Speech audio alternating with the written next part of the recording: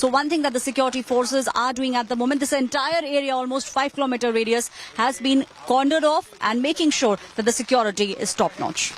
And it's a rainy day, but it doesn't look like that's going to deter Rishi Sunak and his wife. And also, there's a interesting agenda of items this morning, even after the Akshardham temple, Aishwarya. Rajghat is where all the G20, or should I say G21 leaders will be assembling, where they will be paying tribute to the Mahatma as well. So first Akshardham, and then the scene will shift to the Rajghat.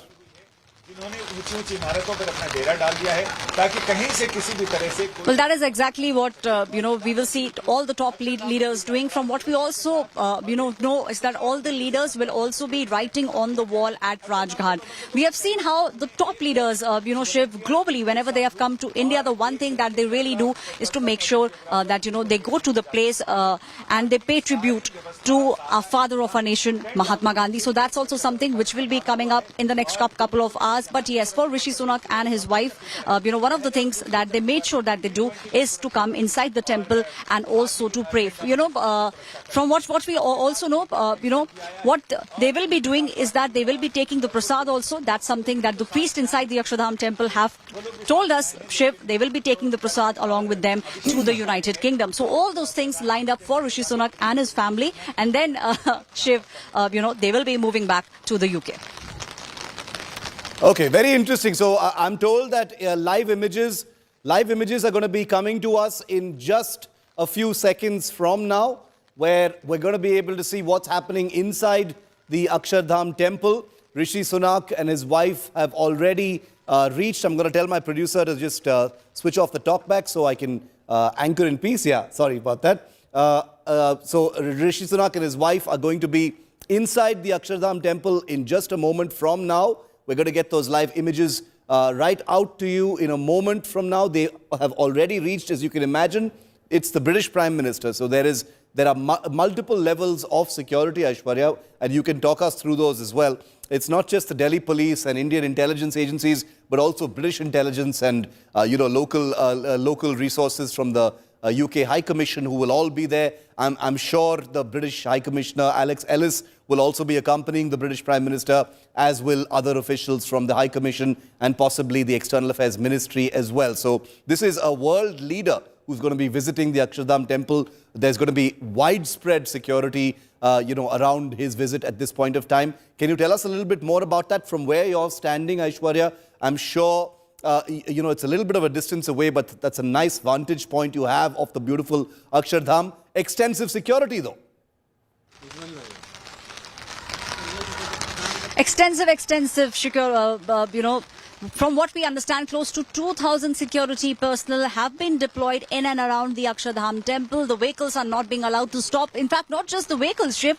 People, are also not being allowed to stop anywhere close. For the UK, this is a big moment. The security forces, as you were speaking about, not just the Indian forces from the UK too, have made sure, and they've in fact scanned the entire region. From what we understand from the priest inside the temple, the entire temple premises was also being scanned late last night. So those are the things that the security forces are now making sure that they take care of, and that's the reason why the temple in fact has been shut for the people. It will open at about 9 a.m. in the morning today.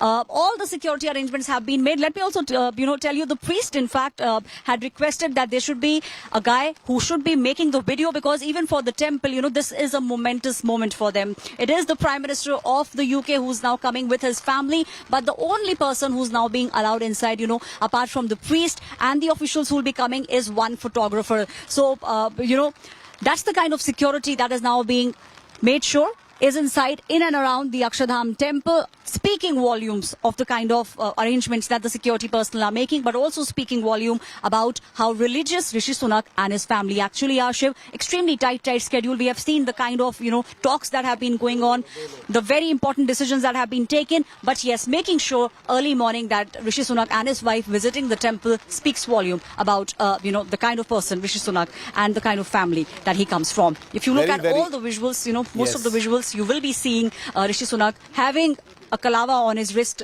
Shiv. So all those things speak volume.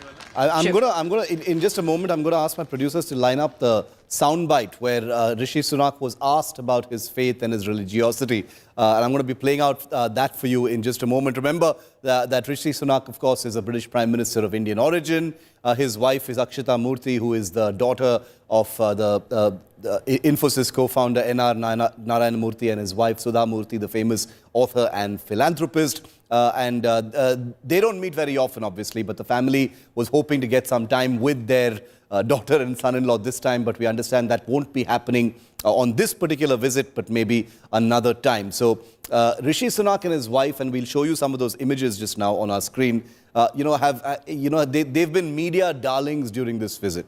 The cameras have loved them.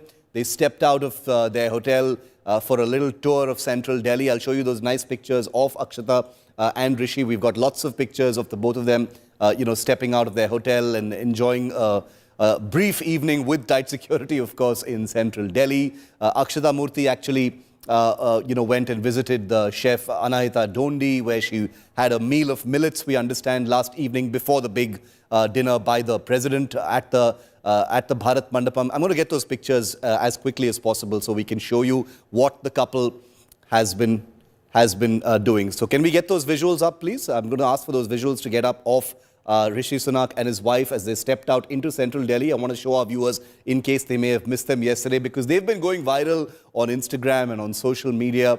This young, nice couple who break certain barriers. Not really cloistered by security. They visited a school. They went and visited a chef. They enjoyed a nice dinner out, and it's all been really well. Okay, I'm going to play out Rishi Sunak what he said about his Hindu faith in just a moment. Let's just play that out for you.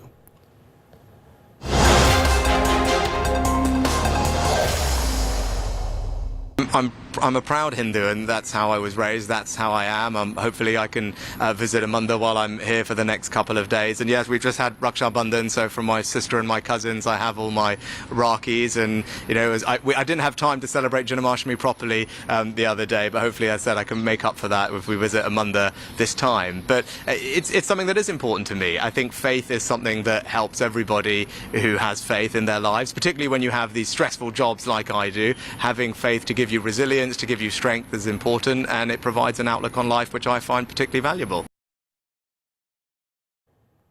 Let's play that out for you. I want to play that out for you again. Listen to it.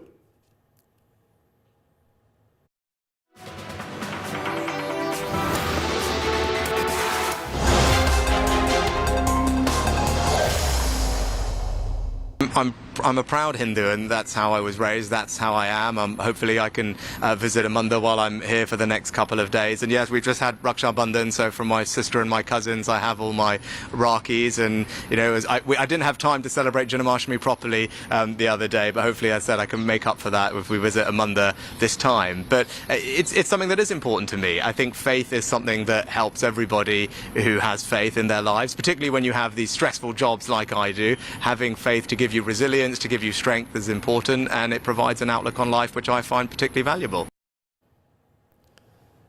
Lots of pictures that have been going completely viral over the last 48 hours since Rishi Sunak and Akshata Murthy arrived. They're inside the Akshardham temple right now. I just wanted to remind all of our viewers they're inside, so stand by. We're going to be getting those pictures in a short while from now. In the meanwhile, while we stand by on those pictures from inside the Akshardham temple, these are just a small smattering of the images that have been going viral. The British Prime Minister and his wife visiting a school. They visited a chef. Akshata Murthy's by herself also a philanthropist like her mother. So she's been doing her own bit of meetings and events in and around Delhi. So this is by far, I don't think any other G20 or G21 leader this time has gotten the kind of media interest and media attention as Rishi Sunak and Akshata Murthy actually have. And that's about to go several notches higher with this Akshardham visit as well. So standing by on that, those are live images coming in of the area outside the Akshardham temple where Rishi Sunak's convoy has already entered. It's already reached. They're inside the temple right now. And we are told that live images will be coming up very, very shortly. Aishwarya continues to be with me. Aishwarya, the Rishi and Akshata have had a busy time in Delhi. even apart from the G20 summit itself, they've had some time to get a nice dinner in central Delhi. They visited a school. There were some other activities as well. Yesterday during the G20, Akshata Murthy visited Chef Anahita Dondi. We understand, we saw some Instagram posts as well. So quite busy they've kept themselves. Well, quite busy, and also, we do see the family side of Rishi Sunak. Just one glance at both Rishi Sunak and his wife's Instagram, and you will be able to see that apart from the politician that he is, he's also a very doting father. We have seen photographs of his with his family. He's got kids. So all those things we do see very often, and this actually shows that he in fact is a family man. So all those things very, very clearly one can see, and this Shiv is what we are seeing in the images that have come from the national capital also, going out, stepping out, making sure that they do spend some time here in India, also showing you visuals. I'll just ask my camera person to pan and to show you the Akshardham temple. Shiv, this is the place where the prayers at the moment are taking place, Shiv, and from what we understand, the entire duration of Rishi Sunak and his wife, along with all the officials, the time given to them, the security forces have been told that they will be inside for 40 minutes. There's a special prayer, Shiv, that is taking place. There's also Abhishek that will take place. So, devotees of Lord Shiva, both Rishi Sunak and his wife, and that's the kind of prayer that will take place, almost 40 minutes inside the temple, and then from what we understand, they will be moving to the Raj Ghat. So all those things will be, done, and we do understand that even the temple, Akshardham temple, will also be coming out with some of the photographs, because for them too, this is a big, big moment. Shiv. Very, very big moment, and this is something that, means a lot to them. Both of them have, always had a sort of air of casuality. They are formal. They do keep to themselves, but they're very, very comfortable in public. They're very comfortable on camera. They do not shy away from expressing their religiosity. They visit temples quite often, and you saw what Rishi Sunak had actually said right now. So it's going to be interesting to see the kinds of reactions that actually come out following the Akshardham visit. We'll have to wait and see how that works out. But I think the rain is going to stop hopefully sometime soon. At least it doesn't look like it's going to. It hasn't stopped right now for now, Aishwarya. But hopefully, as the sun comes up a little bit more, it'll dry up and it'll be a nice sunny day for the G21 leaders at the Raj Ghat itself. But the day has started strong. The Akshardham temple is the epicenter of our attention right now, because that's where the British Prime Minister is. So we're staying live with those pictures. Behind Aishwarya, in the distance right behind her, is Delhi's beautiful Akshardham temple. It's on the banks of the Yamuna River.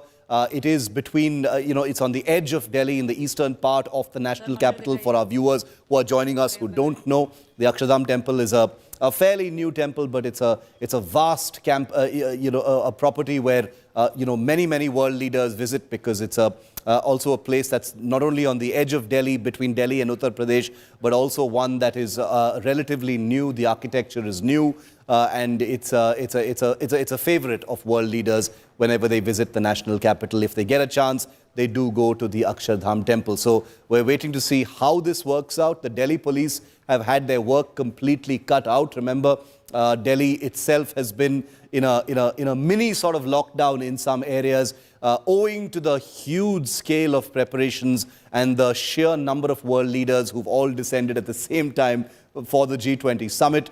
India has never hosted anything of this scale before, so no chances being taken in terms of security, the layers of preparations that go into this kind of thing. So Aishwarya and I would like to extend our salute and thanks to all security personnel who've been out there. You can see them standing there in their raincoats. They're doing their job, of course, but this is a difficult job, and I don't think any of them, have ever had the responsibility so far of taking care of the security of so many world leaders in one small place at the same time. So this is just a shout out to all of them for doing an amazing job, making India proud, making Delhi proud. It's a city and a country that it gets a raw deal sometimes when it comes to events of this kind. But I think the G20 so far has gone really, really well. and the Akshardham temple is now where the British Prime Minister and his wife are in. Some more pictures of Akshardham Murti, as you can see on your screen here, with Chef Anahita Dondi, with other chefs as well. She made it a point to meet with many of them yesterday. There were some photo ops. So all of those on your screen, you'll miss nothing here, of course, on India Today. That's the cavalcade of Rishi Sunak pulling into the Akshardham temple just a short while ago. Aishwarya, the day, unlike yesterday, the second day of the G20 is not going to be an all-day affair. It's not going to end in the night. I think by early afternoon, everything wraps up. The final act at the G21 will be the adoption of the Delhi Declaration, and then everything will be over. The leaders will leave after that. Well, most of them will, Shiv, and we did see how it was extremely surprising, because what everyone was expecting was that the press conference that took place yesterday was actually supposed to take place today. So everyone was pretty surprised. But yes, it also showed years, for the past many years, this is something that was being worked upon. And over the past 1 year, Shiv, let me tell you, I know for a fact that our finance minister, Nirmala Sitharaman, the finance, people were making sure that they all, have one future together. So, all the things that they have agreed upon are years of hard work and hours of making sure that there was a lot of back and forth, and that's when the document was actually, from what we know, all the points were being talked about. So all those things in the making now, obviously, but today will be a light day. But from what we understand, everything, will be closing in by about 2 p.m. That's what we understand at the moment. So clearly a hectic day, but yes, not as hectic as it was yesterday. Shiv. Okay, so it's going to be a slightly more laid-back day, but that's completely understandable also, Aishwarya, because yesterday was such a high-octane day full of big announcements where the Prime Minister of India set the agenda right off the bat. From the opening moments of the G20 summit yesterday, the African Union was admitted, the Global Biofuels Alliance, the big infrastructure corridor between India, the Middle East and Europe was announced, the incredible consensus on the Ukraine war, the complete consensus on the Delhi Declaration. I'm wondering if there's anything left. Yesterday was about the substance. Today appears to be about the spirit, Aishwarya. Well, we have all seen over the past many years, Shiv, Prime Minister Narendra Modi has a extremely personal and a very good rapport with almost all the leaders globally. And that was also reflected in the fact, the embrace. Everyone remembers how Prime Minister Narendra Modi embraced Rishi Sunak. So all these things speak volume about the kind of relationship that India now and Prime Minister Narendra Modi shares with the world leaders. So all those things are at display. Now, on one side, when India speaks about the history that our country has, on the other side, France, in fact, is now making sure that they have India's tech. So these things are being balanced now by Prime Minister Narendra Modi, by the top officials of the government. So those are the things that we saw over the past many months. All the summits, 60 cities, Shiv, is where all these summits took place. So it shows the kind of hard work that has gone behind G20. And one of the things which, most of the leaders are now speaking about is the fact that India definitely has left a legacy when we speak about when we speak about this, when we speak about all the points. So all those things are being taken care of. On one side, showcasing the world what India has to offer, and also telling the world that when we talk about tech, India definitely has arrived. This is India's decade, is what Prime Minister had spoken about a couple of years back, and it is now making sure, the kind of response that we are getting when players like France are now saying that they want India's tech, clearly shows, the stride that India has made over the past many years. Okay, Aishwarya, I'm going to thank you for the moment. Aishwarya is outside the Akshardham temple, but she's going to be moving very quickly to the Rajghat, so our viewers miss absolutely nothing once the dignitaries begin to arrive. A little after 8 o'clock is when they will begin to arrive. I assure you, we've got our eye on the Akshardham temple, so you'll miss nothing there. I also want to go across now and take you to the G21 venue, the Bharat Mandapam in central Delhi, where India Today's Mausami Singh, who's been a crack frontline reporter throughout the G20 yesterday, bringing us all of those big developments, is there bright and early on day 2. Good morning, Mausami. Looking lovely. It's a great day after, day 1 of the G20 that we saw so many fabulous announcements take place. It looks like day 2 isn't going to be any less, except much more symbolism, lots of spirit. There's going to be some tree planting taking place. Of course, there's also another session happening. Just take us through what today looks like at Bharat Mandapam. All right, Shiv, a very good morning to you and all our viewers. And we've seen a lot of Indian traditional attire yesterday at the President's dinner, if you remember. And exactly, you know, the spirit of India, as you said, the spiritual strength of India perhaps on display today with a visit to Akshardham by the British Prime Minister. And then we'll see the world leaders coming to Rajghat to offer their prayers there. So clearly, you know, India putting up a grand show, and it's the grand finale today. Morning, we'll see the world leaders assembling at Rajghat, and after that, you know, there's another session which is on One Future, the basic theme of the entire G20. And, you know, as we mentioned that Rishi Sunak is there at Akshardham with his better half. I remember pat at the back, pat on his hand. Prime Minister Narendra Modi left no stone unturned to show that, display that bonhomie between Rishi Sunak and him. And clearly, you know, that's what has been evident throughout this entire G20. Yesterday, you know, it was clearly underlined, you know, there were several differences, there were tough negotiations, and that Delhi declaration defines it all. It's one of the most successful G20 summits in the recent past, Shiv. And the underlining was that even if there were differences, specifically with the Ukraine-Russia war, what pushed the entire consensus forward was, it was said that the leader wants it. Prime Minister Narendra Modi, India, you know, being that bridge between the developing nations and the developed countries. And it's truly India's moment, Shiv, and we'll be tracking all the details and all the events as they happen today as well.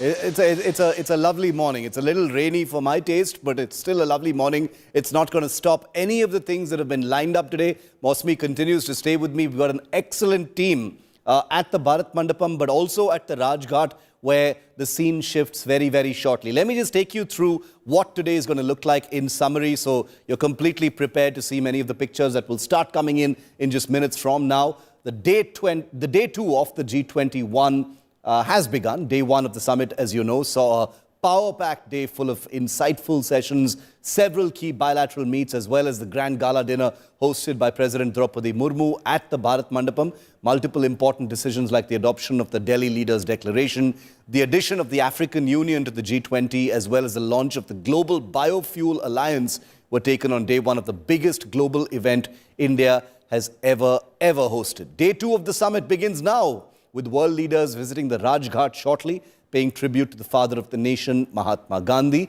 After the Rajghat visit, leaders and dignitaries will head to the Bharat Mandapam again to attend the last session of the G21. It's called One Future, along with several bilateral meetings between Prime Minister Modi and heads of different countries like Canada, Turkey, South Korea, and others. Some of these are not full bilaterals, but pull-asides. There is also a working lunch that the Prime Minister will be holding with French President Emmanuel Macron, who arrived last afternoon. All right, Mosmi continues to be with me. Mosmi, just to get a word from you on, on the meetings that take place today. Some interesting ones are happening today. We saw the high voltage ones take place on the G20 eve with President Joe Biden and others. Yesterday, there was the British Prime Minister Sunak, the Japanese Prime Minister, and the Italian Prime Minister. Today, we understand there's a big working lunch with the French President, but there are also important pull-asides, with leaders like Justin Trudeau, the Canadian Prime Minister, who didn't actually, if I'm not mistaken, didn't show up for the dinner yesterday. So people are a little curious about that.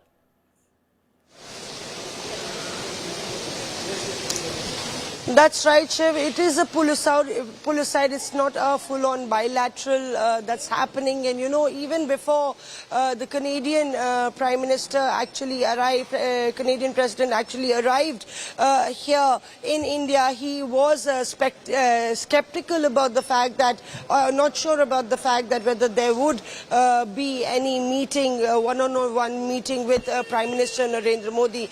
And he's been trying to bargain hard with India as far as, you know, raking up that foreign interference issue in his country is concerned. So one will have to wait and see. Of course, he has to cater to his domestic audience, but you know, a lot could be said during the entire, when Prime Minister was receiving the Justin Trudeau. At that point of time, you know, during the President's dinner, in the morning, in fact, before, you know, the G20 started, we saw that Justin Trudeau arrived, and then he paused for a photograph, and the Prime Minister was ready to, you know, showed his hand that the way out was that side, the way inside the Bharat Mandapam was that side. So, and the body language was different with other leaders like Joe Biden, where he spent 45 seconds showing him the Connaught wheel, and even with the British Prime Minister Rishi Sunak. So perhaps, you know, some icebreaker of a sort in this pull-aside meeting, or we'll have to wait and see how that really unfolds. But yes, if you look at the entire picture on the last day, 15 total bilaterals the Prime Minister Narendra Modi would be doing in the past 3 days, and it's been working lunches, it's been the recess time in the afternoon when the Prime Minister has held bilaterals, and the important underlining fact is that you know, here is India, which is talking about an inclusive future for the world, a better future for the world, and it's taking along everybody in it. Shiv. Absolutely. Mosmi, thanks very much for the moment. I'm going to keep coming back to you because we're standing by now on the cusp of images coming in from the Akshardham Mandir, where Rishi Sunak and Akshata Murthy are. They are still inside the mandir, we are told, so we'll be getting those images very, very shortly. And you know, lots of messages everywhere, lots of curiosity about that. So we'll have those images for you in just a moment. I seek your patience on that. Also, Rajghat, where the leaders will be. But I also wanted to play out for you what happened last night over the banquet table, the big dawat that was hosted by President Draupadi Murmu for all the G21 leaders, where the star ingredient was the Indian millet. And all the Indian millets, well, they were the hero ingredient across dishes. And there was a reason, there was a message in it as well. Take a look at what was served up to the world's biggest.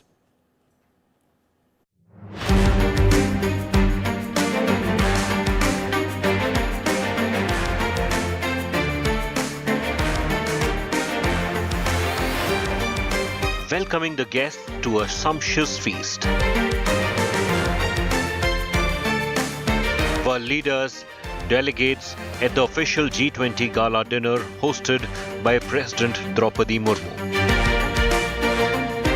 Ushered in gracefully to a dining experience like no other, to a culinary journey deep into the heart of India. The menu tells a story of unity through taste, celebrating the diverse traditions and customs that make up India. Naturally, the theme, as the millet, we all know, has been going on since the United Nations decided. We took ownership of it in a big way, and all hotels, all chefs from all across, they have been creating. So when this started, at our part, we started creating a millet khazana, and our repertoire of millet dishes runs into hundreds today. In today's menu, what is there and what has been created by great chefs, I would say, is something that is available from all over India, a vegetarian feast, which captures essence of Indian food, diversity, and also with internationalization of that in terms of presentation. India's special tribute to millets with all their unique nutritional and agricultural significance. A tantalizing starter, patra. Crispy foxtail millet leaf bites topped with a delicate yogurt sphere and a burst of spiced chutney. A visual masterpiece for the main course, Vanavarnam, a jackfruit gullet served with glazed forest mushrooms. Accompanied by crunchy little millet crisps and aromatic Kerala red rice. Whenever there is some theme around it, whenever there is a theme, that theme is overplayed. So in some sense, it's a year of millets, that theme is overplayed. That is one part. And I think not always when you see something, it's while it says you create more conversations around it. Not always it is, if you look at the whole composition of meal, the percentage wise maybe 10 to 15% of what you would eat. There are other elements. So when there are vegetables, so there is jackfruit that's there. Yeah. Again, something which India takes ownership of. Rice from different parts of India. So Mata rice, red Kerala rice that you see, that's diversity there. There's Ambemor rice from Maharashtra. Again, there is diversity. It's diversity of dishes, ingredients that India is famous for. Mumbai pav with its hint of onion seed and the sweet cardamom flavored bakar khani. An opulent finale, Madhurima, pot of gold. A cardamom scented barnyard millet pudding. The guests offered a selection of India's finest beverages: Kashmiri kawa, filter coffee, and the beloved Darjeeling tea. Pan flavored chocolate leaves to add a sweet note. Chief ministers of several states including Eknath Shinde, Nitish Kumar and Mamta Banerjee alongside several union ministers attended the gala dinner. President Draupadi Murmu expressed her pleasure in hosting the G20 delegates under the motto of Atithi Devo Bhava. A night of culinary wonder after a day of diplomacy and engagements. India shares the heart and soul of its cuisine with the world. Bureau Report, India Today.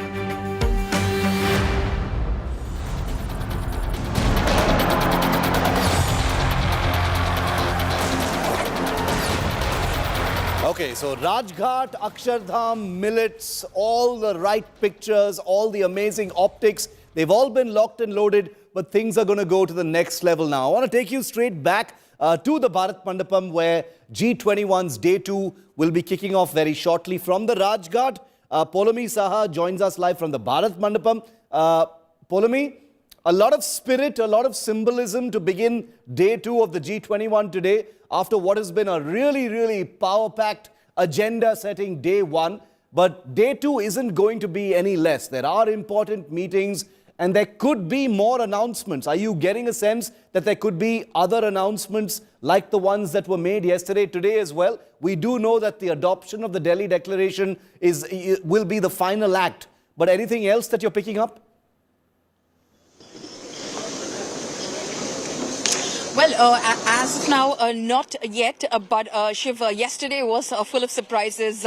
So, you can't put anything past the team at the moment, because yesterday, aside from the fact that they put the Delhi Declaration out and announced that it had been adopted well before time, we were anticipating that they'd be, in fact, burning the midnight oil even last night. And, Sunday morning would be when, in fact, things would be etched on paper. But that, in fact, we were proven wrong about. And of course, all the big announcements that were made in terms of we'd anticipated that the global biofuels announcement was to be made, the alliance announcement was to be made yesterday. But then, of course, you heard about the corridor, which was the connectivity corridor between the West, Europe, Middle East, and of course, that was extremely important as well. And then, of course, came that joint statement between the current and the next next 3 presidencies and the World Bank as well, that they in fact are steadfast towards strengthening the G20 process, towards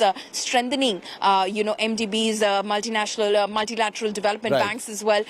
All of that extremely surprising in the moments that they were announced. So clearly we can expect much more, but like you said, it's a day. Of course, there will be one session on one future, but many important meetings, including a working lunch with French President Emmanuel Macron, a pull aside with Canadian Prime Minister Justin Trudeau, and then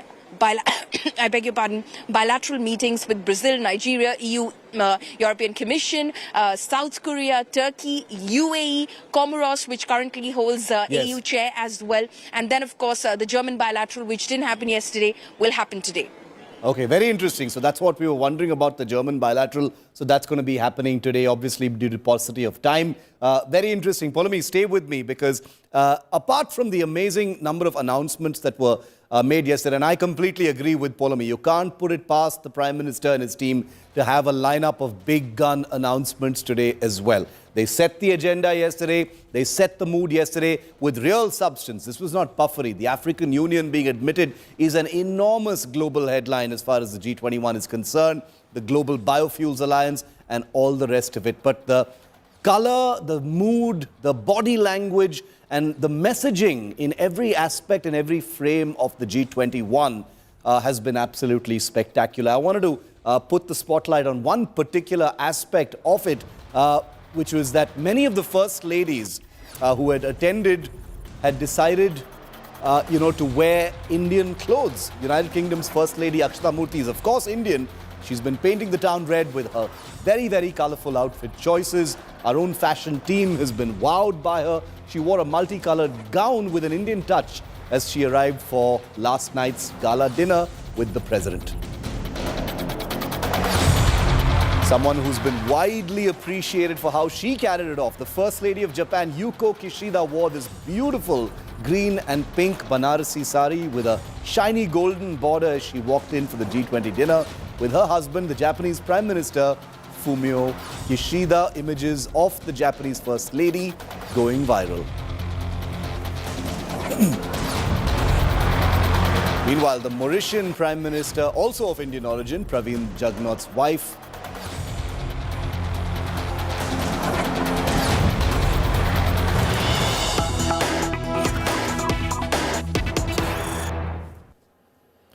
okay, images coming in from outside. I apologize for that abrupt break, viewer. Images from outside the Akshardham temple, where Rishi Sunak and his wife have just left from the Akshardham temple. That's their cavalcade, leaving from there and heading straight now to the Raj Ghat. That's his cavalcade there, heading straight to the Raj Ghat. Full security. It's a short distance away, about 4 or 5 kilometers from the Akshardham to the Raj Ghat. And that's where they are headed straight. The other leaders will be arriving there as well. And a little after 8 a.m., I beg your pardon, is when the tribute ceremony to the Mahatma will begin. All of the leaders, one by one, will be writing on a peace wall. They will be listening for a moment to some famous Gandhi bhajans. And they will also get a chance to lay a wreath on the famous Mahatma Gandhi Samadhi, which is at the center of the Raj Ghat complex.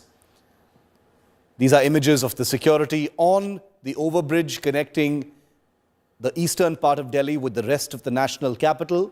This is the flyover that the cavalcade is now taking to get back into the heart of New Delhi.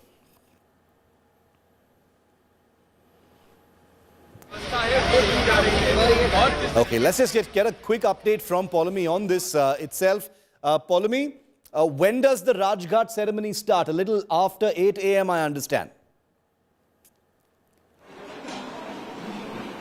Well, it is, in fact, after 8 a.m. is when, the heads of state start arriving at the Raj Ghat. That will be over an hour's period when they arrive at Raj Ghat and they're welcomed over there. And then, of course, they will, place wreaths at the Raj Ghat. That is going to go on from about 9 to 9:25. And then they will sit there, spend some time, listen to some devotional songs, which were favorites of Mahatma Gandhi. While, of course, they've spent all of that time, We expect that they leave from Rajghat at about 10 a.m. in the morning and reach the Bharat Mandapam, reach the Leaders' Lounge. And after that, we will expect for the first session of the day, which is the One Future session, to begin at 10:30 a.m. this morning. Shiv.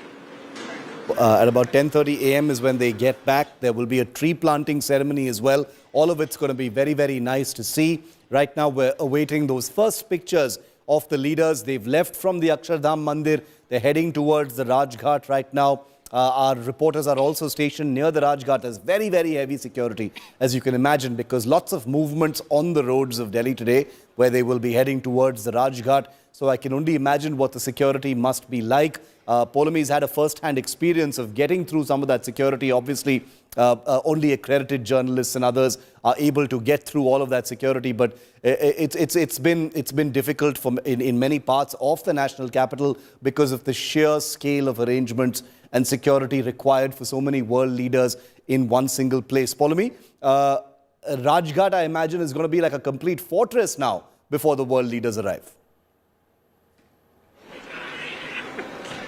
Well, you were speaking, Shiv, about the security cover in Delhi. Today, of course, as you know, is a rainy morning in Delhi. So it's already raining and in some parts it's waterlogged as well. And just as we were approaching, because remember, we're not, allowed to bring our private cars here to Pragati Maidan, to the Bharat Mandapam. So we're using a shuttle service which has been organized by the Ministry of External Affairs from the Jawaharlal Nehru Stadium to Bharat Mandapam. So on route itself, there were traffic jams early in the morning at about 6 a.m. and that's simply because of the route first, obviously around Akshardham in itself, and obviously we were not impacted by that. But then, of course, subsequent to that, the route for Rajghat as well. Like I said, between 8 a.m. this morning and 9 a.m. this morning, all the leaders, the heads of states and delegation level officials are expected to be at the Rajghat. So they will be arriving between 8 and 9 a.m. and as a result of which there's a huge security cover. It's raining already, and you can just imagine that cars were being asked to take a different route, a different turn. Already there's a lot of barricading and security, but because of the route, we were asked to take different ways and means to reach basically Pragati Maidan, Bharat Mandapam. All right, we're going to take a very quick break, very, very short break, because we're standing by on those amazing images that are going to be coming in just a moment. So it gives us a small little breather of just about a few seconds before we come right back. Stand by, Rajghat, Akshardham, all of that live coverage right after this break. Don't go anywhere. Thanks for staying with India Today.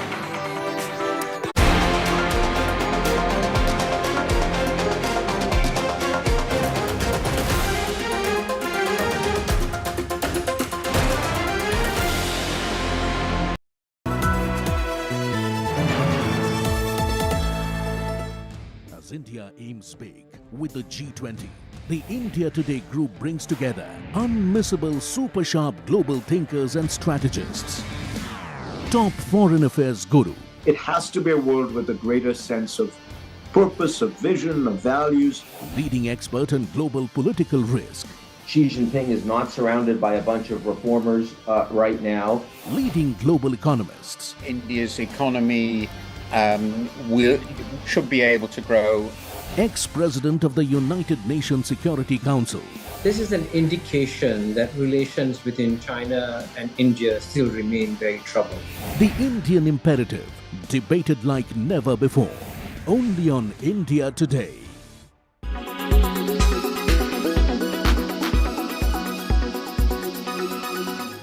Vasudhaiv Kutumbakam. One earth, one family, one future. This is the mantra that will guide Prime Minister Narendra Modi as he chairs the G20 Summit, a gathering of world's top leaders in New Delhi. Prime Minister Modi on Friday posted on X that the group will seek to accelerate progress of Sustainable Development Goals or SDGs, Green Development Pact for a Sustainable Future, and strengthen multilateral institutions. Modi stretched on the importance of technological transformation and digital public infrastructure. The G20 will also work to further gender equality and women empowerment and ensure world peace. The Delhi Declaration, the G20 joint statement, is still a work in progress. Russia's war in Ukraine and climate change remain the sticking points. The Western nations are pushing for a mention of Russia's actions in Ukraine, while the Russians and Chinese are blocking it. G20 is an economic forum. It discusses issues of growth and development. However, last year in Bali, there was a feeling that issues of conflict and war have an impact on growth and development. New Delhi has played down concerns that China, which is represented by its Premier Li Qiang, will play a spoiler, given its strained ties with India. China is a multilateral player. In multilateral discussions, the issues are very different from bilateral issues. The challenge about any multilateral discussion is that you have to bring consensus across every issue. Every country has a veto power, and therefore we have to bring everybody on board. The consensus-building efforts will now be led by the heads of state. We would rather focus on what are the priorities in the G20 of the G20 countries. Our belief is that multilateralism needs to be reinvigorated. It needs to be inclusive, and it also needs to be an important center and a medium for global governance. India, under Prime Minister Modi, reshaped the G20 by giving the Global South voice on the high table. The African Union, a group of 55 African nations, is all set to get representation in G20. With Geeta Mohan in New Delhi, Bureau Report, India Today.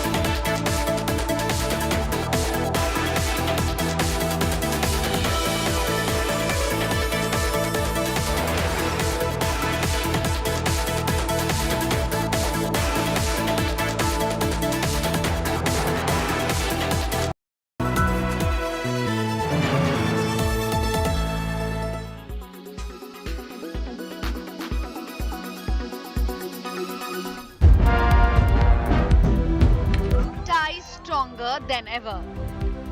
India reciprocates the red carpet hospitality to US President Joe Biden.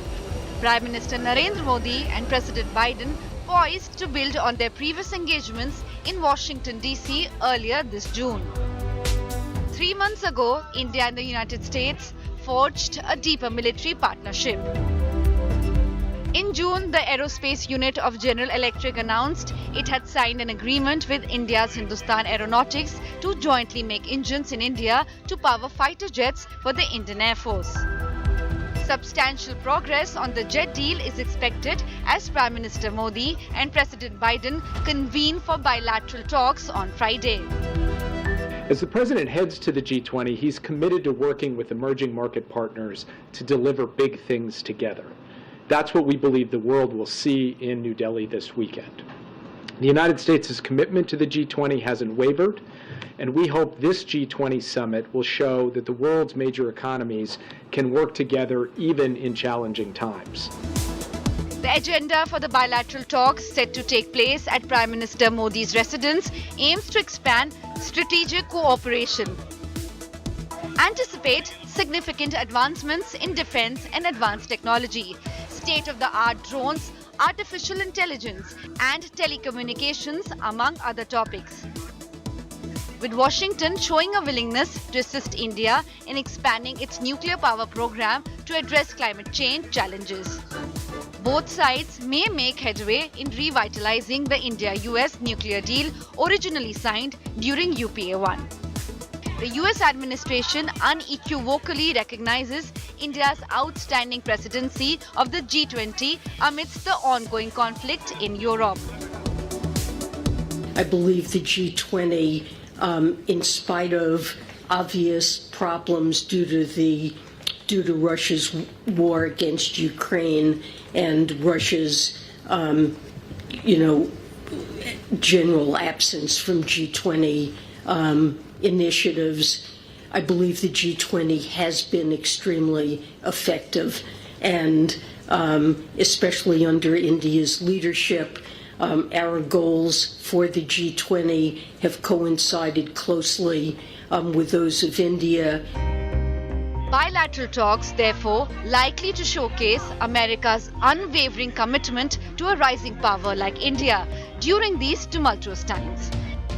Economic cooperation, financial reforms, and fostering an improved investment climate expected to be the central two discussions as the two nations elevate their partnership. With the presidents of China and Russia absent from the summit, the United States likely to bolster India's standing in global geopolitics.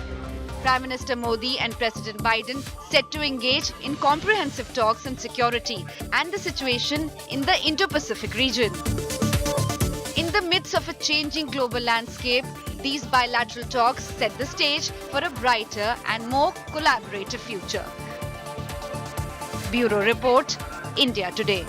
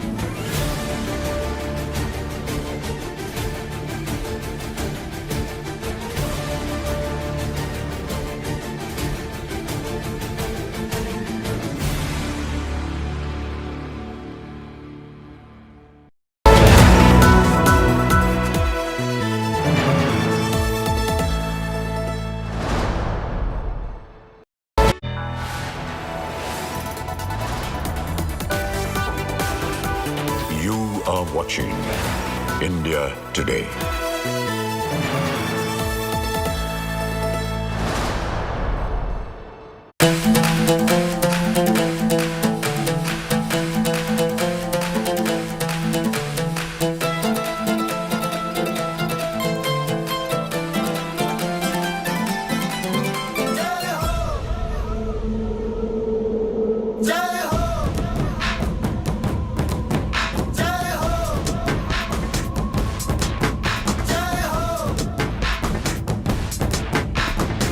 आजा आजा जिंदे शामी आने के तले है आजा जरी वाले नीले आसमाने के तले है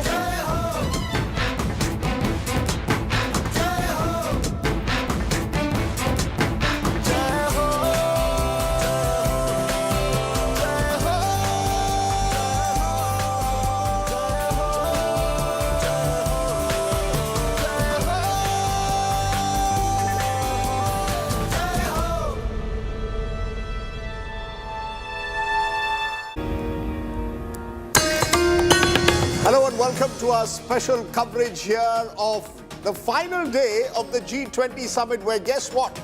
The skies have opened up to pour with rain, but showering plenty of goodwill after what many believe has been a landmark day one of the G20 Summit in Mumbai. And only appropriately, Rahul and Shiv, all the guests will be taken on this final day to Rajghat and to pay tribute They started really early as well, Rajdeep. Rishi Sunak and his wife, they just left from the Akshardham Mandir.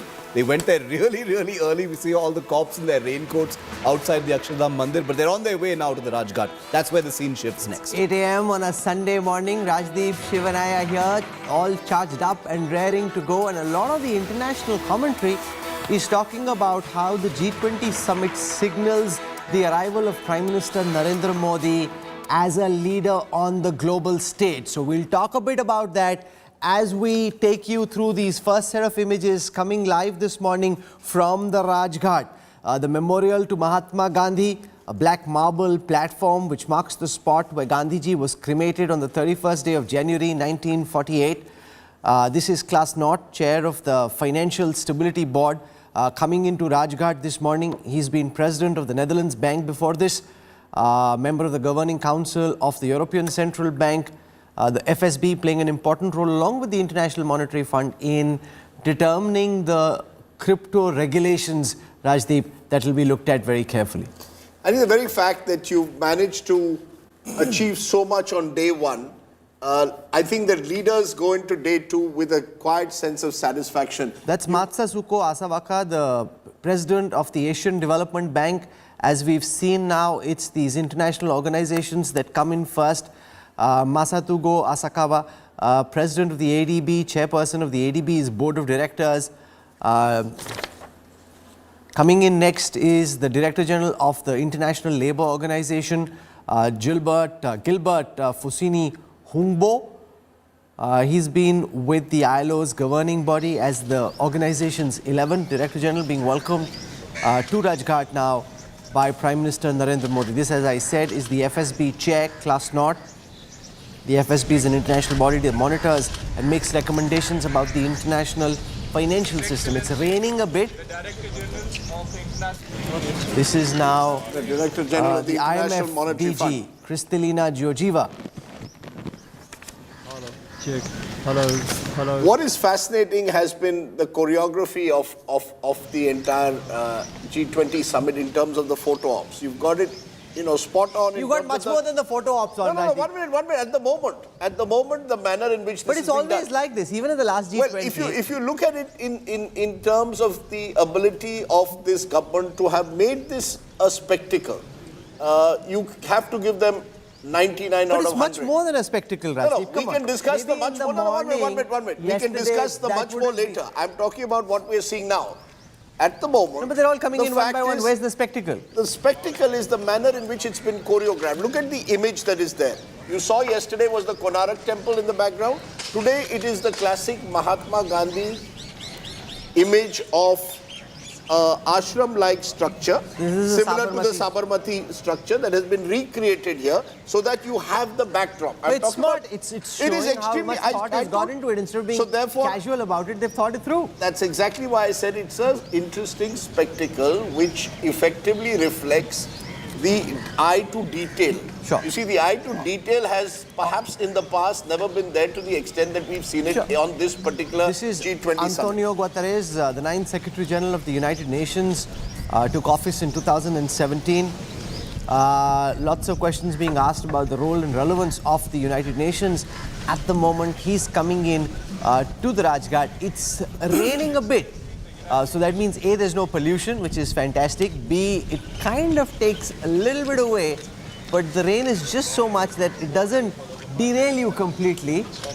So it's not so bad. No, actually, it's good to have some rain. It brings down the temperatures. It is a relatively cool day.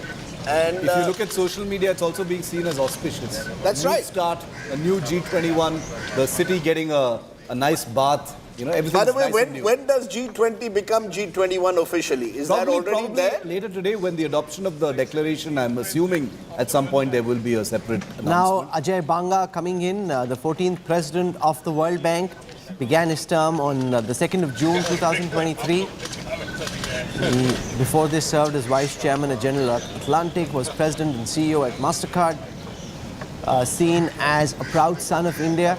He, of course, knows everything about the Sabarmati ashram. He's telling the Prime Minister, I've been there. We can pick up some of the chatter. He says, I've been there. And he has his own story about being at the Sabarmati ashram in Ahmedabad. Okay, so that's Dr. Tedros Adhanom, Director General of the World Health Organization. He seems to have, if there's one leader who's visibly aged in the last couple of years, it's Dr. Tedros. Because if you saw him a couple of years ago, he was out there sprightly. He's obviously had the toughest, perhaps, job of any multilateral grouping in the last couple of years because of COVID. Was under a lot of criticism, which WHO faced in the early part of COVID. But I think as time has gone on, WHO has, in its own way, managed to get its act together and is in perhaps a better place today than it was in 2020-21. Earlier this month, the WHO released the Gujarat Declaration, which was the WHO Traditional Medicine Global System Summit 2023, where they looked at the role that traditional medicine could play through the lens of science in trying to integrate traditional medicine with national health systems. Ayurveda, Unani, that's a big focus of the Indian government, the WHO now, through the Gujarat Declaration as part of what's happening in the G20, also playing a role there. Very early. The Prime Minister saying you've come in very early. The good thing is we can pick up some little bit of audio leaking in. Ambience, audio, we always use.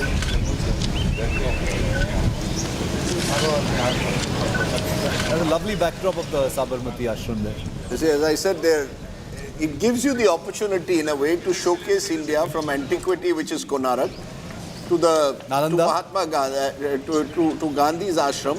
And you saw with the new Bharat Mandapam, it showcases New India. So in a sense, you link antiquity and Nalanda last night also. That's right. So I think there's been a conscious effort to show civilizational heritage. This is the Secretary General of the Organization for Economic Cooperation and Development, the OECD, Matthias Hubert Paul Common, the Secretary General of the OECD. He came in June 2021 for a 5-year term. He's getting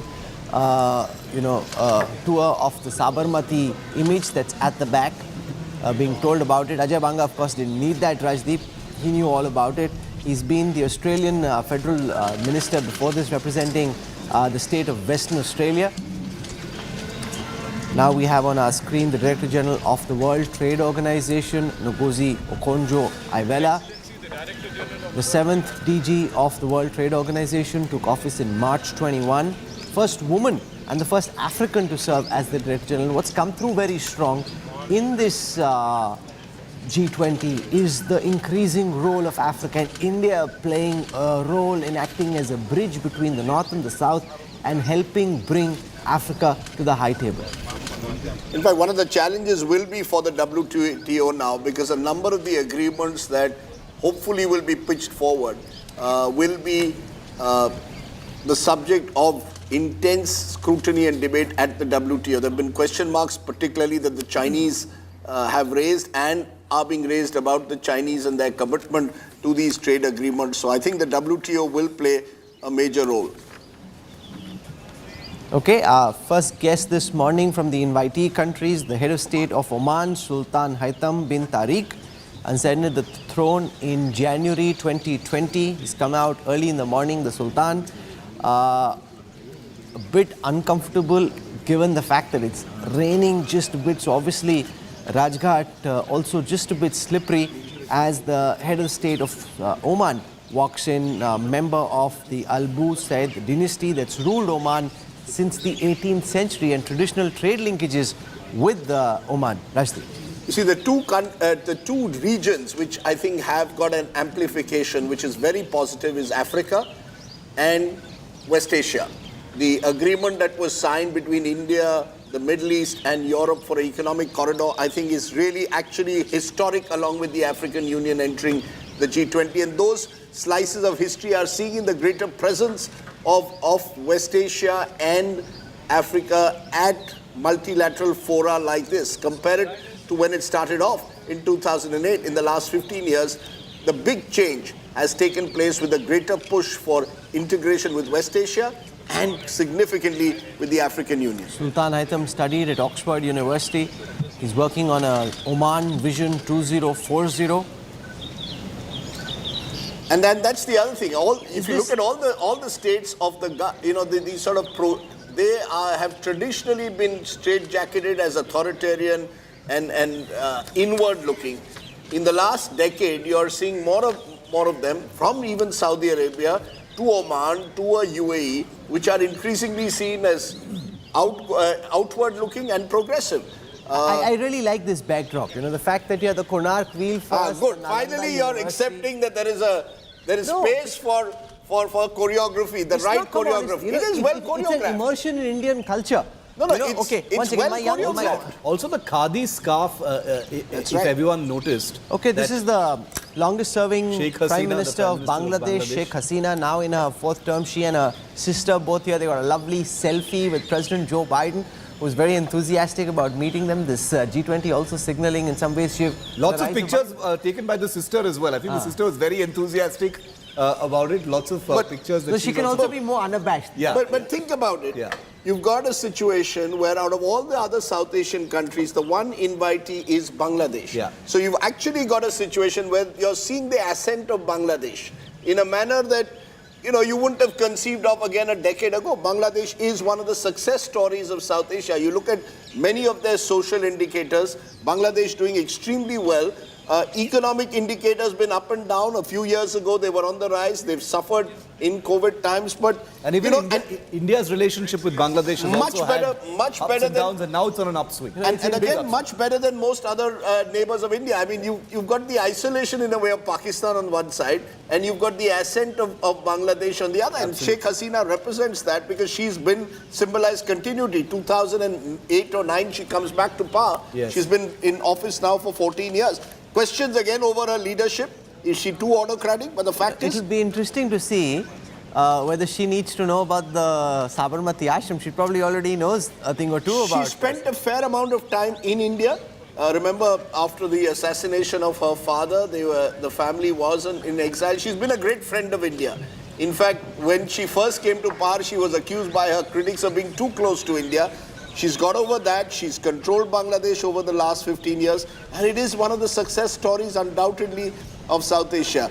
I often wonder with the language. You see, she's very, comfortable in Bengali. And, I'm sure when she was speaking to Mamata Banerjee yesterday, I believe they had a special conversation at yesterday's dinner. Yeah.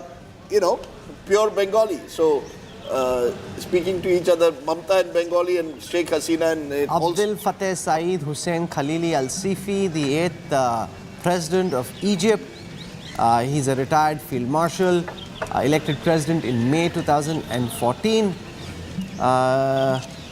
He removed his elected predecessor, the Muslim Brotherhood's Mohammad Morsi, from office in a coup. You can also hear some of the Gandhi bhajans, Rahul. Oh, they're going to play a selection of the most famous and the hymns that were dearest to Mahatma Gandhi. So they'll have a full selection of those being played out.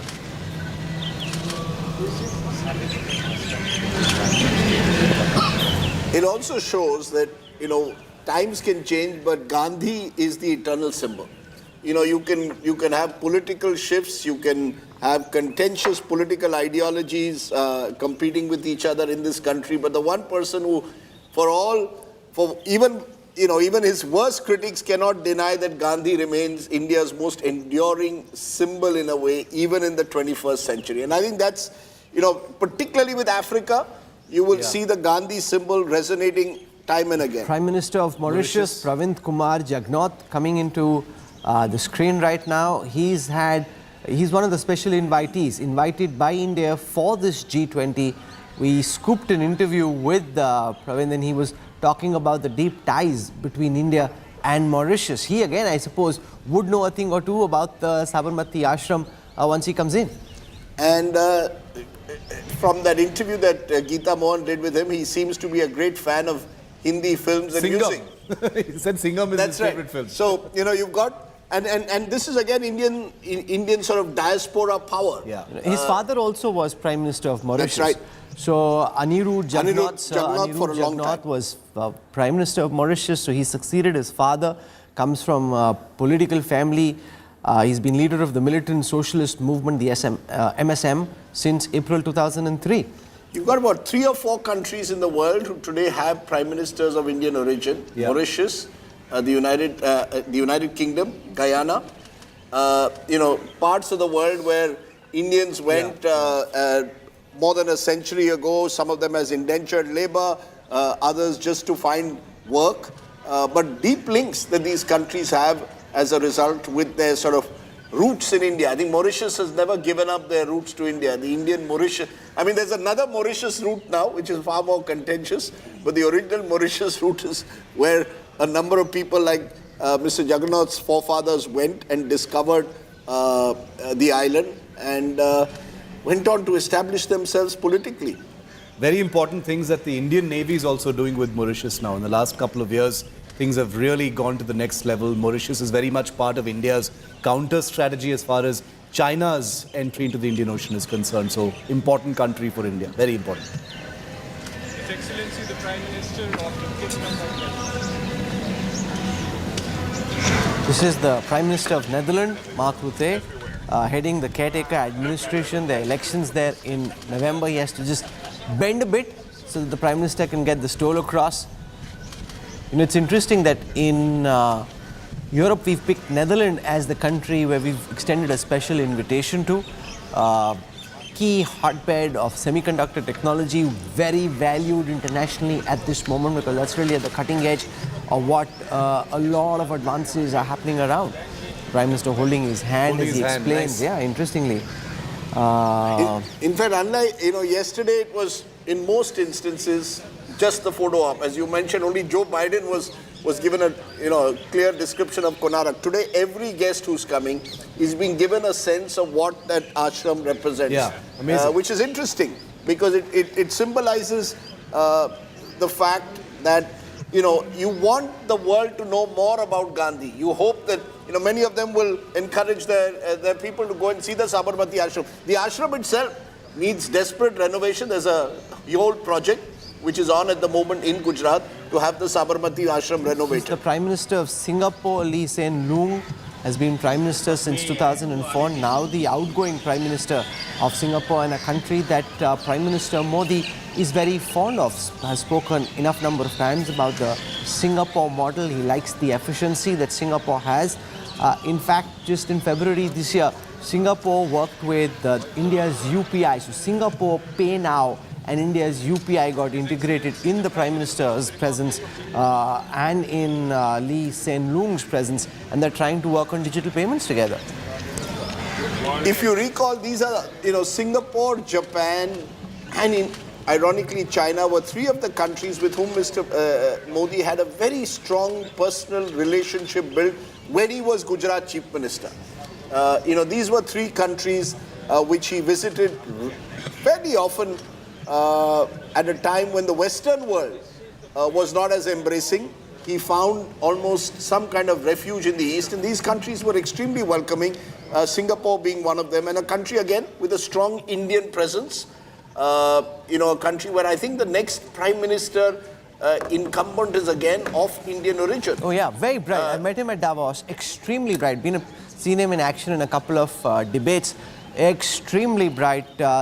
Takes over in a few months from now, I think. Yeah. So, who's this? I think it skips a sequence.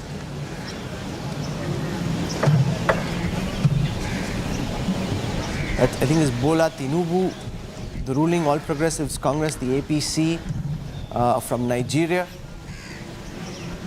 It's really lovely weather. It's been Delhi's really put its best foot out for all the global dignitaries. This is not how lovely Delhi looks typically, but just the fact that it's raining, there's this light drizzle, lovely breeze, just makes things very special. Cool the city down. Yeah, and cool the Chinese down as well, mercifully, which is how they allowed the declaration to go through.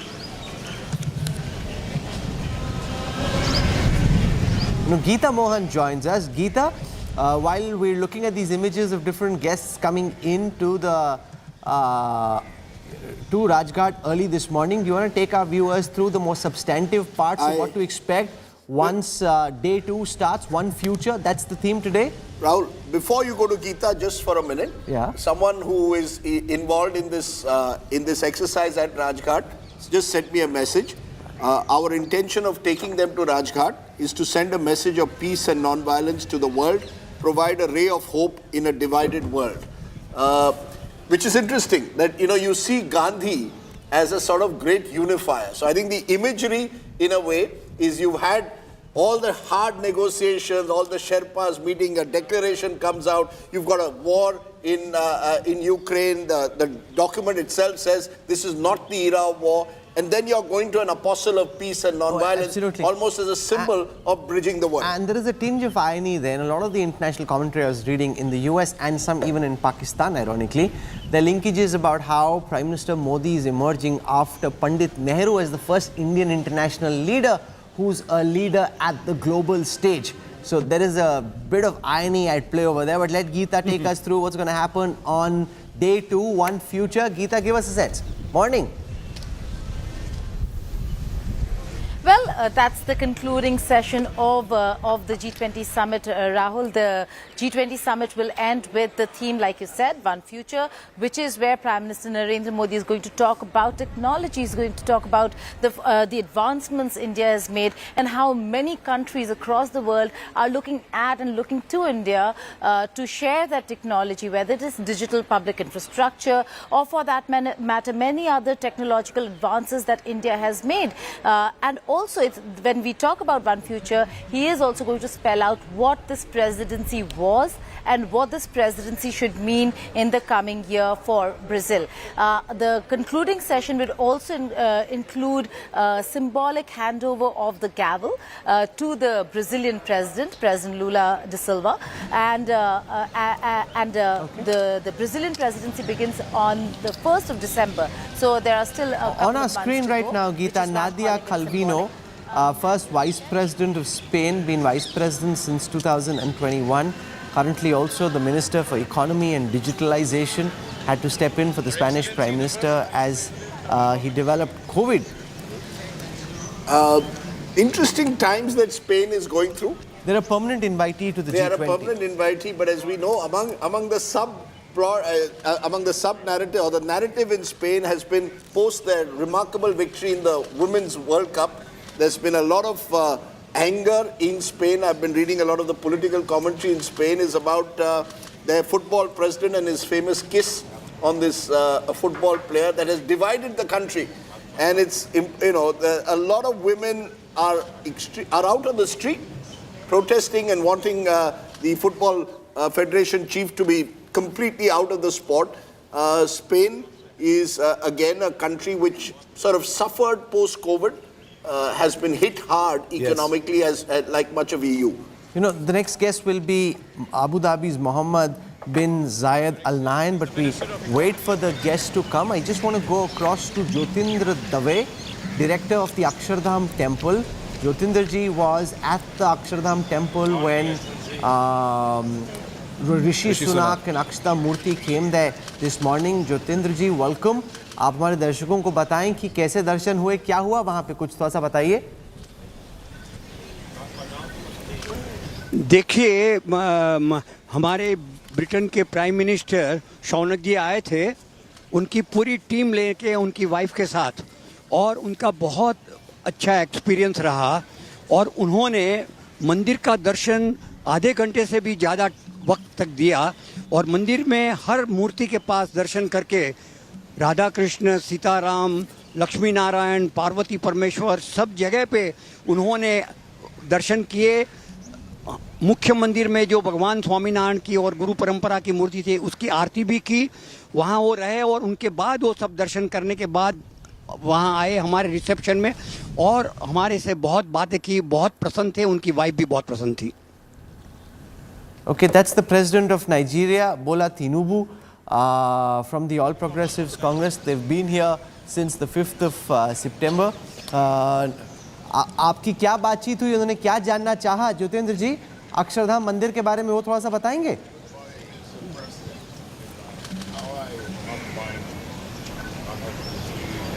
Hello Jyotindra जी, बताइए क्या बातचीत हुई, क्या वार्तालाप हुई आपकी सुनाक जी और अक्षता जी से?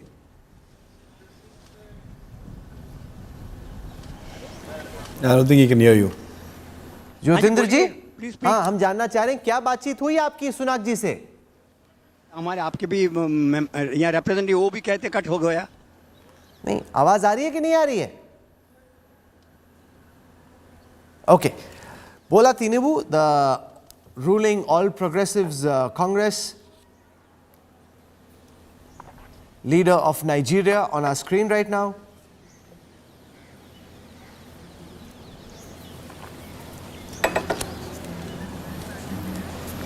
ज्योतिंद्र जी आवाज आ रही है आपको? मैं पूछ रहा था कि सुनाक जी से क्या बातचीत हुई आपकी? आपकी आवाज अच्छी तरह सुनाई नहीं देती. मैं तो बहुत जोर से बोल रहा हूँ भैया.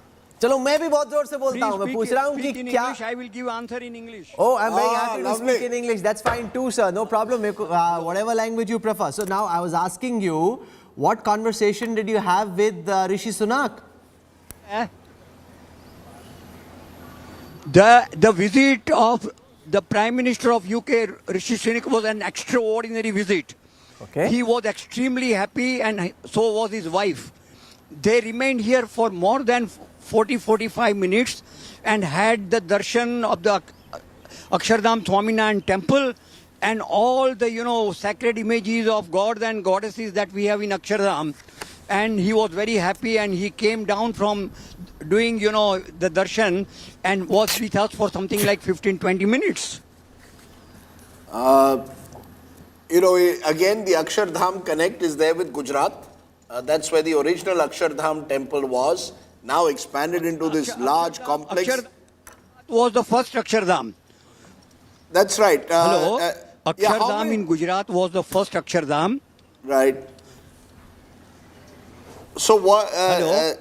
Yes, sir. Please go on. Please tell us more about the temple. I think two people are speaking simultaneously. I do not know. There are two voices I hear. Okay, we'll try and fix that, Jyotindra ji. But obviously, it's been a big day for you there at the Akshardham temple. So we will come back to you. We don't want you to be getting wet in the rain either. The president of Argentina, Alberto Fernandez, center-left Peronist Alberto Fernandez has been president since 2019. Prime Minister met with Alberto Fernandez before this on the sidelines of G7 Summit in Munich. India working hard on building relations with the South American giant, seeing it as a potential ally in South America. These are all countries that, again, are looking to India at a time when they themselves have faced enormous economic difficulties post-COVID.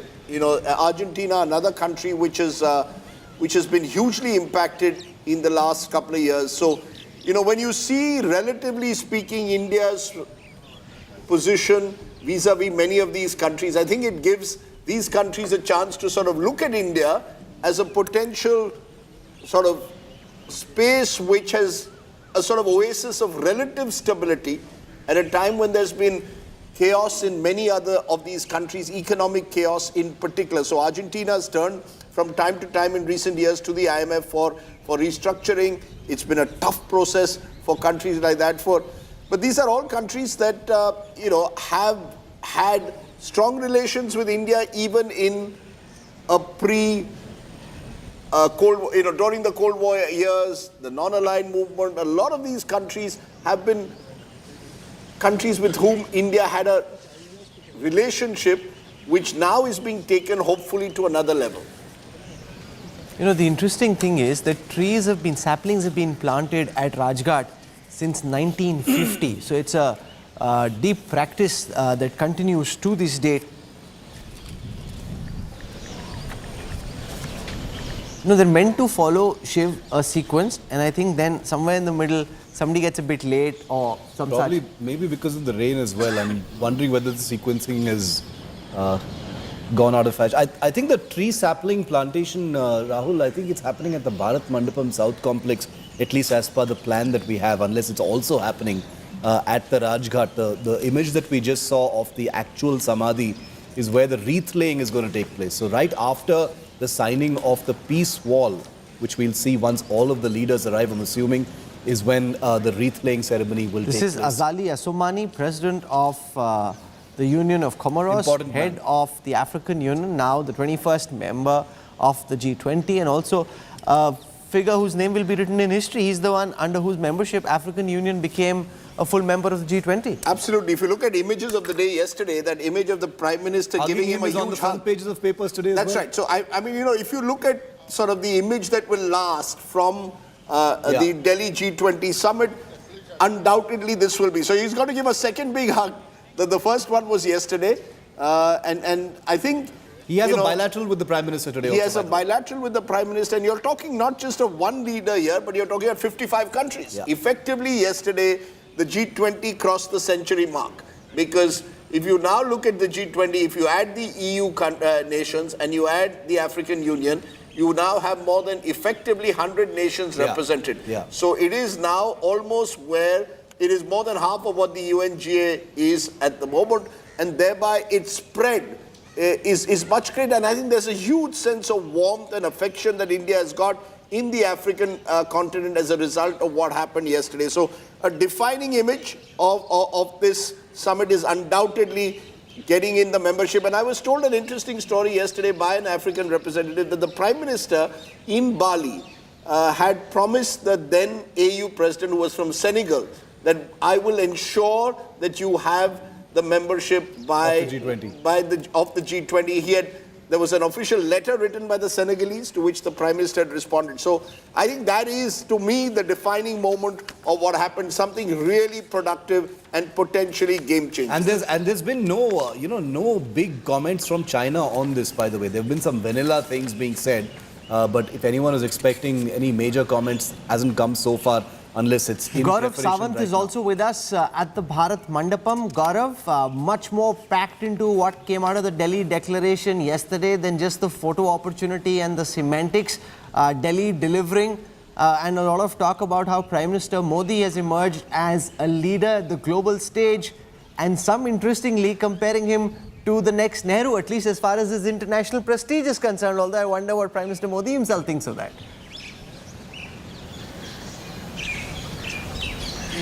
Some commentators, Rahul, had said that Pandit Jawaharlal Nehru was the Prime Minister of India for 17 years, and that is the record that Prime Minister Narendra Modi hopes to break, to be the longest serving Prime Minister of India. But on international diplomacy, has he already gone ahead or is on that track of going ahead?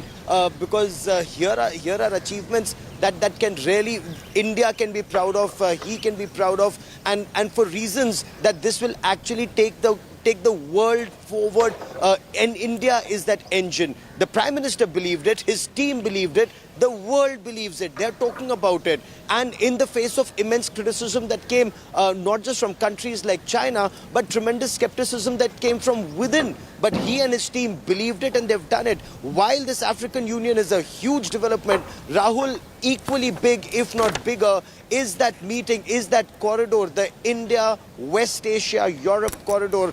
That, when it comes up, will be an absolute game changer. The East corridor is India to Middle East, the North corridor which goes to Europe. There's also the Africa corridor that will come up. And Rahul, this comes up taking forward that Vasudhaiv Kutumbakam principle, unlike China's Belt and Road Initiative that violates India's territorial integrity. So here all the countries are coming along willingly. There is no debt trap anywhere for any country. So this is where India takes the world along. Sure. And very pragmatic, very real, and none of that, big dreams not delivered on ground types. Anthony Albanese, the Prime Minister of Australia, getting the Sabarmati tour this morning. Quick sense of Gandhiji's ashram, so closely linked to his life.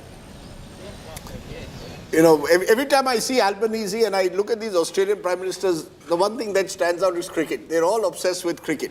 Justin Trudeau coming in now. Let's see how much of a darshan does he get of the Sabarmati. He skipped the dinner yesterday. He didn't. He was there. I saw this one image. Oh, he was there. Where he's in the corner. So there's an image of the Prime Minister and Albanese. Okay. So and he's right in the corner. So we saw that. So he's there. He was there. He probably didn't come in from where everybody else came in. There hasn't been the bilateral. There was the hope that there would be. It might happen today. Pull aside. Yeah, so there is not a bilateral, but a pull aside. But if there's one country with which India has had a prickly relationship in the last 12 months. With one government. With one government. With one government, but he at the end of the day represents his country at the moment. He gets the and full there is a problem. Yeah. There is a serious problem at the moment with Canada.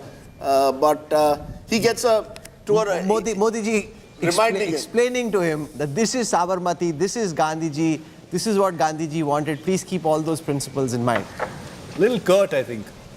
No, they don't like, Modi ji. Slightly more curt than the others. When diplomacy is so personal, some of that also comes through. I mean, he's not very fond of Trudeau, and I think vice versa as well. So, I mean, that comes through at some level. Good reason too, yeah.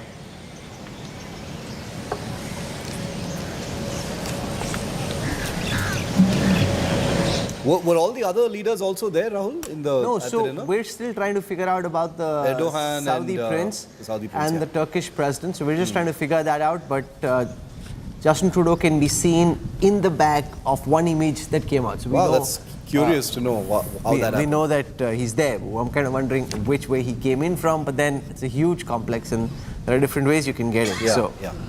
But presumably, you would expect all the dignitaries to be there at the dinner. They could spend a little, you wouldn't expect all of them to spend all the time there, but presumably they were all there. I mean, is there any We don't know yet. doubt we don't want to come because we didn't see the Saudi prince, we didn't see the Turkish president. So, but that doesn't mean they weren't there. Yeah, almost certainly. We can ask Geeta that. Geeta, do you know that?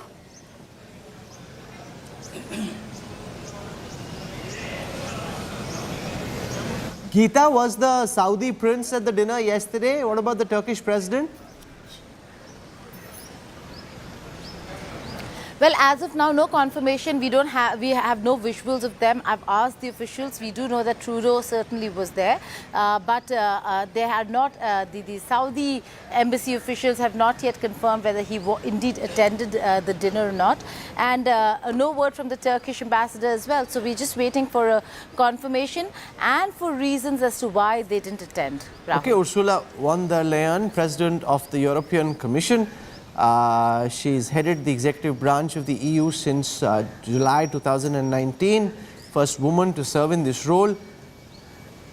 She's handling legislation for 450 million Europeans, former defense minister of Germany, longtime ally of Chancellor Angela Merkel. And you probably have, the gender balance a little bit better now than ever before. If you saw the G20 again at the start, Angela Merkel would always stand out as the one sort of strong woman figure there. We've already had half a dozen women, from the WTO chief to Sheikh Hasina, to IMF, to the vice president of Spain. You've got a gradual redrawing of the gender balance, which is great because, it shows, you've got the rise of Africa, you've got women power there, and makes the world, I think, a more inclusive leadership space than it was in the past. So I think these are the positives that you take out. The world is changing. You've got younger leaders. You've got at least, I think, half a dozen of the leaders who've come between 40 and 50. So you've got a younger demographic as well. And all of that adds up to, making that photo op of all the leaders look far more inclusive than it was when the G20 started 15 years ago. You've become more gender friendly, you're expanding into new continents, and thereby I think sending out the kind of message that the Mahatma would have liked the world to send out. That, even in this divided world, you are looking for ways in which you can make the world a little bit more equal. A criticism of the G20 has been in the past that it's a rich countries club. And I think getting in the African Union will change that to a significant extent. And I think that in itself is the huge positive. The global South will have a far greater voice at the high table at G20 in the future. The next one also in a global South country in Brazil. And that, I think, redraws the balance of power, which is so important in this new world order. You cannot be sort of seeing it only through the lens of the Western world. I'm guessing there might be a new logo unveiling, Rahul. Could that possibly be there for if it's going to be called the G21? That should happen today. We can ask They Geeta haven't that announced it question. yet. Geeta, are they going to change the name? Do we know whether the name changes to G21? Is there any confirmation yet? Well, again, Rahul, no confirmation, but the fact that G20 has European Union as a member, it's unlikely that it will remain G20. If they were just member states and like we have separate international organizations attending the G20 summit, then it was a different matter. But the fact that there are 19 member states, nations and European Union that comprise, that make the G20, if African Union is added, expect the announcement today of the G20 group of 20 becoming group of 21. It's Fumio only Kishida, but logical, Prime Minister as has of been Japan, the case in every on other our group screens bloc, right now. when we see 9-time member of the House of Representatives in Japan, was in charge of foreign affairs for 4 years under Prime Minister Shinzo Abe, became Prime Minister in October 21, comes from a political family. Both his father and grandfather were members of the country's House of Representatives, getting the full tour of the Sabarmati Ashram. He comes from Hiroshima, so opposes nuclear weapons as viscerally as possible. That's a key part of things that he stands for. If there's one other country, I mean, if there's one country with whom the Prime Minister has a very special relationship, it's Japan. Sure. That's the country when as Gujarat Chief Minister he traveled to most often. When he became Prime Minister in 2014, he almost decided that's the first destination he wants to go outside the neighborhood.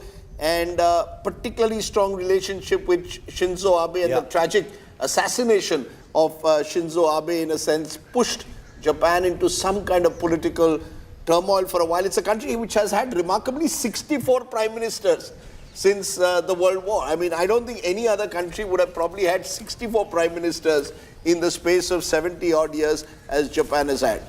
So that's Charles Michel, President of the European Council. He's been in charge of the European Council since 2019. Works very closely on forging the economic administrative policies of the European Union. This is his second term, 2.5-year term.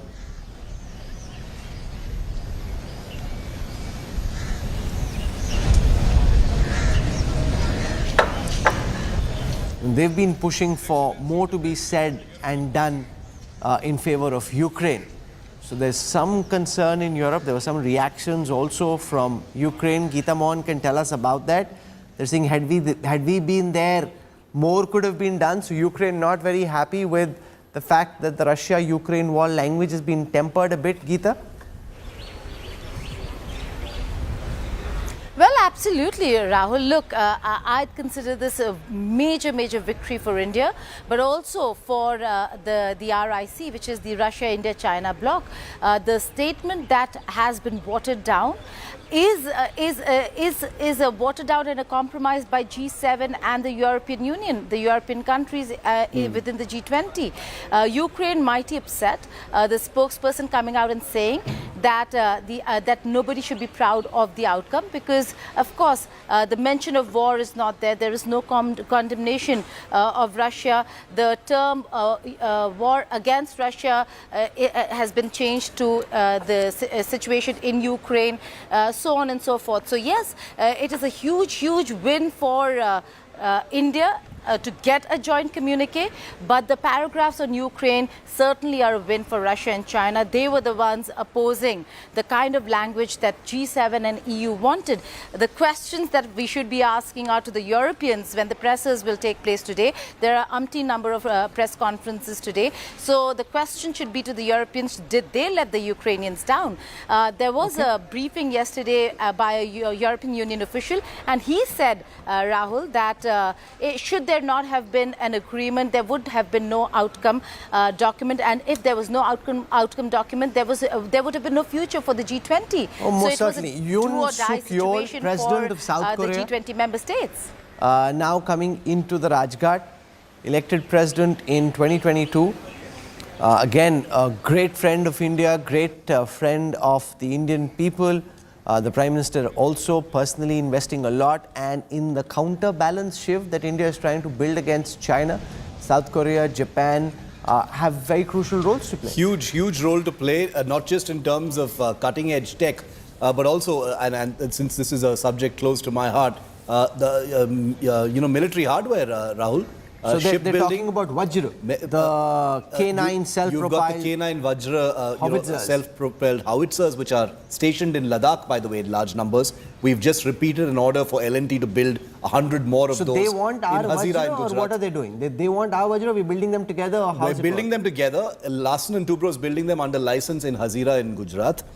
They're also going to be building some ships for us very soon. The Koreans? The Koreans are going to be building them. A few of them in Korea, and then the rest of them here under license. So and you've also got Samsung investing very aggressively in India. The major manufacturing plant now being expanded even further, not too far away from where we are sitting in Noida. About 15 kilometers from where we're sitting is one of Samsung's largest facilities, and it's a facility where they don't import anything. That's right. Everything is sourced in India. And they're, I think, adding $500 million in a second phase of investment to their Noida plant. Yeah, so they've got a huge commitment to manufacturing in India. Let me ask Gaurav this question. How good are their howitzers, Gaurav? How do they compare with the Bofors or the South African Denels or the Israelis?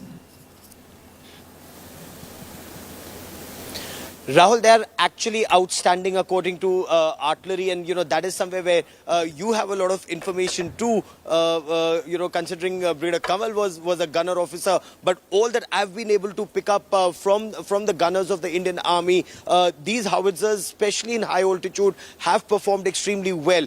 Most of the Bofors that we had, the 155mm howitzers, were towed artillery. Now the K9 Vajra, especially the tracked K9 Vajra, are actually one of the best things that the Army has been able to deploy in extreme high altitude, and that's the reason that there's a repeat order of 100 more, and should more be required, not just for the northern area, but northern sector, but even for the western sector. More of these self-propelled howitzers, both tracked and towed and wheeled, will be manufactured, Rahul. Using South Korean technology to take on the Chinese, deploying them in Ladakh. There are lots of geopolitical implications of that, and interestingly, a lot of countries, Shiv, in the ASEAN region also wanting Indian defense technology. That's right. You've got the German Chancellor who's just arrived, Olaf Scholz. But you're right, Rahul. In the ASEAN, huge number of countries, Vietnam, Indonesia, Philippines have all placed orders, and more are lining up. And for BrahMos particularly. Yeah. Anyway, we're at Rajghat this morning. The less we talk about violence, the less we talk about Bofors and howitzers, the better. Mahatma Ji won't like it. German Chancellor since December 21. This is Olaf Scholz. He's come to India a few times, again, worked very closely on that relationship with India. He said in December 2022 that he doesn't see India as a substitute partner, rather sees India as a key strategic partner. This image of him, I mean, he had a jogging injury. Yeah. But for years, when we were growing up and we saw international gatherings and a leader with this patch, you were reminded of Moshe Dayan. He was the Israeli sort of leader, was sort of defined almost in that world community by the fact that he would come with this sort of patch on, with this eye patch. This isn't a permanent one. This is just a temporary jogging injury that he suffered.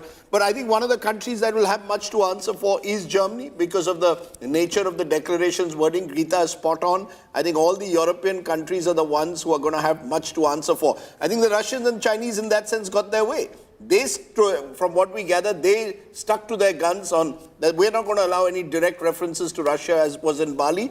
The rest of the world had to climb down, and primarily Europe and America. And Europe in particular, because they've been the most aggressive and assertive, especially countries like Germany, on Russia's aggression in Ukraine. Giorgia Meloni, the Italian Prime Minister, coming out early this morning at the Rajghat.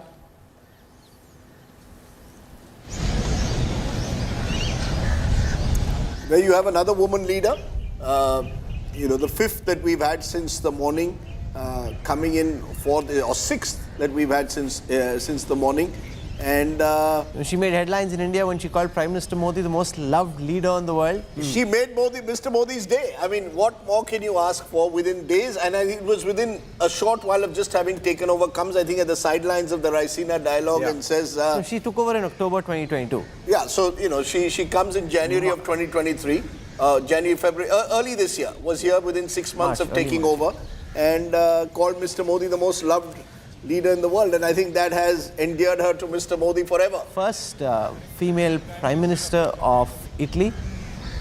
Again, one of the countries, the only European country that's part of the Belt and Road Initiative. Now, of course, the foreign minister has spoken about wanting to move away. And yesterday, if you saw the statement from the Chinese Foreign Office, there was a meeting between Meloni and Li Qiang where they spoke about continuing, keeping borders open. So China obviously very concerned. That, Gaurav, would become quite embarrassing for them if Italy actually officially pulls out. They made some noises. If they actually pull out of the BRI, the only European country in the BRI to pull out, that would be egg on Beijing's face.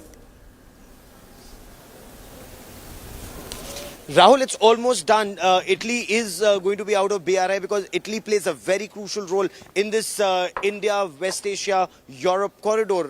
It's a key partner there. It's a signatory there. So they will not be a part of BRI is what sources tell India today. That's point one. Point two, you're absolutely right. China has egg on its face. Initially, there were many commentators who were saying that this G20 will be rather lackluster because Xi Jinping is not coming to India. Neither is President Putin. But look, neither Xi nor Putin define India's G20 presidency. It's India that defines our G20 presidency. It shows India's position in the new world order, not dependent on any other country, but leading the change, leading the transformation that's required in every field. And Rahul, if I may, taking from a civilizational history, moving to the future. That was the theme all along. That was Prime Minister Narendra Modi's vision. He spoke about it in great detail to his team and they were able to deliver and the world is listening. And when they say that Europe may be disappointed because of lack of reference to Russia, G20 is not the platform for settling issues like the Russia-Ukraine conflict. It shouldn't impact the rest of the world, especially the global south. That's the point India emphatically made, and Europe saw sense in this because this war would have led to a collapse even in Europe, Rahul. Gaurav, on our screen right now, Recep Tayyip Erdogan, the president of Turkey. He's been in politics since his youth. Elected mayor of Istanbul in 1994, that's where he made his name and fame, turning Istanbul around, dealing with all the infrastructure, the garbage, the civic problems there. He was in jail for 4 months, established the Justice and Development Party, the AK party, in 2001. Has been leading Turkey now for 20 years, reshaping his country in more ways than any leader since Mustafa Kemal Atatürk. You know, Erdogan is a controversial, contentious figure. Prime Minister first, now President of Turkey. He's seen as a strongman of his region, has strong relationships. Turkey has built possibly the strongest relationship within Europe with Russia. Has been seen as a potential negotiator for ending the conflict between Ukraine and Russia. Is seen by critics as a autocrat, seen by his supporters as someone who's transforming Turkey, building it into a new Turkey. There are those who've likened his sort of, pugnacious style of leadership to Prime Minister Modi. But in many ways, Erdogan is a figure who in India will attract again strong polarized opinion because of their views on Kashmir, for example. I was in Istanbul for an HBS reunion and he had a naval ship deployed in Turkey on the Bosphorus, right in the middle of the city. And that was part of his re-election to show Turkish military power. It isn't really an aircraft carrier, it kind of became a helicopter carrier as it were. It was meant to be originally an aircraft. And they had it in the middle of the city. So brandishing military credentials and interweaving that into his politics and his re-election campaign. It was a hugely contentious re-election. Questions were raised over whether it was a truly free and fair poll, whether he'd sort of manipulated that eventual result. That's not fair. No, that was it. I spoke to a lot of Turkish people at that time during the campaign. It was a very contentious election. They lost fair and square. I mean, it was like a bit of the India alliance, 5 parties coming together. In the end, there was a 5% gap between the winner and the loser. And everyone I spoke to in Turkey thought that the elections were fair. And you're sitting over here and calling the election unfair. No, global election bodies have said that they have question marks. So at the end of the day, you've got to look at neutral observers. The neutral observers believe that Erdogan gamed the system. Now, we can argue whether, Turks themselves perhaps see it very differently. Point taken. But I think Erdogan, as I said, whatever he does will always attract fierce opinion. Even within India, because Turkey has been one of the few countries left which continues to take a stand on Kashmir, while many of the traditional OIC countries have moved away from their position and have actually come closer to appreciating India's stand. He thinks he's leading the Islamic world. He thinks he's leading the Islamic world. That's right. So I think original glory. That's why I said I think he will be a polarizing figure depending on who you talk to. Even within Turkey, I'm sure if you speak to a certain section of the Turkish population, they believe Erdogan is transforming their country for the better. There will be others who will point out to atrocities against particular groups, the Kurds, for example, and say, look, Erdogan is someone who's a dangerous divisive figure. But one of the people who has potentially a role to play in the Russia-Ukraine conflict, they've tried a bit to act as some kind of a bridge. They've also been helping the Russians a bit. And a lot of Russian people have been buying land, farmhouses, beach pads in different parts of Turkey, Antalya, and almost looks like a... In fact, many of the Russian billionaires who sort of had investments in England and suddenly found the United Kingdom putting the squeeze on them have apparently turned to Turkey as their sort of new resting place. By the way, Rahul gets to go to reunions in all the lovely parts of the world. Turkey. You keep going for so many reunions. My reunions are in Noida or in Mumbai or in Lonavala. So that's Subah kuch bhi. Subah kuch bhi. But Turkey is a beautiful country, and I think what role Turkey plays in the years ahead will be looked at very closely, given the kind of direction that Erdogan has pushed their country into. Cyril Ramaphosa? No. Lavrov. This is Sergei Lavrov, the foreign minister of Russia, coming out this morning. And the interesting thing is, despite everything that happened, Russia didn't play an obstructionist role. They wanted for India's G20 to succeed, for there to be a joint declaration. So they pushed back. They had their red lines. But it's not as if they wanted to derail. While China may have been, not so enthusiastic about wanting India to succeed, Russia didn't want India to fail. Am I right in saying that he's the longest serving foreign minister in the world at the moment? He's been there, I think, for almost 19 to 20 years, since 2004. I don't think any other foreign minister has been in that same position for such a long period of time. He's definitely been the longest serving foreign minister since the fall of the Soviet Union. He's been in this post since 2004. So the longest serving foreign minister probably in the world at the moment. I doubt that there is anyone who's been around, certainly not in this gathering, who's been around for 20 years. So he's, Vladimir Putin has used him as his face in reaching out to the world, even while Mr. Putin focuses on issues within Moscow. It's very important that he's being given a tour of the Sabarmati Ashram, as he should. Look at this, learn from Gandhiji, learn about peace, learn about non-violence, and that's a very key theme of the Delhi Declaration as well. So he needed an extended tour of the Sabarmati Ashram. It's going to take more than a tour of Sabarmati Ashram to get the Russians to change the way they've done their politics in the last couple of years, or indeed in the last decade under Putin. Maybe when the Russian president comes next time, he's got to be taken to the ashram as well and probably put through a full course. Maybe send him to Wardha as well and put him through a full course in Gandhian philosophy. I somehow doubt that's going to have much of an effect on Vladimir Putin, but it might be a nice outing for him. Yeah, it would be a reminder to Mr. Putin that before him there was someone called Mohandas Karamchand Gandhi. The Chinese That's premier. the Chinese premier on our screen right now, Li Xiang.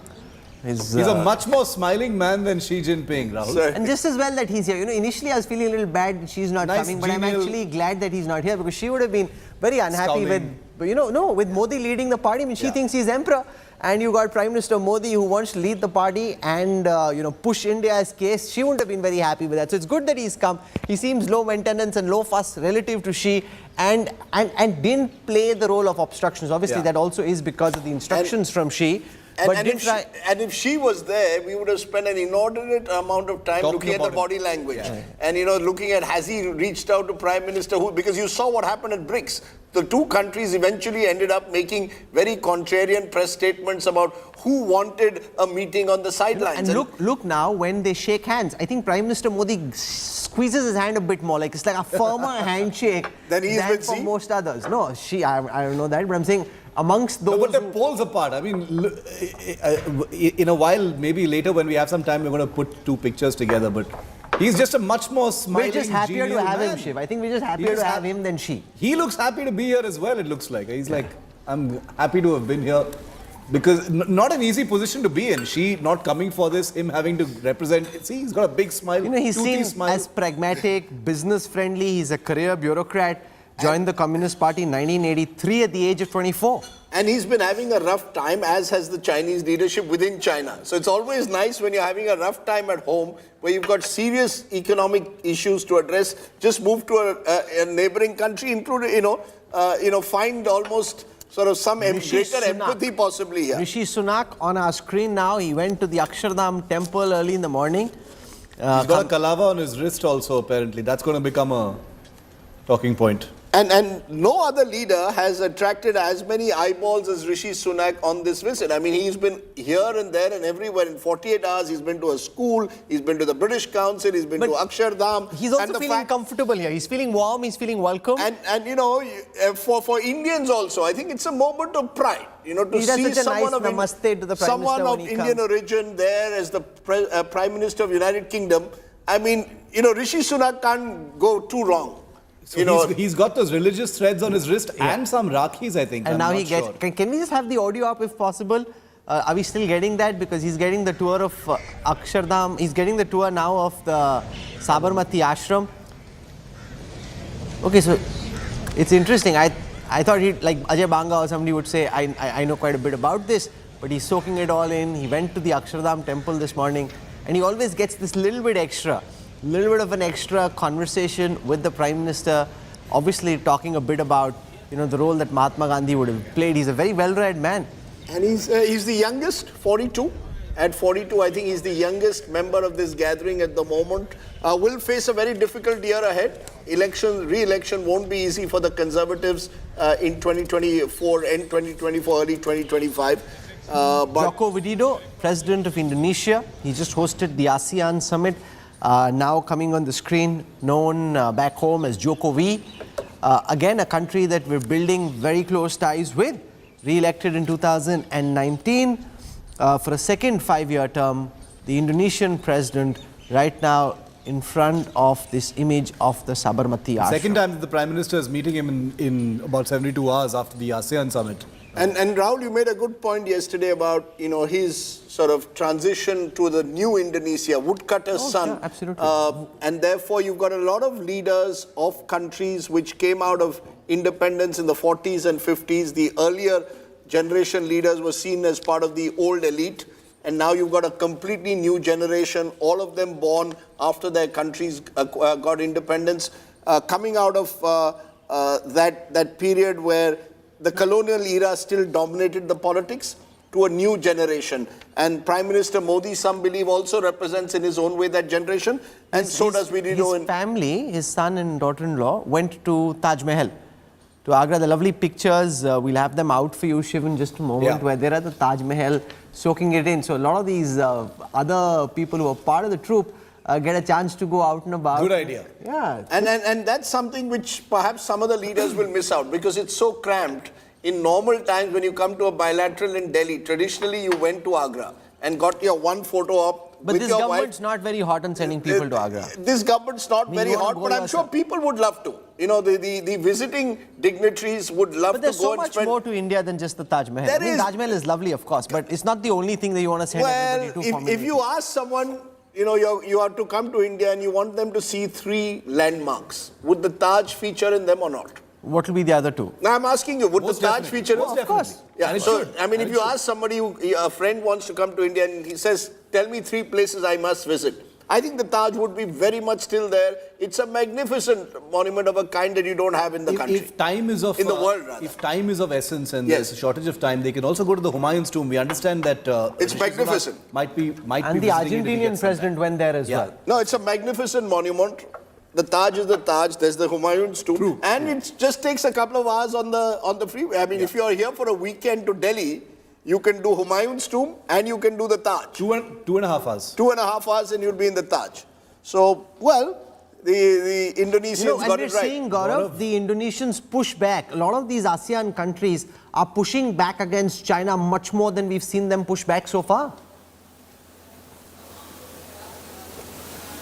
Well, after the new Chinese map, the world is alarmed, and the 9-dash line, then the 10-dash line, they're claiming territory and exclusive economic zone of multiple countries. So Philippines is up in arms, Indonesia is up in arms, and increasingly they're seeking Indian help. Like you were mentioning, this BrahMos supersonic cruise missiles, something that India is not only promising but also delivering. Vietnam's getting them, offshore petrol vessels, other ships in this region, and increasingly, when India and France talk today, there will be a major conversation about more patrolling in the South China Sea to ensure sea lanes of communication are kept open. So Rahul, this is extremely important that democracies unite to take on an expansionist China. And if I may, just a small aside, visiting dignitaries in and around Delhi are compelled to watch, see perhaps the Humayun tomb and Taj Mahal, because a lot of other things were destroyed after centuries of Islamic rule, and that's why perhaps they haven't been able to go to other places, many other temples in and around. But if you go down, there's Hampi you can go to, there's the Meenakshi temple you can go to, there's Thanjavur you can go to. There are so many temples and so beautiful, and so many other sites that they can see, and far more ancient and better than just the Taj Mahal. Gaurav, my friend, you and I will have a separate debate on that one day. I think India's glory lies in your ability to go to Hampi and to the Taj. And I think if you can discover both, but Hampi needs to be better connected. The problem with Hampi is it's very badly connected even today. You need a proper airport that takes people to Hampi, and I hope that happens. I hope the Karnataka government does that, and I hope that that we have an airport with daily flights to Hampi. There's a new airport in Shimoga, and hopefully will be more connectivity. Yeah, because you see, at the moment, otherwise to Hampi, you either have to, there's a private airfield that the Jindals have built close by. But otherwise, it's tough to reach there. President of France, there'll be a... Who wasn't there yesterday morning, right? He came a little late. He arrived a little late. Yeah. But he's staying back in the afternoon. He has a big working lunch with the Prime Minister today. The Prime Minister was in Paris a few months ago for Bastille Day. Yeah. And and Macron's had a tough time within his own country, dealing with tensions and violence that was immigrant violence that took place not too long ago in their country as well. He's had a rough time, but comes out stronger. France. The interesting thing is yesterday when that international infrastructure corridor was being spoken of, he spoke in English.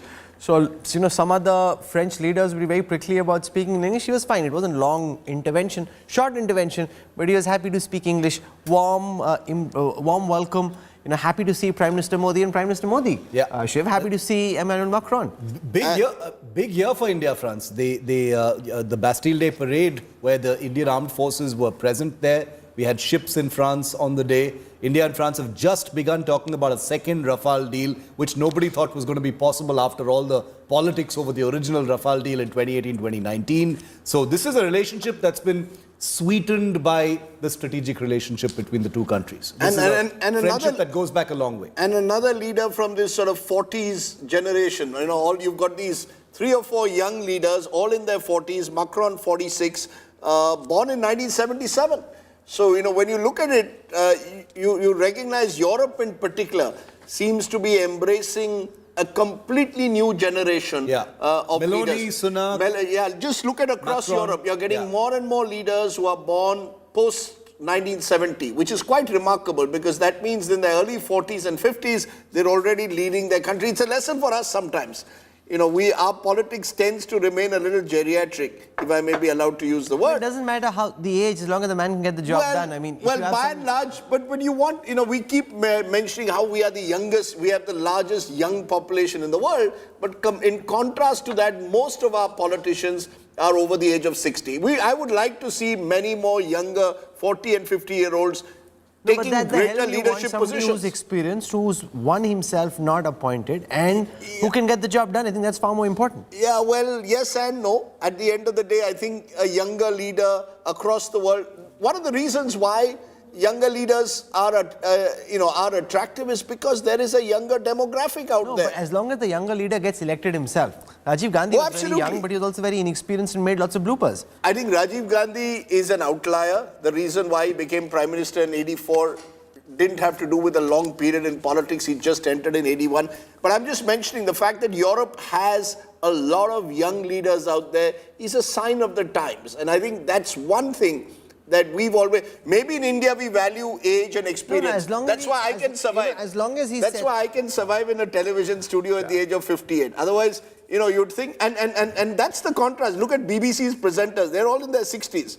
But their leadership is increasingly younger. You look at the battle that's taking place for the Labour Party, even within the Conservatives, all 40-year-olds who are now, fiercely competing with each other. So we're waiting for President Joe Biden. We're waiting for the Saudi Prince Mohammed bin Salman. He's only 38. They're the ones who are still to come. Who else? They're the ones who are not here just at this moment. Just Joe Biden left? Mohammed bin Salman, probably the youngest. And Joe Biden, the oldest. And they'll come one after another as we wait. At least they're next in queue, unless we're not certain. He always comes a bit late. The Sheikh always is just a little bit late. And that's just the way it's been. But that's fine. He's a hugely transformative figure internally, even though he's polarizing externally. But in the way that he's reformed Saudi Arabia, has these big bang projects, building up dream cities. Now, if he can get all that going, he's making it less clergy driven, opening it up for women. A lot of young people in Saudi Arabia really like him. And he is the youngest. He is at 38, the youngest representative of his country here at this meeting. But he's again a polarizing figure. Human rights groups insist that he has much to answer for the Khashoggi killing. And others see him as this individual looking to reform his country, both political and legal reform. Cyril Ramaphosa was the other one missing. He is on your screen now. President of South Africa. President of South Africa, old ANC hand, was close to Nelson Mandela, pushed the ANC into this new age as part of the group around Mr. Mandela. While Mr. Mandela was aging, it was the likes of Cyril Ramaphosa who took their country forward. And South Africa now has the African Union as a partner. Till yesterday, they were the only African representative on G20. You had Egypt as having been an invitee. And Nigeria was an invitee. And Nigeria was an invitee, but they were the only permanent G20 members. Now they've got the African Union there. But Cyril Ramaphosa should know Mahatma Gandhi well, because the ANC, got its inspiration in a way from the Mahatma. Nelson Mandela, hugely influenced by Mahatma Gandhi. So only appropriate to have Cyril Ramaphosa there at the Gandhi Ashram. I think he will be able to know more probably than any other leader about Sabarmati. The Sabarmati Ashram, yeah, but Ajay Banga, of course, knew it because he's also born and brought up here. He studied at IIM. And a Stephanian. Shiv and Ajay Banga have a lot in common. They represent... Many years apart, and I'm nowhere close to being the... Are you just dating Mr. Banga? They have a Stephanian water cooler talk group, so I'm sure they have all kinds of generations covered by that. I know that Shashi Tharoor has been tweeting about Ajay Banga, trying to sort of say, look, we've got one Stephanian also. Oh no, the Stephanian network is always blasting news about any big achievement. Of any Stephanian. Shaktikanta Das being awarded the best central banker. That was a big headline recently as well.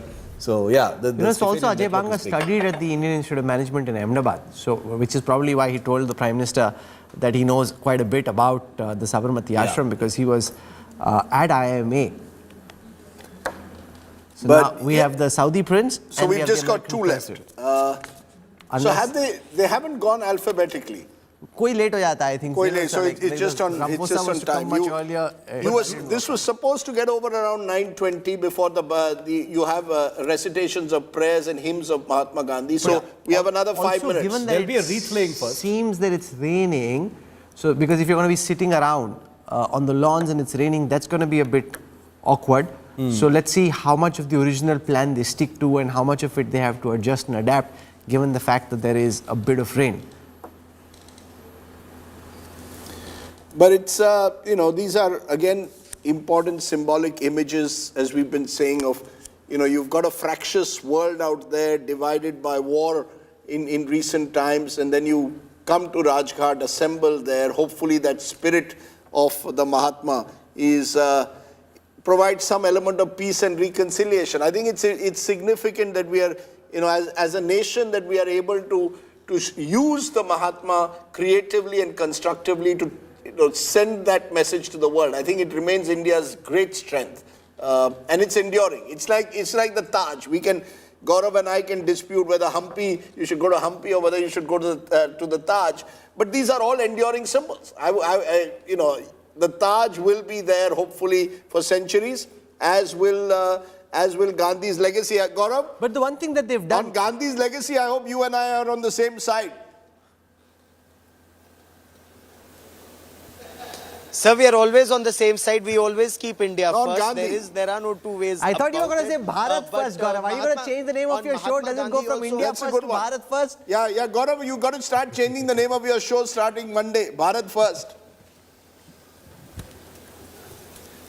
So, Rahul, both these decisions are above my pay grade, and perhaps you will be in the best position to decide that.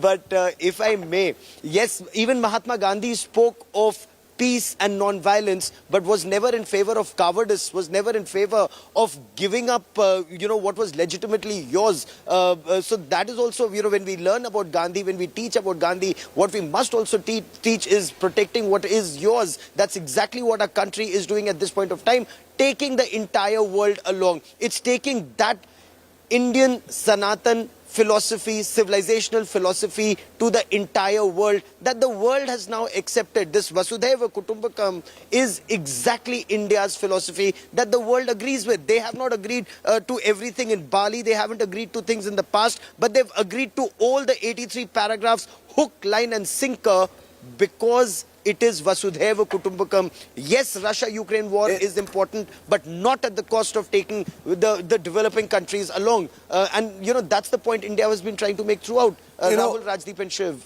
One of the things about Mahatma Gandhi, we keep talking about peace and ahimsa. He was probably, a true environmental evangelist. He was the first green leader in his own way. I mean, he spent a lot of his time talking about nature. One of my worries is on climate change. A lot has been said in the agreement. They're going to have to walk the talk on climate finance. They're going to have to live up to the commitments that are being made in these, in various summits. And we haven't still seen that. So while you've got this consensus in the Delhi Declaration, are you going to walk the talk? Will we see the war in Ukraine end?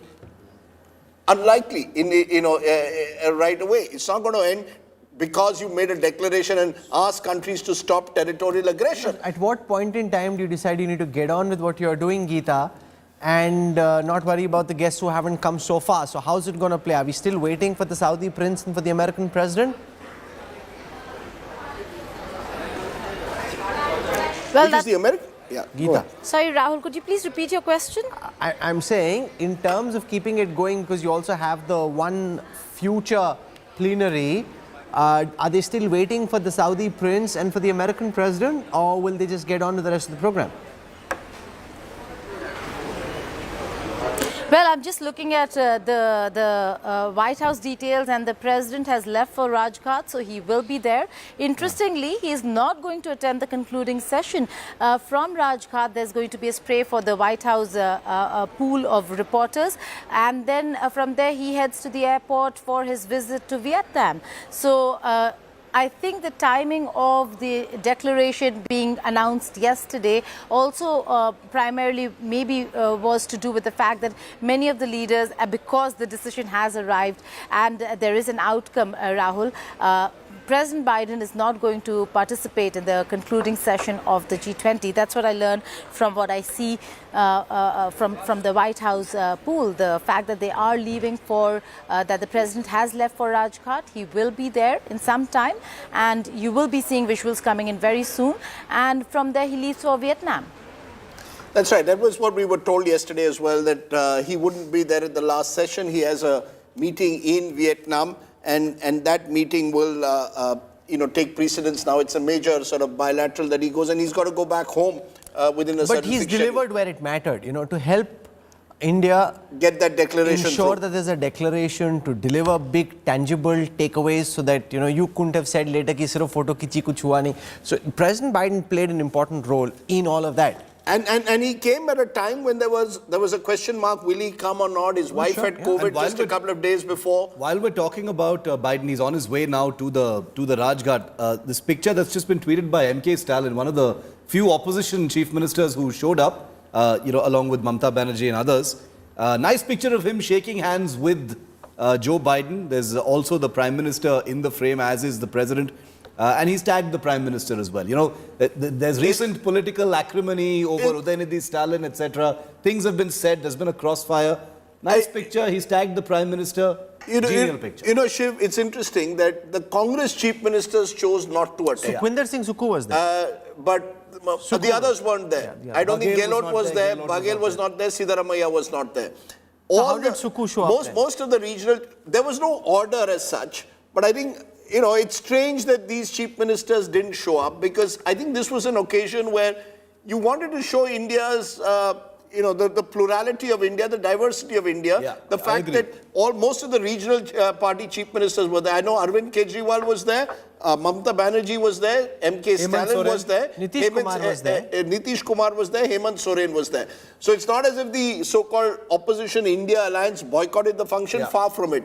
A section of the Congress leadership felt, I believe, that Mallikarjun Kharge should have been invited as the leader of the largest opposition party at the moment. He wasn't invited. That created friction. There's a trust deficit, but I think it's unfortunate.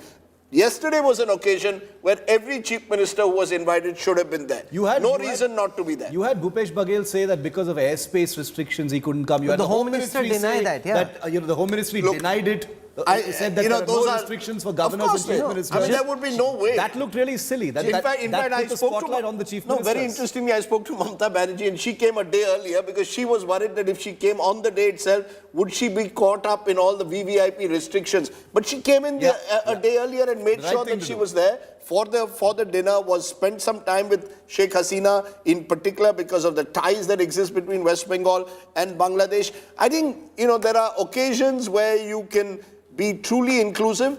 I think the inauguration of the Parliament building was another such occasion where I think all parties should have had their space on that day. There was a kind of unofficial boycott of that, and that's disappointing. Oh, that must be the American president. I also want to tell our viewers, while it's raining in Delhi, mercifully it's not raining in Colombo. That's where the India-Pakistan match is to take place. So it's not raining in Colombo. So once all this gets over, we can all watch the match. I mean, till then you watch India Today, but when the first ball is bowled, then you can decide and just come back to India Today, see what else is happening. But you can watch the match in the evening. Hopefully it won't be raining. So we just had this big limo drive in. Let's see who comes out of it. I think it's President Biden, but we also are awaiting the Saudi prince, if he comes to Rajghat at all. No reason why he shouldn't be there at Rajghat. He's also coming here. He's staying back here for a state visit. He has a state visit tomorrow. He has a state visit tomorrow. You've had a major India, Middle East, European economic corridor being announced yesterday. So interestingly, he's on. Oh, that's President Biden. There he is. He's also not attending the last session. He's flying out soon after this to Vietnam. So you've seen the youngest, or you're going to see the youngest in the Saudi prince. You've seen Rishi Sunak in the 40s. Now you've got a leader who's in his 80s. So Rahul, you can have all types. I concede that you can have all types as leaders. But there's a huge question mark whether at the age of 80 he should be pushing for re-election next year, because that would make him America's oldest ever president. I think his concerns have been there at times. But look, I think Joe Biden has had a trial by fire over the last 4 years. He had 2 years where America was weighed down by COVID, serious questions both on the health front as well as the job crisis that the country was facing. You've had interest rate challenges and you've had the war in Ukraine. I mean, given all that, he seems to have come out relatively unscathed. He still is in most polls ahead of any potential Democratic challenger, and with the Republicans also struggling to find anyone but Trump. You've got Joe Biden still very much, therefore, in contention for a second term as US President next year. Okay, let's see how this moment goes. Prime Minister Modi welcoming Joe Biden.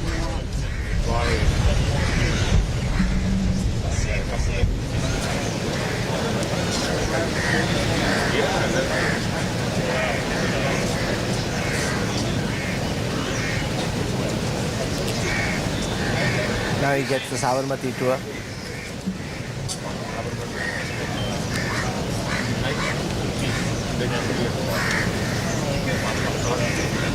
You know, it's very soothing to be at the Sabarmati ashram. No matter what, like I've usually been there in the middle of an election campaign, but when you go there, it just calms you down, settles you, has a nice serene air to it. Yeah, I think the word to use for the Sabarmati ashram that stands out for me is simplicity. You know, in a world where everything else seems to be big and large and seem to be dramatic, you go to the Sabarmati ashram and there's a simplicity that brings in a calmness and a serenity. It hasn't changed much over the years. There's been talk, as I said, and there is a project now to remodel it, and many of the old Gandhians are objecting to that, saying that this will again make Sabarmati ashram just another sort of modern day monument, which we don't want it to be. He always gets the pride of place, maximum amount of time. The most warmth is for Rishi Sunak, the maximum amount of time and respect is for Joe Biden. Well, America, the dollar still matters. No, it's not just the dollar, Rajdeep. It's also the level of effort America has made in this relationship and the genuine warmth of the Indian people and the strategic reality of China flexing its muscles. So it's all of it together.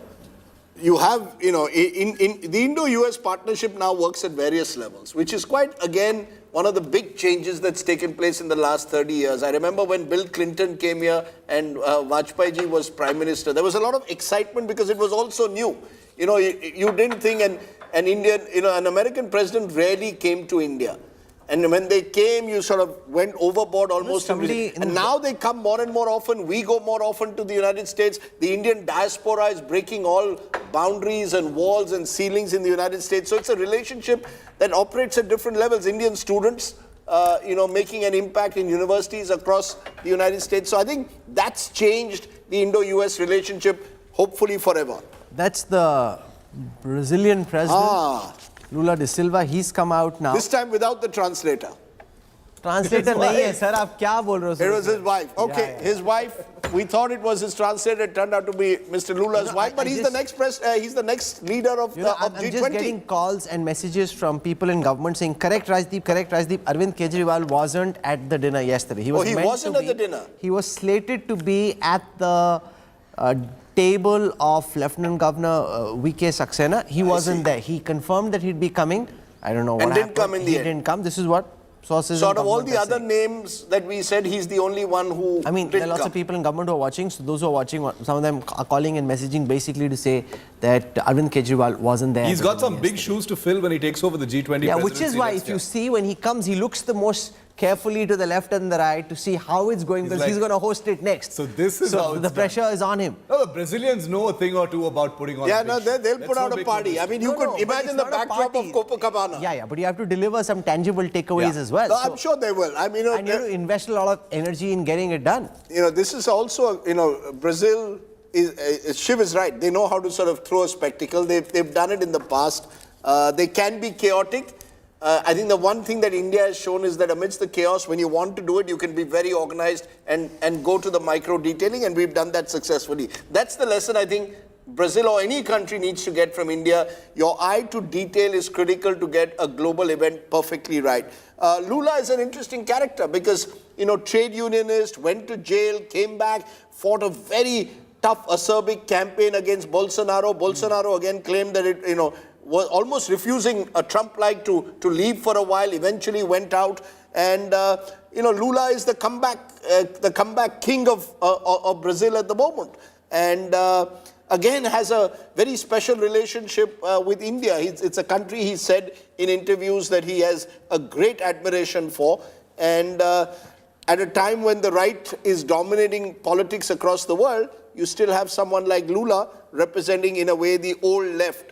That in many parts of the world is now being pushed to the margin. So Lula and Brazil will be looked at very closely in the next 12 months. And there's a lot of pressure on them as the next host because 200 cities. That's right. 220 events, 60 cities. 60 cities. 28 states. So it's really gone far and wide. And the next host country, post-December 23, will have to now figure out how to take it one step further. You're right. I just got a message from the LG's office in Delhi. So the LG versus Kejriwal thing plays out. The Chief Minister, Arvind Kejriwal, did not attend the G20 dinner. He had earlier confirmed that he'd be attending. Please rectify. Okay.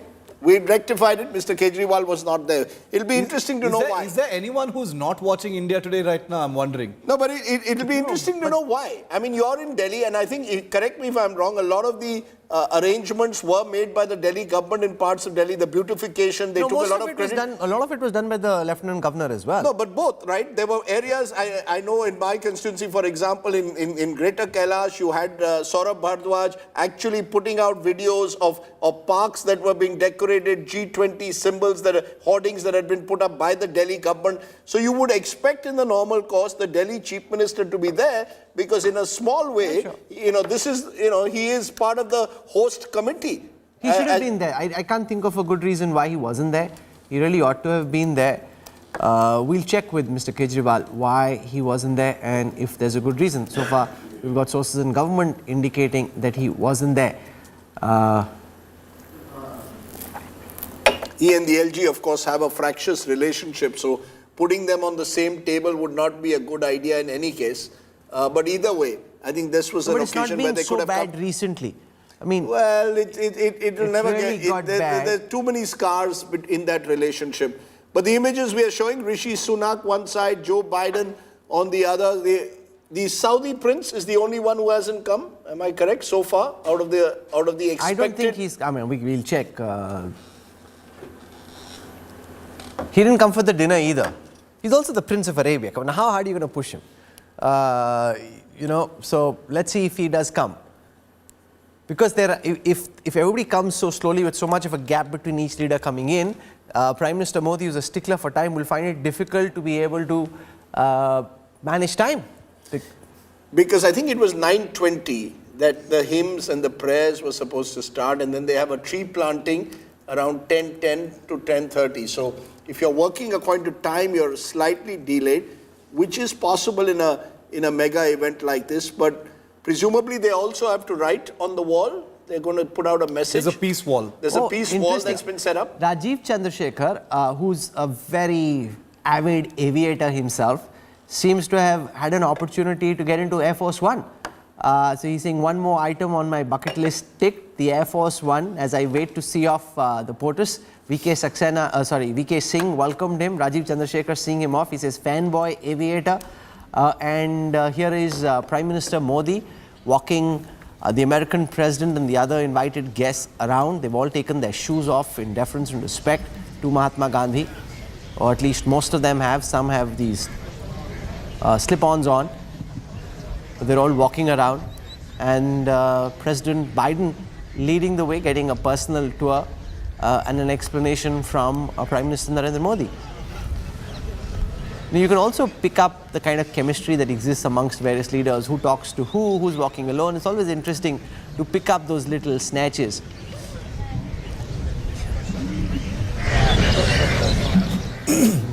So they go to the peace, the wall of peace that has been created specifically for their. That's the hymns and prayers.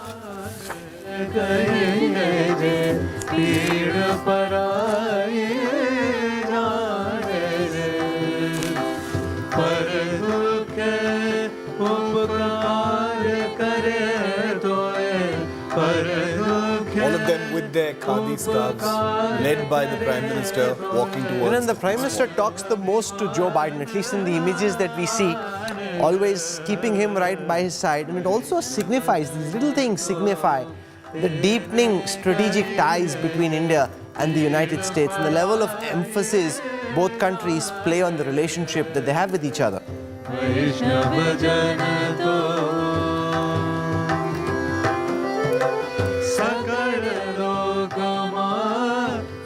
Donald Trump was the last American president who was there in February 2020. He and his wife Melania had come. At that time, Trump had written in the visitor's book, "The American people stand strongly with a sovereign and wonderful India, the vision of the great Mahatma Gandhi. This is a tremendous honor."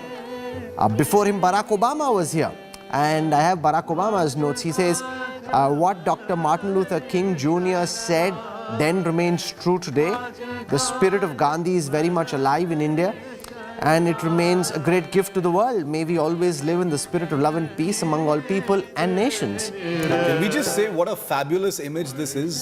As Rajdeep just said, in a world steeped in war and conflict, the Indian leader leading the most powerful leaders of the rest of the world, and in a way, Shiv, Mahatma. Amazing. And in a way, Shiv, it provides a ray of hope in the divided world. This sense of calm, serenity. It's a chaotic world out there, lots of disruptions.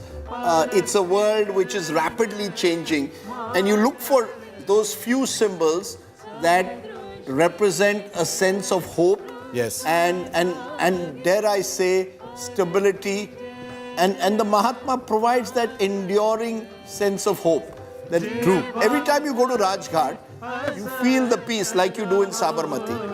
And having the world leaders coming at Rajghat is, to my mind, the ideal way before the grand finale. Very true. Presumably the negotiations were hard, fractious. You have a war still going on in Ukraine. But just having all the leaders here together does make a huge difference. Purely the symbolism of the moment. And I think that's the ideal way, in a way, to send a message to the world from India. So if you're talking of Vasudev Kutumbakam, who better than Mahatma to represent that? And I hope some of our MPs, who unfortunately in the last few years have made rather critical comments about Mahatma, which are extremely unfortunate, true. Are watching and recognize that Gandhi is above your factional politics. I agree with you, Rajdeep. An eternal symbol, probably the most enduring, symbol of such great depth. Let's just listen in to the bhajan. This was, of course, Gandhiji's favorite bhajan, Vaishnav Jan. So let's listen to it for a little bit as the leaders sing.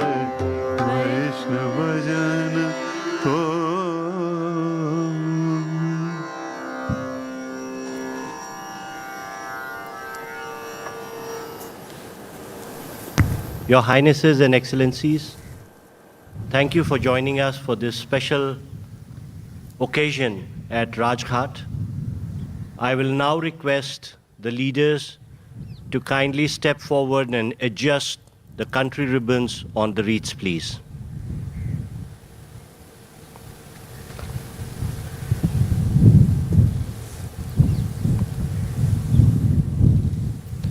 We shall now have a moment's silence, please.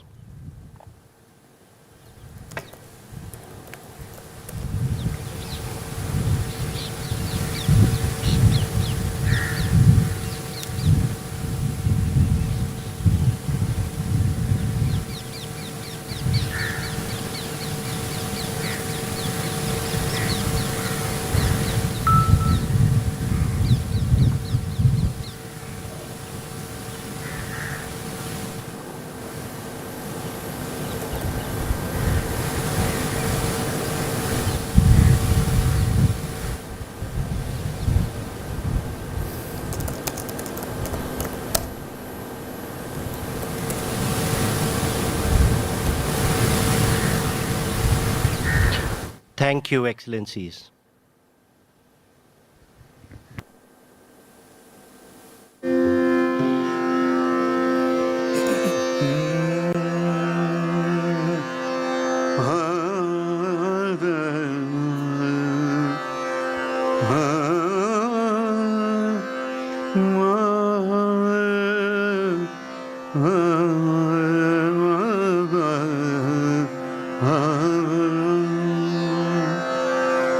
Raghupati Raghav राजा राम पतित पावन सीताराम रघुपति राघव राजा राम पतित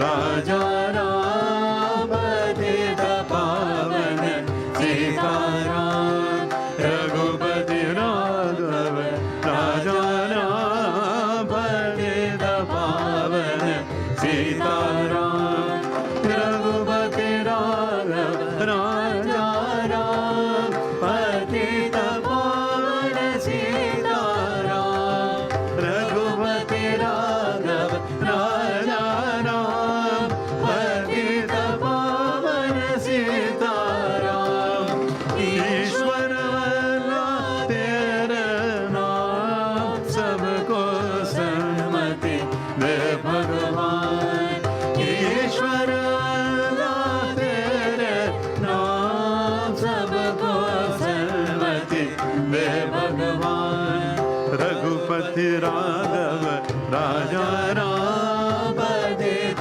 पावन सीताराम रघुपति राघव राजा राम पतित पावन सीताराम रघुपति राघव राजा राम पतित पावन सीताराम रघुपति राघव राजा राम पतित पावन If there is one devotional song which was popularized by Mahatma Gandhi, it is Raghupati Raghav Rajaram. And what Gandhi did with it is quite remarkable because he added Ishwar and Allah and thereby in a way secularized the song, made it about reconciliation, made it about harmony. So it was the traditional Ram Dhun which many believe was either written by Tulsidas or was written by Ramdas, the Marathi saint poet. But the manner in which Gandhi adapted it to a new age, he made it devotional but made it inclusive. You know, it was a hymn which if you went apparently to Gandhi's prayer meetings, you would have Hindus and Muslims who would come to those prayer meetings because he added Ishwar and Allah.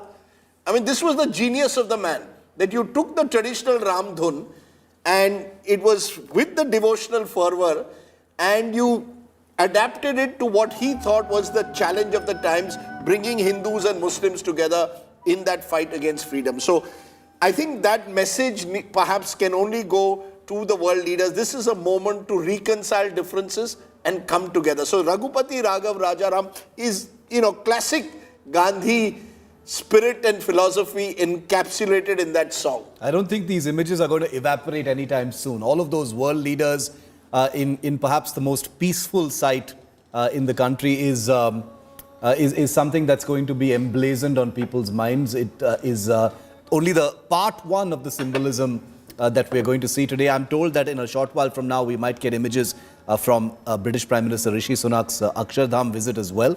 So we're awaiting that. The tree planting is going to happen next round. Is that it wasn't a washout. Yeah. You know, that's the good thing. The rain let up for a while. It's not. The rain stayed away. Yeah. You know, you had at the right moment. You had rain right through the night, but almost decided that, okay, we've opened up, but we are going to sort of give you that bracing feeling as you enter. You couldn't ask for better weather than this. You couldn't ask for better weather than this. You know, everyone picks one place to go to. Yeah. They toyed with the idea. I spoke to some officials in government and they were toying with the idea of going somewhere nearby because that's typically part of what happens. But they chose in the end to go to Rajghat. Very solemn, very meaningful, and the government and the Prime Minister sending that message that this is where we want to be. Remember, in the Delhi Declaration are written the Prime Minister's imprint. This is not an era of war. I think that comes through strongest. There's a very deep layer of symbolism at play here that comes through strongest with these images from the Rajghat. I don't think we've ever seen anything like these. So many world leaders lined up around the Rajghat as they remember the life and learnings of Mahatma Gandhi. Absolutely. And, you know, I mentioned it a little while ago. There have, unfortunately, in recent times, been a few discordant noises about Gandhi within even politicians, within members of parliament. I hope that they are all watching this and recognize that Gandhi is a true symbol of reconciliation, hope, harmony. You know, each time you see these 19 leaders, the EU, and then, of course, the African Union, Prime Minister Modi and the American president are together, just side by side. You know, this doesn't just happen casually. This is a message to the one man who's not at Rajghat, who should have been Xi Jinping. This is a message. And interestingly, Rishi Sunak is right there as well. You know, very naturally gravitating as Prime Minister of Britain, natural ally, strategic partners. But the Indian Prime Minister, and even Joe Biden, he could have, he'd get along with someone like a Trudeau as well, or several of the other leaders who are there, but he's sticking to the host. And look at the symbolism of Rishi Sunak being there. You've got a British Prime Minister coming to pay homage to the man who, in a way, deserves a fair credit along with many others. Also India's most famous expat. For dismantling the British Empire. And now you've got a Prime Minister of Indian origin coming to pay homage to the man whose country jailed Mahatma Gandhi for years. You know, this is how history has come a full circle in a way, and Rishi Sunak is coming here to pay homage. There's been a huge dispute over the years. Should the British apologize for Jallianwala Bagh? Should they be there and, you know, going there on the side when the king or the queen come? Should they go to Jallianwala Bagh and say sorry for what happened? Yeah. And I believe that this should be part of the process. They should be going, you know, and saying sorry and apologizing for Jallianwala Bagh, and having Rishi Sunak there paying homage to Mahatma is part of this process of healing and reconciliation. Interestingly, President Biden has some slip-ons on. Rishi Sunak is nange paon, so some of them preferring to ensure their feet don't get wet. Rishi Sunak soaking it all in. Fantastic. And very nice how the Prime Minister, these little gestures, you know, really carry this event. The Prime Minister holding an elder US President's hand, because obviously the ground is wet. You know, I don't know if the cameras caught all of it, but it was a very touching little moment. And I think it's these little things that really, you know, people will take away from what is clearly such a symbolic event. Are the leaders going to be assembling somewhere now, Rahul, for to listen to the bhajans a little bit more, or are they going to be heading straight now? No, I thought they had to write a message on the peace wall as per the schedule, and then they would go. We've got the first images for the of tree Rishi planting. Sunak. We've got some images of Rishi Sunak at the Akshardham temple this morning. Let's see if we can have those out. First images from the Akshardham temple. Oh, he didn't wear a kurta pajama. I don't know why I was thinking maybe he'll wear a kurta pajama and go in the morning. There he is at the Akshardham temple in the inner sanctorum. This is inside the Akshardham temple in Delhi, where Rishi Sunak and his wife Akshata Murthy were there early this morning. So this was before the Rajghat event itself. That's the both of them there. You know, also given the fact that he had to come straight to Rajghat, it makes sense. I mean, it's complicated to then be changing, but some lovely images here with the sadhus at the Akshardham temple. The Baps runs this and runs it in a very elegant fashion. The Swaminarayan sect, which runs it, and over the years has sort of, he's, you know, that will be another image that will play out in all newspapers tomorrow, not just in this country, but importantly in Britain. You know, I think what we are seeing is the growing influence of India within Britain. They're all conscious of their domestic constituencies, whether it's Joe Biden, whether it's Rishi Sunak. Rishi Sunak in particular will be conscious of the fact he's got an election in 12 months. And, you know, those images will play out, and it shows that Rishi Sunak has always worn his sense of Hinduness on his sleeve. He's made it very clear he derives a lot of hope from his faith in religion. He's deeply religious. He says he wanted to celebrate Janmashtami. Raksha Bandhan. He celebrated Raksha Bandhan. He has sisters and celebrated Raksha Bandhan, and was upset that he couldn't celebrate Janmashtami. He opens up 10 Downing Street to Diwali in all likelihood in a couple of months. And I think it's wonderful that you know, you have a leader who is unapologetic about his religious identity, but at the same time is conscious that of reaching out across communities. That's the way it should be. Ideally, you don't wear your religion in the public realm, but you know, as a private citizen, you have every right to hold your religious identity strongly. He's come to India and made it very clear he wanted to go to a mandir on day one itself. The Akshardham temple has 20,000 statues of various personalities, spiritual personalities from the Hindu faith. The mandir goes up 141 feet into the sky, and it seems to have a Guinness record as the world's largest comprehensive Hindu temple. Inaugurated in November 2005, the mandir was built in just 5 years. by the Bachoswani Shri Akshar Purushottam Swaminarayan Sanstha or BAPS, and they had this massive event in Ahmedabad where the Prime Minister went as well. So many private jets activated for that month-long, just soon after the Gujarat elections. Huge. The Swaminarayan sect is huge in its impact and influence, not just in Gujarat but beyond. And they have a lot of VVIPs coming there virtually every week. And I think Akshardham has only grown in that sense in influence. I remember the original Akshardham temple being in Ahmedabad and covering a rather tragic event that took place in 2002 when there was a terror attack at the temple there. They emerged stronger out of that and then came to Delhi in 2005. And it's a huge complex now on the banks of the Yamuna there. So more and more world leaders as part of their Delhi sort of visiting. And I think that's the genius of Delhi, that if you could go to Akshardham and go to a Humayun's tomb, in a way you see Purani Delhi and you see also this new Delhi which is emerging, which is again part of being inclusive in the Indian context. But those are the images that will play out. And they just put out a press release also. The temples just put out a press release. They say His Holiness, which is the head priest of the Akshardham, has extended his personal wishes and prayers for Mr. Sunak and the other delegates. He wrote, "In the spirit of Vasudhaiva Kutumbakam, we pray for you and all the attendees. May the summit be a resounding success in collectively helping the world towards peace." He was accorded a traditional warm welcome in the Hindu manner, symbolizing goodwill and friendship, says the press release. During his visit, the British Prime Minister was given an overview of Swaminarayan Akshardham, a 100-acre spiritual and cultural complex, the ancient architecture of India, and promotes the timeless Hindu spiritual messages of faith, devotion and harmony. Sharing his impressions of his visit, the Prime Minister of the UK said, "My wife and I were delighted to visit the Swaminarayan Akshardham for darshan and puja this morning. We were amazed and awed by the beauty of this temple and its universal message of peace, harmony and becoming a better human being.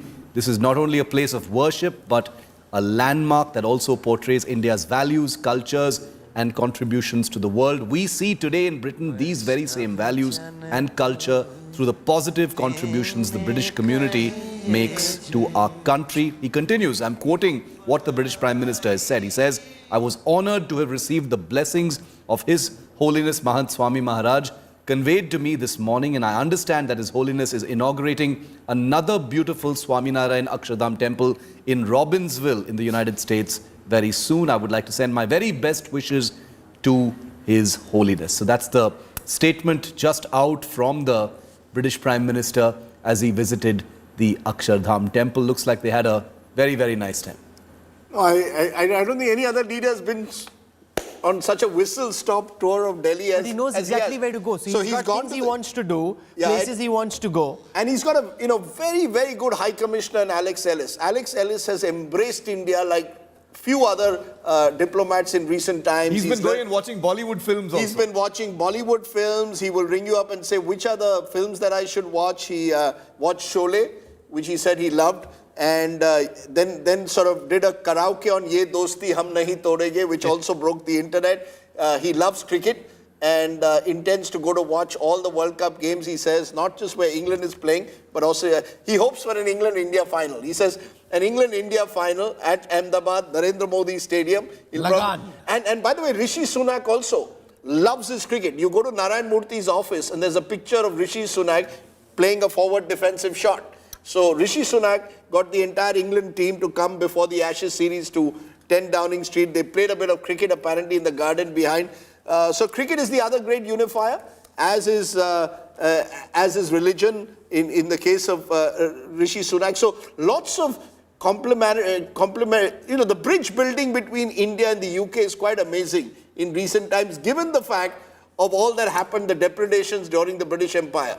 The manner in which Britain ruthlessly took over the riches of India deserves a full apology from the British. Jallianwala Bagh deserves an apology. Some would say it deserves reparation also. But that aside, I think it's great to see how much the world has changed for the better to see a British Prime Minister talk about Akshardham in the language that we just heard from Rishi Sunak, and indeed the fact that we have a Prime Minister of Indian origin today in Britain is a symbol of this changing world, Rahul. Can we also just see what's happening at Rajghat for a moment? These are images from the Akshardham temple. They went into the Garbhagriha. Akshardham, of course, meaning the divine abode of God. You know, now one of Delhi's most popular attractions. I think it's very symbolic that they chose to go to Rajghat all together, and then when you want to privately do something, you can go to the Humayun's tomb, you can go to Akshardham if you'd like, but when all of them are together and as part of a visual program, that's the gentleman we were speaking to, Jyotendra. He's in charge of the temple complex, joining us. We've got Raji Dogra with us as well. Good morning, great to have you back. I see your enthusiasm as high as those of the participants. Back again after a late evening, welcome. What are you making of these images from the Akshardham? You know, when you're sitting with three handsome anchors, your enthusiasm goes up. But you know, the images that are coming out, just now there is Rishi Sunak. He goes to Swaminarayan temple in London regularly, which is a replica almost of Akshardham, or the other way around.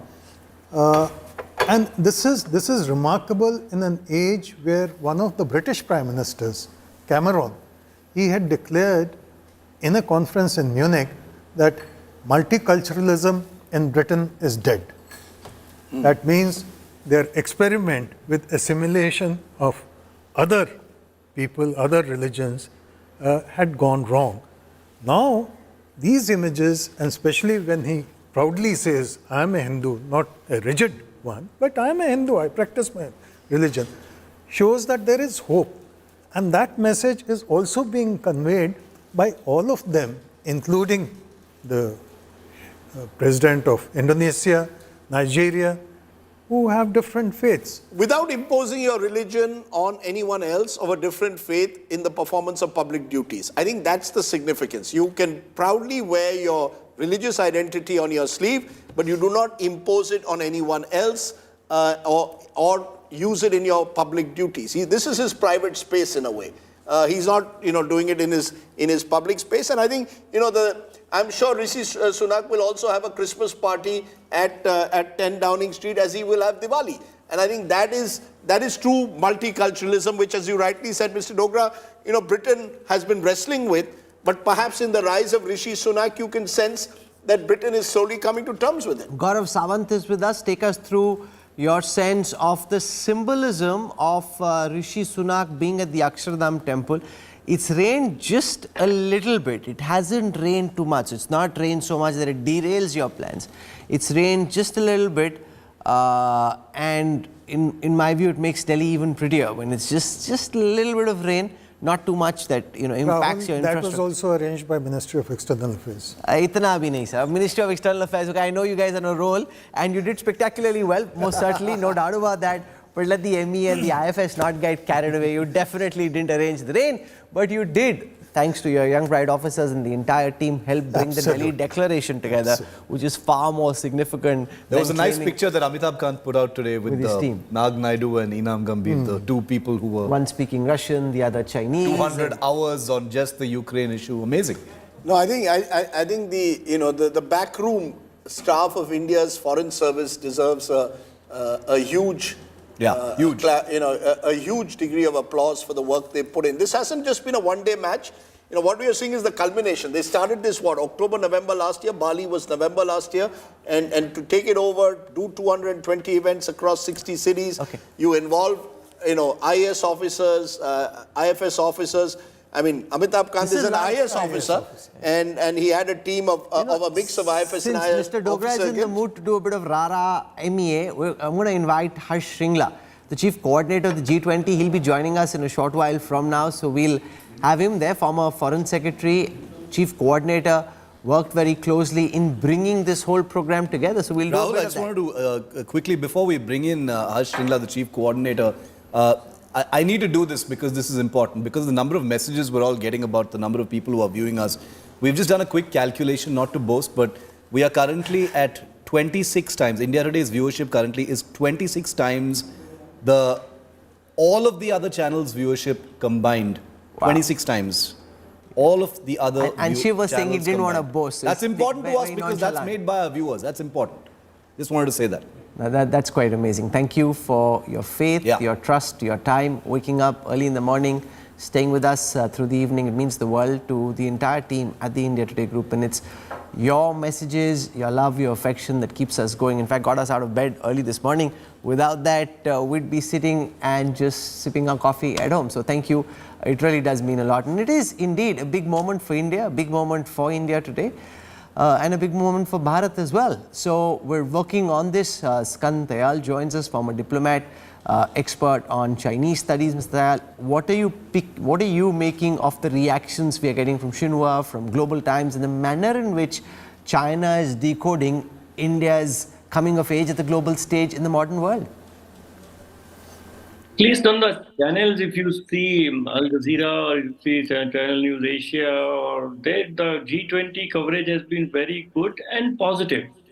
And China, of course, has its own view. But as Foreign Minister Jaishankar also acknowledged in his briefing yesterday, that yes, there were misgivings, there were apprehensions, there were fears that China may act as a spoiler, as the NSA of United States had also was fearing. But that has not happened. I think that is very positive. And this will be, I would say that in India, China, even bilateral relations or equations or dialogue or negotiations, this will be taken as a kind of a positive. That China did not play the role of a spoiler, and China ultimately the Ukraine formulation would really be vetoed or not vetoed by Russia, and China would sort of support Russia. But can I present a counter to that? The fact that Xi Jinping didn't come to Delhi now makes it very difficult for Prime Minister Modi to go to Beijing. If nothing changes, Depsang, Demchok remain the way they are.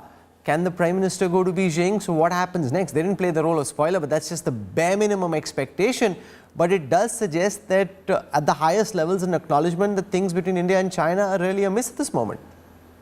No doubt about that. See, in any multilateral gathering, the really interaction for a host is at two levels. One is at the bilateral, and bilateral issues come to the fore.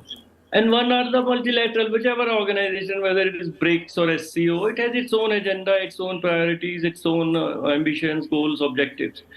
Xi Jinping's not coming here clearly showed that India-China relations are frozen and nothing was expected to move forward. So he rightly decided that let us not raise expectations. And we saw very clearly Johannesburg, very brief interaction in the BRICS, but then both sides saying who called the meeting first and all that. So the relations are not normal. It's very clearly, publicly, repeatedly acknowledged by our foreign minister. But the other part is the multilateral part. And there, G20, after all, China is the second largest economy in the world. G20's main purpose is financial, economic progress, development. And those but there is a pushback, Rajiv Dogra, against China on the issue, for example, of that corridor, India, Mid-East, Europe corridor. All of this is in some senses pushing back against the Belt and Road Initiative that Beijing's been pushing so aggressively for so long. Well, there's no doubt that China must be doing a rethink on this entire episode. Why do you think they're rethinking? Because the international opinion had turned against Xi not coming here. That is one of the reasons why they have given in to the extent. Maybe they thought it through and they don't care and there's no need to rethink from their perspective. No, I don't think they would be so blasé about it. The fact is that even China cannot take on the world. It can take on America. It can make American ministers come there and bow down to them.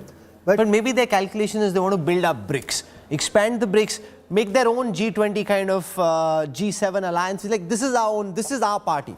This is what we will build. Now, we can't really do much business with the US. Rahul, I have been associated with BRICS from its beginning.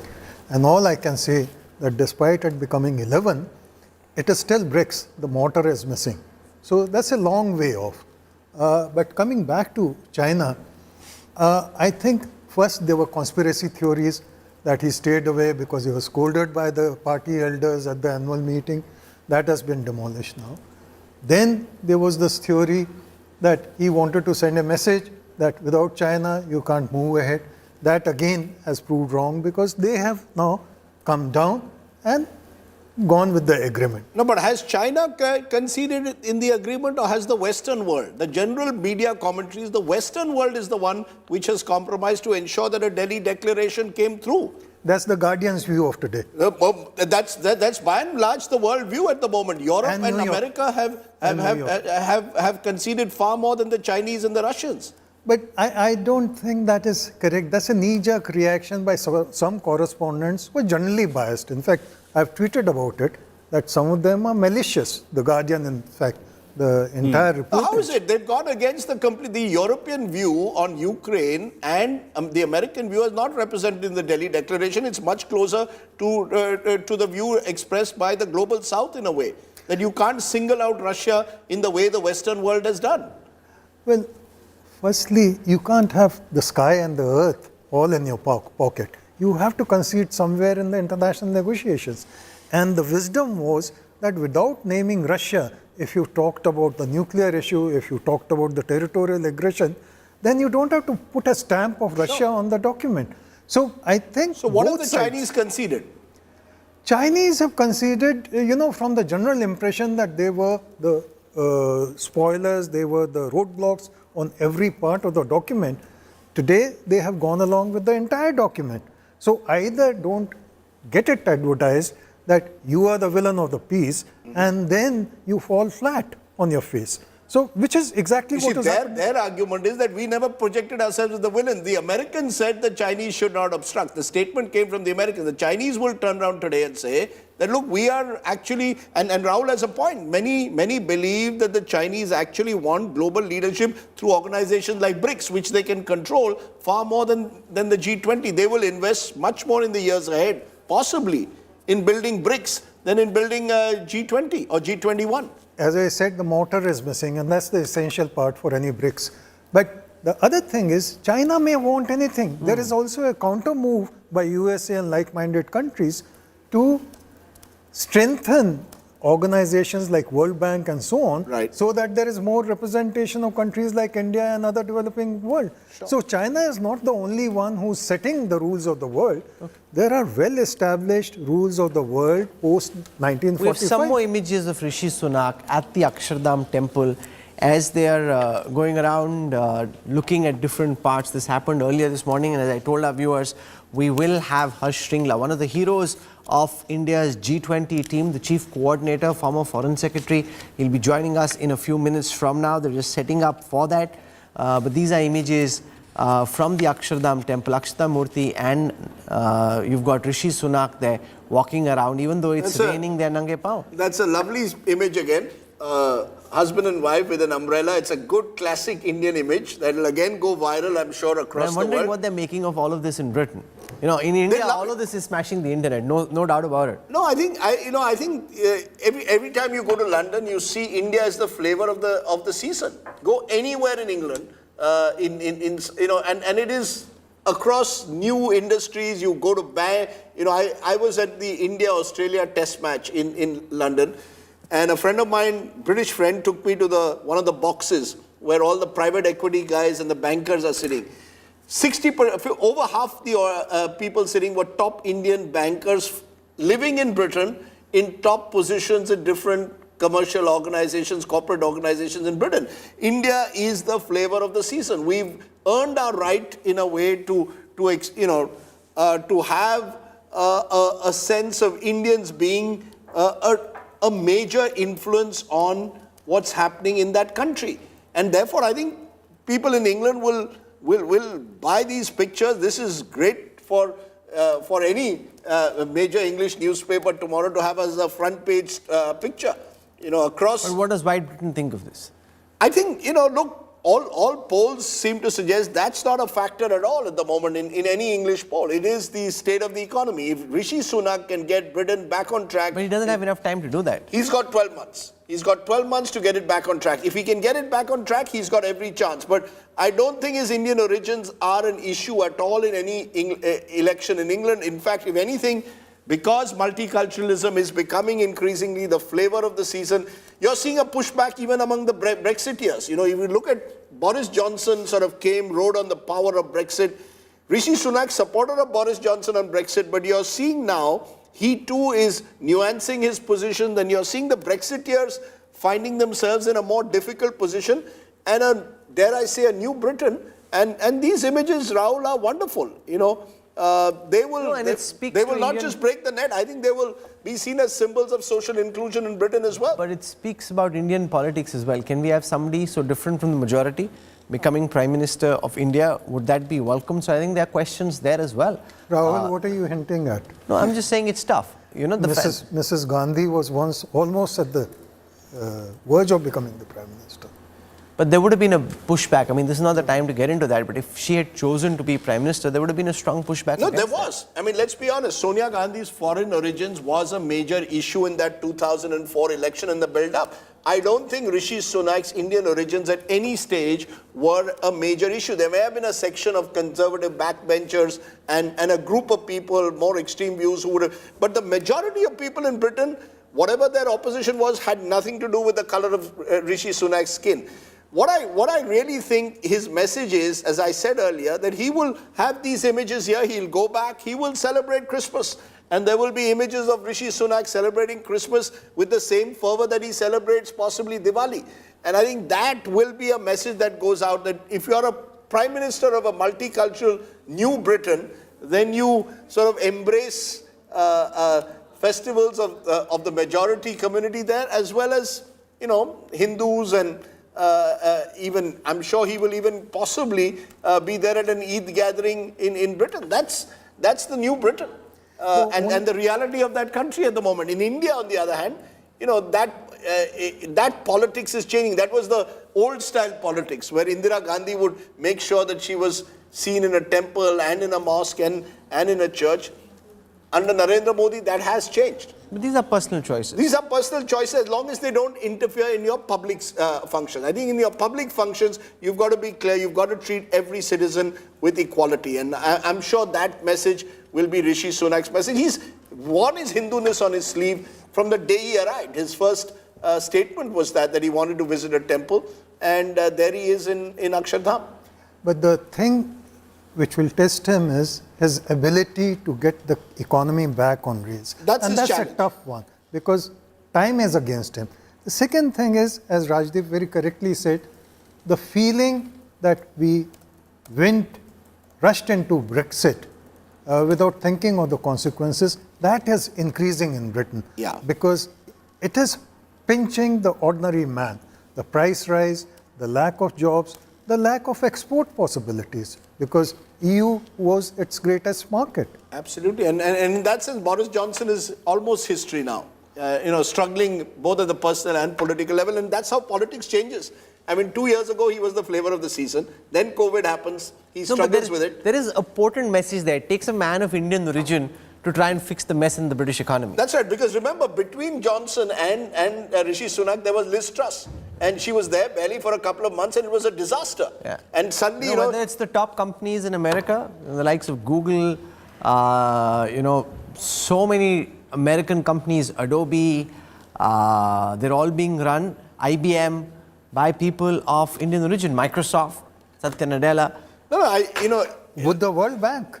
Oh, yeah. Absolutely. I mean, India is in that sense, it's a sweet spot that we are in. The years that we've invested in, Indian students going to Britain, going to the US, many of them staying back, getting all these top quality jobs, building their professional careers. Raul, on a personal note, I went and studied in England in the 1980s. It was a very different Britain. Thatcherite Britain, you genuinely felt a sense of being excluded. For all that you were in a top university of England, but you felt excluded. Today you feel completely part of the landscape, which is wonderful. And I'm so happy to see Rishi Sunak in that position. It gives you a sense of pride. When you're sitting in a box surrounded by, a cricket match, surrounded by Englishmen, and they all talk about Rishi Sunak, you feel somewhere a sense of, wow. It's a bit of a wow moment for us.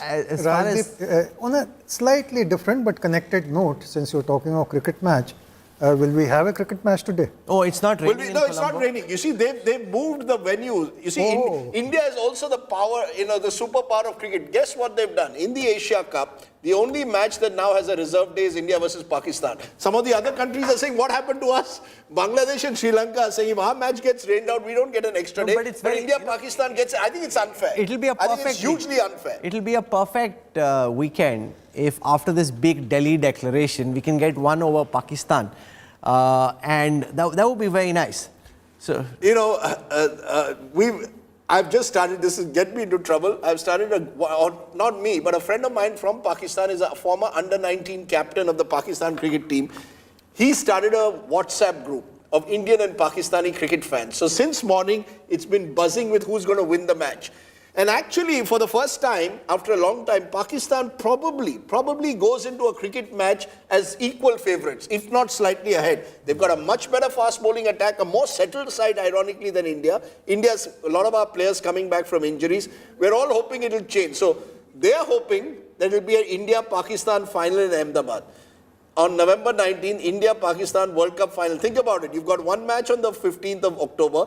Imagine if you get another one. It'll be bonanza. Narendra Modi Stadium, Prime Minister of India watching India versus Pakistan, Amit Shah ji next to him, Jai Shah there, and you've got India versus Pakistan, Shaheen Shah Afridi and Babar Azam on one side, and Virat and Rohit Sharma and Jasprit Bumrah on the other. So there's a lot of excitement over the next couple of months. Yeah. The next big excitement after this is going to be India-Pakistan. Let's just keep the excitement a bit low. Our team's looking a bit unsettled at this moment. Hopefully they'll get it all together. And tempering expectations. Yeah, the G20 team Bharat looking more settled than Rohit Sharma's team. The good news is that we are playing good hosts. We played terrific hosts to G20, and the last 3 World Cups have been won by the host country. So, fourth time lucky. We won 2011, Australia 2015, 2019 was England. It's our turn.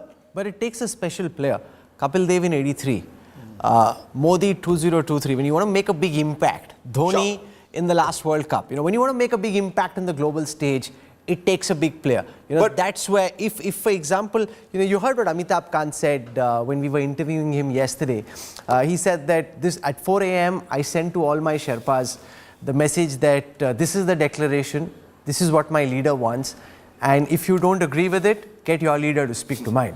Amitabh Kant is a bit flamboyant and bombastic when he speaks, but there's also fact and rationale to that, because he says when he woke up at 7, just imagine he slept at 4, woke up at 7. When he woke up at 7, there was no reply. I mean, the others could just as well been sleeping in the morning, but there was no reply to him, and the Delhi declaration went through. But it takes a big match player, Rajdeep, to win a big World Cup. But if this is like the G20 World Cup, it's India shining. But we've had Chandrayaan, which took us to the moon. And then we've had G20, which Hardeep Puri told you has taken us, over the moon. And now you need the World Cup in November. It'll be the perfect hat-trick. You'll have 3 events where India is shining brightly. Bharat is shining. Where India is shining. We can debate that endlessly. Right now, the person who's shining the most probably is Mr. Sunak and his wife, because every few minutes there's a new load of photographs that's dropping. Who's putting out these photos? And their social media obviously they dropped immediately after all the leaders left from the Rajghat, Rahul, because otherwise, TV studios would have been in a bit of a dilemma to split their screens. But what we're showing you now are both things, obviously, because they're important to our viewers. What happened at the Rajghat just a short while ago, and the pictures that are coming in from the Akshardham. Remember, the visit by Rishi Sunak and his wife Akshata happened earlier this morning, quite early in fact, before everything else happened, they were there. So all these lovely photographs, I think about 40, 50 photographs have already landed. You're seeing them, of course, first here on India Today. And you're right, Rajdeep, social media team, as always, on the front foot. No, and they're scoring a lot of couple goals as well, just these perfect images of Akshata helping Rishi with the tie, these images of Rishi holding the umbrella when it's raining outside. right outside that stunning backdrop of the Akshardham temple.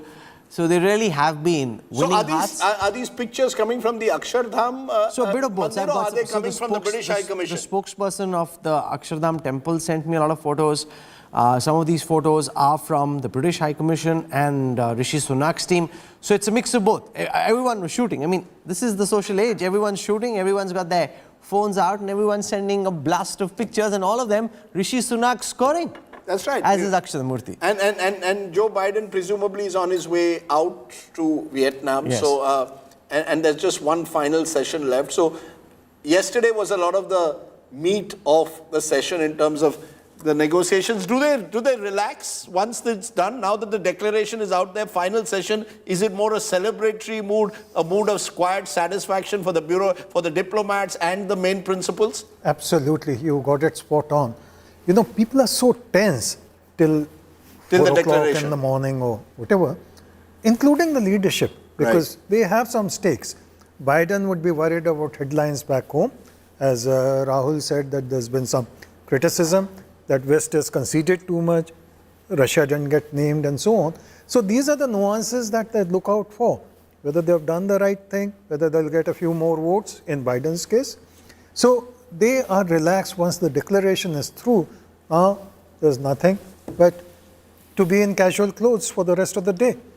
The other thing which struck me was this gathering at Rajghat. I think that's a very rare occasion. I mean, you may have, you always have the leader coming to Delhi, going to Rajghat. You may have had a couple of more, but to have nearly 30 leaders of the world and also of the financial institutions collectively together, at least for that moment, they must have had a pause in their mind that maybe let's give peace a chance. Let's give humanity a chance. Whether that stays with them. No, but it's deeply thought through and symbolic at so many levels. The declaration has the lines right at the end of the paragraphs on geopolitics, which has the Prime Minister's imprint that this is not the era of war. And just the next morning, they're at the Rajghat. Mahatma Gandhi's life epitomizes the fight against violence, symbolizes the values of non-violence. And there is a very powerful message. You know, just imagine in the international media when this image comes out, all of them lining up. I mean, it's the kind of image which you simply can't avoid. Has that ever happened before, Ambassador? Do you recall NAM, Non-Aligned Movement, was the last really huge gathering, more than 100 countries here.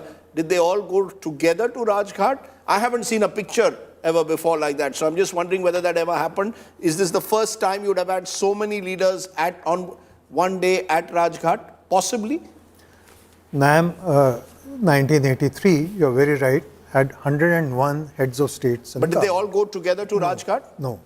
They went singly out of choice and so on. So this would be unique. What we've seen today, this morning, is a unique moment. Also, there's no comparison between the national comprehensive power of the NAM countries with those represented by the G20. There is absolutely no comparison. Okay, here it is. Time for a big India Today exclusive. I want to go across now live at this moment to one of the key architects of this G20.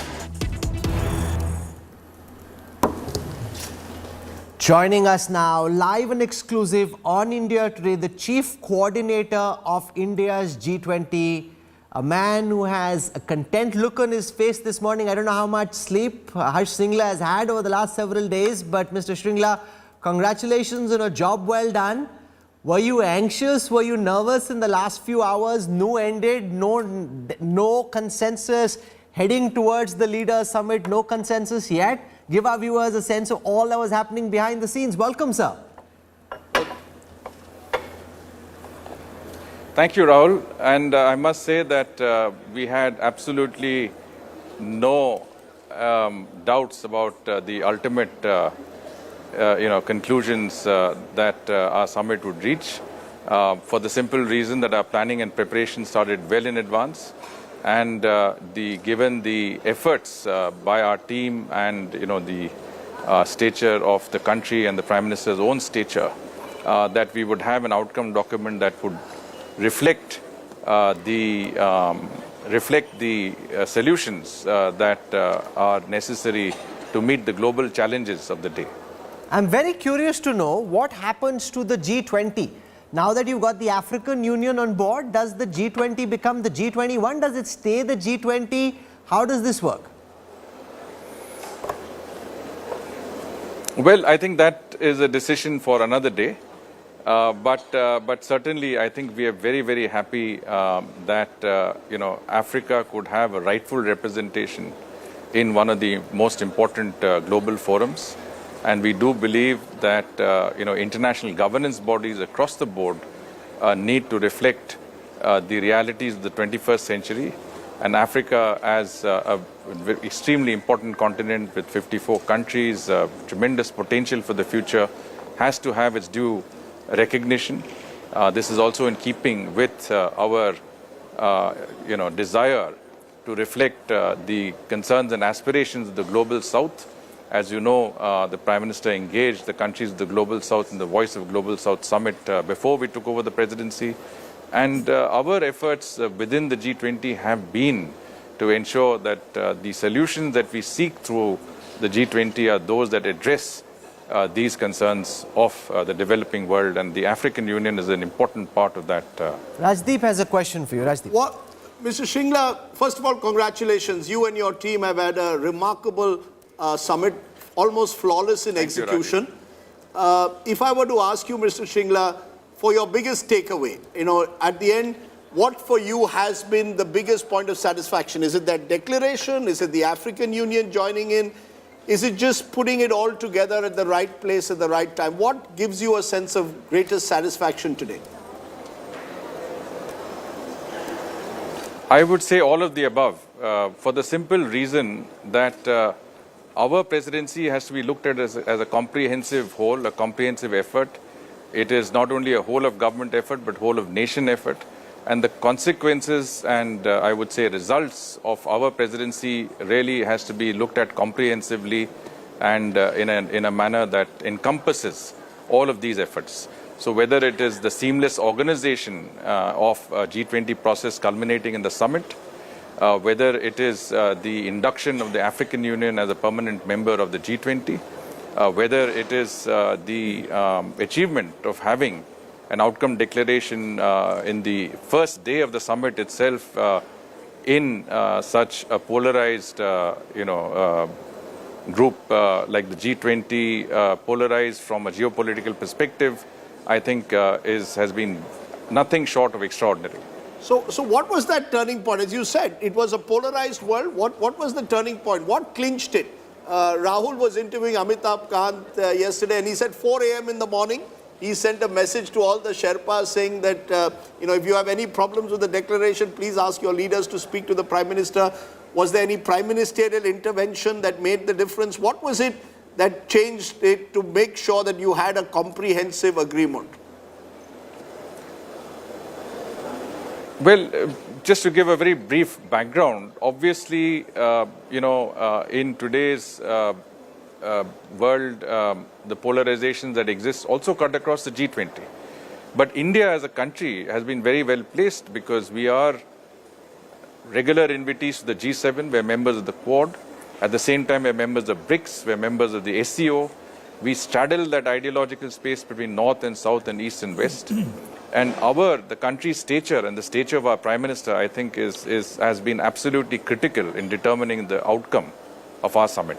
And if we today have a declaration, I think it can be attributed to not only teamwork. I mean, teamwork has been there, but I think it is definitely the stature of India and Prime Minister Modi himself that has made that vital difference to the way that we are regarded. Some of your former colleagues with us in the studio. Our ability to provide solutions to global challenges. And they've been talking about what a big day this is for the Ministry of External Affairs cadre, the IFS cadre, the fact that a team of young officers have brought together this declaration, tiptoeing around various geopolitical fissures and bringing a consensus which to many seemed quite unlikely.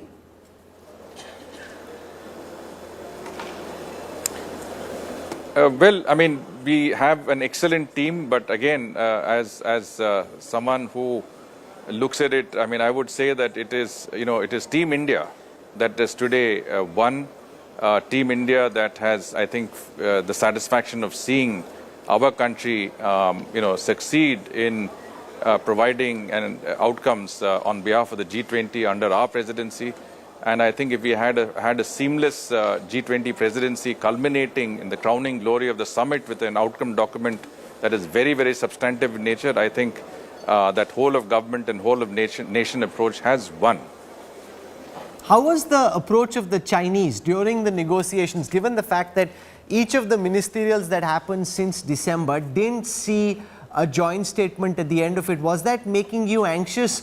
Xi Jinping sitting it out, not coming to Delhi, being represented by the Premier. Do you want to give our viewers a sense of the attitude of the Chinese delegation in these negotiations, sir? Well, you heard External Affairs Minister Dr. Jaishankar at the press conference yesterday when he said that, if we have a document, an outcome document in the G20 under our presidency, it reflects consensus within the group. In other words, every country, every partner country in the G20 has put its shoulder behind the efforts.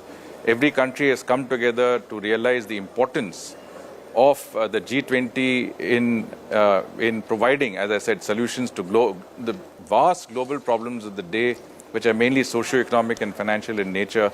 And from that point of view, I think, when you have a substantive, highly substantive and outcome-oriented document of the type that we see or we saw yesterday, I think it has to be attributed to the entire G20 membership under our leadership of the G20. But the one question that people will ask is that, yes, we've got a substantive document in place, but the issues that, as you rightly said, polarize the world still remain there, particularly Ukraine. Given what was said in Bali, given what some are saying was a more watered-down version on Ukraine in this document, do you sense that those polarities are slowly being removed, Mr. Shringla? Or do you believe that still remains the major challenge for groupings like G20 to walk the talk on those issues, be it Ukraine or be it even climate change? Well, you heard what the Prime Minister said, that our presidency has to be seen as a presidency of healing, harmony and hope. And if you looked at the 8 paragraphs that dealt with geopolitical issues under our outcome document, it is under the rubric of planet, people, peace and prosperity. And if you read those paragraphs carefully, you will see a very distinctly Indian imprint of the concept of Vasudhaiva Kutumbakam in all of those 8 paragraphs, whether we talk about the UN Charter, we talk about respect for international law, or the respect for the sovereignty and territorial integrity of states, or we talk about the fact that all these issues are to be resolved through diplomacy and dialogue, and finally that this is not an era of war. It reflects our positions that we have taken right from the beginning of this conflict, and I think this is also a turning point. This is a point in which the international community has come together to look at a document that we've always been calling for, one that reflects unity of the globe, not harmony, not disharmony, unity, not diversity in that sense of the term, and cooperation, not conflict. And I think this is very important that today all of our G20 members across the ideological divide have come together on a formulation that seems to offer healing, harmony and hope for the future. I have a curveball for you. You've had a few action-packed months. I'm sure you're looking to, just relax once this is over for a bit to the extent that you can. But I'm reading a lot of these reports from Darjeeling, which seem to suggest that Harsh Shringla is being looked at by the BJP as the possible Lok Sabha candidate from Darjeeling. They're talking about your credentials, comes from Darjeeling and the Sikkim region, grew up speaking Nepali at home, father is a Sikkimese Buddhist, mother is a Hindu Nepali, family is well respected in Darjeeling and Sikkim. So your political Janpatri is being spoken of as a true Gorkha, son of the Gorkha tribe, and therefore looked at as a technocrat. You already have the likes of Jaishankar, Hardeep Puri, R.K. Singh, Ashwini Vaishnav and many others. What's your smile telling me, Mr. Shringla? Well, look, I mean, I've spent 4 decades in, the service of the nation as a civil servant. And essentially, when you have committed so much of your life to serving, people, I think that will continue in one form or the other. And what form that takes, I cannot say. So, whatever tasks that have been given, you don't question the tasks. You perform the tasks to the best of your ability, but you work constructively towards, what really helps people, and that's been my endeavor right through, and I will continue to work in that. Spoken like a true politician. So you're not. No, Mr. Shringla, very important. You've done what you have, and as you said, you've served India with distinction. So you're not ruling it out. Well, people will be listening to you very He's carefully. given you the perfect political response. He's not ruled it in, he's not ruled it out. He's not ruling it out. So Darjeeling, sir, all your people of Darjeeling You have stated what is. Yeah. Sorry, please. I'm saying people in Darjeeling listening to you will say maybe Harsh Shringla is saying yes. Well, what is correct is that I am a son of the soil. I have always been attached to my roots, and I've always worked for people in my part of the country, because I feel that, there are very few people who make it up, and you owe it to people to work for them. But that's all I can say. The rest is pure speculation, and I would certainly, as I said, continue to work in a constructive manner in the future. Sir, we have with us one of your senior colleagues, Mr. Dogra here, former ambassador. Mr. Dogra, you have a question You were getting very emotional about the IFS and the MEA, and how they brought this together. What do you have to say to Harsh Shringla? Well, Harsh is one example of excellence in IFS, and Harsh and his younger colleagues have performed brilliantly. So all I can say is congratulations. And Harsh, don't be shy about joining politics. If people are speculating, there must be a good reason for that. So shine there as you've been shining in IFS.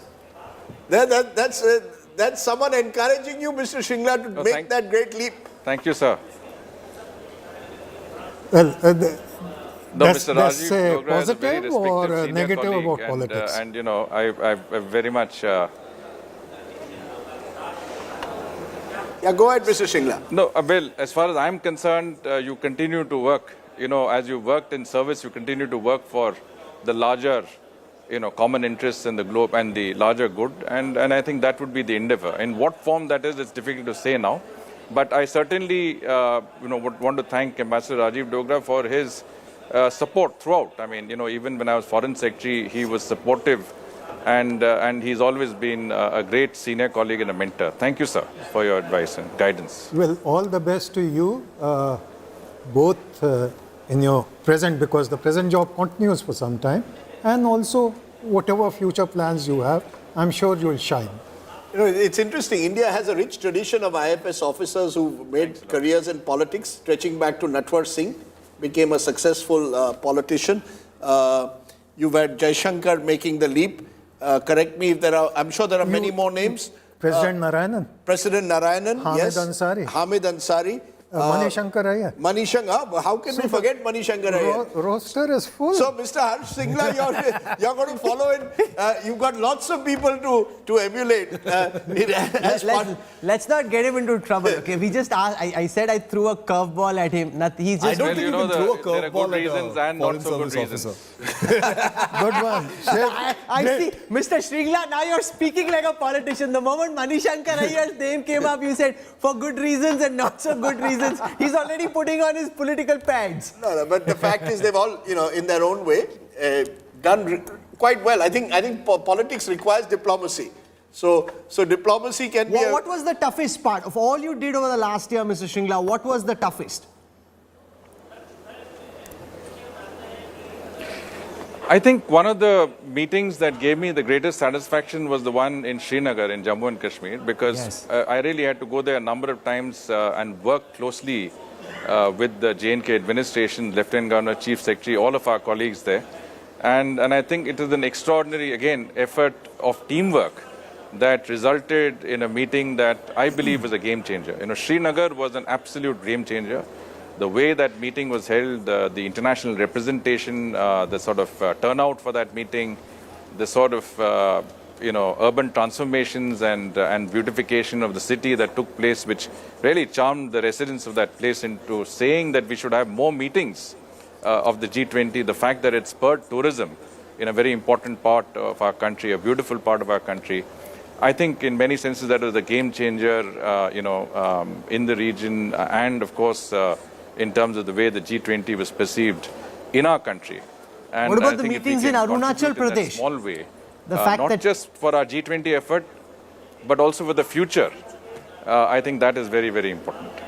China wasn't very happy with the meetings in Arunachal Pradesh, and that yet you applies did one to everywhere. every part of the country that we've had. How much? Absolutely. We had at least one G20 meeting in every state and union territory of the country. How much credit in the end, Mr. Shringla, do you also give Prime Minister Modi?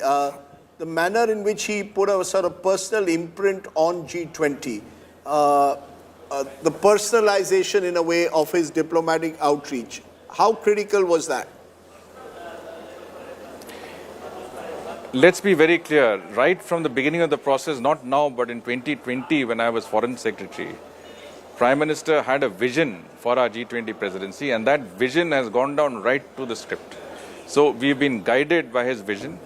And as I said, I mean, we've got ministerial oversight, we've had oversight by the coordination committee led by the Principal Secretary to the Prime Minister.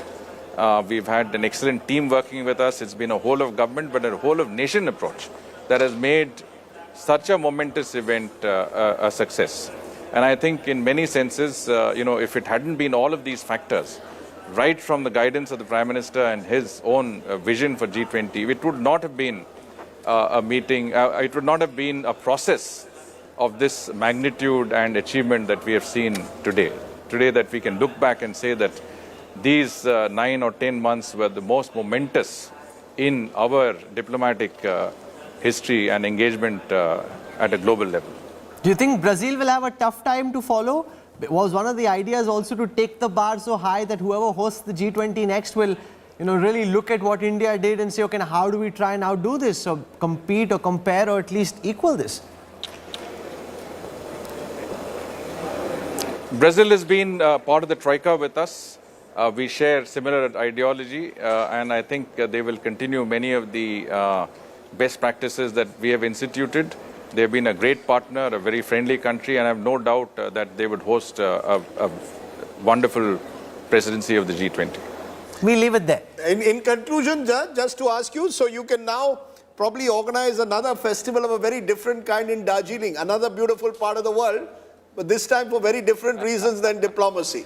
By the way, we did a festival in Darjeeling. You did? We held a G20 tourism meeting in Darjeeling, and you never had such an international event in that neck of the woods, but I think people were delighted that we could get the top tourism representatives to that Queen of the Hill Stations, and I think it went off very, very well with full support from all quarters. I think we've picked up a theme there. You're not making it public and it's not known, but I think we've touched on an interesting strand which we'll build on as the time goes by. Harsh Shringla, thank you very much for joining us. Delight having you with us, and congratulations once again on a job well done.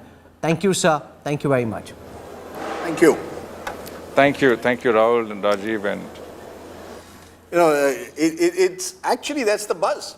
There are a number of bureaucrats and diplomats could be getting election tickets in Lok Sabha 2024. No, I just picked up this one report from Darjeeling, and I just there are lots there. I just happened to toss it, and he's latched on to it and given us something. He's not denied it, and we are told that there could be. Mr. Dogra, are you in line? No. You don't want to do it? Sure. Too late. No, I'm so busy writing my books. Okay, good. No, it gives me the greatest pleasure. Okay. From Manishankar Iyer to Harsh Shringla. He said they've done good things and bad things both, huh? So he's speaking like a bit of a politician already. Okay, great. We presumably, what's next, Shiv? What's on the menu? Well, there's a tree planting ceremony that's going to happen shortly. I think it's running a little bit late, but it's going to happen at the event. No, plus I just want to tell our viewers that one of the sadhus who was at the Akshardham temple when Rishi Sunak and Akshata came will be joining us. So we're going to slip into a quick break right now. It'll be very interesting to chat with somebody who was there, who took them around the temple and was part of the puja that happened at the Akshardham temple when the Prime Minister of Britain and his wife Akshata Murthy were there. So we'll come back to that. We'll slip into a break. More for you on the other side. Stay with us. We're back in a moment.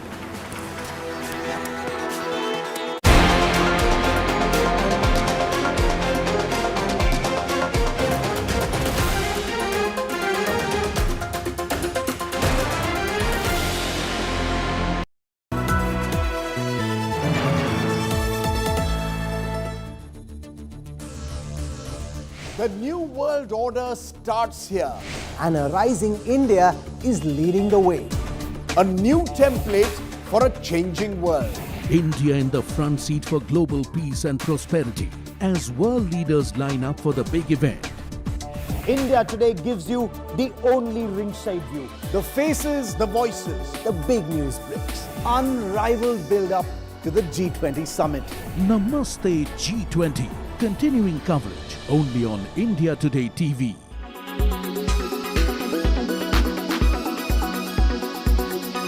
Rishi Sunak speaking after landing in Indian soil. He spoke about fighting Khalistan elements in the UK. He spoke about being in India for the G20 and about relations between India and Britain. I have enormous respect for Modi ji, and he's been personally very warm and kind to me, and we're working very hard, as I said, on our shared ambition of concluding an ambitious and comprehensive trade deal between India and the UK, because both of us think that would be a good thing, and both of us need to make sure it works for our two countries. And at forums like this, I'm very keen to support Prime Minister Modi in making sure that this G20 is an enormous success for India, which I know it will be, and this has been a great year for India more generally. Both Modi ji and I are keen to see a comprehensive and ambitious trade deal concluded between our two countries. Both of us think that there is a good deal to be done, but trade deals always take time. They need to work for both countries, and although we've made enormous progress, there is still hard work to go, and that's what we need to keep going through. The G20 is not the forum for those discussions. Of course, I will touch on that with Prime Minister Modi, but the teams are working very hard. But as I said, there's hard work to go, but we will keep working through it. But I think there is an enormous opportunity for both India and the UK to strengthen our economic cooperation, which will bring real benefits to our citizens in both countries. Well, obviously, my wife is from here, from Bangalore. We got married in Bangalore. We used to spend lots of time together before we had children in Delhi, and we're trying to figure out if we can go to one of our old favourite restaurants this evening. But look, it's personally incredibly special for me to be back in India. It's a country I love dearly, a country where my family are from. But to come here in this role, to represent the UK, to find ways to forge closer links with India and play a part in making sure that India has an incredibly successful G20. And I'm very proud to see India doing so well on the world stage. I think there'll be many things that we'll be discussing here at the G20 under India's leadership, and I'm confident that we'll make very good progress on a range of different issues. I think G20 has been a huge success for India. India is the right country at the right time to be hosting this, and I feel we're going to have a very good couple of days of deliberations and decisions made. I think it's a great theme, and actually when you say one family, I'm an example of the incredible living bridge that Prime Minister Modi described between the UK and India. Almost 2 million people like me in the UK of Indian origin. That's why it's very special for me to be here as British Prime Minister, in the country where my family are from. Yeah, so I'm a proud Hindu, and that's how I was raised. That's how I am. Hopefully I can visit a mandir while I'm here for the next couple of days. And yes, we've just had Raksha Bandhan, so from my sister and my cousins, I have all my Rakis. And I didn't have time to celebrate Janmashtami properly the other day, but hopefully, as I said, I can make up for that if we visit a mandir this time. But it's something that is important to me. I think faith is something that helps everybody who has faith in their lives, particularly when you have these stressful jobs like I do. Having faith to give you resilience, to give you strength is important, and it provides an outlook on life which I find particularly valuable.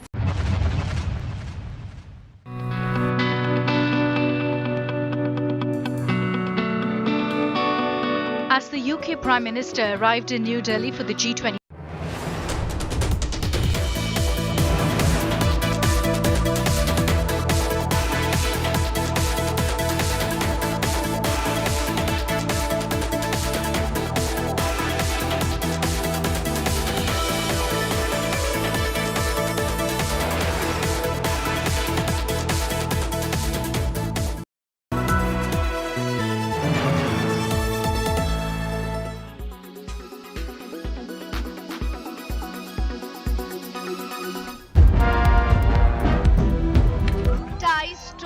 than ever. India reciprocates the red carpet hospitality to US President Joe Biden. Prime Minister Narendra Modi and President Biden poised to build on their previous engagements in Washington, D.C. earlier this June. 3 months ago, India and the United States forged a deeper military partnership. In June, the aerospace unit of General Electric announced it had signed an agreement with India's Hindustan Aeronautics to jointly make engines in India to power fighter jets for the Indian Air Force. Substantial progress on the jet deal is expected as Prime Minister Modi and President Biden convene for bilateral talks on Friday. As the president heads to the G20, he's committed to working with emerging market partners to deliver big things together. That's what we believe the world will see in New Delhi this weekend. The United States' commitment to the G20 hasn't wavered, and we hope this G20 summit will show that the world's major economies can work together even in challenging times. The agenda for the bilateral talks set to take place at Prime Minister Modi's residence aims to expand strategic cooperation, anticipate significant advancements in defense and advanced technology, state-of-the-art drones, artificial intelligence, and telecommunications, among other topics. With Washington showing a willingness to assist India in expanding its nuclear power program to address climate change challenges. Both sides may make headway in revitalizing the India-US nuclear deal originally signed during UPA-1. The US administration unequivocally recognizes India's outstanding presidency of the G20 amidst the ongoing conflict in Europe. I believe the G20, in spite of obvious problems due to Russia's war against Ukraine and Russia's, general absence from G20 initiatives, I believe the G20 has been extremely effective, and especially under India's leadership, our goals for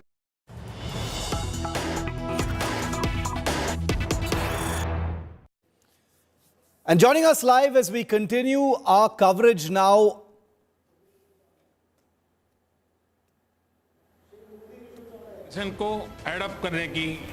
Okay, these are images coming in from the Bharat Mandapam of Prime Minister Modi on session 2.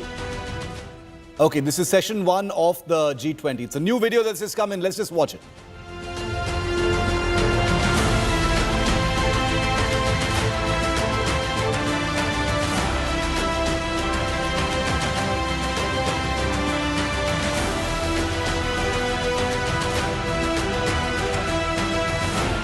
PGII आने वाले समय में भारत, पश्चिम Asia और Europe के बीच economic Okay, the most viral images of the day, apart from what was happening at the Rajghat, are of course images of the British Prime Minister Rishi Sunak and his wife Akshata Murthy, who early this morning, before everything else, visited the famous Swami Narayan Akshardham temple in India's national capital, Delhi. I'm joined now by Swami Brahmavihari, who is a priest at the temple, and he is one of the people you can see in this image standing to Prime Minister Sunak's left in that image. Swamiji, thank you for speaking to India today. Early morning VIP visitor, the British Prime Minister. What was the visit like? What can you share with us, sir? I really wanted to say it is a visit full of faith, full of love. There was heavy downpour whole night, and yet the Honorable Prime Minister, his faith continued, and he said he wanted to pay respect to the mandir, to the murtis. And he came around at 6:50 in the morning, and in a drizzle of rain, bare feet, and he and his wife, they walked right up to the mandir and the murti. Initially, the sadhus, we performed a special welcoming ceremony with the garland and applying the tilak on his forehead. And he was extremely happy. And one of the things that was shared was that he had always wanted to do darshan on Janmashtami. And I expressed that when Lord Krishna was born, it was raining. And it just happens that in amidst rain, he went with his full faith to the murti. He did an arti. Then personally, he and his wife prayed, and then he placed flowers before Lord Shri Krishna and Radha, Shri Ram and Sita, Shri Mahadev and Parvati ji. And he met all the children and everybody. But I really wanted to express that what a way to begin the day with full faith and love. And he's a very humble man and a very able world leader. What did he say? I know that he must have had a few words to say while he was there to you and the entire team there, Swamiji. What can you share with us? Because the British Prime Minister does visit temples. He does not make any bones about it. He, his identity, his religiosity, he wears it on his sleeve. What did he say? What words did he speak there? He said that he was deeply touched by the environment and, of course, the Akshardham and the spirit of volunteerism. But more importantly, he believes that he is a Hindu and who really wants to help the nation that he represents and also the world. So he said special prayers, which were very private. But more importantly, he was very happy and he felt very honored. And he passed on his prayers to the leaders and all the sadhus. So he was extremely happy for being able to have darshan of the Lord. And just after he had landed, Swamiji, I'm sure you must have heard, he had said that, since he was very busy, he did not have time to celebrate Janmashtami. So perhaps this visit to the Akshardham Mandir has made up for that. Yes, definitely. They performed Panchang Pranam. And in the Aarti before Bhagwan Swaminarayan and the Murtis, he was deeply moved. And I think both he and his wife Includes the special so that we can begin. I think the world third really session. needs, Thank you. as our Prime Minister, Shri Narendra Bhai Modi, has always said that culture and spirituality form a very important part of holistic growth.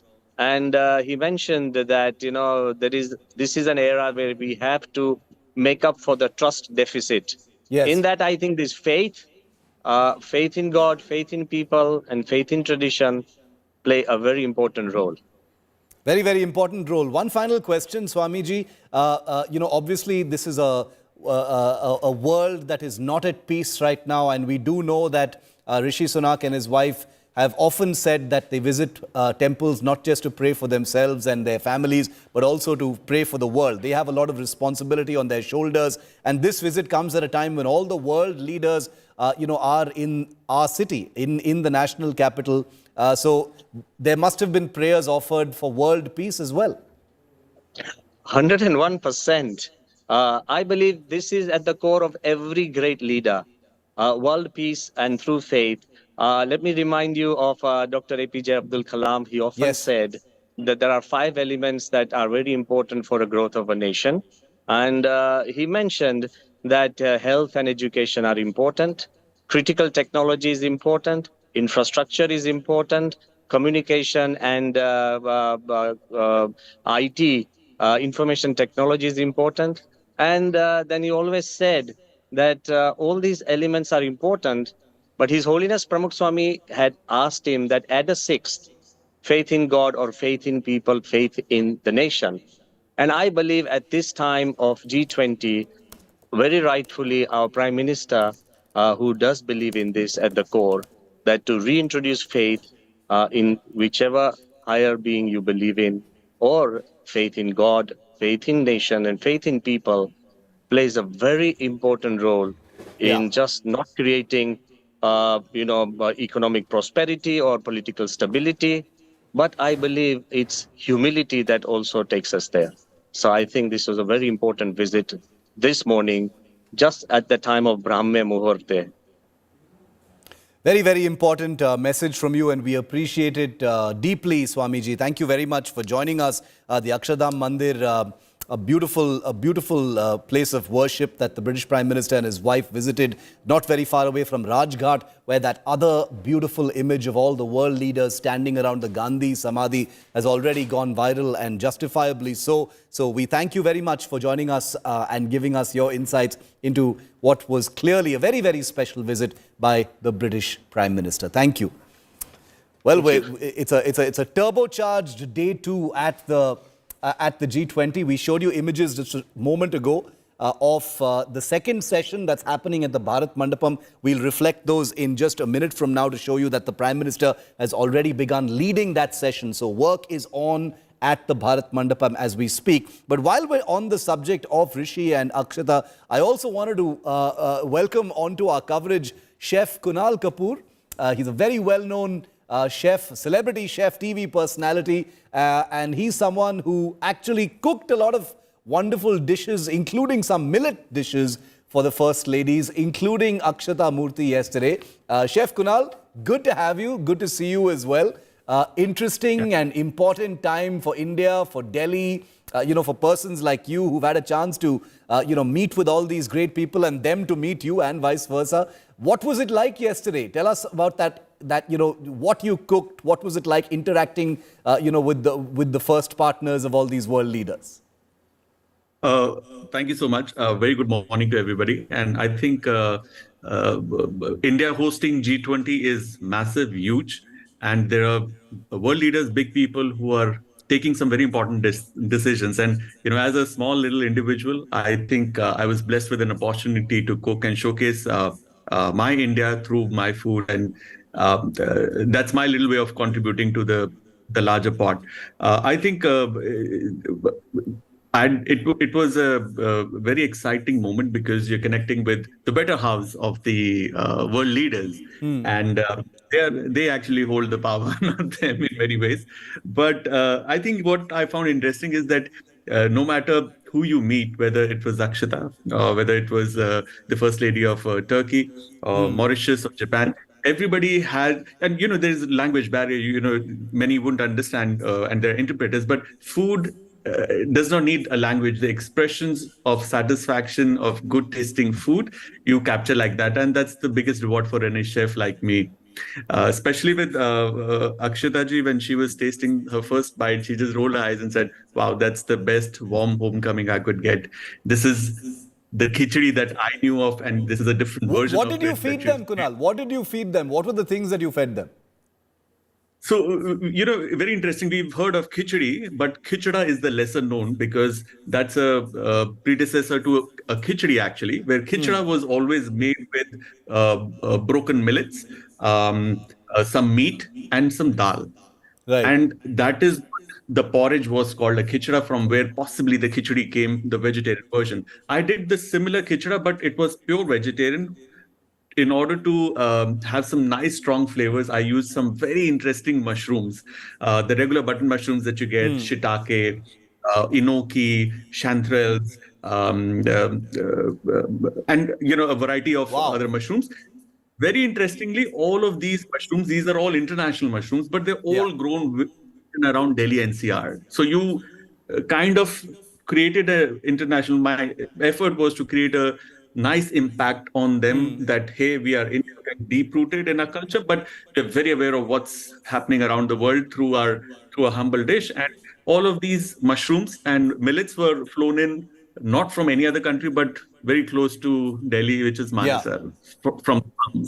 So there is a certain sense of carbon footprint that you're lowering, which you want to highlight through your food. There is sustainability. There is about getting more prosperity, economic growth for the Indian farmer as well.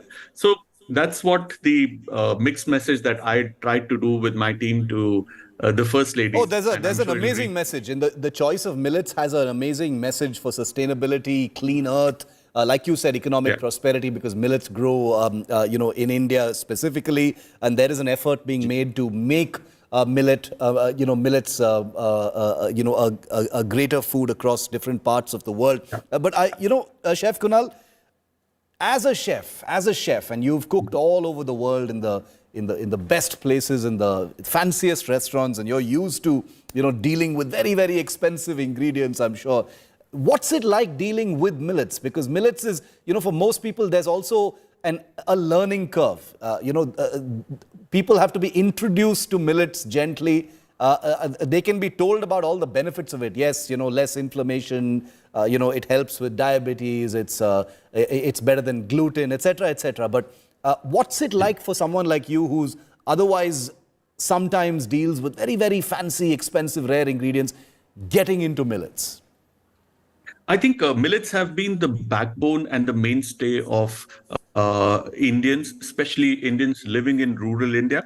And if you were to just go onto the internet now and type varieties of millets, the internet will throw about 9, maximum 10 varieties. You'll be surprised to know more than 10, almost 12, 15, 20 varieties, different varieties of millets exist only in India, and they have been consuming we have been consuming them in different parts, and especially if you talk about certain tribals, they are totally dependent upon millets. And when I say millets, not rice or wheat, because they are also millets, but other millets are lesser known. So it's always been the backbone of our food and culture. And what happens is, like you just mentioned, cooking with expensive ingredients. Yes, it's fun for a chef. You sometimes throw your weight around that I've cooked with this, and this particular thing is gold plated with this and this. But when you remove the layers really of any dish, I think the prime importance is not presentation. The prime importance is not taste. It's nutrition. You have food first for nutrition, then taste, and then presentation always. So here's something nutritious. Here's something that I've made an effort to make it very tasty and make it more and more palatable to the mass, to please the mass appeal. And that's the thing with millets, where a lot of people think that millets, I don't know what it is. I think jowar bajra hoga, and they kind of ends there, and they're like, it is something healthy. So I feel that there is still an opportunity for every one of us to widen that little entry into the market that we've got with millets, and educate people and say, show them. And with people like you, Chef Kunal, I'm sure that the gateway into using millets, eating millets is going to be a whole lot easier, because they're going to see people like you making it, and they say, Chef Kunal couldn't possibly make something that is only nutritious. It also must be delicious, and I'm sure it looks fabulous. And if any of those pictures are anything to go by, I'm sure hundreds of thousands more people are going to be embracing millets. I thank you, Chef Kunal. What can I say? I am very proud to be an Indian.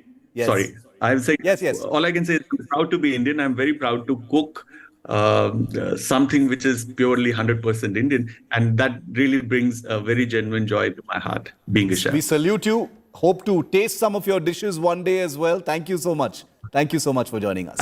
Okay. Thank you so much. Have a very lovely day. You too. Thanks very much, Chef Kunal. We've got images coming in. We've got images coming in now of President Biden, who's just left.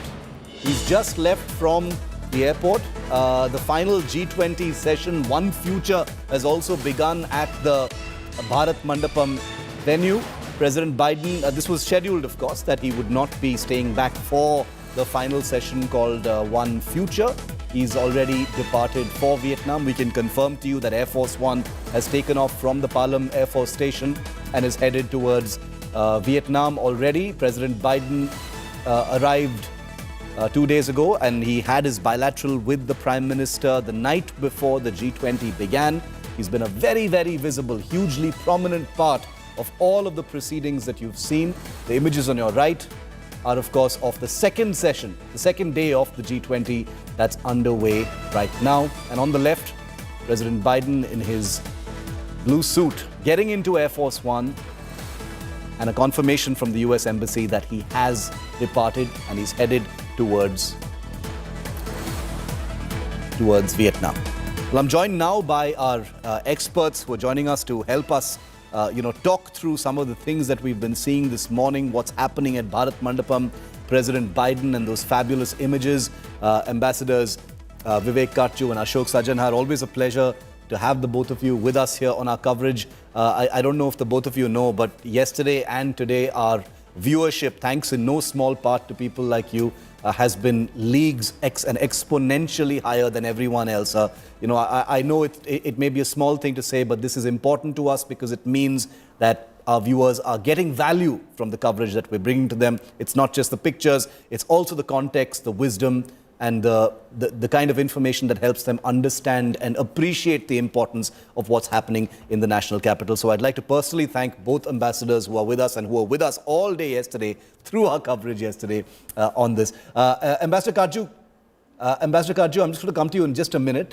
Here are some of the images that have come in from yesterday of the Prime Minister along with Joe Biden, the President, Nitish Kumar, Hemant Soren. You've got here the Prime Minister with Sukhvinder Singh Sukhu. This is from last night's dinner, viewer. You know, many of these images are coming in, in small little trickles. So we're going to update you as soon as we receive them. Very, very interesting. Each one of these images is hugely interesting if you look at it. That's the President with Nitish Kumar, Hemant Soren, among just a handful of quote-unquote opposition chief ministers who attended. There were many who didn't. M.K. Stalin was there. Sukhvinder Sukhu of Himachal Pradesh was there. Mamta Banerjee was there. Arvind Kejriwal was not.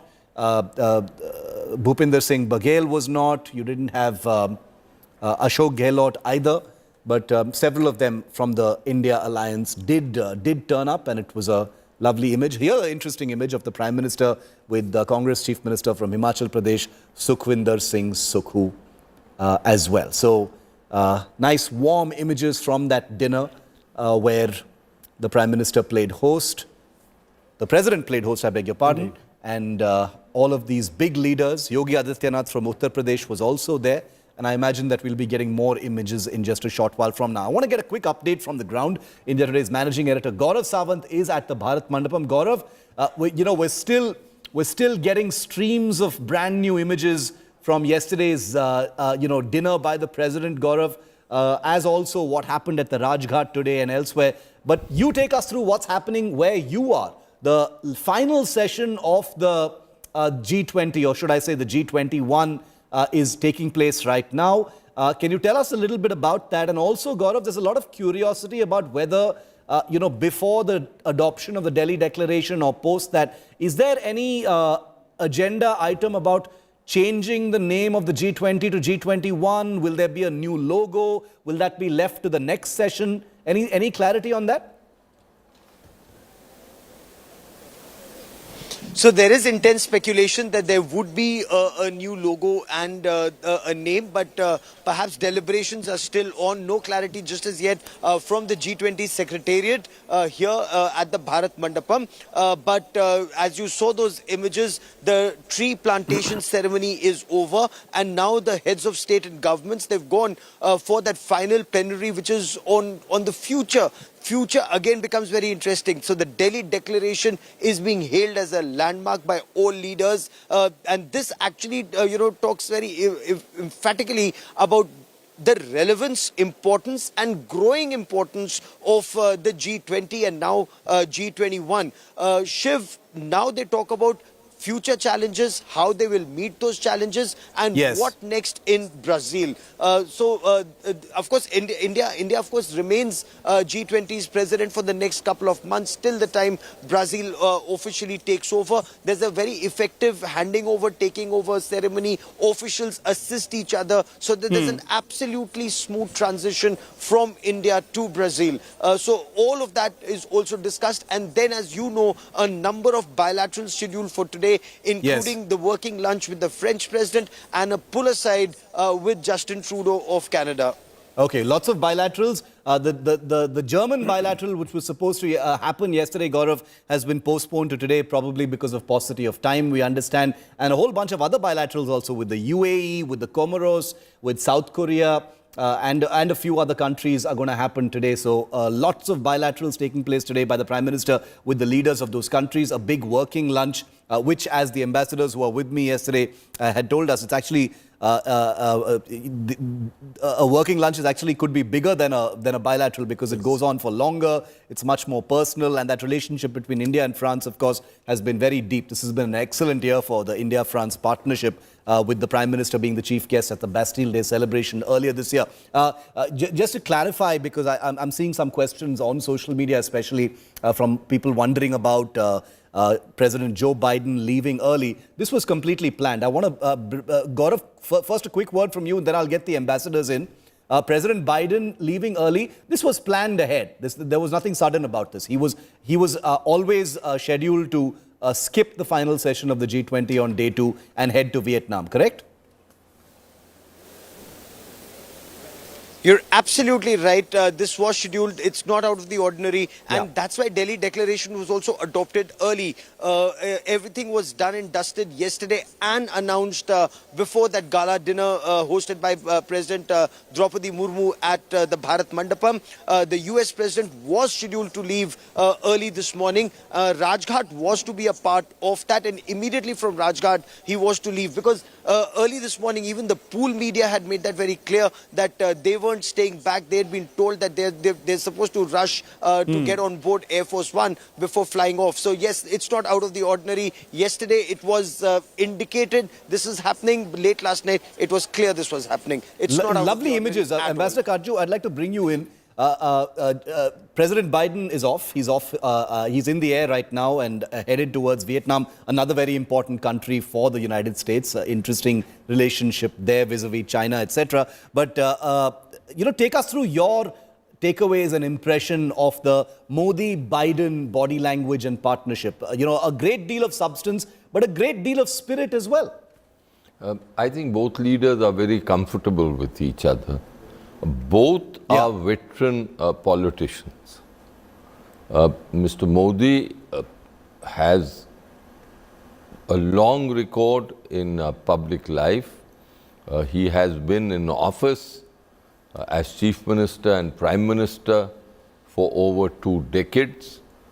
President Biden has a record of more than 50 years in active American politics as a senator, as a vice president, and now as a president.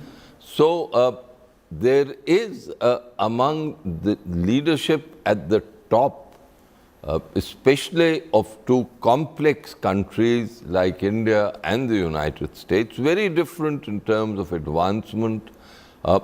India is advancing, America is the preeminent power in the world, but there is now a coincidence of interests between India and the United States, which is leading to a deepening of ties. Right. Both want to lead this process, and therefore, in addition to their personal comfort with each other, there is a recognition that the interests coincide, and as I've always submitted to you, Shiv, interests in the ultimate analysis govern the thinking and the actions of political leaders. And that was very, very plain to see. I love how the images we saw, especially in Rajghat yesterday at the dinner, that personal touch. And I'm going to go one by one through the leaders so we decode each of them in detail, because each of these relationships is interesting and important and significant in its own way. We're talking about President Biden right now. There was a lovely little gesture where the Prime Minister held the US President's hand when they were walking away from the Samadhi. He's in his 80s, sometimes known to be infirm. The President helped him, climb down those stairs or walk across that wet path. It was raining as well. Ambassador Sajjanhar, much has been made of the body language that was shared by Prime Minister Modi with Joe Biden's predecessor, Donald Trump. Everyone talked about how the Modi-Trump body language and rapport and bonhomie, has been the talk of the town. They seem like they get along like a house on fire. There had been a lot of, apprehensions about whether that kind of proximity and closeness would mean that there would be frostiness between Trump's successor, where Joe Biden, who's a Democrat, became the president. But these images over the last 48 hours have completely belied that. This is not the first time they've met, but this is Joe Biden's first visit to India as Prime Minister. What did you think of the images? I thought they were fabulous. No, absolutely. Thank you very much, Shiv. And let me, first of all, congratulate you also on the phenomenal success of India Today's coverage. Thank you. And of course, for me and Vivek and the others, for us, Absolutely. It's a pleasure to be associated and to have contributed in whatever little measure. Now, you speak about the body language with President Joe Biden and also the fact that, Prime Minister Modi was seen to have been investing too much of his political capital with Donald Trump, particularly if you remember when he was there in Howdy Modi event in September 2019 in Houston, Texas, and also when he came here for the Namaste Trump visit in February of 2020. And that time it was thought that maybe, the impact on relations, if there was to be a different president after the elections in 2020, that it would be serious. But we have seen that it has not been to that at all, for that matter. Because I think what Prime Minister Modi and what India has also been able to project is that Prime Minister Modi's association with the President Trump was in his capacity as the president of the strongest and the richest and the most prosperous power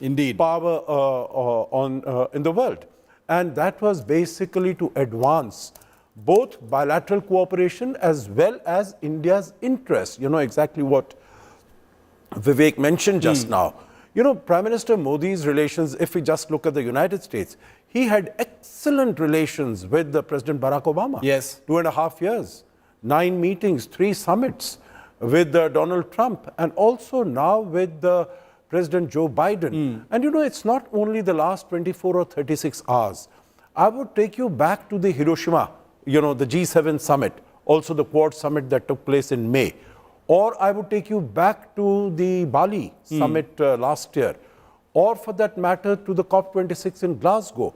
In all these places, I think these two leaders have really seen, a very good chemistry, a very good body language, a very good camaraderie.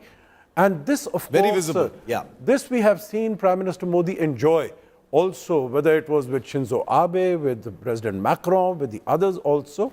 And that has helped to advance India's interests. And it's this kind of warmth also, and both of you are Foreign Service officers and veterans, that actually sort of fuels the rest of it, right? Because it's the human contact, it's that human touch, which then kind of permeates down to the rest of the foreign policy machinery of these countries, and really oils the entire machine. So the India-US relationship is by no means a new relationship. It's an old relationship, but it has had its tempestuous times. It has had, we've faced sanctions as well. In the era post the Kargil war, things have been on a nearly steady upswing. It's gone exponentially fast in the last few years, thanks to the emerging strategic relationship between the two countries. There is a deepening relationship as far as military hardware is concerned. Now there is talk of also, apart from a logistics sharing agreement, which was signed a few years ago, we have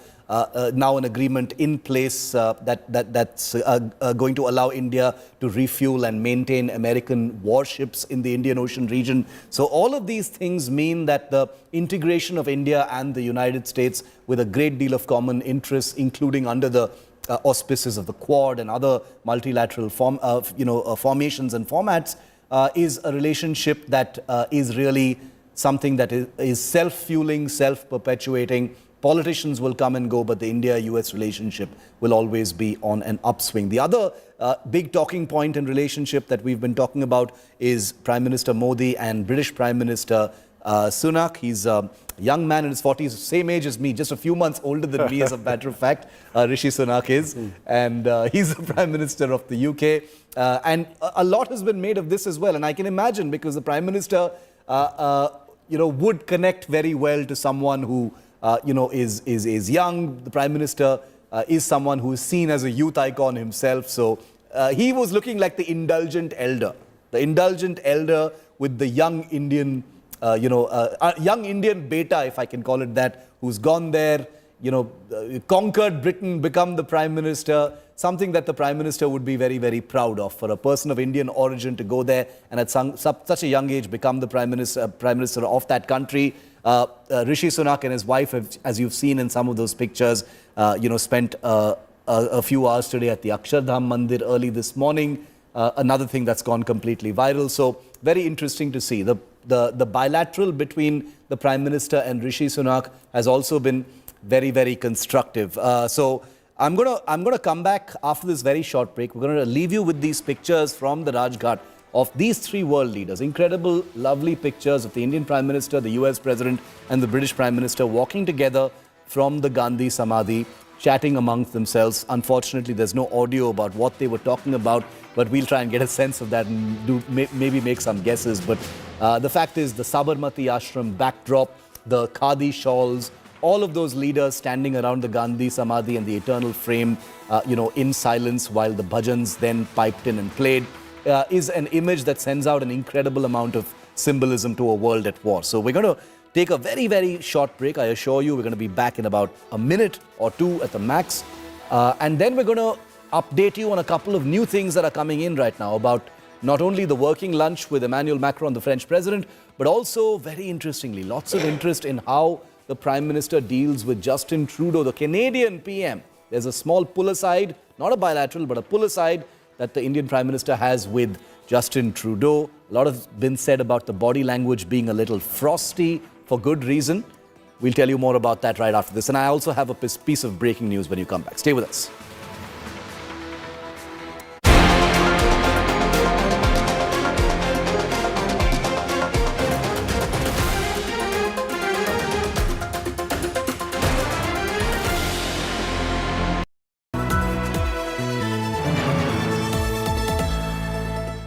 As India aims big with the G20, the India Today group brings together unmissable super sharp global thinkers and strategists.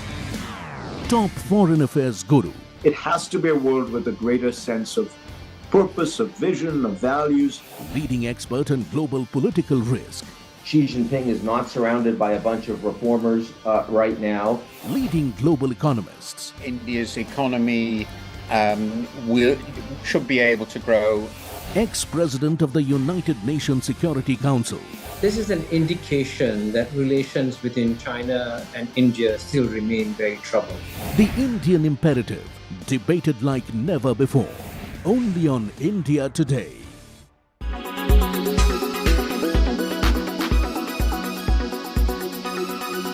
Head to Instagram or any other social media platform and there will be countless reels and advice on how to get beautiful pink lips. Now, lip pigmentation is a problem that affects men and women around the world. Many of them opt for lip lightening and other treatments that are actually not foolproof. Many of them are very risky. Also, make no mistake, this indeed is an extension of colorism. Lip lightening is a manifestation of colorism.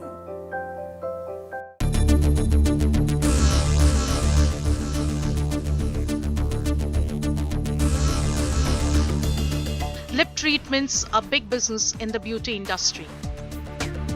From lip filler to lip threading, countless brands and estheticians have shown us how we can plump, smooth and hydrate our lips.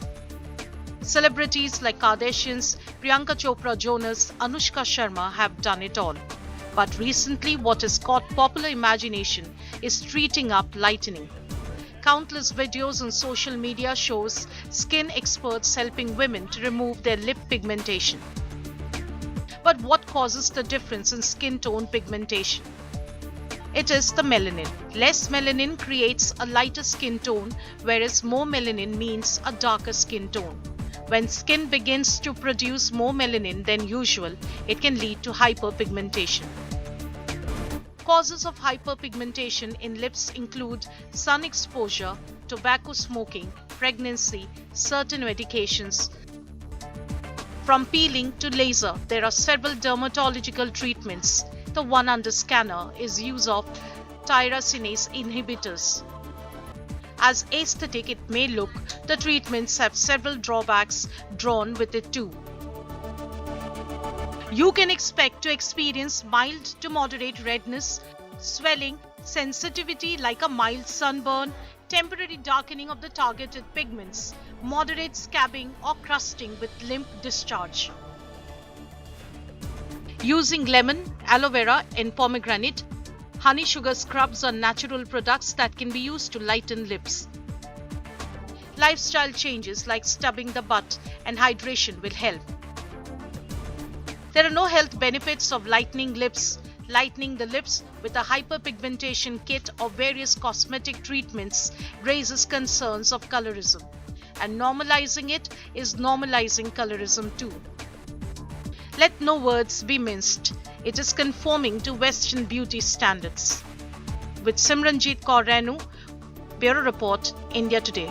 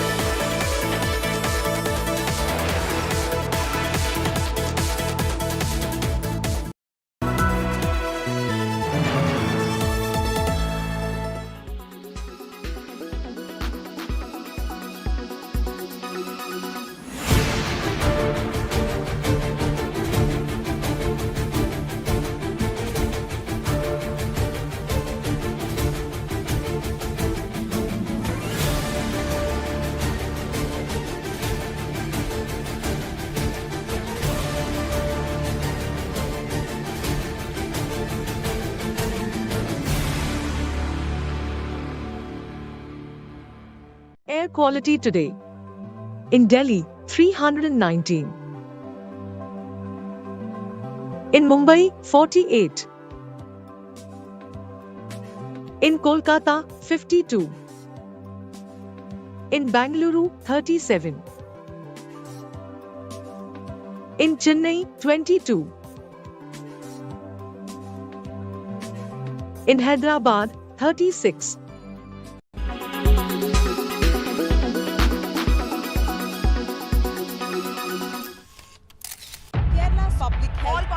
Traveling from different parts. Armed with facts, Looking at political background. she takes the news by its horns. Do you think the future of these students are not hampered? Fierce, bold, and direct, setting the tone for the biggest stories from every corner and every angle. Expect nothing but the unfiltered truth. News first, niceties later. Watch me, Nabila Jamal, on India Today. Make your media plan smarter with India Today Live TV on your connected devices. Amplify your brand with 100 million smart internet viewers. To advertise, mail us at sales@aajtak.com.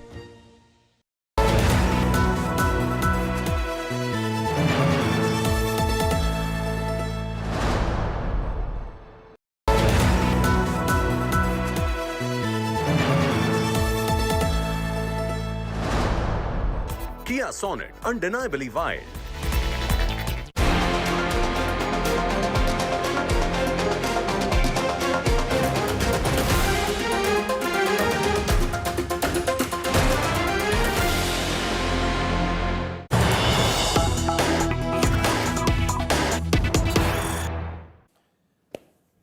Okay, suspense building now over the upcoming pull-aside meeting between Prime Minister Modi and the Canadian Prime Minister Justin Trudeau. That's going to be happening in a short while from now, so I wanted to quickly update you. Justin Trudeau is there. He wasn't visible when the Prime Minister and the President were welcoming dignitaries to yesterday's big Rashtrapati dinner. But we can confirm to you that Justin Trudeau was there because we saw him in pictures at the dinner. So it's not known, why he didn't come in through the normal way or whether he did and the cameras didn't capture it. Little suspense over that. But now all eyes on that big Modi-Trudeau meet. Now, the reason why there is a lot of suspense is because there's been some buzz over a kind of frosty Modi-Trudeau handshake in the wake of a relationship that has not been, very, very strong personally between the two leaders. It doesn't appear that that personal warmth actually exists, so that iciness is very, very visible, especially if you compare it to the warmth that you see between Modi and the other leaders. Now, the reason is, of course, the Khalistani issue, Brampton, the attacks on Indian diplomats, the threats issued to Indian diplomats in Canada and the United States and the UK by Khalistani elements within Canada, and India's perception that no action has been taken against them. All manner of freedom laws have been used to justify absolutely egregious threats of violence and murder being perpetrated by some of these extremist elements in Canada, and that has led to a real depression in the relationship between India and Canada, represented by Prime Minister Justin Trudeau and Prime Minister Modi. Will Modi bring up the Khalistan issue is, of course, the obvious question to ask, because a pull-aside is not quite as large as a bilateral, but a pull-aside is still an opportunity for the two leaders to actually meet. Justin Trudeau, in fact, has just tweeted that have participated in all the working sessions on day one of the summit. He didn't attend the social event. And was instead represented by Canada's personal representative to the Prime Minister for the G20 Summit, Christopher McLennan. So the social event, he was represented by someone else. So that also adds to the buzz over the frostiness, the unwillingness to be there personally, sending his representative for the social event rather than being there in person. So this really adds to the suspense over what's going to happen. Gaurav Sawant, our managing editor, is with me live. Gaurav, the Modi-Trudeau Milan that takes place, not a bilateral but a pull-aside, very important because huge, Indian population in Canada. There's been a lot of trouble in the last few months over Khalistani elements issuing threats. There's been a very visible intransigence from the Canadian government and from Prime Minister Trudeau especially over this particular issue, which has led to a deterioration of that personal contact between the two leaders and the two governments. So what are you picking up on what this pull-aside is going to go like? Shiv, it's exactly what you said, a pull-aside, not a bilateral. And it just indicates that India didn't have, couldn't factor in enough time to bring the Canadians in for a proper bilateral. And this actually shows the frosty relationship between the two countries. Remember, there are 15 bilaterals that are happening on the sidelines of the G20 Summit. When it comes to the bilaterals, you've also seen the warmth in the relationship between Prime Minister Narendra Modi and almost every head of state or government he's interacted with, or with heads of multilateral institutions. You've seen the kind of warmth that was there. However, with Canada, it takes two to tango, and India reached out. When Prime Minister Narendra Modi took over, India reached out to every country, including Canada. The response of the Canadians, especially on the aspects of the separatists and the Khalistanis, was rather negative, and we know the reason why. It's vote bank politics of Khalistan and Justin Trudeau's dependence on those elements to win elections. Because look at Canada's double standards. They don't take action against the Khalistani elements and the extremists in the country, despite a tableau depicting the assassination of former Indian Prime Minister Indira Gandhi and the kind of statements that come out. The fact that an Air India aircraft Kanishk was targeted by Khalistani terrorists, and Justin Trudeau's government refuses to take action against such elements or successors of such elements. But when the truckers went on a strike, the kind of harsh measures that were taken. So it's not about liberty. It's clearly about unwillingness on their part to act against these elements because of vote bank politics, and India realizes that. Be that as it may, there is a trade agreement that there is a conversation on. Of course, there's a pause on that. But overall, an important country for India, given the diaspora, the large number of Indians who stay there, who study there. Some of them, of course, are facing immense hardships in Canada, and India has raised that. So the pull-aside will keep the relationship going, but then it takes two to tango. It remains to be seen how Canada responds to India for this relationship to be taken forward. Very, very important points that you're making. So that pull-aside will happen in a short while from now. I want to bring in Ambassador Karju and Ambassador Sajanar also on this. Ambassador Karju, to you first. I wonder if a pull-aside affords the time or the breadth for any kind of substantive conversation between the two leaders. Can you explain that to us? Because this is also a very pressing issue that has directly resulted in a kind of deterioration between the relationship between the two countries. Of course, it's not just this one issue. India and Canada, like Gaurav said, have a breadth of other issues that make them very close partners. But this one thing has been a bit of a spoiler, and it's clearly reflected in the body language. Three things. One, a pull aside is brief, but it can be very substantive because it is very concentrated. There are no flim-flams, it's straight talk, and you come to the substance straight away. Second point. Yes. Apart from the Khalistan issue, and I think the Brampton tableau showing the assassins of Mrs. Gandhi in the manner that that tableau displayed was atrocious. There is no question of justification of that on grounds of freedom of expression or anything.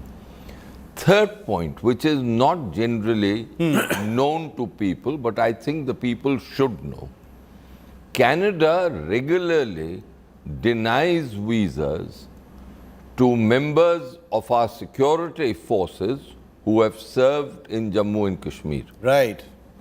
Canada has also denied visas to members of our services about which we do not talk about, and I don't wish to talk about, including very senior people who have served in these services.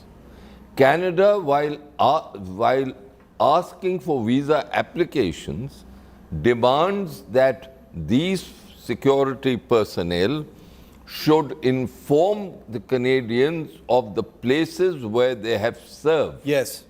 That is very often confidential. Now, I do not know if the government of India has ever objected to it or it has taken it up. It goes back to the time when I was secretary in the ministry and in charge of the management of relations with Canada. I remember then, and I think this is important for your viewers to know, yes, very important, that they had done so with a member of the Border Security Force. And I had called the Canadian High Commissioner in and I had said, this is unacceptable. And then I had retired soon thereafter.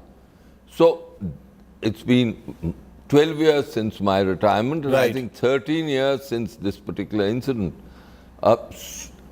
I personally feel that the time has come when the government of India should send out an advisory to all security personnel, including retired personnel, that they will not respond to such information being sought by the Canadians with regard to visa applications, and that we should have a candid chat with them, because this is completely unacceptable. This is a huge issue that you've highlighted, Ambassador Karju. Gaurav is with me still. Ambassador Sajjanar, I'll bring you in a moment. Poulomi Saha is also joining us on this. This is big, Gaurav. Quickly bringing you in, Gaurav, before I go to Poulomi, what Ambassador Karju just pointed out about visas being denied to security personnel who've served in J&K is a big issue. Most people don't know about it. I was very dimly aware of it, but I didn't know the issue was this bad. Oh, it's bad. In fact, as Ambassador Karju was mentioning, when he was secretary in MEA, he'd raised this. We'd reported this at that point of time that this is what they do. They actually ask for every detail. There's a separate column in the visa for retired officers, whether you're with CRPF, BSF, Indian Army, Navy, or Air Force. If you've served in Jammu and Kashmir, you're supposed to mention the year that you've served in Jammu and Kashmir, the area that you've served in Jammu and Kashmir, and your duty. That whether you were a brigade commander or a div commander in Kulgam, in Busan, in Kangan, all of that you're supposed to mention, and India has objected to it. Has it been removed or not is something that we will track very closely. In fact, that's exactly what I was thinking. As soon as we keep this phone down, we'll after this conversation, we will track that, whether it still happens or not, Shiv. Okay, very, very interesting. So, if you permit me one sentence. Yes. Quickly. I think, Gaurav, please examine this story. I feel personally very strongly about this. No country should be permitted, and even if it means hardships for some of our people, there is national prestige at stake, and in addition, honor, as well as security concerns. Gaurav is going to be looking at that very closely. Gaurav, We'll let you go for the moment so you can track this, and then you can come back to us with a piece of breaking news on that. So we leave you for the moment on that and then come back to you. Polomi continues to stay with us. We have another piece of breaking news. We'll leave the Canada issue for a moment until we know a little bit more. I have another piece of breaking news because this is actually the big one of the day. The big meet today is the working lunch that's going to be happening between the Indian Prime Minister and the French President. It's a big surge in the India-France partnership. Unlike India and Canada, the India-France partnership has been on a high for a very, very long time. Modi and Macron's second meeting this year. That's when they have their working lunch today. It'll be their second big meeting this year. Remember, the Prime Minister was in France earlier this year as chief guest of the Bastille Day celebrations. He was a guest of honor. India and France, also remember, have just begun negotiations on a second deal for French-built Rafale fighters. It's a huge boost to the Delhi-Paris relationship. Polomi, coming to you. The Modi-Macron working lunch, is that going to be happening at the Bharat Mandapam itself? Anything you're picking up? It's a big, big relationship. Absolutely. As you rightly pointed out, the Prime Minister was there in France, in Paris, for the Bastille Day program on the invitation of the French President. And hence, this relationship, of course, is a big relationship. A lot of strategic importance which is attached to it. And we're expecting that a working lunch scheduled with the French President will happen here at the Bharat Mandapam itself. And also, all eyes will be on a press briefing that the French President is scheduled to address right here at the International Media Center where I am at 2:30 p.m. So the French President there, of course, one of the big leaders who's chosen to stick, to stay back and in fact address a press conference. So clearly we're expecting a lot in terms of, the French and their thoughts on the Delhi Declaration. And of course, if President Macron does reveal what was discussed between him and Prime Minister Modi. Okay, very interesting. Ambassador Sajjan, I want to pull you in on this. The working lunch that takes place, what's that going to look like? They're going to have lunch, they're going to talk, they'll have their teams with them. India, France have so many things on the table, Ambassador. The Rafale deal, those are the visible aspects of it. The Rafale deal is something you can see and touch and understand, but there is so much else that India and France have going on. This is a relationship that's, on its own fuel. No, you're very right, Shiv. And, I think this is a very special gesture that Prime Minister Modi is showing to President Macron. And this is because of... A working lunch is a special gesture. Absolutely, okay. absolutely. Right. It's not like any other, normal half an hour, 20-minute sort of a meeting, although there might be structured meetings. This is something special. And, it really reminds me, Shiv, of the time when, the sort of body language, the sort of close rapport that Prime Minister Modi used to have with Shinzo Abe. It used to be called a bromance, that where, these two leaders would meet literally, every 2 or 3 months. And wherever they met, they would always meet for a meal, either for a breakfast or for a lunch or for a dinner. They would sneak out that time. And I think this is what is happening with the French president also, because of the depth of our relationship. And as you very rightly said, and I totally agree with you, it's not only Rafale, it's not only defense, it's also space, it's also Indo-Pacific, it's also strategic. When we are trying to deal with the machinations of Pakistan in terms of designation of terrorists under the 1267 Committee of the UN Security Council, and China puts in these roadblocks for Masood Azhar and all the others, then it is France that comes to your aid and brings up those issues. When China raises the issue of Kashmir post-August 2019, it is France that comes to your aid and says, that there is no need for a statement by the chairman of the UN Security Council on discussions on this. So, in all this, meaning now it is being said increasingly that what the Soviet Union used to be at one time, as far as India is concerned, our relationship, now that relationship is being taken over by France. Because France also, whether it is in terms of defense, it is in terms of nuclear energy, it is in terms of space. That big reliable partner. Reliable partner that, you have good understanding with.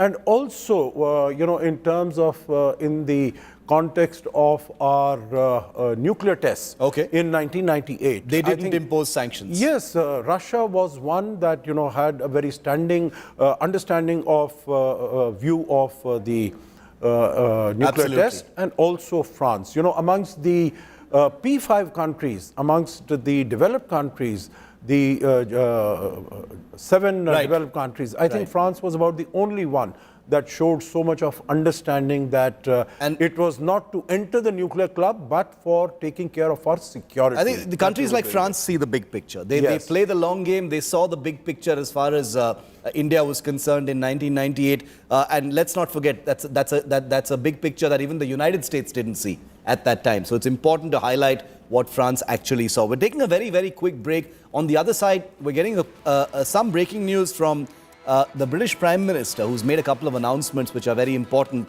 So I'm going to take you through that right after this short break. Stay with us. More pictures also coming in. So we leave you with those pictures and come right back on our coverage.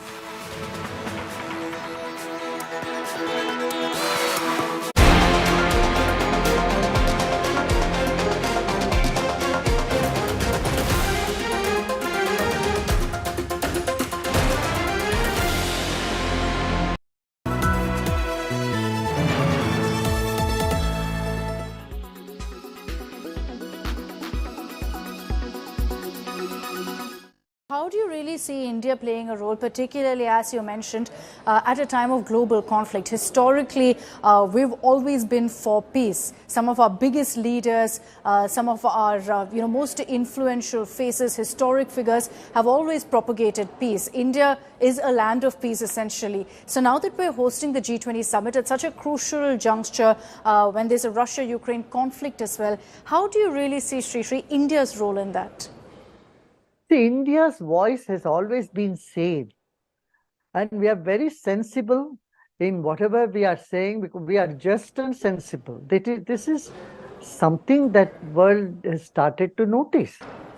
Number one, we are sensible and we cannot be bullied. Number two. Number three, we are very sensitive. We are sensitive to the feelings and to the emotions of people of the entire world.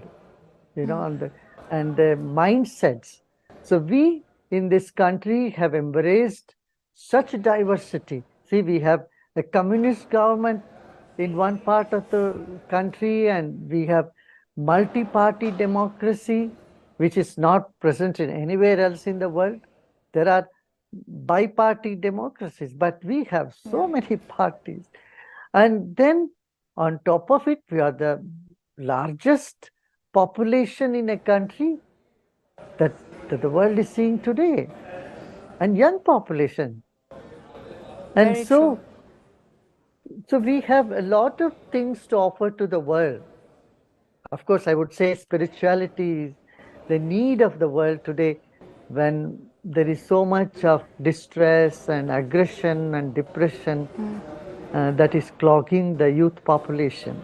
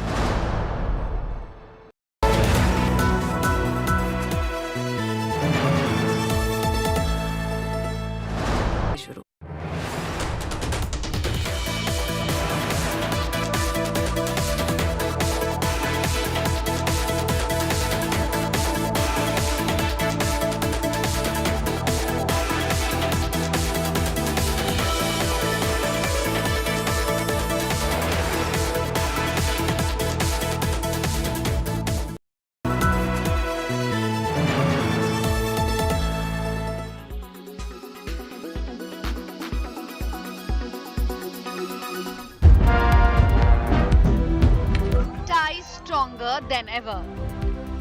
India reciprocates the red carpet hospitality to US President Joe Biden.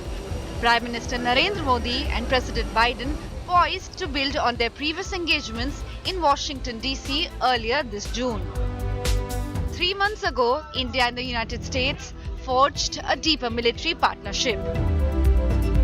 In June, the aerospace unit of General Electric announced it had signed an agreement with India's Hindustan Aeronautics to jointly make engines in India to power fighter jets for the Indian Air Force.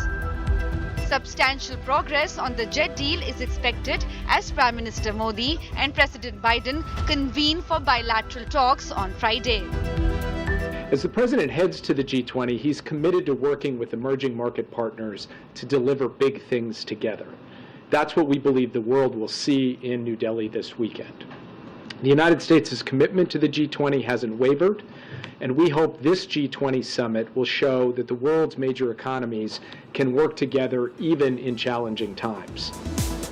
The agenda for the bilateral talks set to take place at Prime Minister Modi's residence aims to expand strategic cooperation, anticipate significant advancements in defense and advanced technology, state-of-the-art drones, artificial intelligence, and telecommunications, among other topics. With Washington showing a willingness to assist India in expanding its nuclear power program to address climate change challenges. Both sides may make headway in revitalizing the India-US nuclear deal originally signed during UPA-1. The US administration unequivocally recognizes India's outstanding presidency of the G20 amidst the ongoing conflict in Europe. I believe the G20, in spite of obvious problems due to Russia's war against Ukraine and Russia's, general absence from G20 initiatives, I believe the G20 has been extremely effective, and especially under India's leadership, our goals for the G20 have coincided closely with those of India. Bilateral talks, therefore, likely to showcase America's unwavering commitment to a rising power like India during these tumultuous times. Economic cooperation, financial reforms, and fostering an improved investment climate expected to be the central two discussions as the two nations elevate their partnership. With the presidents of China and Russia absent from the summit, the United States likely to bolster India's standing in global geopolitics. Prime Minister Modi and President Biden set to engage in comprehensive talks on security and the situation in the Indo-Pacific region. In the midst of a changing global landscape, these bilateral talks set the stage for a brighter and more collaborative future. Bureau Report, India Today.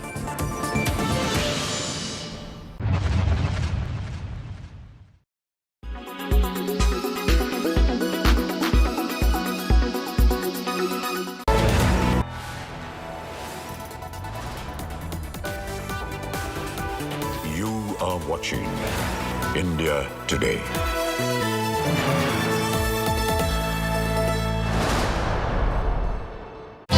वैष्णव जन तो तेरे कहिए जे पीर पराई जाने रे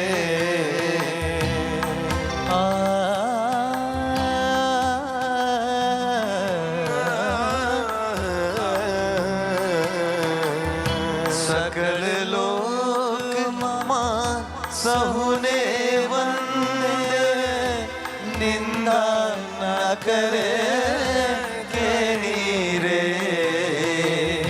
सकल लोग मां सहुने वंदे निंदा ना करे के नीरे वाच काच मन निश्चल राखे धन धन जननी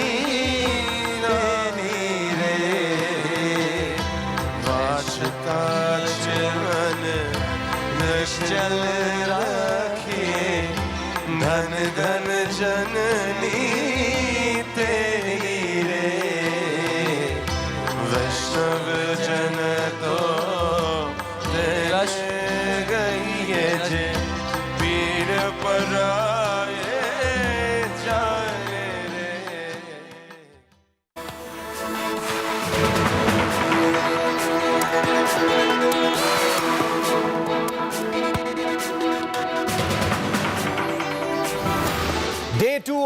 already hugely successful India-led G20 is in full flow at the Bharat Mandapam in India's national capital. It's been a day of great symbolism, spirit, and many, many viral images from the Akshardham Mandir to the Bharat Mandapam. I'm Shiv. Thanks so much for joining us on India's most viewed coverage of a huge day for the country. Thanks for being with us. Here are the headlines.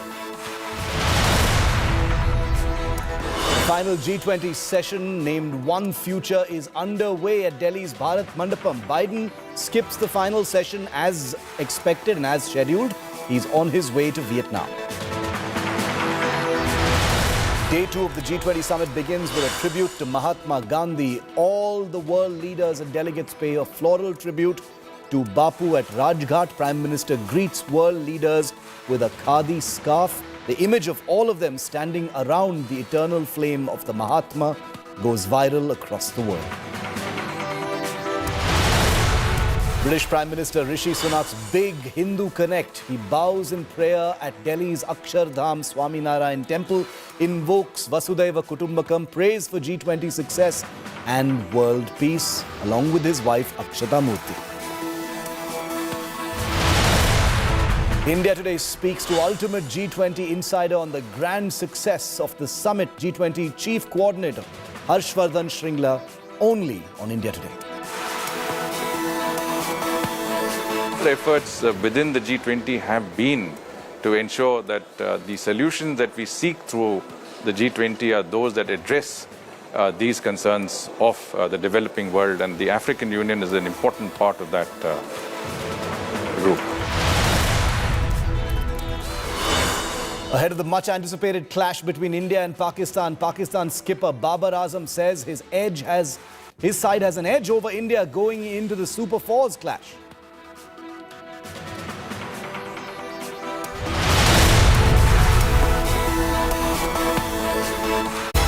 Kia Sonet, undeniably wild.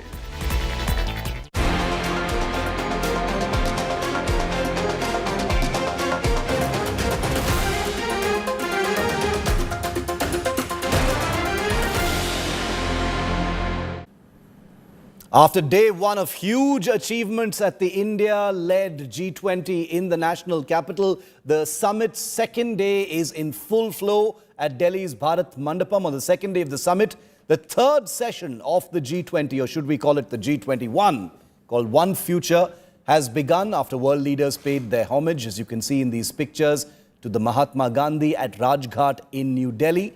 Pictures of the Indian Prime Minister welcoming each of the leaders with a khadi scarf and an introduction to the Sabarmati Ashram image.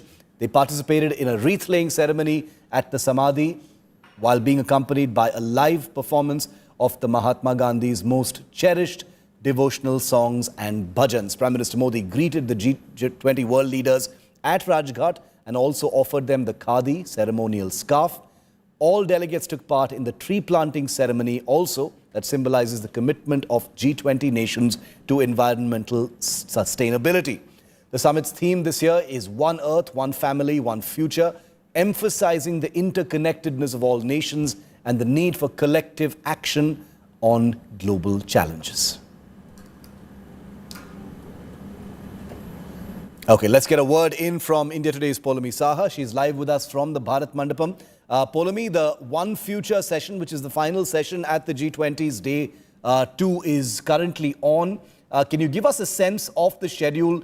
When does the working lunch with Macron happen? When do the other pull-asides and bilateral happen? Quite a few of those lined up, Poulomi.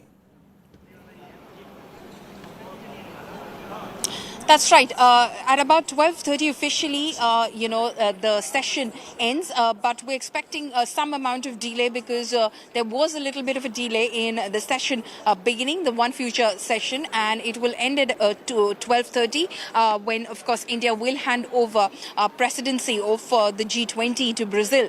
And then, of course, will be the working lunch with President Emmanuel Macron. The pull aside with Canada is also expected to happen, and there are several bilateral meetings which have been scheduled as well for after the G20 summit comes to a close. That includes bilateral meetings with Brazil, with Nigeria, with South Korea, with UAE, with the European Union and the European Commission, and also the bilateral with Germany, which couldn't happen yesterday due to paucity of time. So a packed schedule. So while, of course, some of those heads of state will start moving towards the airport after, of course, the conclusion of the G20 Summit 2023, many of those will, of course, stay back because there are meetings with Prime Minister Modi, after which then they will proceed towards the airport. Shiv. Okay, stay with me, Poulomi. So a great deal of interest in the specific meetings that are coming up. We've just spoken about the India-France relationship. Also a great deal of interest and suspense over that pull-aside, that brief pull-aside that the Prime Minister will be having with the Canadian Prime Minister, Justin Trudeau. Ambassador Ashok Sajanhar is with us, and I wanted to bring him in on that particular aspect. Ambassador Sajanhar, both big countries, large Indian expat population in Canada, people of Indian origin there. There has been trouble. The Prime Minister last visited, like you just told me, in 2015. And since then, there's been no visit by an Indian Prime Minister to Canada. What can you tell us? What are you expecting from what happens today? Yeah, thank you, Shiv. Yes, I think the relations have been frosty over the last few years because basically it is the Prime Minister Trudeau, since the time he's come to power, he's been more focused on the local vote bank politics rather than on building relations with India. One comment, if I may, Shiv, if you permit, please, on this whole issue of the pull-aside. Pull-asides are brief, but they can be very concentrated and substantive. I'll just give you one example. You'd recall that in 2017, when the Doklam issue between India and China was going on, and both the Indian leader and the Chinese leader, Prime Minister Modi and Xi Jinping, they met in Astana. That was for the SCO summit. And on the sidelines, there was a pull-aside. And then very concentrated talk that, how should we take it forward? And from that evolved what has come to be known as the Astana Consensus. Right. That disagreements should not be allowed to disintegrate into disputes, should not become disputes. And you would recall that for quite some time, we were quoting the Astana Consensus. Yes. So this is basically that pull-asides can have significant outcomes. But coming back to Canada, very right, 2015, I think soon after Prime Minister Modi came to power, he visited Canada basically with the intent to take the relationship forward at a very accelerated manner. Now you see with Canada's southern neighbor, Prime Minister Modi has visited that 8 times, the United States. Only one visit in 2015 to Canada. Yes. Basically because there has been no corresponding response from Canada. And you would recall in 2018, when Justin Trudeau had come here with his wife and all his children. Yes. He had a wife at that time. He's divorced now. Yes. So he traveled, he was here for about 6 days. He went all around the country on a holiday tour. And on the last day, he came to Delhi. He had a 2-hour interaction with the Prime Minister. Yes. And also, at that time, his sartorial sense of dress, it was all It became a big talking point, yeah. Big talking point, and it is all supposed to get back to his voters back home, of the Indian diaspora, whom he wanted to cultivate, whom he wanted to get on his side. So I think his priorities in that sense that he's been overlooking this whole issue of, the Khalistani terrorism, and exactly what Gaurav had said earlier, this tableau, this farmers' agitation and the position that Canada had taken. I think this has not gone down well with India. Okay. And that is why you saw the sort of body language yesterday. No, it's good to hear that pull-asides can be substantive and concentrated because there's no dearth of subject matter to speak of. So we'll have to wait for that. Let's hope things go constructively, in everyone's interest. But vote bank and domestic politics have inflicted a price on this relationship, and it's something that needs to be brought back on track, because India and Canada in the past have had very healthy relations, as both the ambassadors here will affirm. Now, I want to play out an excerpt of an interview we did just a short while ago with the ultimate G20 insider. He's the chief coordinator. What did it take to sculpt the Delhi Declaration? How difficult was it? What were the challenges? This is really an inside view of how it all worked out. Listen in to India's G20 Chief Coordinator, Harshvardhan Shringla, live and exclusive on India Today.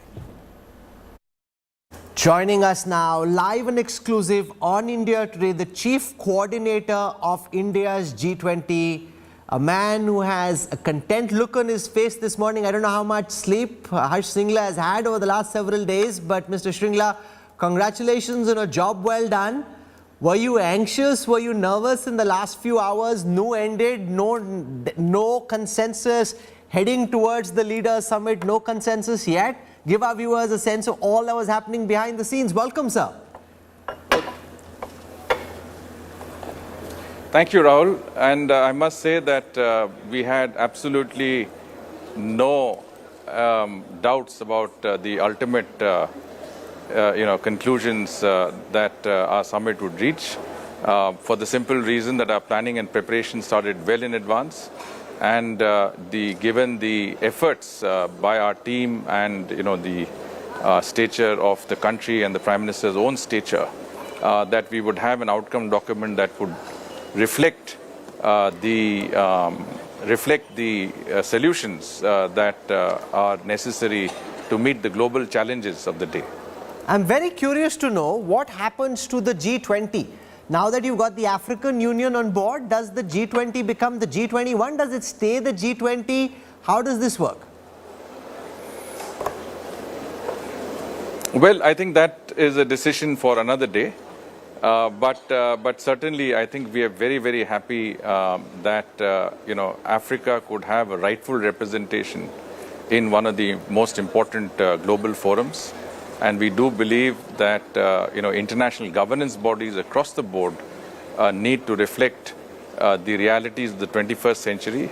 And Africa, as an extremely important continent with 54 countries, tremendous potential for the future, has to have its due recognition. This is also in keeping with our desire to reflect the concerns and aspirations of the Global South. As you know, the Prime Minister engaged the countries of the Global South in the Voice of Global South Summit before we took over the presidency. And our efforts within the G20 have been to ensure that the solutions that we seek through the G20 are those that address these concerns of the developing world, and the African Union is an important part of that. Rajdeep has a question for you. Rajdeep. What, Mr. Shringla, first of all, congratulations. You and your team have had a remarkable summit, almost flawless in execution. If I were to ask you, Mr. Shringla, for your biggest takeaway, at the end, what for you has been the biggest point of satisfaction? Is it that declaration? Is it the African Union joining in? Is it just putting it all together at the right place at the right time? What gives you a sense of greatest satisfaction today? I would say all of the above, for the simple reason that our presidency has to be looked at as a comprehensive whole, a comprehensive effort. It is not only a whole of government effort, but whole of nation effort. And the consequences and I would say results of our presidency really has to be looked at comprehensively and in a manner that encompasses all of these efforts. So whether it is the seamless organization of G20 process culminating in the summit, whether it is the induction of the African Union as a permanent member of the G20, whether it is the achievement of having an outcome declaration in the first day of the summit itself in such a polarized, group like the G20, polarized from a geopolitical perspective, I think has been nothing short of extraordinary. So what was that turning point? As you said, it was a polarized world. What was the turning point? What clinched it? Rahul was interviewing Amitabh Kant yesterday, and he said 4 a.m. in the morning, he sent a message to all the Sherpas saying that, if you have any problems with the declaration, please ask your leaders to speak to the Prime Minister. Was there any prime ministerial intervention that made the difference? What was it that changed it to make sure that you had a comprehensive agreement? Well, just to give a very brief background, obviously, in today's world, the polarizations that exist also cut across the G20. But India as a country has been very well placed because we are regular invitees to the G7, we're members of the Quad. At the same time, we're members of BRICS, we're members of the SCO. We straddle that ideological space between North and South and East and West. And the country's stature and the stature of our Prime Minister, I think, has been absolutely critical in determining the outcome of our summit.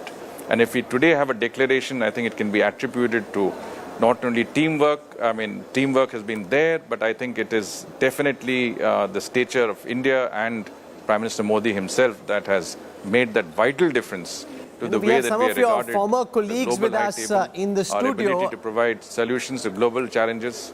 And they've been talking about what a big day this is for the Ministry of External Affairs cadre, the IFS cadre, the fact that a team of young officers have brought together this declaration, tiptoeing around various geopolitical fissures and bringing a consensus which to many seemed quite unlikely.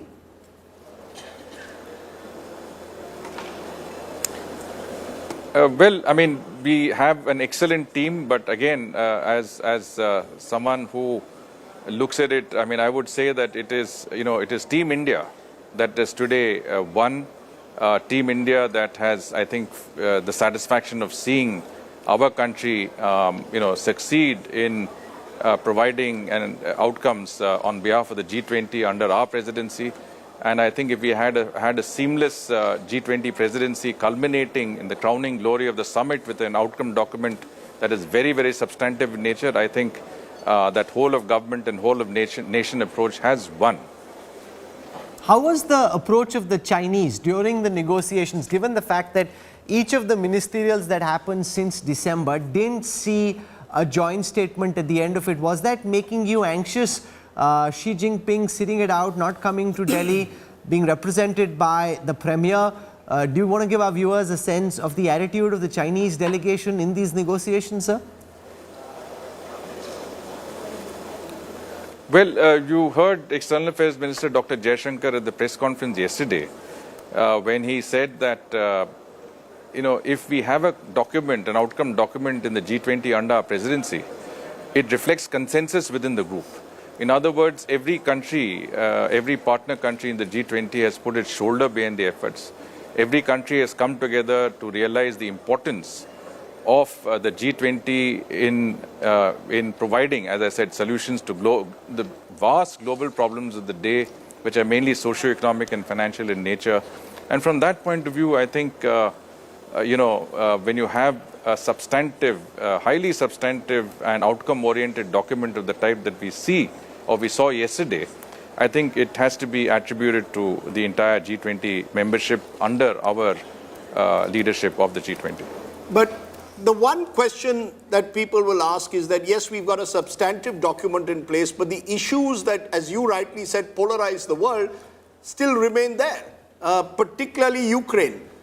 Given what was said in Bali, given what some are saying was a more watered-down version on Ukraine in this document, do you sense that those polarities are slowly being removed, Mr. Shringla? Or do you believe that still remains the major challenge for groupings like G20 to walk the talk on those issues, be it Ukraine or be it even climate change?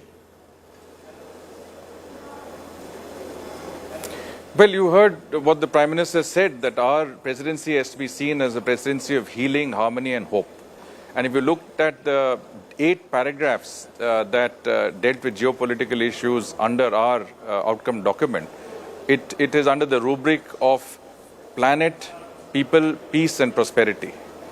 And if you read those paragraphs carefully, you will see a very distinctly Indian imprint of the concept of Vasudhaiva Kutumbakam in all of those 8 paragraphs, whether we talk about the UN Charter, we talk about respect for international law, or the respect for the sovereignty and territorial integrity of states, or we talk about the fact that all these issues have to be resolved through diplomacy and dialogue, and finally that this is not an era of war. It reflects our positions that we have taken right from the beginning of this conflict, and I think this is also a turning point. This is a point in which the international community has come together to look at a document that we've always been calling for, one that reflects unity of the globe, not harmony, not disharmony, unity, not diversity in that sense of the term, and cooperation, not conflict. And I think this is very important that today all of our G20 members across the ideological divide have come together on a formulation that seems to offer healing, harmony, and hope for the future. I have a curveball for you. You've had a few action-packed months. I'm sure you're looking to, just relax once this is over for a bit to the extent that you can. But I'm reading a lot of these reports from Darjeeling, which seem to suggest that Harsh Shringla is being looked at by the BJP as the possible Lok Sabha candidate from Darjeeling. They're talking about your credentials, comes from Darjeeling and the Sikkim region, grew up speaking Nepali at home, father is a Sikkimese Buddhist, mother is a Hindu Nepali, family is well respected in Darjeeling and Sikkim. So your political Janpatri is being spoken of as a true Gorkha, son of the Gorkha tribe, and therefore looked at as a technocrat. You already have the likes of Jaishankar, Hardeep Puri, R.K. Singh, Ashwini Vaishnav and many others. What's your smile telling me, Mr. Shringla? Well, look, I mean, I've spent 4 decades in, the service of the nation as a civil servant. And essentially, when you have committed so much of your life to serving, people, I think that will continue in one form or the other. And what form that takes, I cannot say. So, whatever tasks that have been given, you don't question the tasks, you perform the tasks to the best of your ability, but you work constructively towards, what really helps people. And that's been my endeavor right through, and I will continue to work in that. Spoken like a true politician. So you're not, Mr. Shringla, very important. You've done what you have, and as you said, you've served India with distinction, so you're not ruling it out. Well, people will be listening to you very carefully. He's given you the perfect political response. He's not ruled it in, he's not ruled it out. He's not ruling it out. So Darjeeling, sir, all your people of Darjeeling You have stated what is... Yeah, sorry, please. I'm saying people in Darjeeling listening to you will say, maybe Harsh Shringla is saying yes. Well, what is correct is that I am a son of the soil. I have always been attached to my roots, and I've always worked for people in my part of the country, because I feel that, there are very few people who make it up, and you owe it to people to work for them. But that's all I can say. The rest is pure speculation, and I would certainly, as I said, continue to work in a constructive manner in the future. Sir, we have with us one of your senior colleagues, Mr. Dogra here, former ambassador. Mr. Dogra, you have a question You're getting very emotional about the IFS and the MEA, and how they brought this together. What do you have to say to Harsh Shringla? Well, Harsh is one example of excellence in IFS. And Harsh and his younger colleagues have performed brilliantly. So all I can say is congratulations. And Harsh, don't be shy about joining politics. If people are speculating, there must be a good reason for that. So shine there as you've been shining in IFS. That's someone encouraging you, Mr. Shringla, to make that great leap. Thank you, sir. Well, that's a positive or a negative about politics? And I very much... Yeah, go ahead, Mr. Shringla. No, well, as far as I'm concerned, you continue to work. As you worked in service, you continue to work for the larger, common interests in the globe and the larger good. And I think that would be the endeavor. In what form that is, it's difficult to say now. But I certainly, would want to thank Ambassador Rajiv Dogra for his support throughout. I mean, even when I was Foreign Secretary, he was supportive. And he's always been a great senior colleague and a mentor. Thank you, sir, for your advice and guidance. Well, all the best to you, both in your present, because the present job continues for some time, and also whatever future plans you have, I'm sure you'll shine. It's interesting. India has a rich tradition of IFS officers who made careers in politics, stretching back to Natwar Singh, became a successful politician. You've had Jaishankar making the leap. Correct me if there are, I'm sure there are many more names. President Narayanan. President Narayanan, Hamid yes. Ansari. Hamid Ansari. Mani Shankar Iyer. Mani Shankar, how can we forget Mani Shankar Iyer? Roster is full. So, Mr. Harsh Singla, you're going to follow in. You've got lots of people to emulate. Let's not get him into trouble. Okay, we just asked. I said I threw a curveball at him. He's just. I don't think you can throw a curveball. There are good reasons and not so good reasons. Good one. I see, Mr. Shringla. Now you're speaking like a politician. The moment Mani Shankar Iyer's name came up, you said for good reasons and not so good reasons. He's already putting on his political pads. No, but the fact is they've all, in their own way, done quite well. I think politics requires diplomacy. So diplomacy can be. What was the toughest part of all you did over the last year, Mr. Shringla? What was the toughest? I think one of the meetings that gave me the greatest satisfaction was the one in Srinagar in Jammu and Kashmir, because I really had to go there a number of times and work closely with the J&K administration, Lieutenant Governor, Chief Secretary, all of our colleagues there.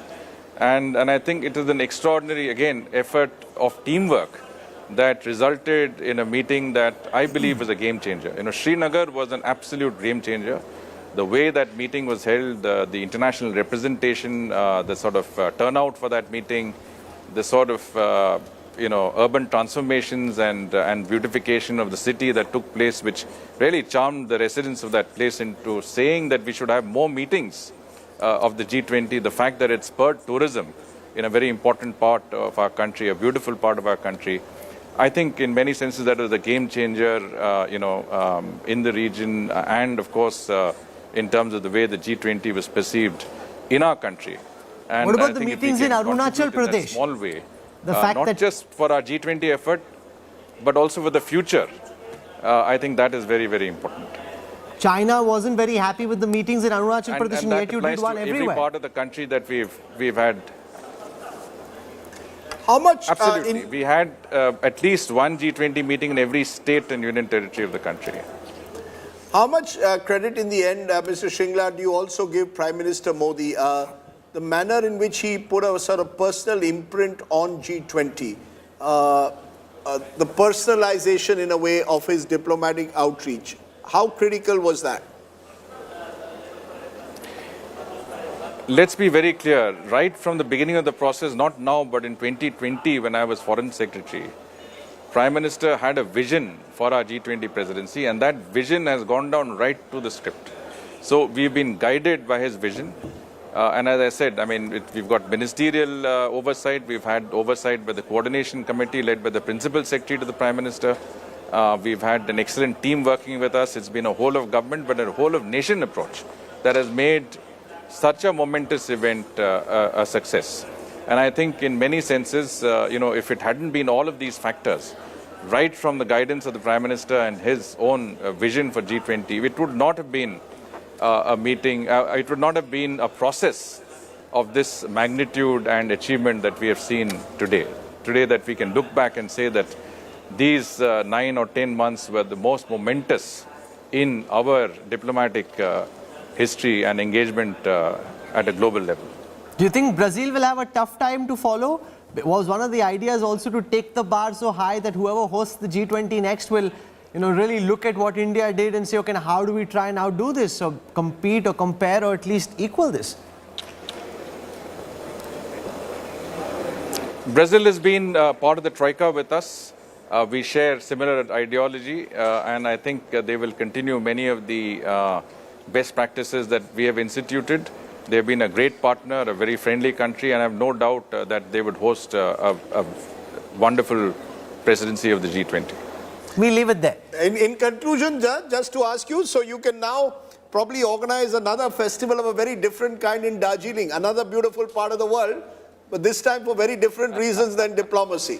By the way, we did a festival in Darjeeling. You did? We held a G20 tourism meeting in Darjeeling, and you never had such an international event in that neck of the woods, but I think people were delighted that we could get the top tourism representatives to that Queen of the Hill Stations, and I think it went off very, very well with full support from all quarters. I think we've picked up a theme there. You're not making it public and it's not known, but I think we've touched on an interesting strand which we'll build on as the time goes by.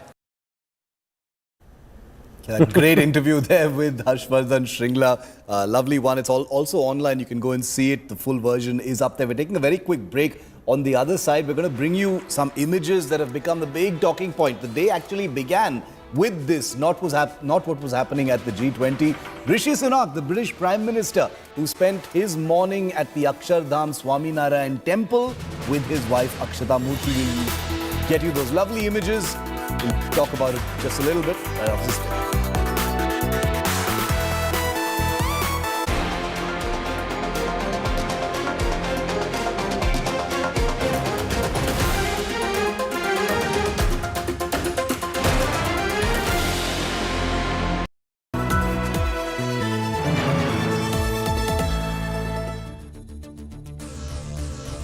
The new world order starts here. And a rising India is leading the way. A new template for a changing world. India in the front seat for global peace and prosperity as world leaders line up for the big event. India Today gives you the only ringside view. The faces, the voices. The big news breaks. Unrivaled build-up to the G20 Summit. Namaste G20. Continuing coverage only on India Today TV.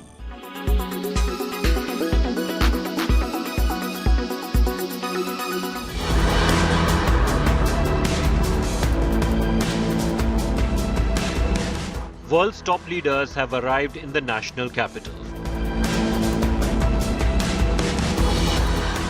India's G20 presidency theme draws its inspiration from Vasudhaiva Kutumbakam, the verse that finds mention in the Maha Upanishad.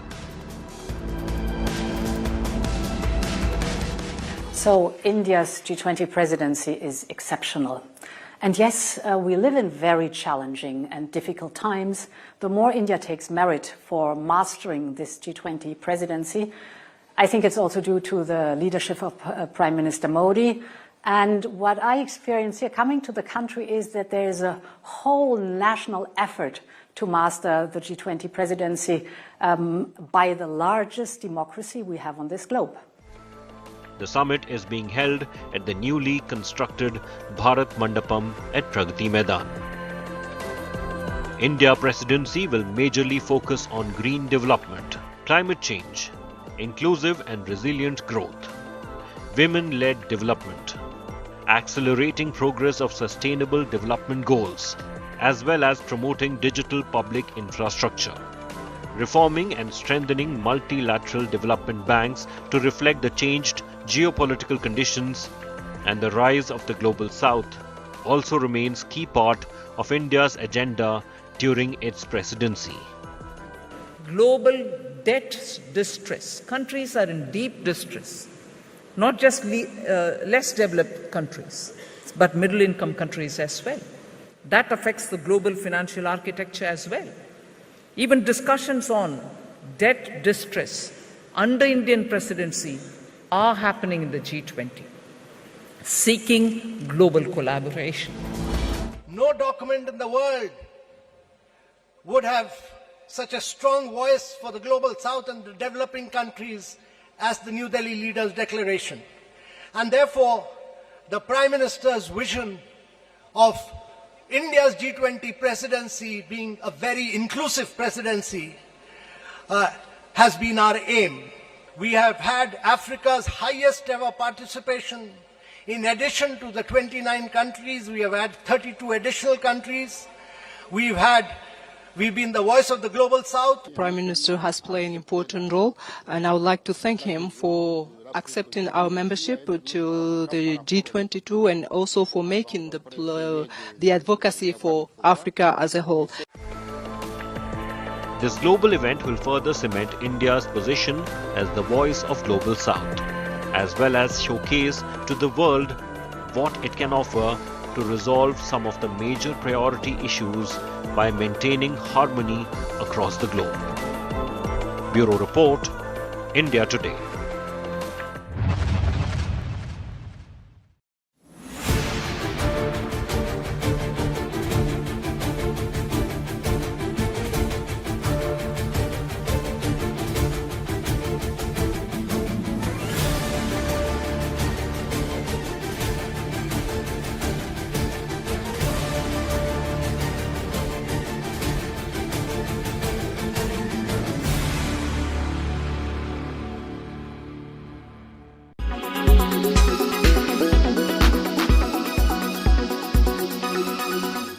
Make your media plan smarter with India Today Live TV on your connected devices. Amplify your brand with 100 million smart internet viewers. To advertise, mail us at sales@aajtak.com.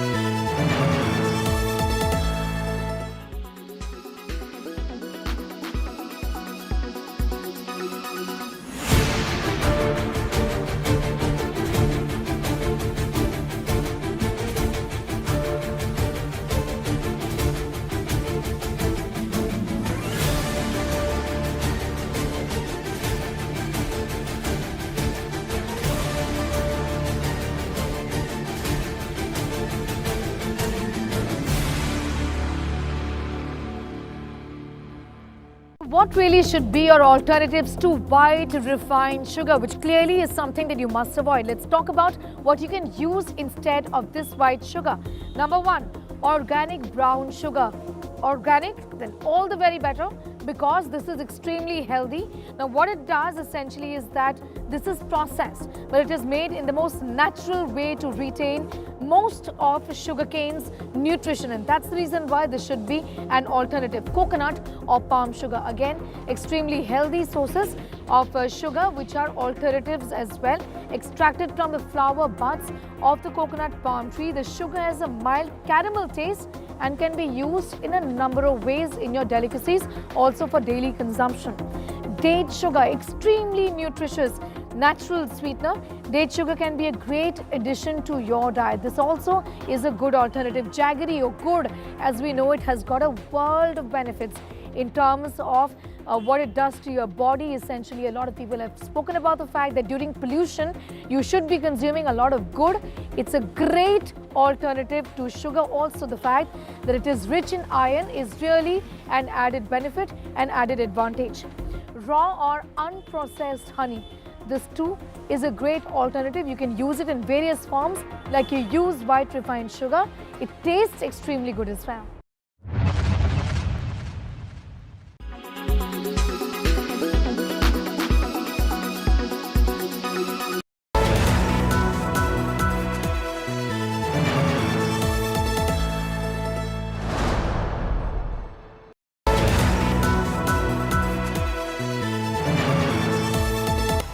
Kia Sonet, undeniably wide.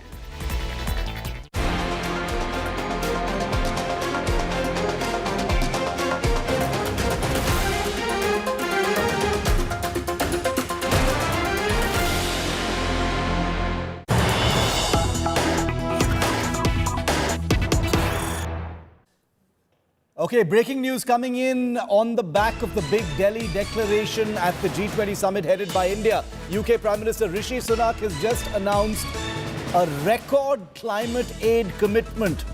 As the G20 in India concludes, the UK, he says, will provide $2 billion to the Green Climate Fund, the biggest single funding commitment that the United Kingdom has made to help the world tackle climate change. $2 billion commitment to the Green Climate Fund. I want to bring Gaurav Sawant in on this. Gaurav, rapid action being taken by members of the G20 on the back of the Delhi declaration. This is very heartening to see, that first big announcement coming from Rishi Sunak. This is a major announcement being made by the British Prime Minister Rishi Sunak. $2 billion is what he's committed, and he's also given a breakup.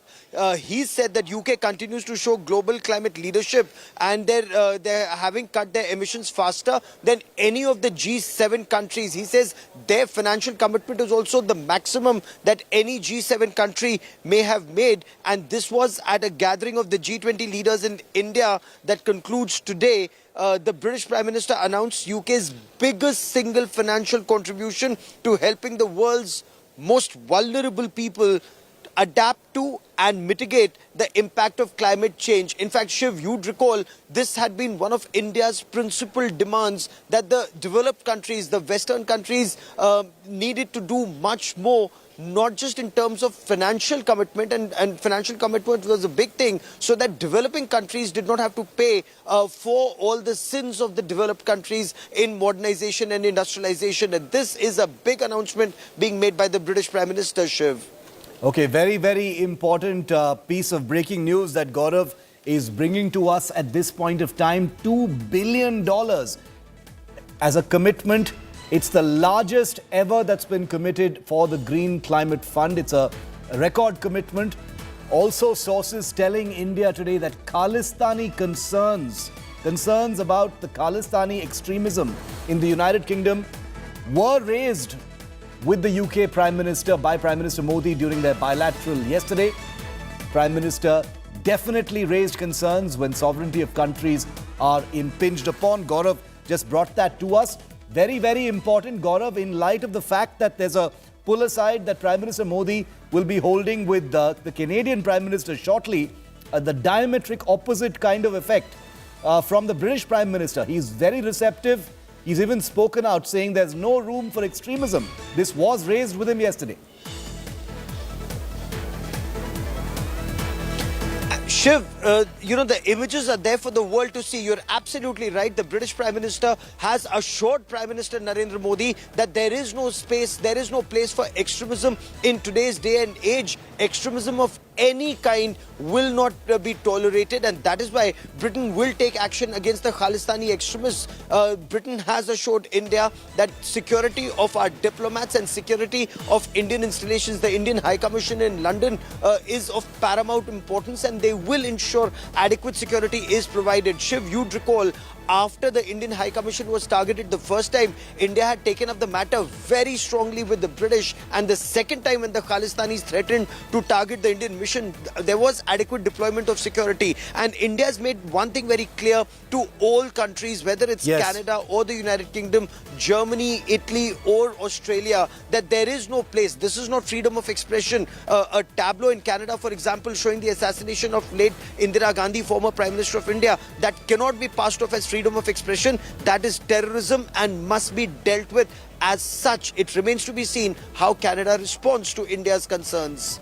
Okay, very interesting. We'll leave it there for the moment. We're still waiting on that, on the pull aside that the Prime Minister will be holding with the Canadian Prime Minister. But as Gaurav has just broken it down for us, Prime Minister Modi has specifically raised India's concern on Khalistani extremism in the United Kingdom. Rishi Sunak spoke about it when he landed in India, where he said there is no room for extremism of any kind, and that he and the Indian government are working together to crack down on it. So a very clear message being sent, and this is a relationship that takes things in perfect alignment. India and UK government at this time on the same page as far as Khalistani elements are concerned. Well, Rishi Sunak, the British Prime Minister, and the First Lady, Akshata Murthy, began the day today by visiting the famous Akshardham temple in Delhi. One of the big visuals of the day. Gracefully embraced his Indian roots, as did she, by visiting the Swaminarayan temple on the outskirts of Delhi. In a letter, he also expressed his pride in his cultural roots during this visit.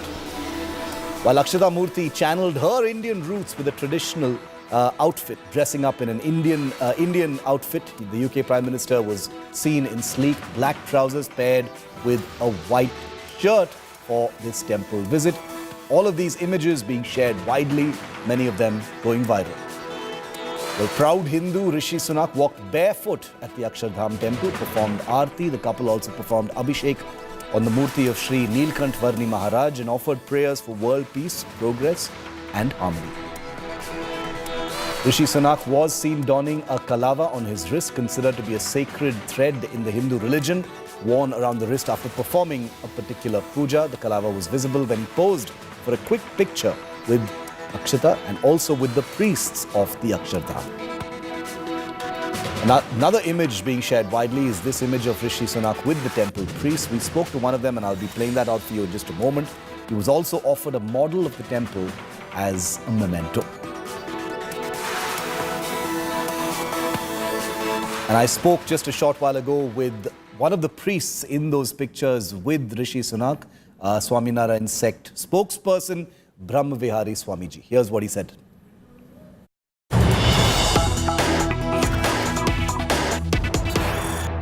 Early morning VIP visitor, the British Prime Minister. What was the visit like? What can you share with us, sir? I really wanted to say it is a visit full of faith, full of love. There was heavy downpour whole night, and yet the Honorable Prime Minister, his faith continued, and he said he wanted to pay respect to the mandir, to the murtis. And he came around at 6:50 in the morning, and in a drizzle of rain, bare feet, and he and his wife, they walked right up to the mandir and the murti. Initially, the sadhus, we performed a special welcoming ceremony with a garland and applying the tilak on his forehead. And he was extremely happy. And one of the things that was shared was that he had always wanted to do darshan on Janmashtami. And I expressed that when Lord Krishna was born, it was raining. And it just happens that in amidst rain, he went with his full faith to the murti. He did an arti. Then personally, he and his wife prayed. All right, these are live images coming in from the G20 Summit Day 2. Let's listen in. That's the Brazilian president there. The Prime Minister has just spoken. We're going to stay with these pictures. Live images coming in from the inside of the Bharat Mandap. को इस अवसर पर अपने विचार साझा करने के लिए आमंत्रित करता हूं. Bem, primeiro, gostaria de dizer às autoridades aqui presentes, suas altezas, aos presidentes, aos primeiros ministros, de que a natureza, ela continua dando demonstração de que nós precisamos cuidar dela com muito mais carinho. Essa semana, há 3 dias atrás, no Brasil, um ciclone no estado do Rio Grande do Sul. Nunca tinha havido ciclone, matou 46 pessoas e tem quase 50 pessoas desaparecidas. Isso nos chama a atenção, porque fenômenos como esse têm acontecido nos mais diferentes lugares do nosso planeta. Bem, eu quero primeiro cumprimentar o primeiro-ministro Narendra Modi pela condução eficaz da presidência indiana do G20 e pelo excelente trabalho na preparação dessa cúpula e no carinho que foi dedicado a todos nós convidados nesse dia que nós passamos aqui. Agradeço os esforços da Índia em dar voz a temas de interesse dos países emergentes. Por isso, eu quero me solidarizar aqui com o nosso querido companheiro, representante da União Africana, que agora faz parte do G20. Há 15 anos, este grupo se consolidou como uma das principais instâncias de governança global na esteira de uma crise que abalou a economia mundial. Nossa atuação conjunta nos permitiu enfrentar os momentos mais críticos, mas foi insuficiente para corrigir os equívocos estruturais do neoliberalismo. A arquitetura financeira global mudou pouco e as bases de uma nova governança econômica não foram lançadas. Novas urgências surgiram. Os desafios se acumularam e se agravaram. Vivemos num mundo em que a riqueza está mais concentrada, em que milhões de seres humanos ainda passam fome, em que o desenvolvimento sustentável está sempre ameaçado em que as instituições de governança ainda refletem a realidade de meados do século passado. Só vamos conseguir enfrentar todos esses problemas se tratarmos da questão da desigualdade.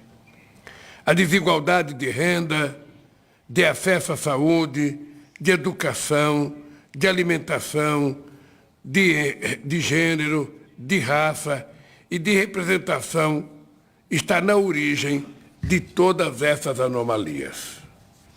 Se quisermos fazer a diferença, temos que colocar a redução das desigualdades no centro da agenda internacional. Por isso, a presidência brasileira do G20 tem 3 prioridades: a inclusão social e o combate à fome, a transição energética e o desenvolvimento sustentável em 3 vertentes: a vertente social, a vertente econômica e a vertente ambiental. Terceiro, a reforma das instituições de governança global. Todas essas prioridades estão contidas no lema da presidência brasileira, que diz: construindo um mundo justo e um planeta sustentável. 2 forças-tarefas serão criadas: a Aliança Global contra a Fome e a Pobreza e a mobilização global contra a mudança do clima. Precisamos redobrar os esforços para alcançar a meta de acabar com a fome no mundo até 2030. Caso contrário, estaremos diante do maior fracasso multilateral dos últimos anos.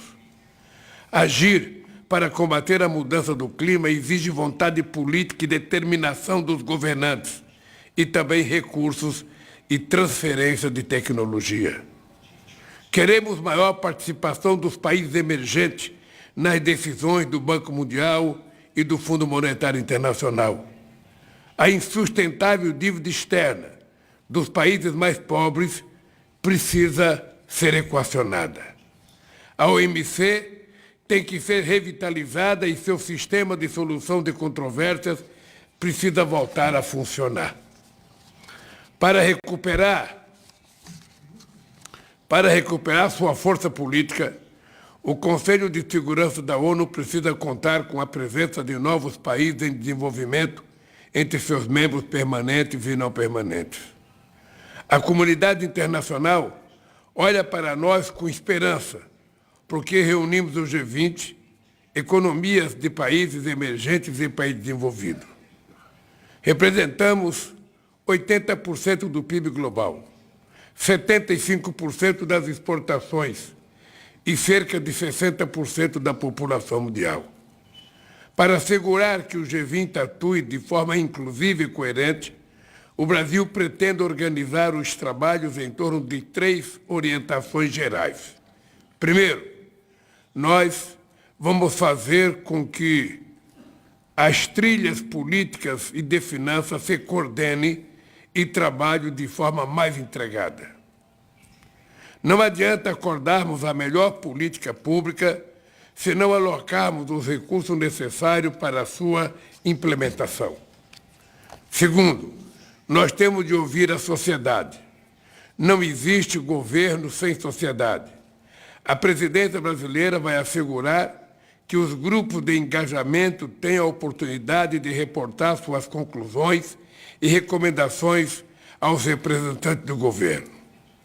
Terceiro, nós não podemos deixar que questões geopolíticas sequestrem a agenda de discussões das várias instâncias do G20. Não nos interessa um G20 dividido. Só com uma ação conjunta é que podemos fazer frente aos desafios dos nossos dias. Precisamos de paz e cooperação em vez de conflito. O caminho que nos levará hijack the discussion agenda of the various G20 levels. We are not interested in a divided G20. Only through joint action may we face the challenges of our days. We need peace and cooperation instead of conflict.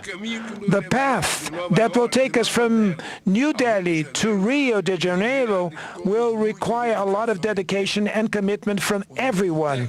The technical groups and the preparatory ministerial meetings will be hosted in several cities in all our 5 regions of our country. For that reason, we will welcome the members of the G20 with open arms. And we need effectively to the support of all the people here, including the track record of this successful summit meeting that was hosted by our dear country that is India. I will be very much honored to welcome you all to the Rio de Janeiro summit in November of 2024. And before I hand the hammer here, I would like to thank very much to Prime Minister Modi and to thank to the Indian people for the competence that they had for organizing this event. And I would like to say, Prime Minister Modi, that I personally am very much touched emotionally when I want to pay a homage to our dear Gandhi, that we paid a homage today.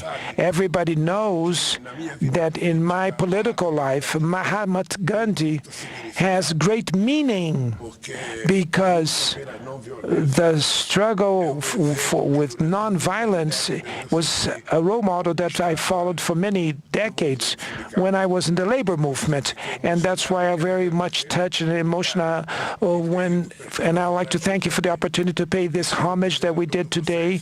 And I'd like to say to all of you that Brazil will take the chair of the G20 and we will make a tremendous endeavor to manage to at least try to do something as the same that our brothers and sisters from India did. Thank you very much.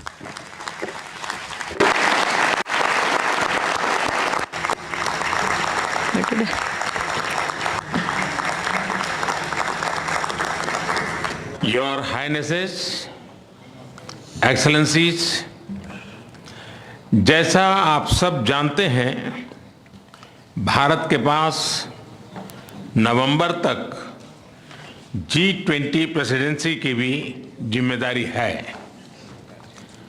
अभी 2.5 महीने बाकी हैं। इन 2 दिनों में आप सभी ने अनेक बातें यहाँ रखी हैं, सुझाव दिए हैं, बहुत सारे प्रस्ताव रखे हैं। हमारी ये जिम्मेदारी है कि जो सुझाव आए हैं उनको भी एक बार फिर देखा जाए कि उनकी प्रगति में गति कैसे लाई जा सकती है। मेरा प्रस्ताव है कि हम नवंबर के अंत में G20 का एक वर्चुअल सेशन और रखें।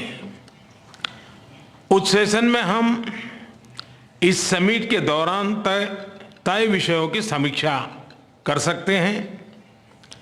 इन सब की डिटेल्स हमारी टीम आप सभी के साथ शेयर करेगी।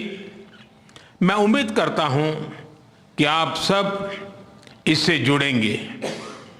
योर हाइनेसेस, एक्सेलेंसीज, इसी के साथ मैं G20 समिट के समापन की घोषणा करता हूं।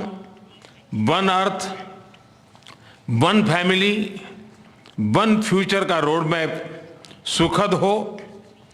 स्वस्ति अस्तु विश्वस्य, यानी संपूर्ण विश्व में आशा और शांति का संचार हो। 140 करोड़ भारतीयों की इसी मंगल कामना के साथ आप सभी का बहुत बहुत धन्यवाद।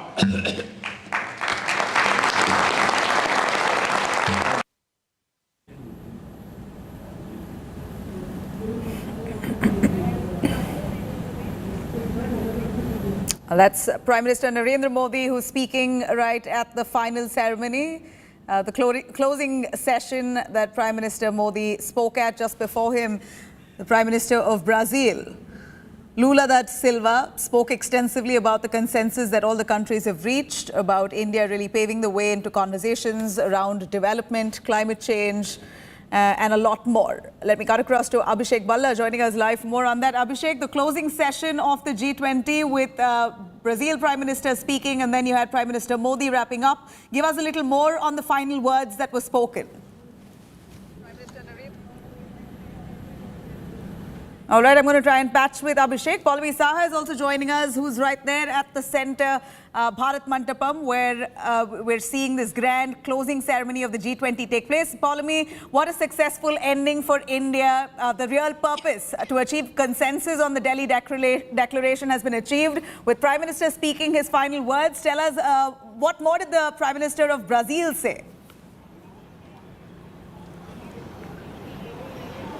Well, the president of Brazil, Luiz Inácio Lula da Silva, in fact, spoke, and he, of course, listed out what will be the priorities for Brazil during its year as president of the G20. So he, in fact, listed out those priorities, which included social inclusion, which included, in fact, energy transition. Of course, we've made that a big, India made that a big part of its presidential year in terms of course, the launch of the Global Biofuels Alliance as well.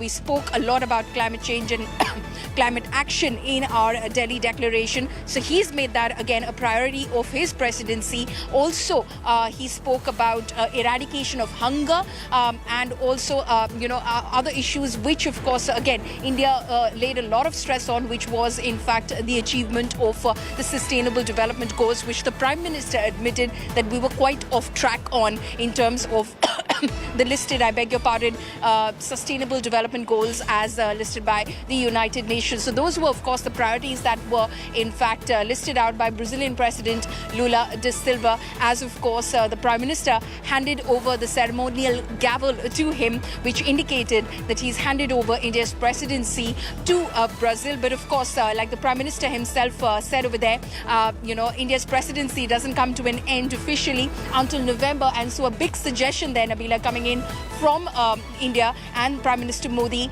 is that there be a virtual session of the G20 in the month of November, where everyone can join in and assess the progress made on various goals that were set by this presidency of India in terms of what they declared was their intent in that New Delhi declaration, the leaders' declaration. So have an assessment of the same. So that was a suggestion that was coming in from the Prime Minister. He, of course, told all the leaders and the delegations present that his teams will be in touch with them. All right. Stay with us, Pallavi. I also have Abhishek Balla joining us for more on that. Abhishek, we heard the president of Brazil. Brazil is going to be taking up the presidency next. So it was really a grand culmination for India indeed, with all kinds of countries, with opposing views, coming to a consensus on the Delhi Declaration. And on the final words of the Prime Minister, he also suggested a virtual session coming November. But that said, speaking of the Vasudhaiva Kutumbakam theme, by and large, the Prime Minister has stuck to that in every sense, while even the declaration of those 84 paras have extensively spoken of inclusive governance or working towards people and for the sake of the people world over. It's not just for one country, it's for people at large. Culminated with that same theme, tell us more on the final words of the Prime Minister.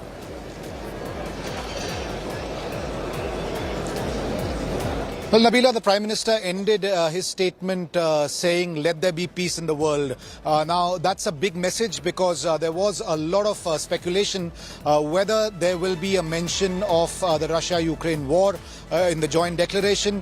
There was also a lot of talk about whether there will be an outcome statement at all.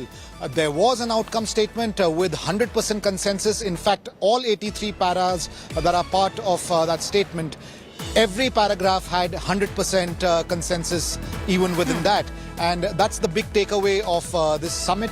And it's also extremely symbolic that the presidency now goes to Brazil, because Brazil has played an extremely crucial role as far as bringing this consensus is concerned. Not just India and Brazil, which gets the presidency now. There were certain other countries that rallied around bringing this consensus, and these included South Africa, Indonesia, which was India's predecessor, Mexico, Turkey, Saudi Arabia. So clearly there was a group which was convincing the G7 and the Western countries that a joint statement is necessary if G20 needs to remain a significant platform for global affairs. You know, Abhishek, I'd like to ask you, how different has India's presidency of the G20 been in terms of the final ending of it, the Delhi Declaration being accepted versus many of the others like Bali and Indonesia, where real consensus wasn't reached? How far and different has India's summit been this time?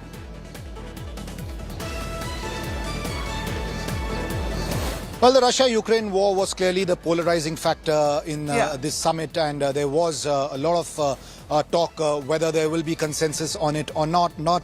In Bali, of course, the statement that was brought out clearly condemned Russia. There were very strong words used about the Russian invasion.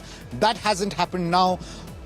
Having said that, there are still strong statements that territorial integrity, sovereignty, territorial acquisition, the UN Charter on Security, all these aspects have been covered, global peace. So there are clear references to Russia's actions, but without pinning the blame on Russia. So that's the big difference. And it seems that Russia will go back pretty happy with this, although there are utterances from Ukraine. Ukraine has already stated that there's not much to be happy about what has happened at G20, but this is how diplomacy works, and a middle path had to be found to make sure that there is a consensus document that comes out if the G20 platforms needs to remain significant. You know, consensus achieved. It's all now for it to be adopted. What's the buzz that you're hearing from people who have arrived, foreign delegates who have come by? How do they look at the Delhi Declaration? How far are they willing to adopt it with immediate effect? What's the real talk around there in Bharat Mandapam? Well, Nabila, speaking to some of the international journalists who were here, about 24 hours back, they were not sure whether there will be a consensus document, and they were quite skeptical about it, especially the ones from the Western countries. But there were enough hints thrown around from Indian officials that this is going to happen. And in fact, yesterday when the Prime Minister spoke, he dropped a big hint when he made a reference to the Russia-Ukraine war, saying that if we can fight COVID-19, there is no reason why the world cannot come together to win over the trust deficit that has emerged because of the war. So that was a big hint dropped. And also, if you go through the document, it says that while this is not the platform for resolving geopolitical conflicts like the Russia-Ukraine war, and that had been India's stand, this is a platform for discussing economic progress. It does mention that the war has triggered economic distress in many of these countries, especially countries of the global south, the developing nations. And since India has been saying that India is the spokesperson of the global south, and that this document is in fact a document for the global south, that's why it became all the more important to touch upon the aspect of economic stress that has been caused because of the war. Absolutely. Abhishek, do stay with us. What's the real takeaway from this last message from Prime Minister Modi at the closing ceremony of G20 is that the Prime Minister has now called for a G20 virtual session coming November. The Prime Minister suggests that virtual G20 session in November should be called for. India will be the president of the G20 until November, and he hopes to come together yet again with all those head of states there to come together and discuss one more round through a virtual meet to check the progress that's been made on the Delhi Declaration so far. If I may go to Polumi on that. Polumi, do take us through on the call. All right, we're first cutting across to Prime Minister Modi, who's made that call for a virtual meet in November. जैसा आप सब जानते हैं, भारत के पास नवंबर तक G20 presidency की भी जिम्मेदारी है। अभी 2.5 महीने बाकी हैं। इन 2 दिनों में आप सभी ने अनेक बातें यहां रखी हैं, सुझाव दिए हैं, बहुत सारे प्रस्ताव रखे हैं।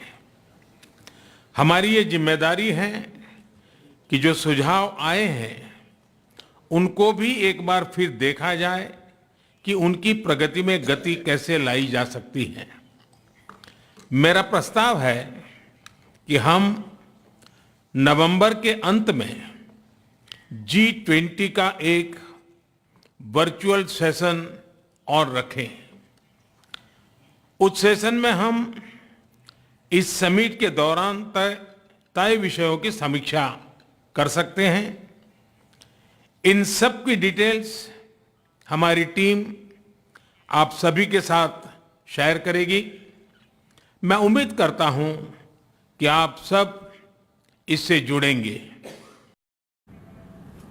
All right, we heard what Prime Minister said. The G20 grouping should meet again. He calls for a virtual session in November. That's until that India will be holding the presidency of the G20 group. Let me cut across to Palmi Saha for more on that. Palmi, the Prime Minister calling for a virtual session in November, hoping to see if there's some progress on the Delhi Declaration. Tell us more on the response he's received on that statement. Well, we'll of course have to wait some more, Nabila, to find out, because that's just a suggestion that he's made, of course, while concluding, this G20 Summit 2023. He said, of course, and he told the delegates and, of course, the heads of state who were present there, that his team will be in touch with their counterparts in these respective countries in order to, of course, seek their consensus, in fact, to hold this virtual session. It's a very unusual suggestion which has been made by the Prime Minister. But this just goes to show how India, of course, has, taken the fact that it has led this delegation of some of the most powerful countries of the world and, taken that position of presidency over the last year very, very seriously. And the goals that it set itself, the priorities that it set itself, the agenda that itself set itself for this year, it has taken it very seriously. Much of it has been enunciated in that document which was put together, the New Delhi Leaders Declaration, the 83 paragraphs of that declaration. But now, of course, the Prime Minister wants to do a review of the same as well as to how we've progressed and what sort of commitments have these respective countries and international organizations that are part of the invited members have in fact made towards, of course, achieving all of those goals that have been set in the New Delhi Leaders Declaration, Nabila. Right. Abhishek, if you're with me, this is more or less Prime Minister Modi's style, isn't it? He usually follows up on the word he's given. So he's asking for the G20 grouping to come together for a virtual session yet again in November. How are suggestions like this usually taken by world leaders? And do you think they would abide to something like this? As part of the Delhi Declaration, they're all supposed to be adopting the promise that's been made.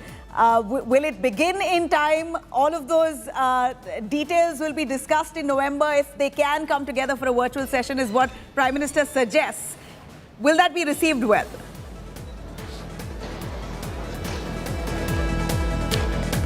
Well, there was a lot of suspense, Nabila, yesterday about the joint statement, and that suspense was broken suddenly when the big announcement was made. And now with this announcement made by Prime Minister Narendra Modi, there obviously will be more suspense and speculation as to what is going to be the agenda for this virtual session that Prime Minister Modi has called for in November. The sense that one gets is that that it will be a review of whatever is discussed. Now, that's quite significant because it might send out a message that there are certain things that are still need to be done, all boxes to be ticked perhaps, and that's the reason why the Prime Minister has asked for all the G20 leaders to come together virtually and put their heads down and decide something. But yes, till we have the contours of what exactly is the agenda for this, what the world leaders have to say, I think this will add another dimension of suspicion, if you want to call it, some mystery around the G20, but that will only be clear once we get to hear more on this. All right. Well, the fact that all countries have come to a consensus on it, one would assume or believe, at least hope that they would adopt this at the earliest. Let me cut across to some big news coming in. Just as there's been the closing ceremony of the G20 at the Bharat Mandapam, a crucial Modi-Macron bilateral that's reported to be shortly from now. Modi's working lunch with the French President, Emmanuel Macron. In fact, this is a lunch meet which is said to be a little longer than a usual bilateral meet that may take place at the Prime Minister's home itself. Lunch meet is more informal and will be slightly longer, and one knows that the kind of relation that Modi and Emmanuel Macron have shared. In fact, India and France have shared so long. In fact, Emmanuel Macron, who is going to be meeting with Prime Minister for a working lunch shortly from now. A big surge in India-France partnership. Modi-Macron's second meeting this year, while India and France begin talks on the second Rafale deal as well. Big strategic boost to Delhi-Paris ties. Follow me for more on that. Follow me, what time is Emmanuel Macron and Prime Minister Modi's lunch meeting? And we believe this is a more casual meeting here where they'll have a little longer time for them to chat and a lot to be discussed, including the recent Rafale deal.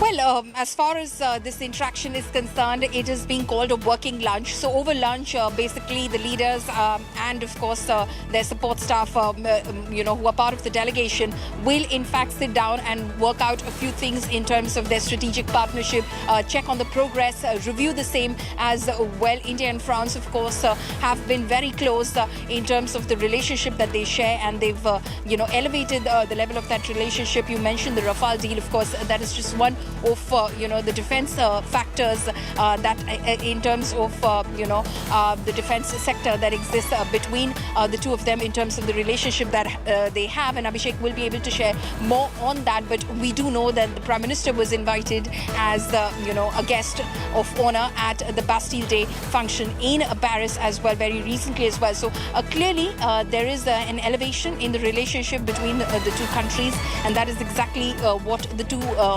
share, the two heads of state share as well, and that's what is going to be discussed at this working lunch as well, which is the first of the bilaterals that the Prime Minister is going to have. And then there's expected to be a pull aside with the Canadian Prime Minister, and subsequent to that many other bilateral meetings that the Prime Minister has scheduled. So while the G20 summit has concluded, the Prime Minister's work itinerary still is quite packed until this evening. Absolutely. Multiple bilaterals to be held. To begin with, we believe it's with Emmanuel Macron, the French president.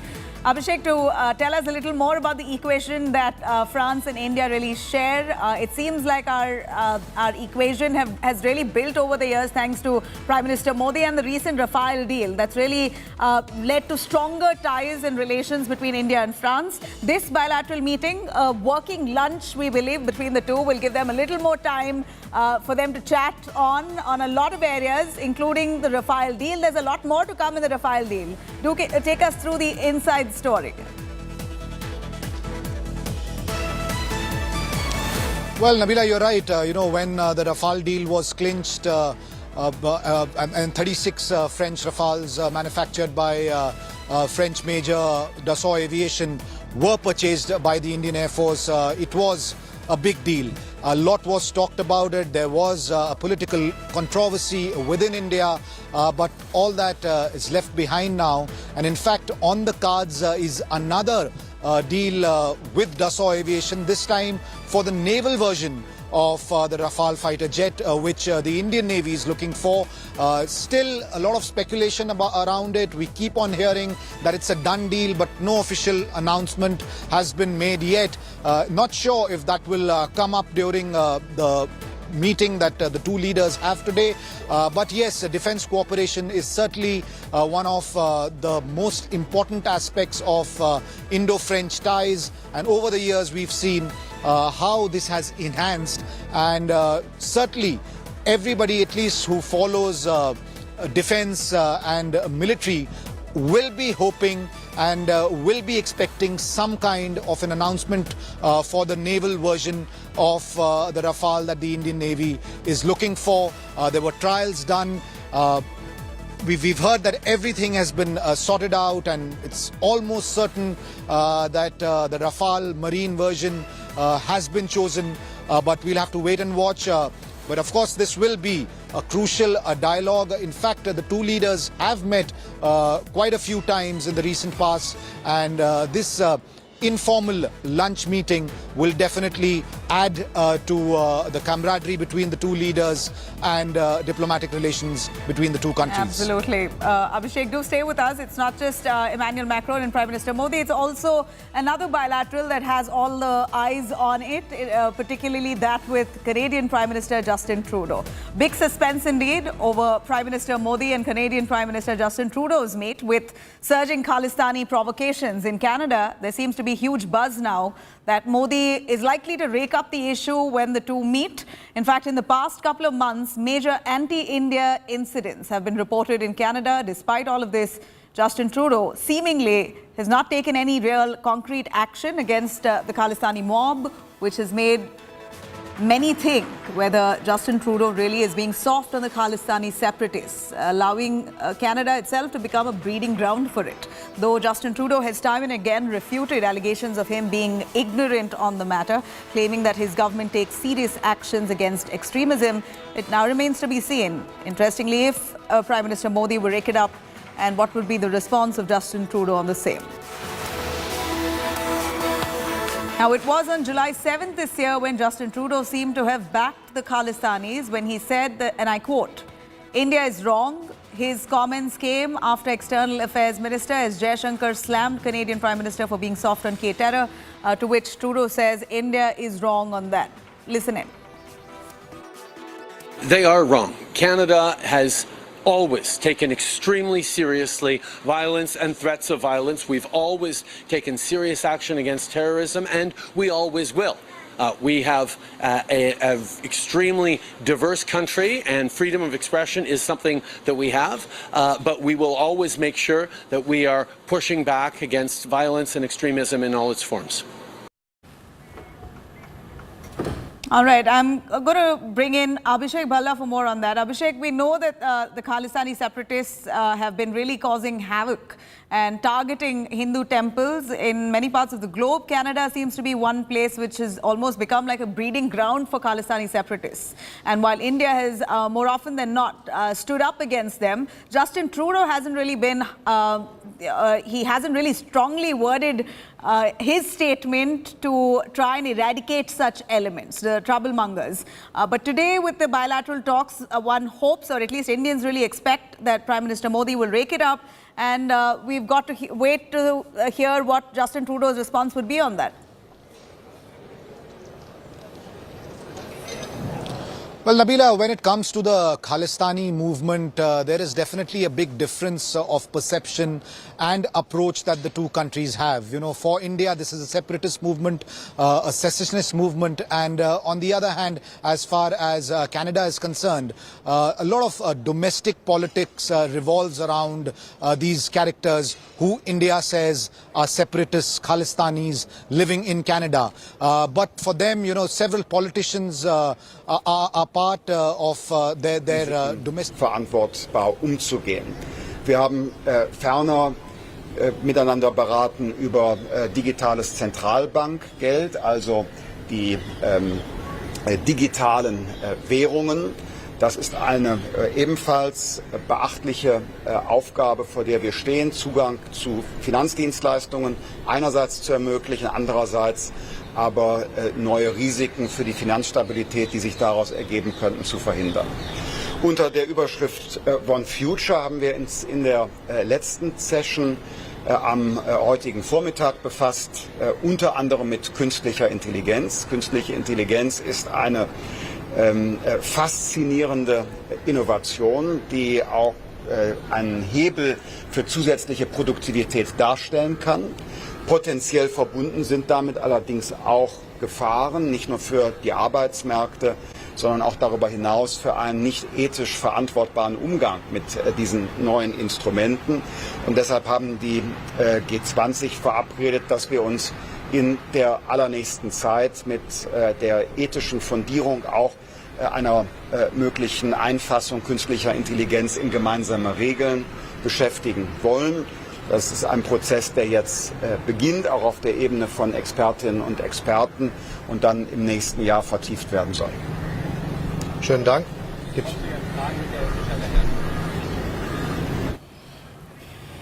Well, that was the German Chancellor and his spokesperson really speaking on the sidelines of G20. But I'm going to cut to that. First, the UK Prime Minister Rishi Sunak, who is gracefully embracing his Indian roots. It was all out on display today before kicking off the day 2 of G20 Summit. Rishi Sunak visited the Akshardham temple with his wife Akshata Murthy. In fact, the couple offered prayers in the temple, performing Aarti. All of that was visible. He was seen photographs of some of the priests there as well. Rishi Sunak donned the sacred thread, the kalava, and posed for a quick photograph as well. The couple spent at least an hour in the temple amid tight security. It was only yesterday when Rishi Sunak expressed his desire to visit a temple during his India tour.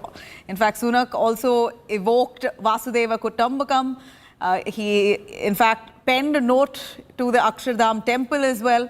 This isn't the first time, though, that he's flaunted his Hindu roots. He's often seen performing puja, celebrating Diwali, Janmashtami, with his wife Akshata alongside. He even celebrated his first Diwali at the 10 Downing Street with full fervour last year. And this Delhi visit was his opportune time to indulge in his spirituality, and it was out on full display. मंदिर में बहुत प्रेम से उन्होंने आरती की। क्या उन्होंने हमारे वहाँ राधा कृष्ण, सीताराम, पार्वती परमेश्वर, लक्ष्मी नारायण सबकी मूर्तियां हैं। सब मूर्तियों के पास में उन्होंने पुष्प रखे, प्रार्थना की हाथ जोड़ के, और कहा कि मैं बहुत प्रसन्न हुआ। बहुत प्रेम से उन्होंने कहा मुझे बहुत बहुत बहुत आनंद आया है और मैं चाहता हूँ कि मैं जब भी मुझे मौका मिले तो मैं आता रहूँ। All right, British Prime Minister Rishi Sunak, who's on a 3-day visit as part of the G20 Summit, visited Akshardham with his wife. Sunak has also time and again expressed his deep connect to Hinduism on multiple public platforms, saying he's a proud Hindu.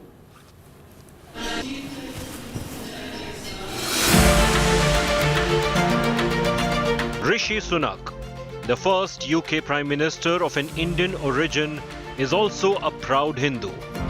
The British Prime Minister, who was spotted wearing Rakis during the G20 Summit, visited the Akshardham temple in Delhi along with his wife Akshata Murthy on Sunday. Sunak, who arrived in India on Friday for the 18th G20 Summit, expressed his deep connect to Hinduism. Yeah, so I'm a proud Hindu, and that's how I was raised. That's how I am. And yes, we've just had Raksha Bandhan, so from my sister and my cousins, I have all my Rakis, and you know, I didn't have time to celebrate Janmashtami properly. It's something that is important to me. I think faith is something that helps everybody who has faith in their lives. The couple, who were received by Union Minister Ashwini Kumar Chaubey on Friday, were greeted with Jai Siya Ram. They were also gifted Rudraksh, a copy of Bhagavad Gita, and a Hanuman Chalisa. Jai Siya Ram. This isn't the first time Sunak has openly embraced Hinduism.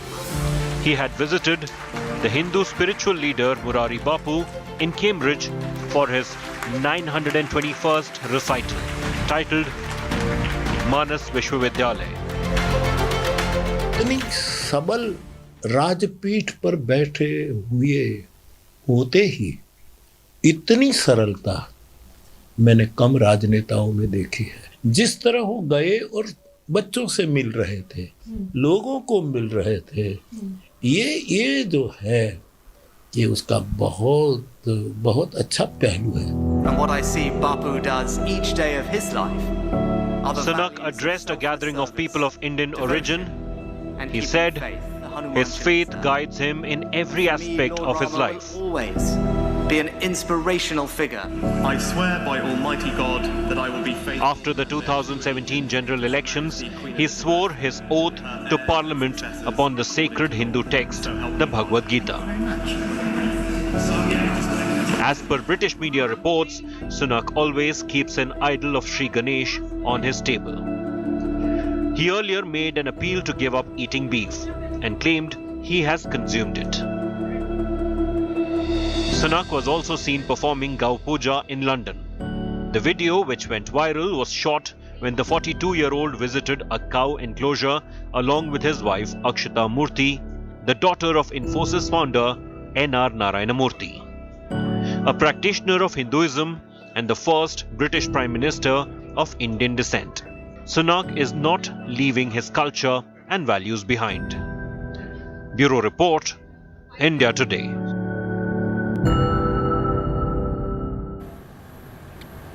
All right, the G20's closing ceremony just ended, but yet a lot of bilateral talks with the Prime Minister. He's got a busy schedule. We're going to continue with our rolling coverage. For now, a short break. Do stay tuned.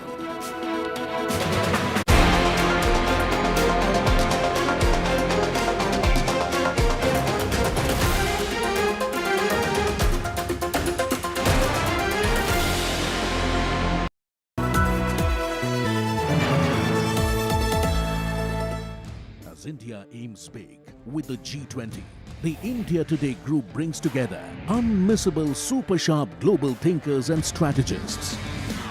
Top foreign affairs guru. It has to be a world with a greater sense of purpose, of vision, of values. Leading expert on global political risk. Xi Jinping is not surrounded by a bunch of reformers right now. Leading global economists. India's economy should be able to grow. Ex-president of the United Nations Security Council. This is an indication that relations between China and India still remain very troubled. The Indian imperative, debated like never before. Only on India Today.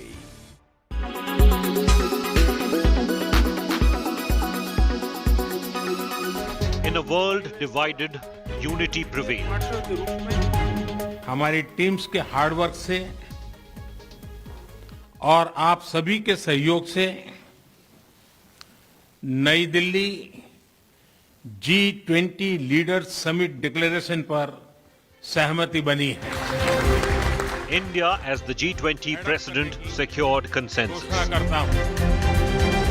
Even as the shadow of the Ukraine-Russia conflict loomed large over this gathering of the world's most influential leaders. मेरा प्रस्ताव है कि इस leaders declaration को भी adopt किया जाए. मैं इस डिक्लेरेशन को एडॉप्ट करने की घोषणा करता हूं. इस अवसर पर मैं हमारे मंत्रीगण, शेरपा और सभी अधिकारियों का हृदय से अभिनंदन करता हूं. The G20 leaders unanimously adopted the New Delhi Declaration, agreeing that states must refrain from threatening or using force to acquire territory. A monumental victory for Indian diplomacy. Concerns that the G20 might falter due to the Russian and Chinese objections regarding the ongoing war were put to rest. The New Delhi Leaders' Declaration has 83 paras in all. All 83 paras have 100% consensus across all countries. This demonstrates both the Prime Minister's and India's great ability to bring all developing countries, China, Russia, everybody together on the same table. A year-long effort culminated in agreement when the world grappled with the Russia-Ukraine crisis. India showcased its diplomatic prowess, uniting global powers. The New Delhi Declaration called for peace without condemning Russia harshly, while addressing broader global economic issues. It envisages a green development pact for a sustainable future. It endorses high-level principles on lifestyle for sustainable development, voluntary principles on hydrogen, the Chennai principles for a sustainable and resilient blue economy, and the Deccan principles on food security and nutrition, among others. India, in its role as G20 president, championed inclusivity, especially for the global south.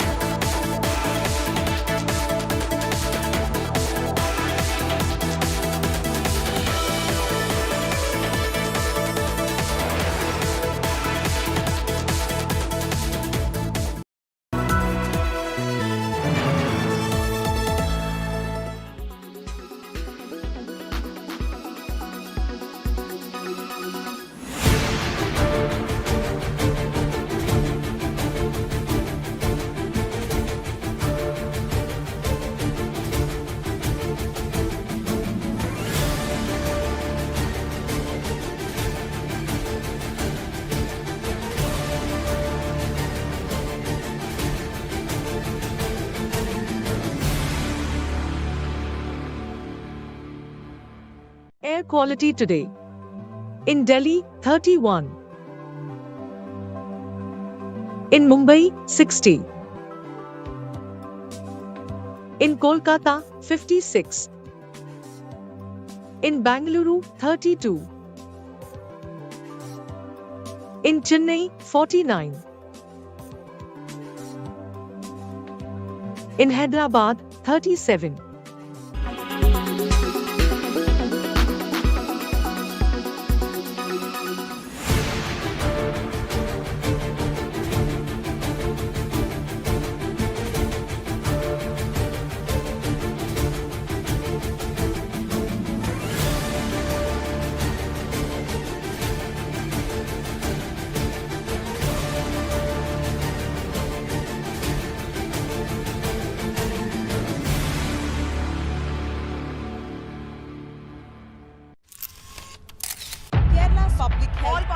Traveling from different parts. Armed with facts, Looking at political background. she takes the news by its horns. Do you think the future of these students are not hampered? Fierce, bold and direct, setting the tone for the biggest stories. From every corner and every angle. Expect nothing but the unfiltered truth. News first, niceties later. Watch me, Nabila Jamal, on India Today.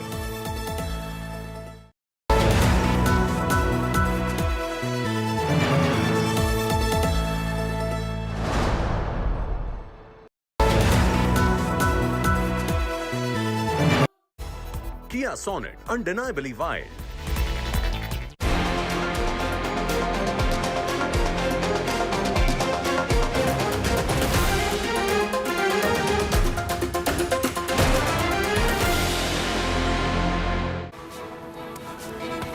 Welcome back. The grandeur with which the G20 Summit has come to an end. The summit concluded with Prime Minister Modi himself handing over the ceremonial G20 presidency gavel to the Brazilian President, Lula da Silva.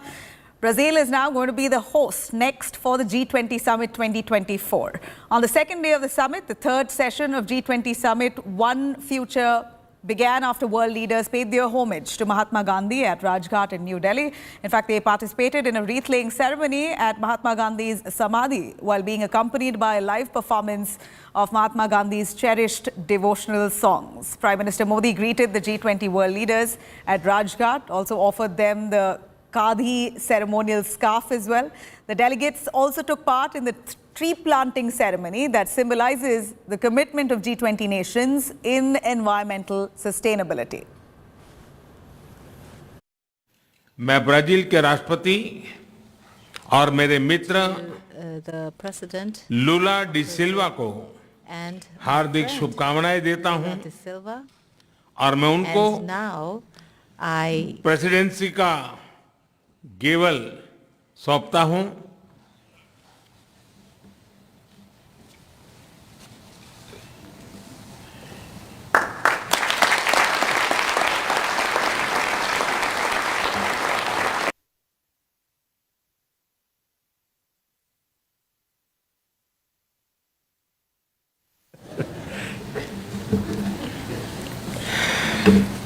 मैं राष्ट्रपति लूला को इस अवसर पर अपने विचार साझा करने के लिए आमंत्रित करता हूं. I will be very much honored to welcome you all to the Rio de Janeiro summit in November of 2024. And before I hand the hammer here, I would like to thank very much to Prime Minister Modi and to thank to the Indian people for the competence that they had for organizing this event. And I would like to say, Prime Minister Modi, that I personally am very much touched emotionally when I want to pay a homage to our dear Gandhi, that we pay the homage today. And I'd like to say to all of you that Brazil will take the chair of the G20 and we will make a tremendous endeavor to manage to at least try to do something as the same that our brothers and sisters from India did. Thank you very much. Meanwhile, my colleague Rahul Kanwal earlier spoke with India's G20 Sherpa, Amitabh Kant, who really gave insights on the G20 Delhi Leaders Declaration, who he himself sat down to prepare along with a bunch of other leaders. Let's have a listen what he had to say.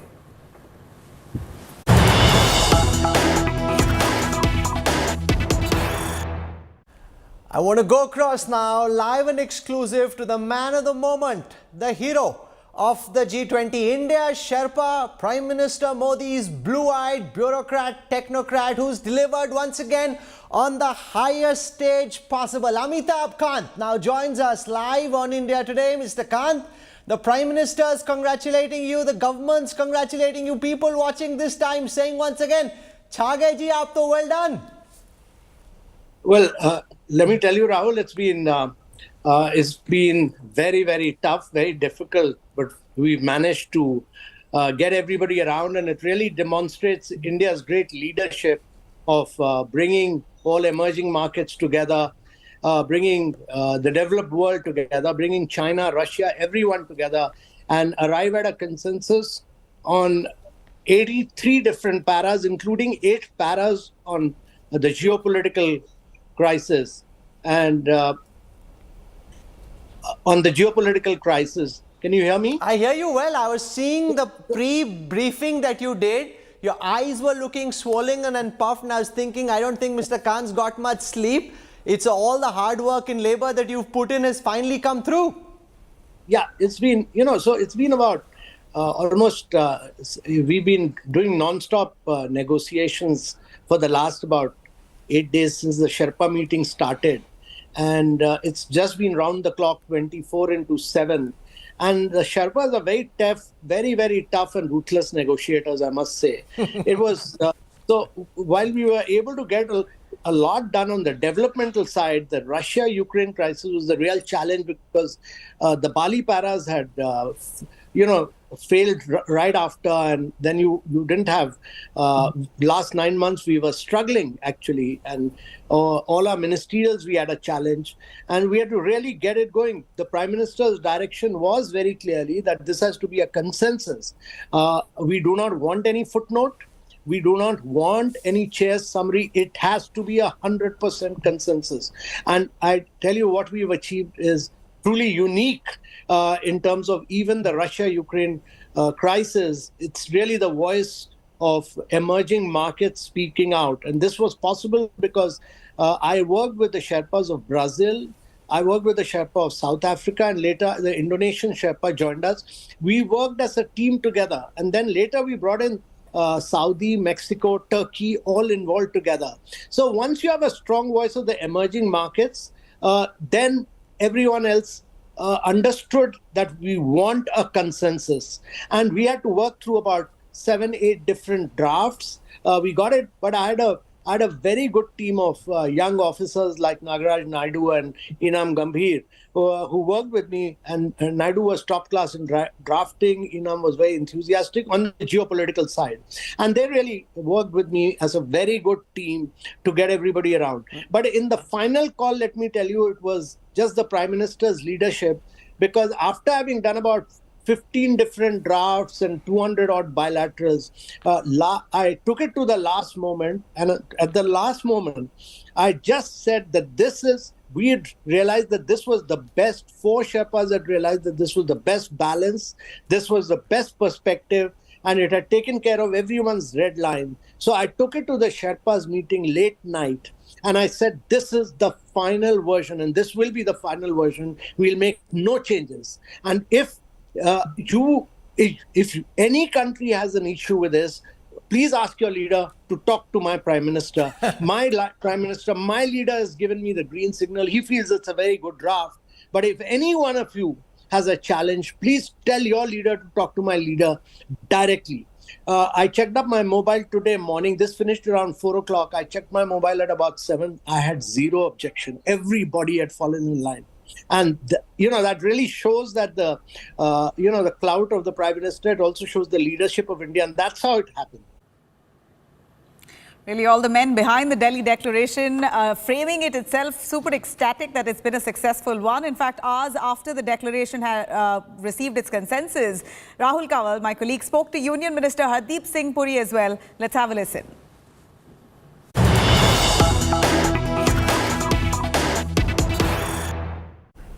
When we interviewed Prime Minister Narendra Modi in the build-up to the G20 summit, he said he hoped that the Indian G20 would be the catalyst of a new global world order. The guest who's joining me at this moment is very special in the current context because he's been an ace diplomat.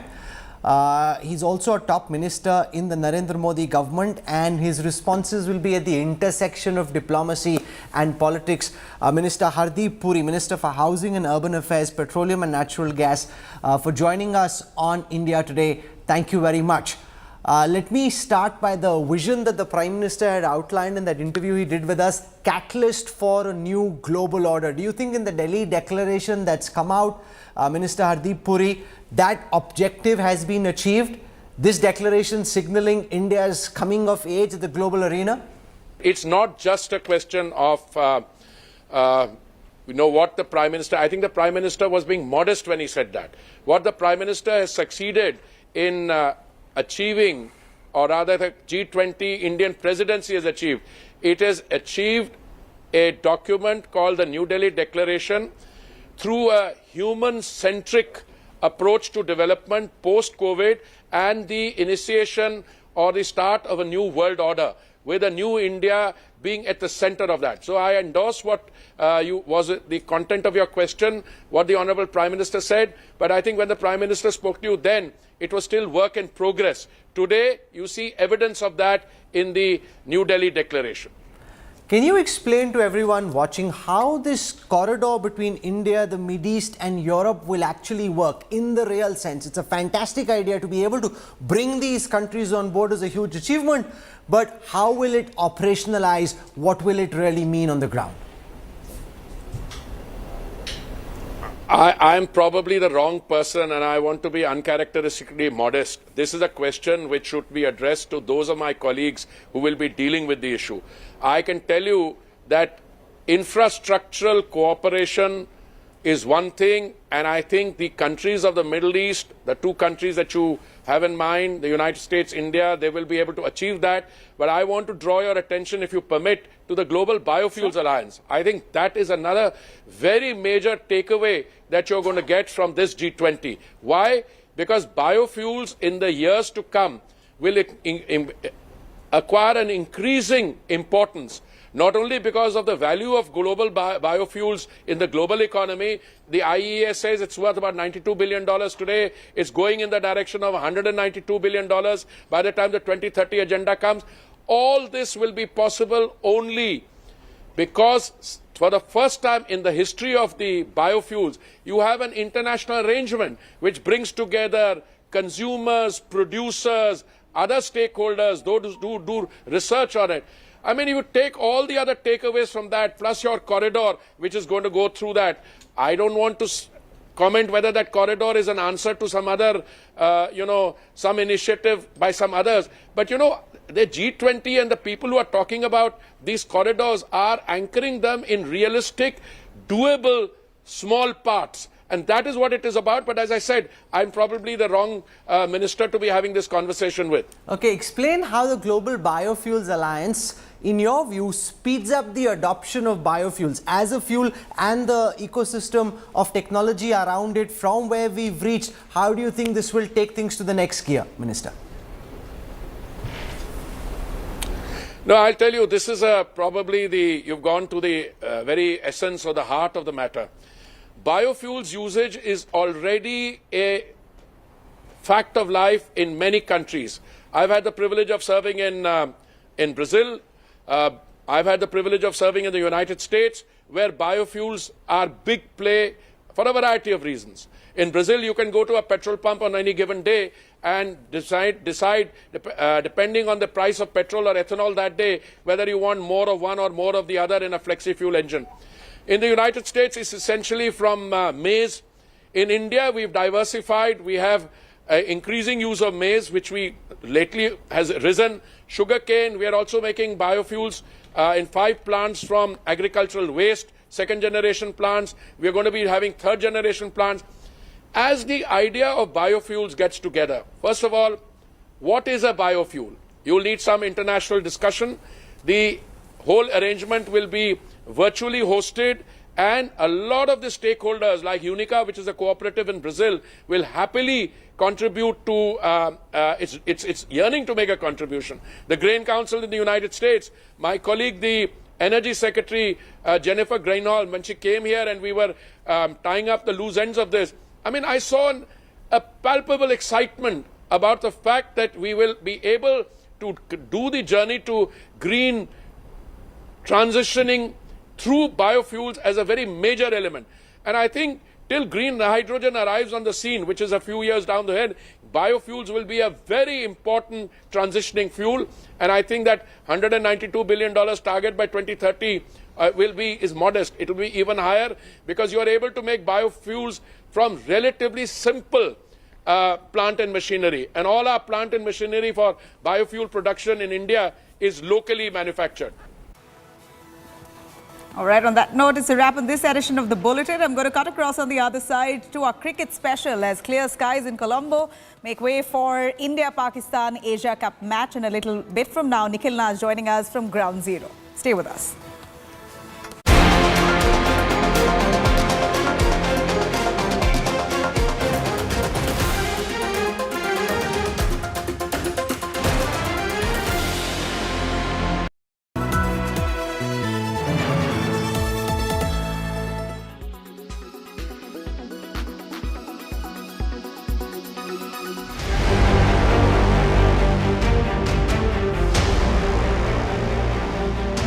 They are strong, powerful, and they mean business. And it was this message that they wore on their sleeves. The women of G20 have put their best foot forward, redefining power dressing. Italian Prime Minister Giorgia Meloni arrived at the Bharat Mandapam wearing an all-blue suit with unmissable gold buttons and a statement brooch. Wearing her blonde hair loose, the Italian Prime Minister was the picture of power and grace as she walked down the red carpet for a warm handshake and a hearty laugh with Prime Minister Modi.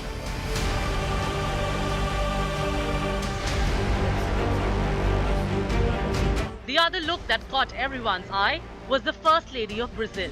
Dressed in all white and beaming as she held her husband's hand, Rosângela Lula da Silva wore a white jacket and teamed it with a pair of loose white pants that oozed comfort and confidence.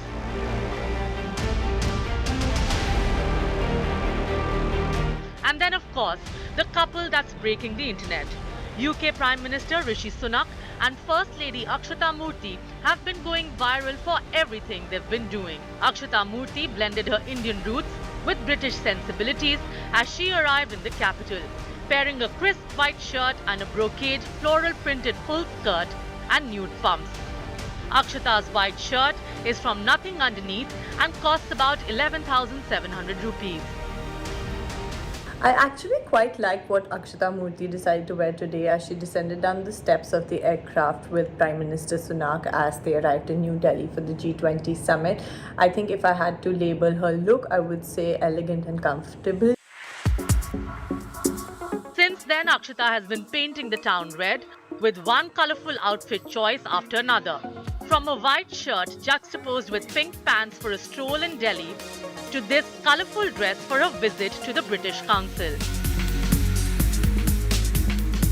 Akshata has won hearts across, particularly for even going barefoot while playing football in her dress with students. I love that. Okay, like that 3 plus etc.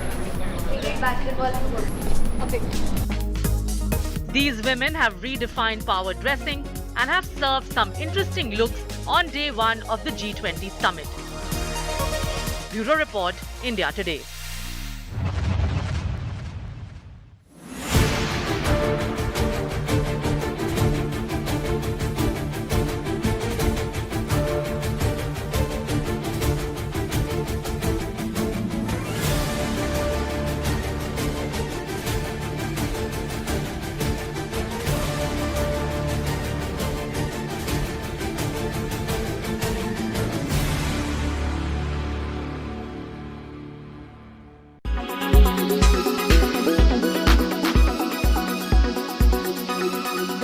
forecast now. Delhi, maximum 28 and minimum 23 degrees. Mumbai, maximum 30 and minimum 26 degrees. Kolkata, maximum 33 and minimum 26 degrees. Bangalore, maximum 29 and minimum 21 degrees. Chennai, maximum 33 and minimum 28 degrees. Hyderabad, maximum 29 and minimum 22 degrees. Make your media plan smarter with India Today Live TV on your connected devices. Amplify your brand with 100 million smart internet viewers. To advertise, mail us at sales@aajtak.com. Make your media plan smarter with India Today Live TV on your connected devices. Amplify your brand with 100 million smart internet viewers. To advertise, mail us at sales@aajtak.com.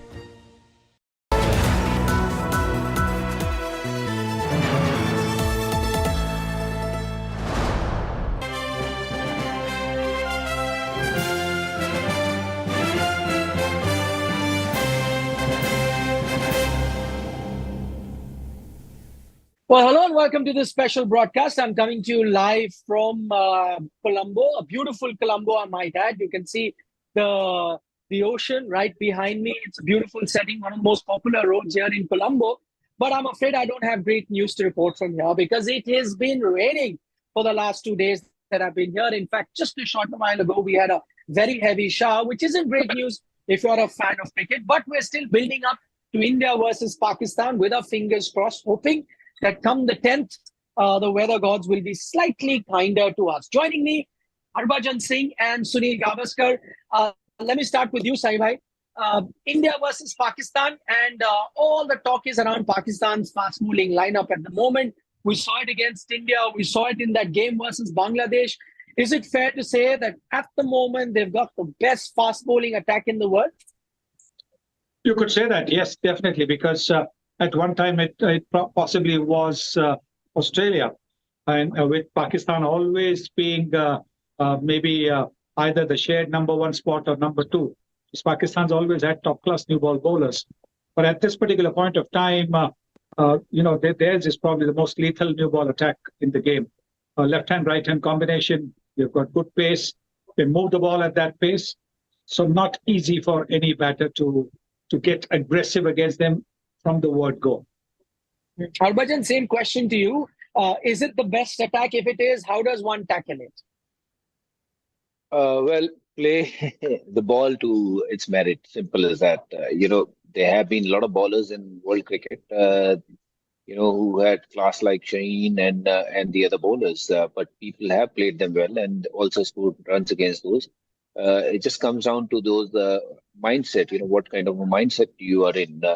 We know that Shaheen will bring the ball back in. He's fast and he looks for those early wickets. All you need to do is, keep your plan simple. Not to give him wicket up front.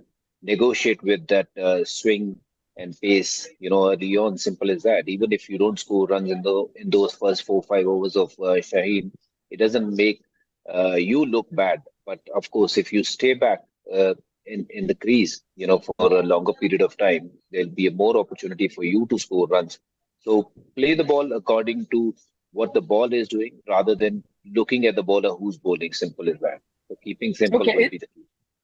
Okay, keep it simple, Harbhajan says. And you know what, this entire contest, as we're building up to it, will be a good battle between bat and ball. But for that battle to happen, the weather gods have to be kind. But as I'm reporting from here, it's expected to rain.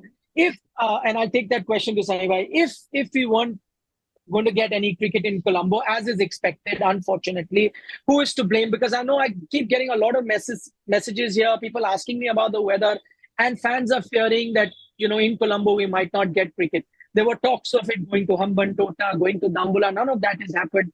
Who will then be blamed for not having this exciting contest right before the World Cup? Well, maybe I think somebody should find out the real story, because it appears from, again, all the cricketing grapevine that it were probably the players who did not want to go to Hambantota.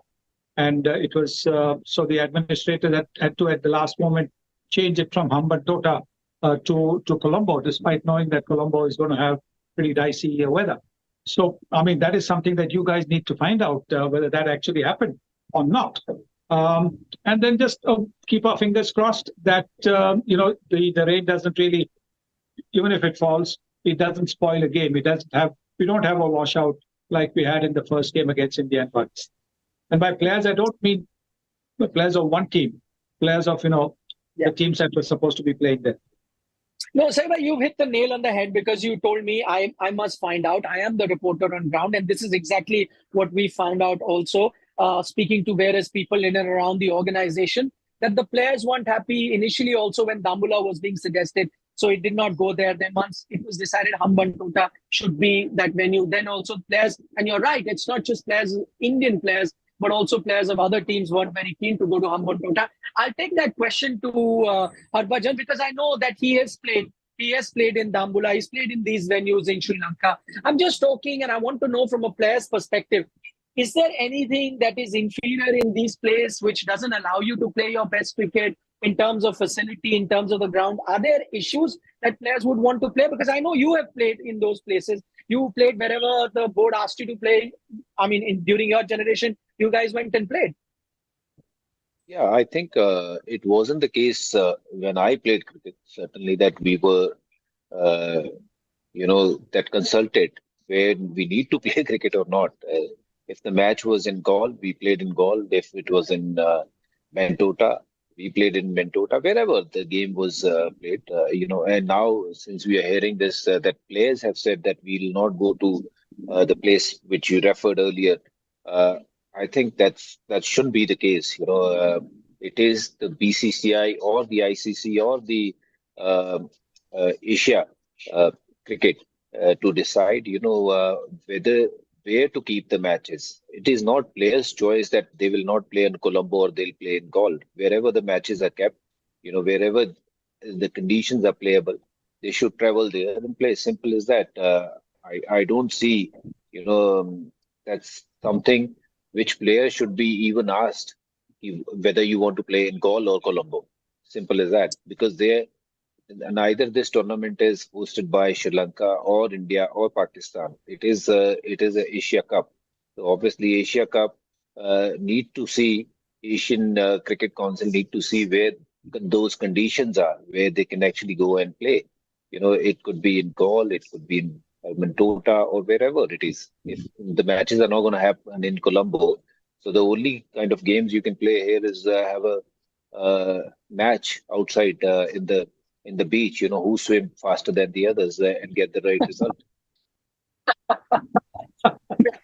Maybe that can be looked at. Beach is lovely though. Beach is lovely. Maybe we can have a beach running contest or something.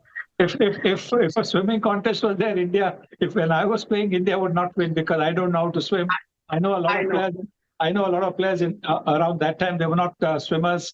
So, so I hope this Indian team has got a lot of swimmers.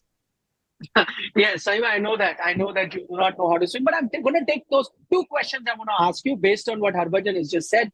Firstly, he says, in his time, players weren't even consulted. I'm sure when you were playing also, you weren't consulted. So does then the whole, issue stay then with the administrator? Should they even be consulting teams? Shouldn't they see what is best in terms of organization ahead of the World Cup, where the teams need to play, rather than look at the comforts of the player? By all means, consult the players before the schedule is announced. Particularly if it's a home series. By all means, consult the coach, the team, the captain, and ask them which are the 3-4 venues where you think your team has got a better chance. By all means, do that before the schedule is announced. Once the schedule is announced, I think it is a little bit tough because you've got to make arrangements, travel arrangements, hotel bookings. They're not really easy. Because when you're not talking about 10, 15 rooms, you're talking about sometimes 40, 50, 80 rooms. So that's not easy. Don't forget the TV crew also has to go. So for the TV crew also, it's not easy. They are also about 60, 70 in number. So those kind of rooms are not easy to get at the snap of a finger. But like I said, I think it's easy sometimes to point a finger at the administrators because, at the end of the day, the administrators, can be made scapegoats. But I think it is really necessary to find out, what happened and why, despite knowing that the weather forecast for Colombo hasn't been good, why the matches were not held in Hambantota. I'm just going to extend that question, Sunny bhai. I gave you certain reasons reporting from here that the players, actually the reservation was regarding, staying facilities, training facilities, the ground. Just as I asked Harbhajan Singh, let me ask you that also, Sunny bhai. You've been there as a commentator in these places, whether it's Hambantota, whether it's Dambula. Are the training facilities, grounds, or places to stay that inferior that the team can't stay? And I just want to mention that while I covered a lot of I covered a lot of Harbhajan Singh's generation. When they needed to get practice before a game, they played in Karnail Singh Stadium, which clearly does not even rank anywhere close to the stadiums that you had. We've had players play in Lahali and godforsaken places in India where they have to stay in guest houses, not 5-star hotels. But when you have to play a match, you just go, you land up wherever you need to play a match. Should these things also be considered in terms of comfort or recreation or gym facilities, training facilities? Well, I mean, obviously you want the players to be in a proper mental state to be able to give off their best, and which means that you have to look at these things like training facilities, practice facilities, gym facilities. I totally understand that's a modern way to go about. Totally understand that. But sometimes in situations like what we have over here, you've got to look at the larger picture. The larger picture that if Hambantota has less chance of rain or no chance of rain, while Colombo has got more chances of rain, then you've got to look at the bigger picture in terms of what the Asia Cup can do for you. Because Asia Cup is also a place where you can experiment a little bit with your combinations. Asia Cup is a place where you can also actually get into stride, get into form for the big event that is the World Cup. Not for a moment am I suggesting that the Asia Cup is to be taken lightly. The Asia Cup also has to be won. But I don't know about Hambantota. I've never been to Hambantota, to be honest with you. So I don't know what is the situation over there.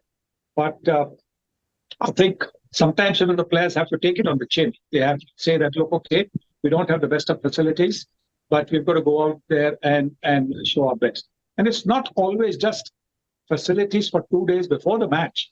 You're actually preparing for more than a month and a half, no? In other places where you've got all the proper facilities. So for these 2-3 days before a match, you should be able to, take the rough with the smooth. Harbhajan, you want to come in? Yeah. Yeah, I just want to say, Nikhil, that Bantota, not Bantota, the place Dambula.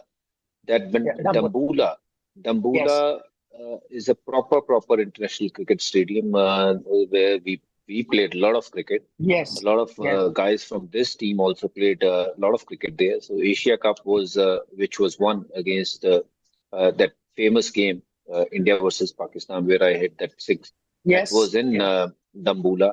And that's a big stadium, massive stadium. I think that's where they wanted to eventually go because there's hardly any rain over there. And they have some beautiful hotels as well. So I don't know whether it is the players' call or administrators' call that they don't want to take the tournament there. But having said that, Asia Cup is an important tournament just before the World Cup. As a player, if I was part of any team, whether management side or from the player side, I would have liked to go and play some cricket rather than just waiting for sun to come out in Colombo and look to play. So if that was the opportunity was given to me, I would have gone there and played. Yeah, that's a very valid point. In fact, I've covered as a journalist games in Dambula when Harbhajan, there was Rahul Dravid, there was Saurav Ganguly, some fantastic resorts there. So they have 5-star facilities. The ground is amazing. All of that is there. What's worse right now in Colombo is, even in terms of training, I went for the India training session. They could only train indoors. That's not ideal. There are no outdoor training facilities anyway. So even if you've stayed in Colombo, it's not that you've got better training facilities. So at least that's an advantage. All outdoor facilities are inundated. There's a lot of water. So you cannot be even training. All you'll get is indoor training sessions at the moment. I mean, Nikhil, training, we always talk about training, but a lot of these new trends are the teams don't train. before the games. So, when they don't train, so those training issues are gone out of the window anyways. So training issues should not be that considered key whether training happening or not. You have done training almost all your life. It's just about playing the competition against each other. That's what matters in the end. And for that, wherever you find place, you should look to go there and play. Simple as that. Sri Lanka is a place. It's a small country where everything in 2 hours away. So like Dambula is like about 2 hours away from here in bus ride. So why don't the whole thing shift there so they can have a brilliant tournament there, without any kind of disturbance from rain, from any whatsoever. Right. I think many will say now that unfortunately that ship has sailed, so no chance of last moment movement there, which means that we are going to have a rainy Asia Cup at the moment. I'm just shifting our focus. Last couple of points that I want to touch with the two of you.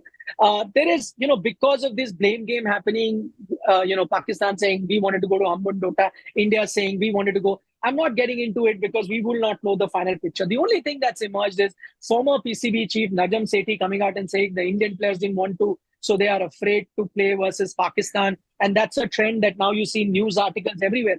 My only point is, and let me start with Harbhajan, where do you think this confidence comes from? Was that game where India got out for 266 enough for this sort of a confidence that India is scared to play Pakistan, where that game finished in Palakele?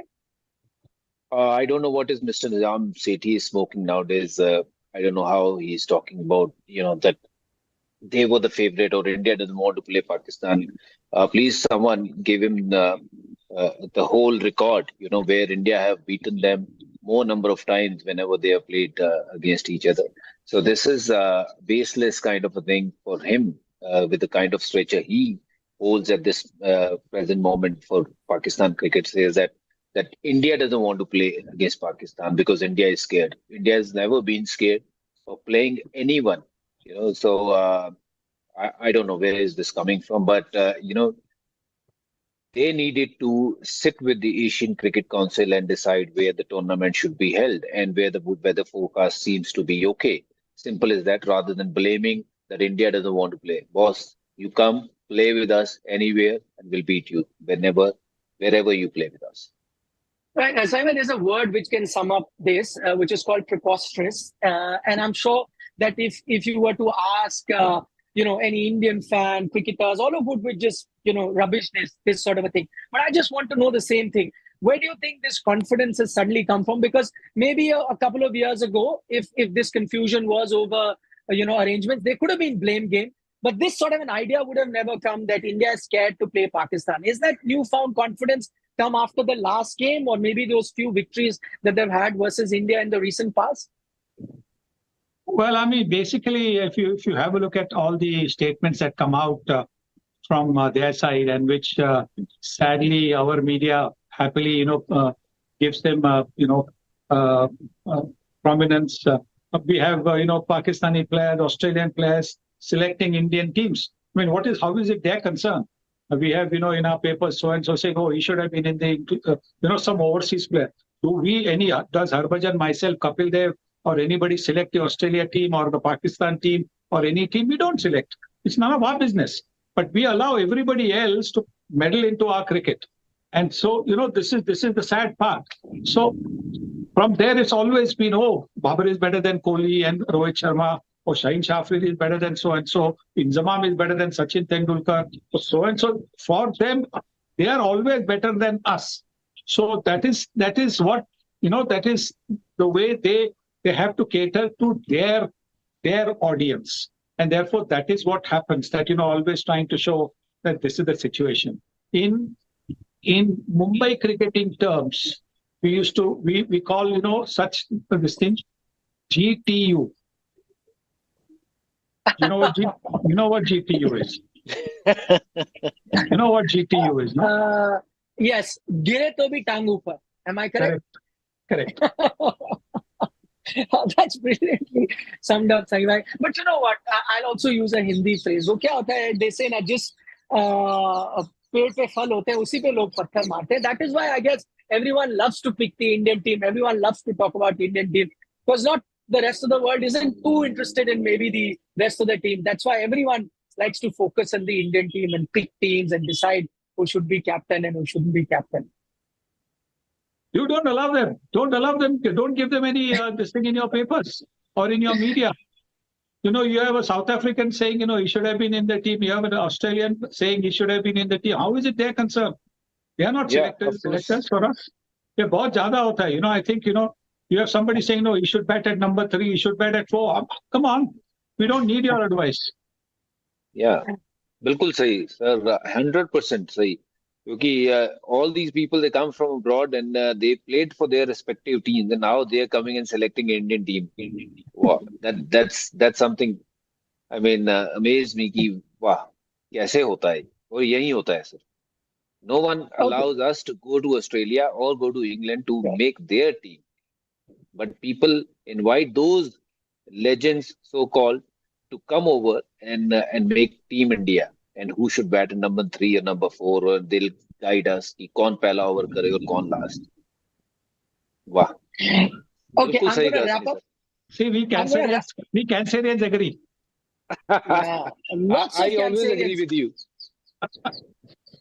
Lots of Cancerians in Indian team. I'm finishing off the discussion with one final point. And interestingly, because we were talking about foreign players, talking about Indian cricket, I'm going to get both of you to talk about a foreign player. And that's the last bit on the discussion. Harbhajan, let me start with you. I wanted to talk about Heath Streak, who passed away very recently. You've played against him. How will you remember Heath Streak, the cricketer?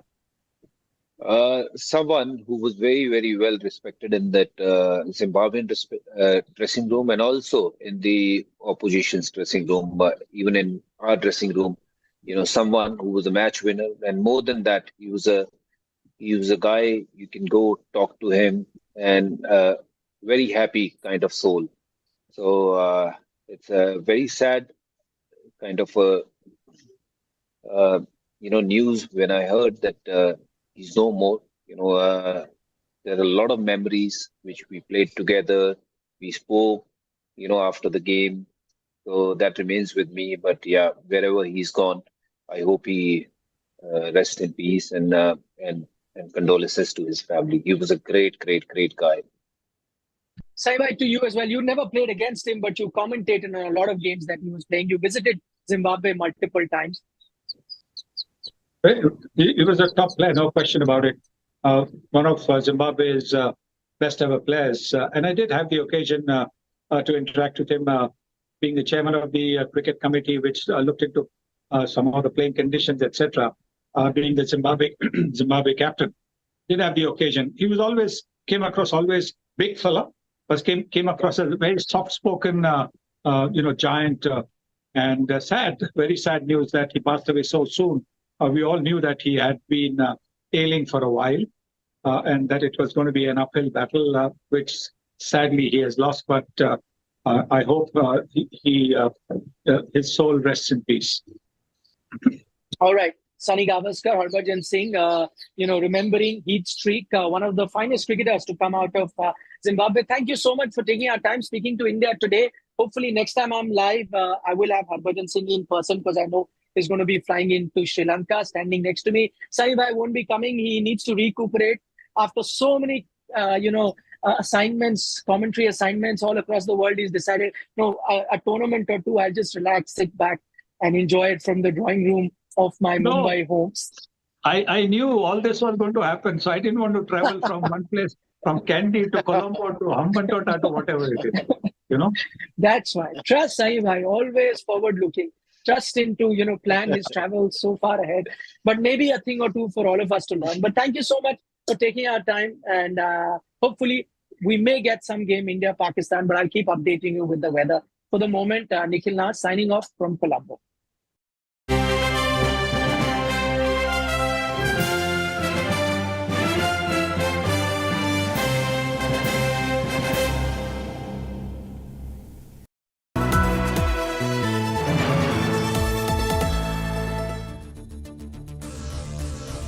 The new world order starts here, and a rising India is leading the way. A new template for a changing world. India in the front seat for global peace and prosperity. as world leaders line up for the big event. India Today gives you the only ringside view. The faces, the voices, the big news breaks. Unrivaled build-up to the G20 Summit. Namaste G20. Continuing coverage only on India Today TV.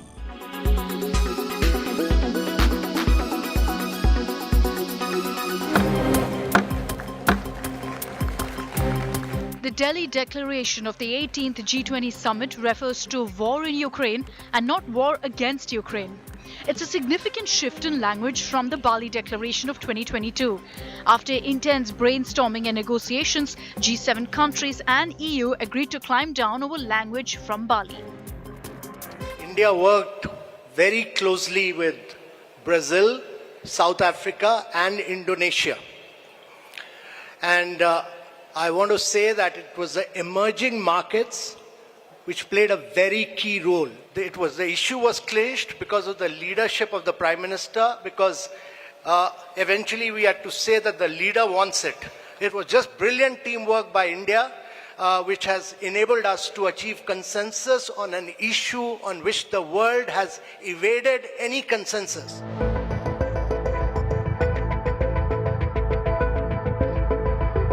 The Delhi Declaration recorded the consensus regarding the war in Ukraine, wherein all states must act in consistency with the purpose and principles of the UN Charter in its entirety.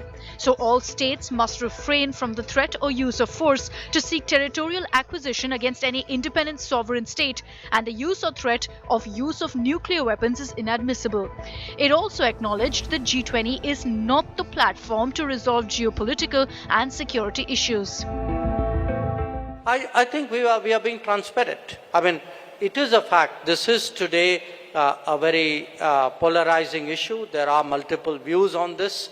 There are a spectrum of views on this. So I think in all fairness, it was only right to record what was the reality in the meeting rooms. And while the Delhi Declaration highlighted the global impact of the war in Ukraine on food and energy security, supply chains, macro-financial stability, inflation and growth, it emphasized on peaceful resolution of conflict through diplomacy and dialogue.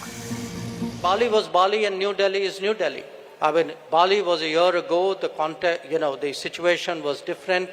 There are in totality 8 paragraphs, 7 of which actually focus on the Ukraine issue. And many of them highlight problems which are of great contemporary significance. One should not have a theological view of this. I think the New Delhi Declaration responds to the situation and concerns as it is today. The war in Ukraine does impact all, and the Delhi Declaration has become a green roadmap to tackle the conflict with determination. One Earth, one family, one future. That's the focus of this G20 Summit. Bureau Report, India Today.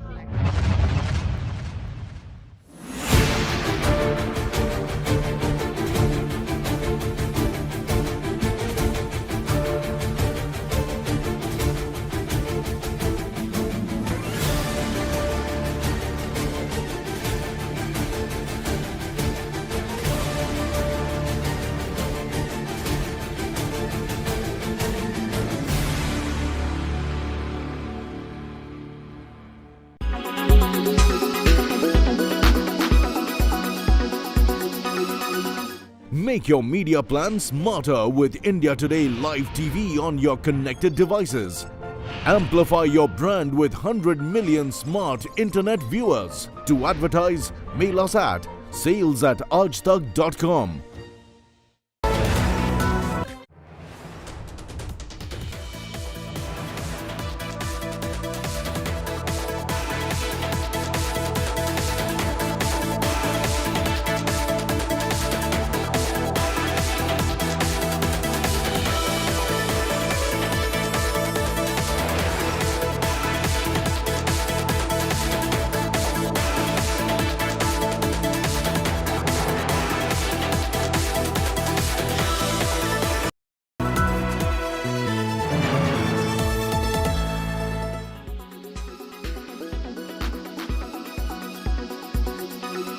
Hello everyone, this is Anita Brito in conversation with the one and only Shyam Kaushal. Hello sir, कैसे हो आप? Hello नमस्कार जी. आपको सबसे ज्यादा कौन से actor के साथ काम करके मजा आया, मुझे ये बताइए.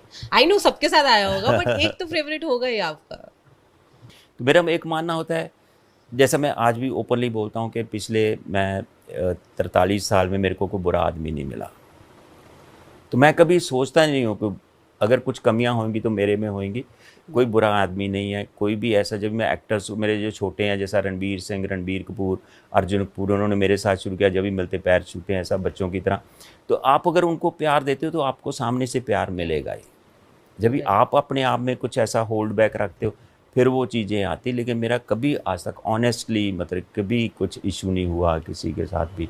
अमित जी के साथ इतना अच्छा रिलेशन है, बहुत. शाहरुख डॉन टू अभी डॉन 3 आ रही है उसके. हाँ करेक्ट है, डॉन टू. तो नहीं, पर शाहरुख के साथ 2 डॉन बनाई ना कि नहीं? 2 डॉन, एक ही डॉन है ना. डॉन 3 अभी रिलीज हुई है रणवीर के साथ. हाँ, तो पहली वाली अमित जी के साथ. हाँ, डॉन जो 2005 या 6 में शायद. हाँ ईयर मुझे तो उसमें वो शॉट था बीच पे ना, गाड़ी चलाना, ब्लास्ट होता है फायर का, गाड़ी पूरी ब्लास्ट में. हाँ. और फिर ये चलाते निकलते. तो फरहान डायरेक्टर थे, उन्होंने मतलब ही so intelligent and technically so perfect. हाँ, उन्होंने बोनट पे कैमरा लगाया, फिर ऐसा कि ना एक ही शॉट में देख रहे हैं शाहरुख ऐसा गाड़ी चलाते आ रहे हैं, ब्लास्ट हुआ, पूरा आग बाग भरी, और फिर निकले ऐसे. हाँ.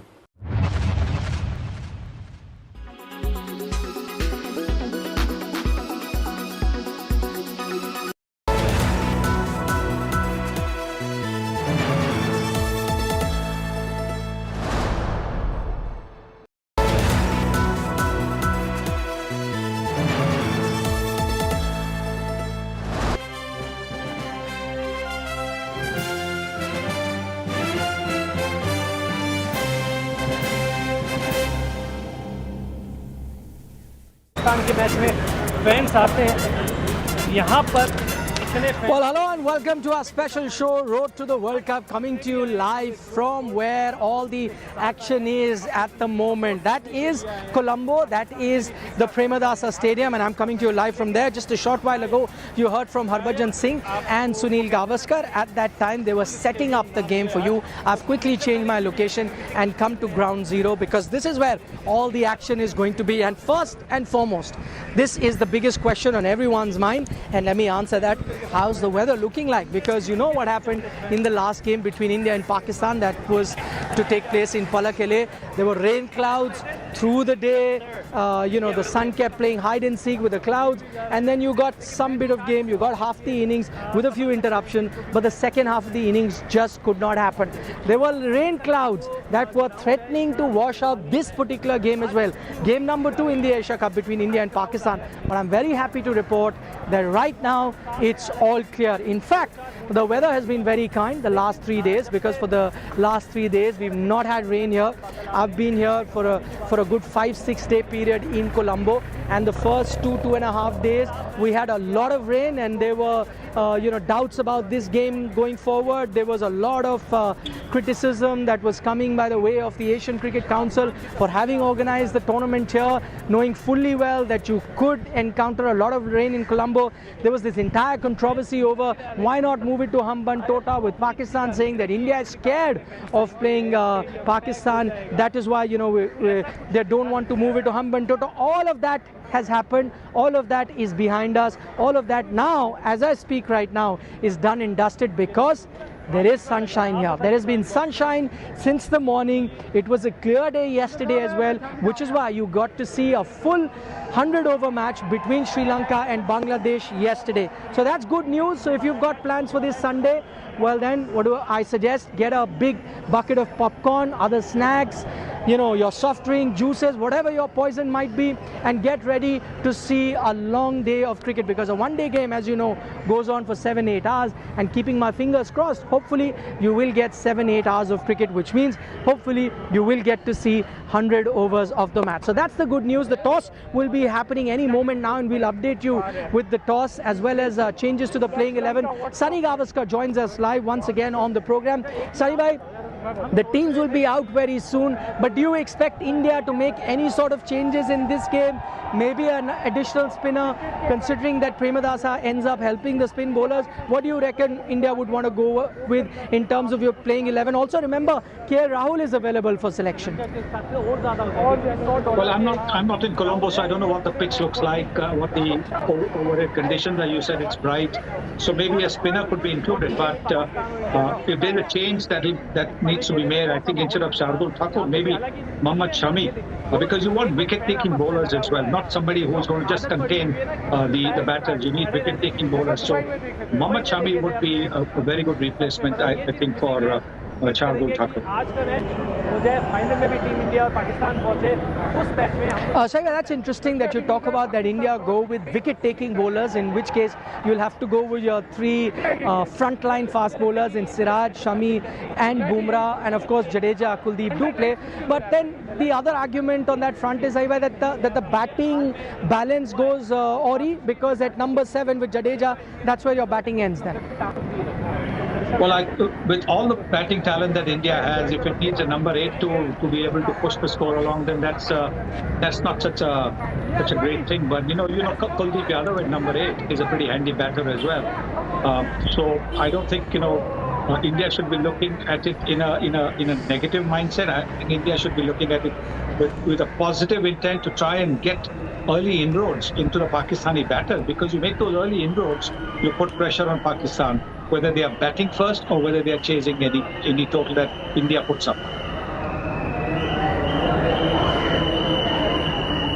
That's interesting from Pakistan as well. They have decided to announce their 11 on the eve of the game, but we are getting breaking news right now in terms of the toss, and Pakistan have won the toss and they have decided to bowl first. That does not come as a surprise, because quite often we've seen here at the Premadasa Stadium, or as the locals call it, the Khetarama, batting under the light tends to get slightly easier. On certain days you get a lot of dew here as well, but I will report the fact that yesterday I was here during the Sri Lanka versus Bangladesh game and there was no dew, so that will be a relief for any team that is going to be bowling second. And in this occasion it is going to be India that will be bowling second, because Pakistan have won the toss. That's the big news coming out of the Premadasa. Pakistan have won the toss and have decided to put India in. So once again you will have the Pakistani fast bowlers coming hard at the top order of India, and Pakistan will kind of get that advantage, as I was mentioning, of batting second here under the lights at the Premadasa Stadium. Sunny Gavaskar still with us. What do you make of the decision? It was kind of expected that maybe the team that wins the toss may decide to put the other team in to bat here, because batting here tends to get slightly better second inning. What have you made of the Premadasa conditions in the games that you've seen so far in the Asia Cup? Yesterday was one game that was played here. I don't think batting becomes easier in the second innings. We saw that yesterday as well. I think when the twilight is on, that is the time the ball can swing a lot more. So that might actually be a big plus for India when they're opening their bowling against the Pakistani batters. Quite clearly what Pakistan is thinking is that they rattled the Indian top order in the previous game when they bowled first. And clearly I think that's what they're looking at, to rattle the Indian top order. But also maybe because the DL method might come into play in case there's there are late showers, say at 8 o'clock or 9 o'clock, and the overs get reduced, then that DL method will come in. So maybe that's one of the reasons why they have also opted to field first. Okay, that's interesting from Sunny Gavaskar. He says maybe, and that is something that we've seen a lot of captains do, especially when rain is predicted in the second half of the day, as it is in the game versus Pakistan today, that Duckworth Lewis becomes very important, so it's best to chase. Maybe that is something that Babar Azam kept in mind. But Saibhai, from India's point of view, would they be happy batting first, or do you think they would have been happy batting second? Because, just to ease those nerves, simply because last time around the Pakistani bowlers got the better of the Indian batters. So, ease the nerves if you're fielding first and then come out to chase would have been better? Or you think, no, they'd be up for the challenge and say, okay, let us face the Pakistani bowling head on? I think batting first is possibly better, because, if it's a hot day there, the fielding team can get a little bit tired. Yes, if the batters are doing a lot of chasing, India's batting gets going, they have to chase a lot of balls to the boundary, then clearly I think they'll feel just a little bit tired. So when it comes to batting second, that can also affect the running between the wickets. For example, if you're tired from the fielding efforts, so that can be a plus as well. So, but clearly, what Pakistan is looking to do is to try and take advantage of what happened in the previous game, where they took 4 early wickets, and they're hoping that this time around they will not allow a 5th wicket partnership to flourish. Okay, there's some more breaking news coming in when it comes to the Indian playing 11, and 2 changes India have made. So that answers a lot of questions that people had on their mind as to what would be the ideal combination for the Indian team. So the 2 changes right now that we're reporting that the Indian team has made is that Jasprit Bumrah comes back into the team for Mohammad Shami. So remember, Mohammad Shami played the last game. So Mohammad Shami is now out, which means Jasprit Bumrah, Mohammad Siraj are your 2 frontline pacers, backed by Shardul Thakur, who will be your backup fast bowler or the bowling all-rounder as you're looking at him, which means no place for Akshar Patel. Those were the other areas that people were looking at, maybe play the 3rd spinner. So India hasn't done that. They've gone in with 3 fast bowlers. Shardul Thakur, Jasprit Bumrah is back, and Mohammad Siraj. So those are your 3 fast bowlers. And then you've got 2 spinners in Kuldeep Yadav and Ravindra Jadeja. This is your bowling. In batting also, they've made 1 change. What is that change? And that's an interesting one. Shreyas Iyer has gone out of the playing 11 and KL Rahul has come in. And you know what? This was the talk of the town. This was being debated, that whether you go with Ishan Kishan or do you go with KL Rahul. Many were going with Ishan Kishan. The half of them were going with KL Rahul. Guess what? Both camps can be happy because Ishan Kishan is playing, KL Rahul, both of them are playing, and Shreyas Iyer has gone out. Before I get your thoughts, Sunny Bhai, on KL Rahul as well as Ishan Kishan playing together, the news that we are getting is that Shreyas Iyer has not been rotated, has not been dropped from the 11. He's missing out because of an injury. He's got back spasm is what is being told to us right now. That is why he misses out and KL Rahul comes in. And my question to you is, should we be worried, and what is happening to the Indian team injury management? Because he's just spent 7-8 months recuperating from an injury of the back, comes back, is past fit, plays the last game, has done a few practice sessions and again has a back spasm. Should we be worried with Shreyas Iyer going forward because he's part of the Indian World Cup team as well? I think it's a worry, definitely, because if a player is out injured for 5-6 months with an injury, and then he has a similar injury now with less than a month left for the World Cup to start, I think, yes, it's an area of concern. But luckily, I think you can make changes in your team till, I think, the 28th or 29th of September, a week before the World Cup takes off. I think you can make, injury replacements, actually. And so I don't think, in case he's not fit, he doesn't recover, there will be somebody who will replace him. But it's sad because while he was batting against Pakistan, he looked in good touch. Shreyas Iyer, he played a lovely cover drive. He had even played that hook shot well, but sadly for him, he found the fielder right there. If it had been 5 yards here, 5 yards there, it might have been a boundary.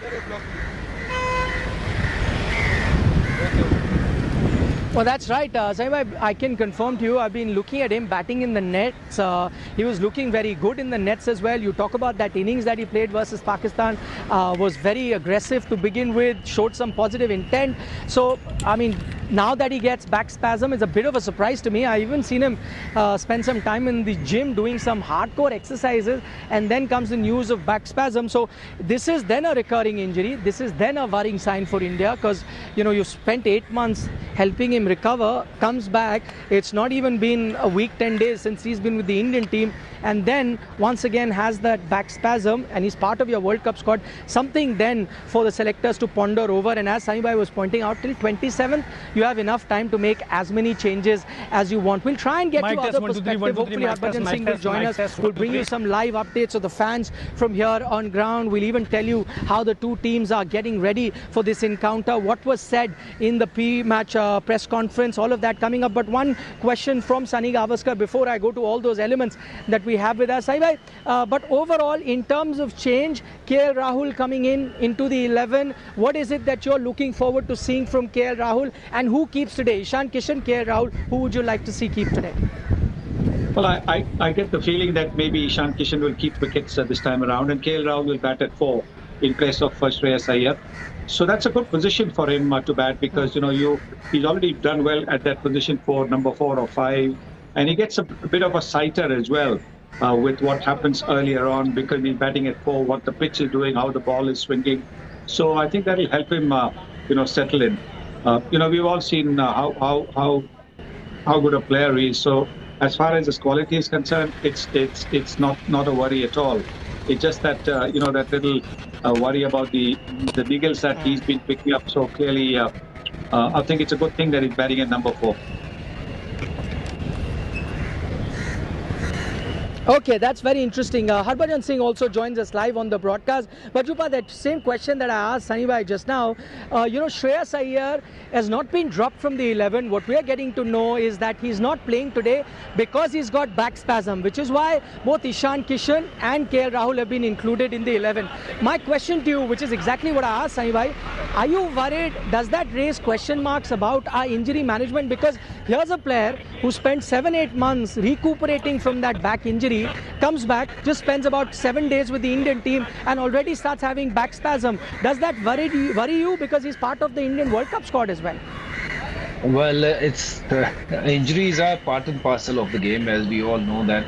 But getting injured that often, obviously, it's either your bad luck or you're making actually position for KL Rahul. I think getting injured at this point of time, not just for the team but for also his own position, will probably put a lot of things correct for KL Rahul. I think that's something is very worrying, that players are getting injured yet again and again, and it's something to do with the kind of training what they do, or with the kind of efforts they put in. So I think that is the question NCA needs to answer, because that's where everyone go and train themselves and get ready for the games. But it's a bit unfortunate. Players are getting injured quite often, which can happen. Obviously nobody wants to get injured, but I think this opportunity will obviously open a big door for someone like KL Rahul. And what KL Rahul will bring on this table is stability in this batting lineup. I think in my view, he's a proper batsman who can score runs at any position. Though he opened and sometimes he bat down the order, we have always seen his one-day record is very good, and he's a correct player. It's good to see him there batting at number 4 for India, and I hope he grabs this chance and continue to score runs for Team India. And I'm a bit obviously surprised to see Shreyas Iyer sitting out, just playing after one game and getting injured. It's obviously not just his loss, it is also team's loss as well. Right, it is a team's loss, because as Sunny Bhai was pointing out, Shreyas was looking good in that little bit of time that he spent on the crease versus Pakistan. Harbhajan, another question to you, and I was speaking to Sunny Bhai about it. You've played a lot here at the Premadasa Stadium. Pakistan have won the toss and have put India into bat. What do you reckon, which team now has an advantage? Because what we've seen with the Premadasa Stadium, it's a bit of a sticky wicket. Sometimes the ball holds on a bit, really doesn't come to the bat, which is why we've seen that even totals in the range of 260, 270 sometimes become match-winning totals, while in one-day cricket 300, 320 has now become par. But this stadium is very different. Can you tell us, with your experience of having played here, which team then holds the advantage, batting first or chasing second? And also you got to see the game yesterday between Sri Lanka, Bangladesh. So which team do you think hold the edge right now after the toss is done? Well, I think Nikhil, batting first is a very good option here at Premadasa. I've played a lot of cricket there. The wicket is good to bat on, but obviously as the match progresses, the wicket tends to slow down a bit. So it's always nice to bat out there in the first half of the game, especially when the sun is out. And of course, later part, the ball skids on and plays the double pace kind of a wicket. And of course, a good spinner will always get a purchase from this pitch. So I believe batting first, it's a good thing to do here, and just try to put not 320 odd runs. Look for those 270, 280 kind of runs. If you look to get 280, you'll probably end up getting another 20 odd runs. So don't look to get 320, 350. That's obviously for those grounds where it's small boundaries and of course belter wickets. But this pitch obviously is not probably that kind of a wicket where you'll score 350, but 280 kind of a total. I think that'll be a match-winning total, and it's good to see India batting first. To be honest, that's my opinion. Anyways. Okay, Saibhai, just what should be the approach of the Indian top order? We've heard from Rohit earlier as well saying that they have to be a bit circumspect now because of that contest. Pakistan fast bowlers, Indian batters. What do you think should be the top order's approach now that they'll be facing Shaheen Shah Afridi and co in a short while from now? Each ball on its merit, not to do anything predetermined. As batters tend to do in the T20 format. You've got 30 more overs in this game. You've got 50 overs. And with the kind of, the range of shots that Rohit Sharma, Virat Kohli, Shubman Gill have, even if they have a slow start, as long as they get the measure of the pitch, what the ball is doing, they will be able to accelerate later on and catch up with the scoring rate, the asking rate. So I think they should just make sure that in the first 10 overs, no wicket falls, because that will mean that, you'll have given a nice little platform for your team.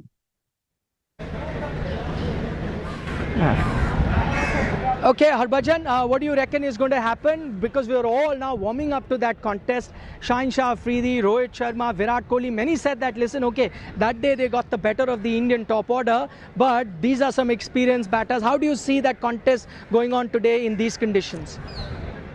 Well, I think it'll be another great contest to watch, and of course both the side will be looking forward to have this battle against each other. I hope this time our batter will come at the top of Shaheen Afridi and not give him any wicket. And of course, as Sunny sir mentioned, that first 10 overs are crucial with the new ball. It doesn't matter whether you're playing in Premadasa or you're playing in Sydney or in Calcutta.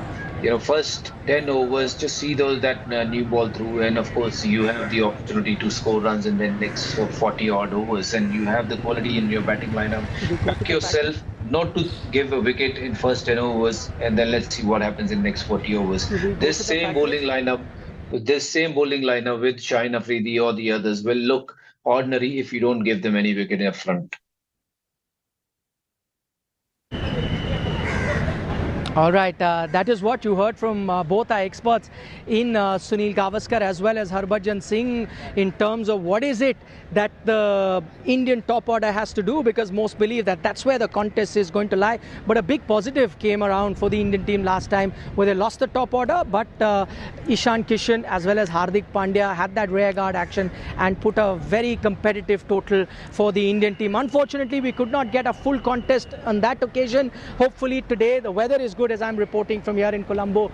No dark clouds inside, so it seems like we might get a full official game this time around between India and Pakistan. But Sunny Gavaskar, Harbhajan Singh, thank you so much for taking our time and speaking to India today, helping us set up this particular encounter between India and Pakistan. We've already reported in terms of what India is going to be doing. They're going to be batting first. 2 changes for India. That too has been reported. But for the moment, I'm going to bid you guys adieu. Head to the press box, enjoy the game. But I'll leave you with the set of both Indian fans, Pakistani fans that have turned up here at the Premadasa Stadium in large number. There was a bit of banter between them. Listen in, and I'll see you now mid-innings. Bye-bye at the moment.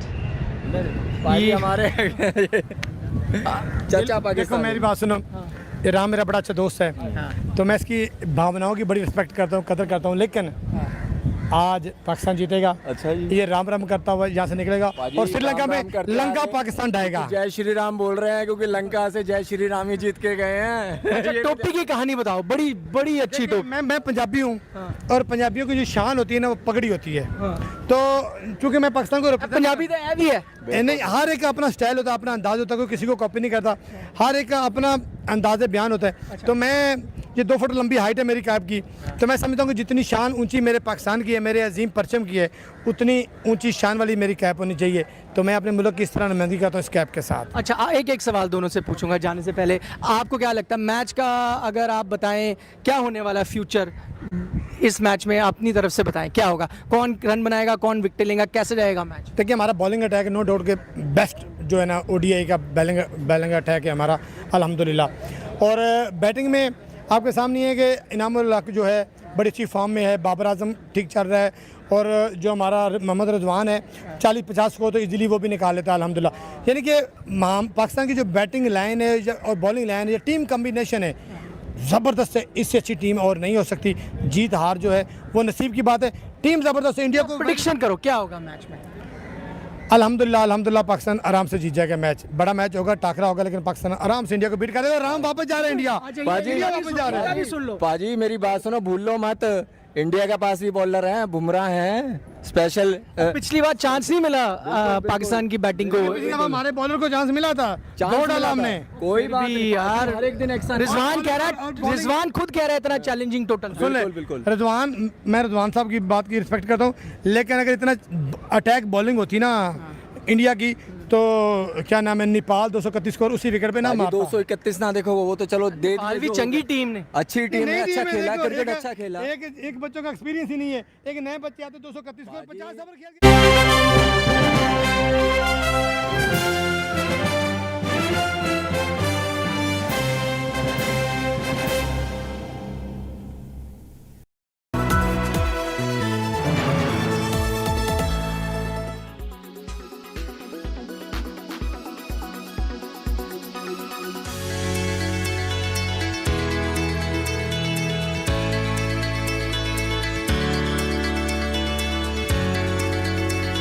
Millet puddings,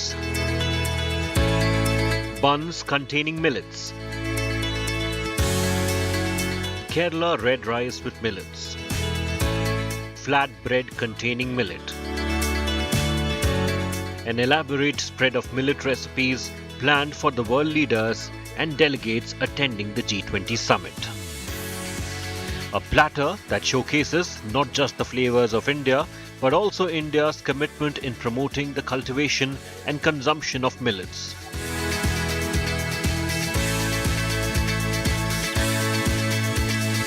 And what makes it special is that it is not just a gastronomical delight, but also healthy.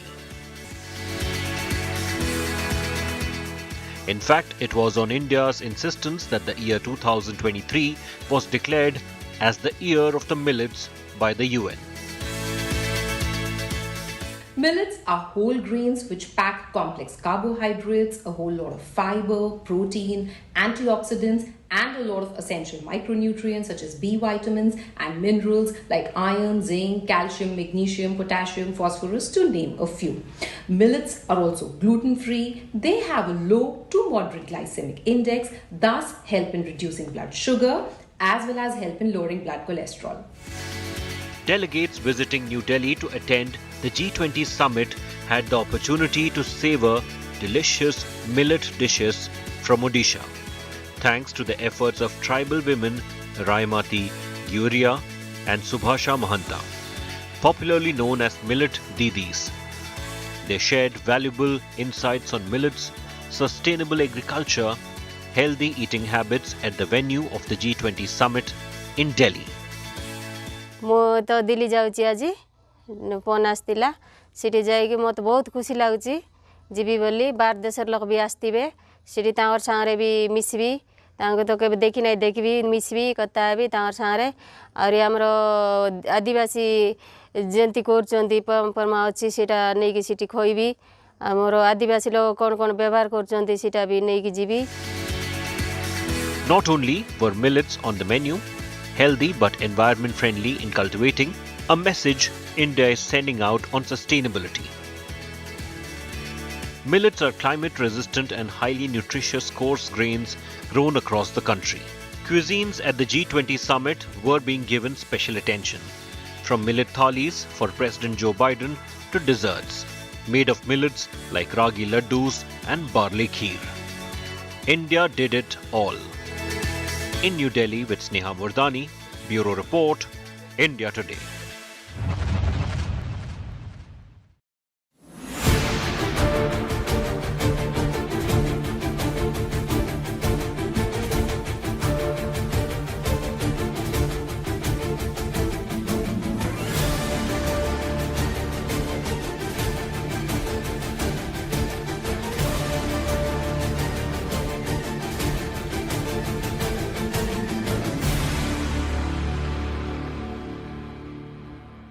Weather forecast now. Delhi, maximum 28 and minimum 23 degrees. Mumbai, maximum 30 and minimum 26 degrees. Kolkata, maximum 33 and minimum 26 degrees. Bangalore, maximum 29 and minimum 21 degrees. Chennai, maximum 33 and minimum 28 degrees. Hyderabad, maximum 29 and minimum 22 degrees.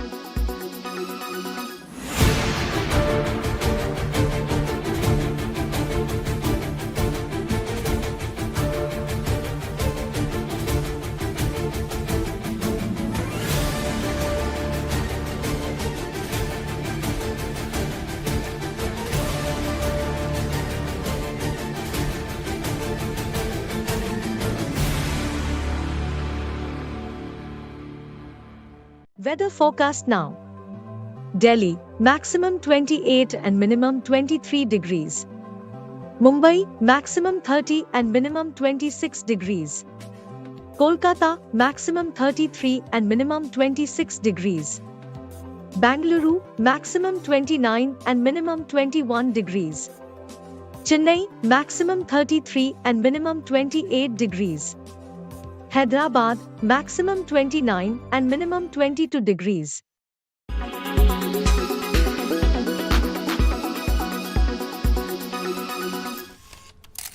Kerala's public health. All political parties traveling from different parts. Armed with facts, Looking at political black. she takes the news by its horns. Do you think the future of these students are not hampered? Fierce, bold, and direct, setting the tone for the biggest stories from every corner and every angle. Expect nothing but the unfiltered truth. News first, niceties later. Watch me, Nabila Jamal, on India Today. Make your media plan smarter with India Today Live TV on your connected devices. Amplify your brand with 100 million smart internet viewers. To advertise, mail us at sales@aajtak.com.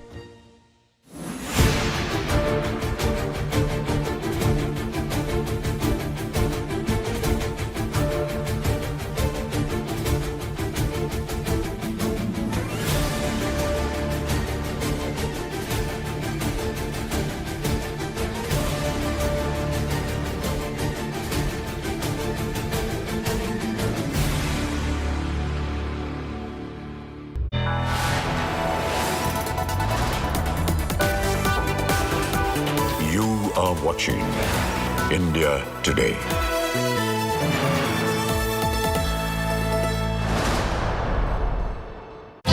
वैष्णव जन तो तेरे कहिए जे पीर पराई जाने रे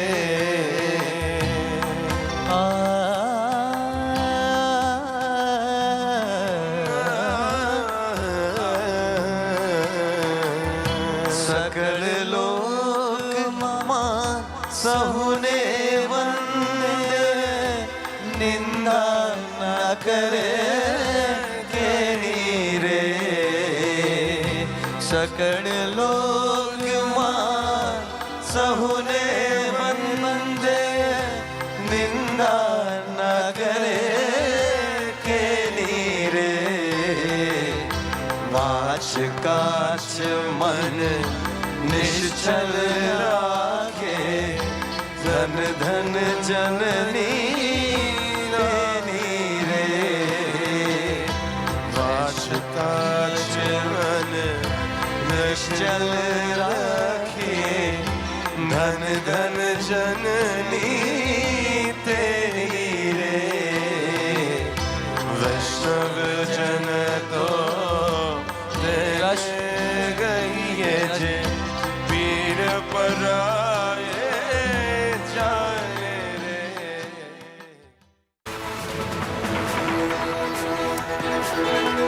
A very good afternoon. You're watching India Today. I'm Nabila Jamal. It's such a momentous occasion. The G20 Summit has finally come to an end and with a successful conclusion, all in consensus with a Delhi declaration, while now the bilateral meetings with Prime Minister Modi and some of the top leaders begin. I'm going to take you through all that news and updates. The headlines first.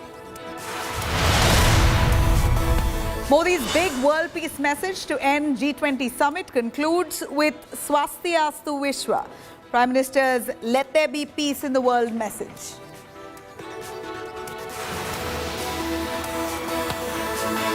The G20 Power Summit really concludes in New Delhi with Prime Minister Modi handing over the G20 presidency to Brazil.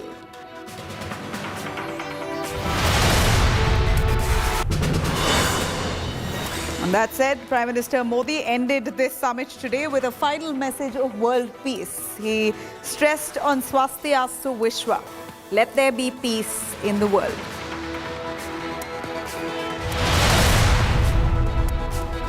Day 2 of G20 Summit begins with tribute to Mahatma Gandhi. Top delegates pay floral tributes to Mahatma Gandhi at the Rajghat. Prime Minister greets the world leaders with khadi.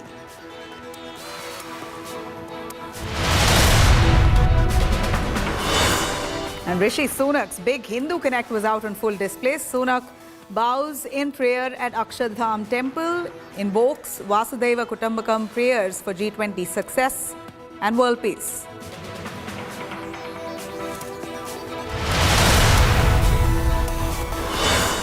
India Today speaks to ultimate G20 insider on the grand success of G20 Summit.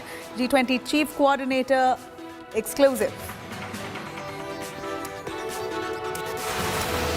So within the G20 have been to ensure that the solutions that we seek through the G20 are those that address these concerns of the developing world, and the African Union is an important part of that group. Kia Sonet, undeniably wild.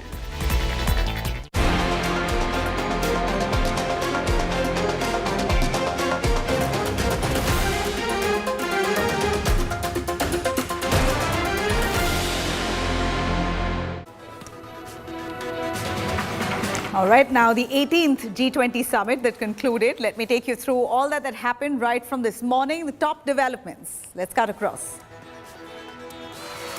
G20 Summit continued its momentum as world leaders gathered at the Rajghat today. In fact, Prime Minister Modi extended a warm welcome to all the distinguished guests who marked a significant moment in the summit's proceedings as they reached the Rajghat and laid wreath.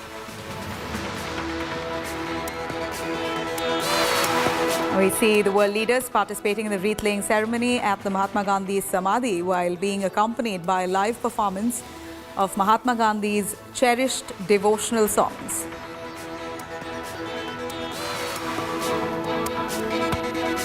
At Rajghat, Prime Minister Modi received the leaders one after the other, welcoming them at the memorial with khadi. In fact, a stole that was given by the Prime Minister to each one of those leaders standing against the backdrop of Gandhi Ashram.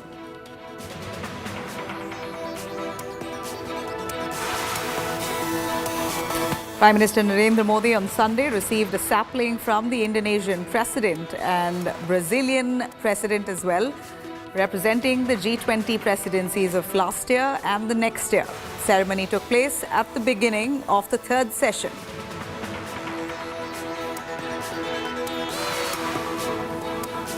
The ceremony at Rajghat was followed by the third session of the summit titled One Future. The G20 summit was drawn to a close with India handing over the G20 presidency to Brazil.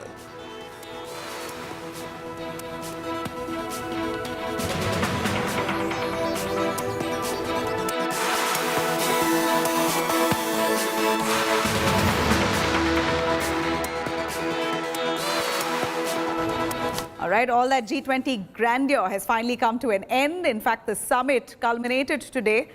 It concluded with the Prime Minister Modi handing over the ceremonial G20 presidency gavel to the Brazilian President Lula da Silva. Brazil is going to host the G20 Summit in 2024. On the second day of the summit, the third session of the G20 Summit, One Future, that began after world leaders paid their homage to Mahatma Gandhi at Rajghat in New Delhi. They participated in the wreath-laying ceremony at Mahatma Gandhi's Samadhi while being accompanied by Mahatma Gandhi's cherished devotional songs played in the background. Prime Minister Modi greeted the G20 world leaders at Rajghat, also offered them khadi as a ceremonial gift or a scarf as a gift there. The delegates also took part in a tree planting ceremony that symbolizes commitment of the G20 nations to environment sustainability. मैं Brazil के राष्ट्रपति और मेरे मित्र the president Lula da सिल्वा को and हार्दिक शुभकामनाएं देता हूं De Silva, और मैं उनको and now I प्रेसिडेंसी का गेवल सौंपता हूं।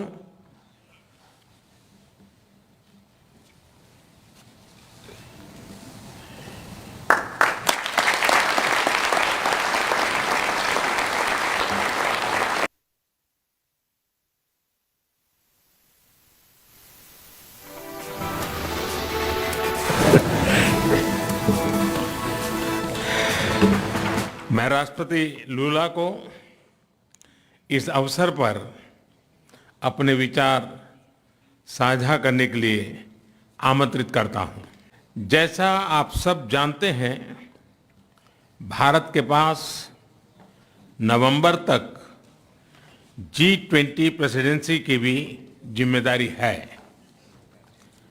अभी 2.5 महीने बाकी हैं।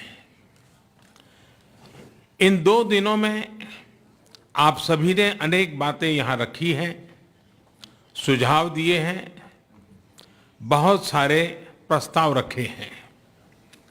हमारी ये जिम्मेदारी है कि जो सुझाव आए हैं उनको भी एक बार फिर देखा जाए कि उनकी प्रगति में गति कैसे लाई जा सकती है।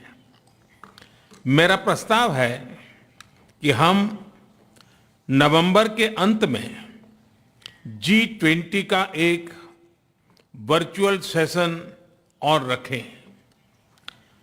उस सेशन में हम इस समिट के दौरान तय विषयों की समीक्षा कर सकते हैं।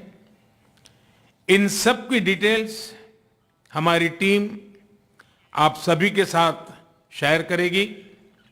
मैं उम्मीद करता हूं कि आप सब इससे जुड़ेंगे। I will be very much honored to welcome you all to the Rio de Janeiro summit in November of 2024.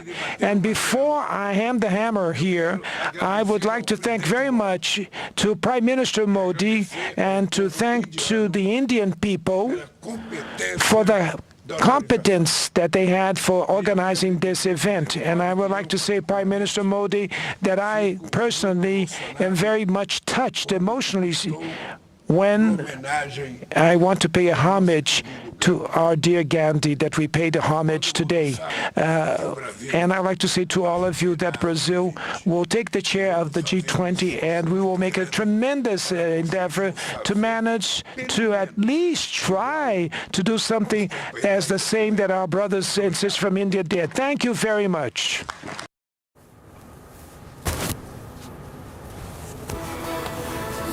All right, let me quickly cut across to Abhishek Balla joining us live for more on that. Abhishek, a quick word from you as the G20 summit has finally concluded.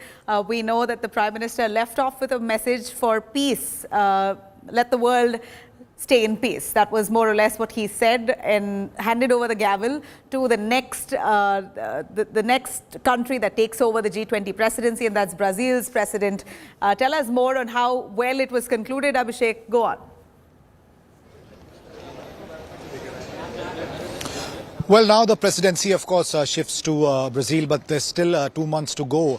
And that's the reason why Prime Minister Modi made a pitch for having a virtual summit in November end to take stock of the progress done as far as this summit was concerned, the deliberations that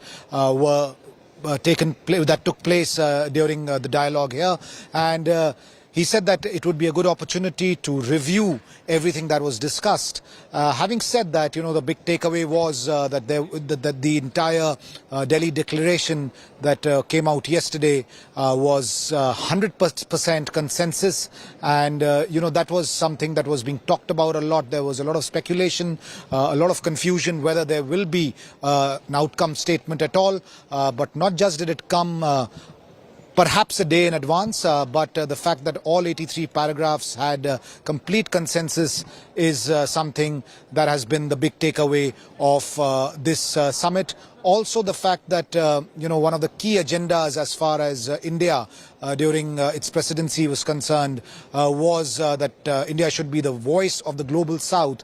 And yesterday that's something that was spelt out loud and clear, that this document is a document of the global south. And now that the presidency moves to Brazil, everything that has been put on the agenda, which can be, a big breakthrough as far as the global south is concerned, it could continue with Brazil also being one of the countries that is part of the global south.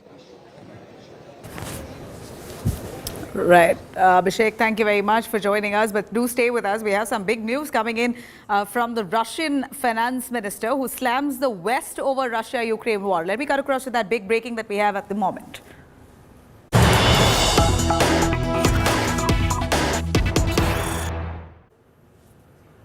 All right, Russian finance minister slams the West over Ukraine war. That's the big update we have, as Lavrov says West can't maintain discussion on Ukraine. Lavrov says the West demands that Russia stops aggression.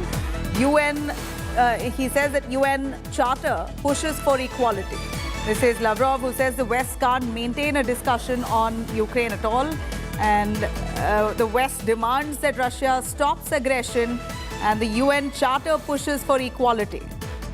These are words that he said in, I'm going to ask Abhishek Balla to decode this for us. But let's first listen in to Sergei Lavrov, Finance Minister of Russia, speaking on the sidelines of G20. The declaration outlines the tasks of reforming the International Monetary Fund, the IMF. Frankly speaking, if we take an honest look on quotas and votes, the Americans wouldn't have had the blocking veto power that is preserved artificially. This summit will give a positive impetus to the effort to reform the IMF, the World Trade Organization. This is something the declaration stipulates directly. These efforts are hindered by the United States and its allies. In the same vein, an emphasis is placed on the need for the West to comply with its years-long promises that have been undelivered on, including on technology transfer. All right, I'm going to cut across to Abhishek Balla. Abhishek, a big statement coming in from the Finance Minister of Russia, Sergei Lavrov, who's slamming the West, saying they can't hold a proper conversation or a discussion on Ukraine. He says this on the sidelines of the G20, and the biggest point was the Russia-Ukraine war in the Delhi Declaration, which all countries have come to a consensus on. Do take us through exactly what he meant by saying the West can't really hold a discussion on Ukraine. All right, Abhishek, I'd like you to stay with us. This is a live visual that we've got across to Emmanuel Macron, the president of France, who's just arrived to have a bilateral, or rather a lunch meeting with Prime Minister Modi. This is a bilateral meet between the two leaders. We know that there's been extensive discussions around the Rafale. In fact, India has had a huge deal that they've struck with the Rafale jets, and there's a lot more to come. Abhishek Balla is also joining us. We're going to cut across to those visuals. Abhishek, even before we actually slip into those live visuals, if I can ask my producers to cut back to that live visuals of Emmanuel Macron walking towards the venue where Prime Minister Modi is going to be holding a talk. All right, Macron is speaking. Let's have a listen. Prime Minister Modi, faithful to its principles, India did its utmost for its presidency of the G20 to serve unity and peace and send across a message of unity while Russia is still waging its war of aggression in Ukraine. So here I would like to thank Prime Minister Modi and say once again that France stands alongside India. Before I report to you on our conclusions and the way I see them, of course I would like to say a few words and say that all our thoughts go to Morocco and its people. They are going through a tragedy which is touching all of us.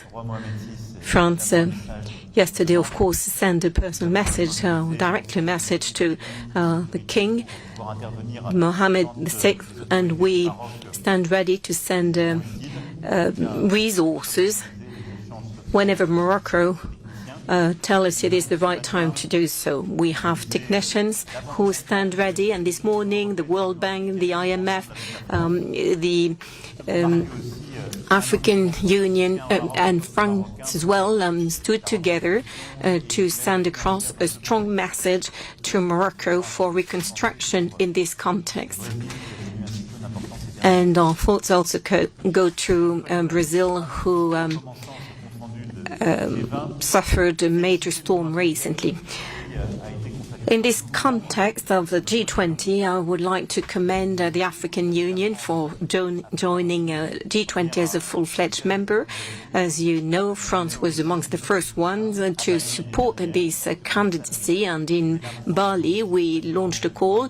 At the time, Macky Sall was representing the African Union, and what was at the time a wish is now a reality. The G20 will sit at the table where the decisions are taken, and I'm very pleased that what we were calling for in Bali has now been approved by all. First of all, this G20 confirms once again the isolation of Russia. A vast majority of the G20 members condemn the war in Ukraine and its impacts. And we've been dealing with the economic and food consequences of this war precisely to maintain the unity of the planet. And the entire G20 also commits to a just and lasting peace in Ukraine, and I insist on these words. That's in accordance with the UN Charter,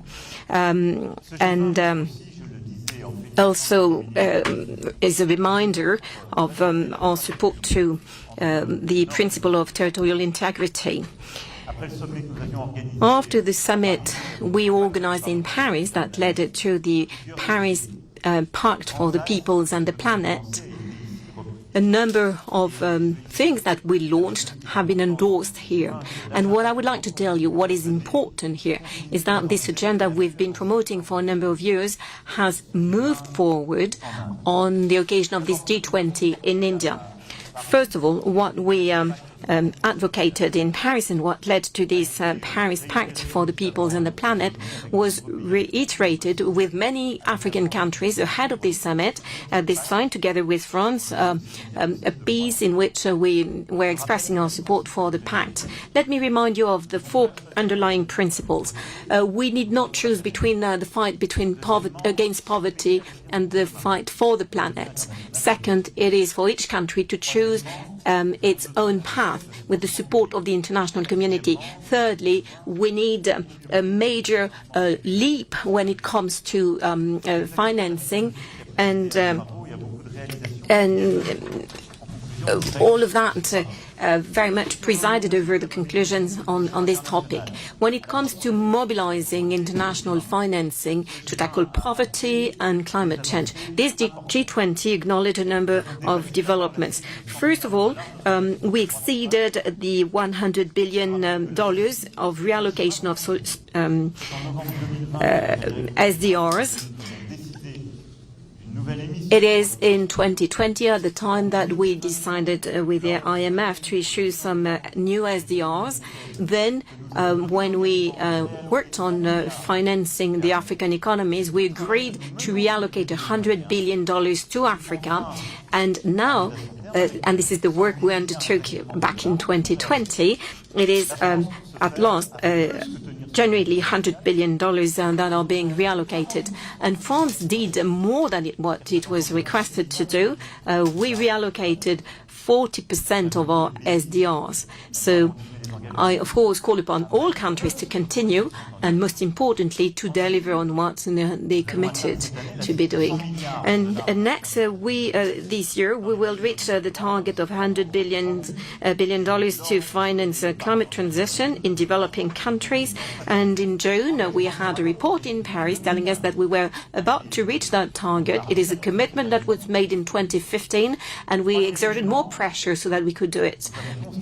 Third element, we could see that what was done in Paris, and remember we had this first meeting of joint financing, all multilateral developing banks attending with the major financial institutions. Well, we got some results. We're increasing the risks taken by our developing banks and development banks, and we're increasing substantially the public finance simply by taking more risks with the existing mechanisms. And this is something that was agreed upon in Paris in June. And at the G20, we all agreed upon this commitment taken in Paris with the goal of having $200 billion of private finance for developing countries. So all of that was initiated in Paris in June and has been approved by the G20. So that's an endorsement of the 4 Ps pact. But we want to do more in terms of efficiency, and this is also a commitment that we made in Paris. First of all, we support a deep reform of global governance. This is the Security Council, but as well the World Bank and the IMF.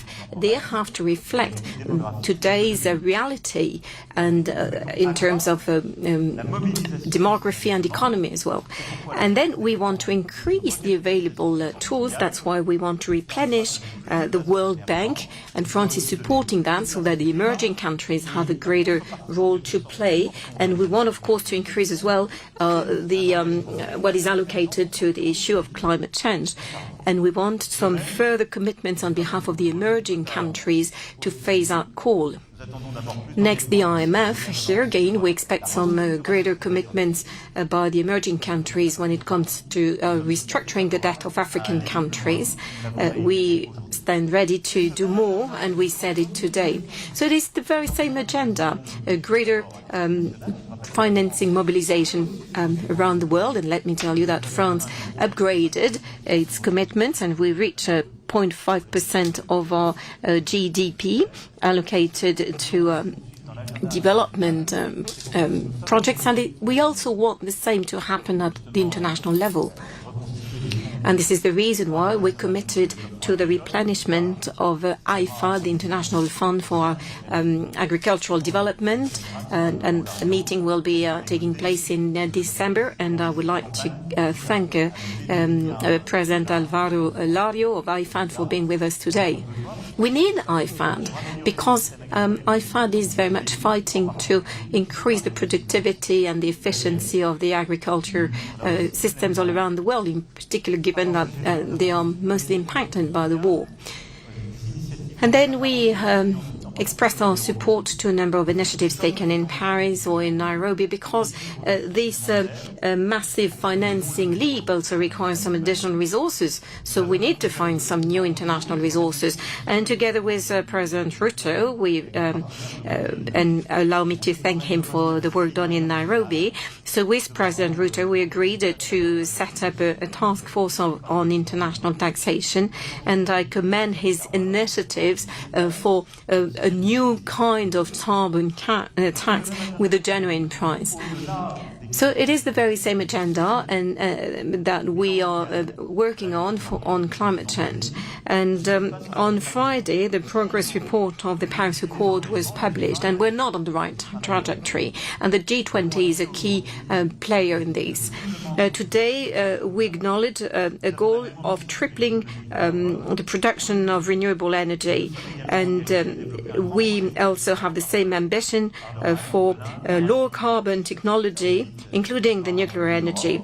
And we're also committed to developing a major vast rail corridor between India, Saudi Arabia and Europe, and in order to transport green hydrogen and to speed up the greening of our industries.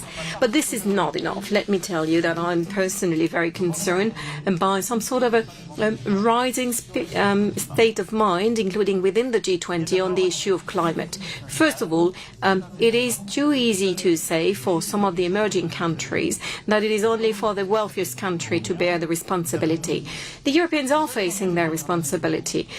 We have the only credible international commitments with the Green Deal and the Fit for 55. We're the only ones who set some regulations, new regulations, in order to reach carbon neutrality in 2050 and the goals that were set for 2030. I'm very pleased that some join us with this 2050 target, but at the moment only the Europeans have set the tools. We have the 100 billion commitment, as said in June in Paris and reiterated here. But many countries need to do more efforts.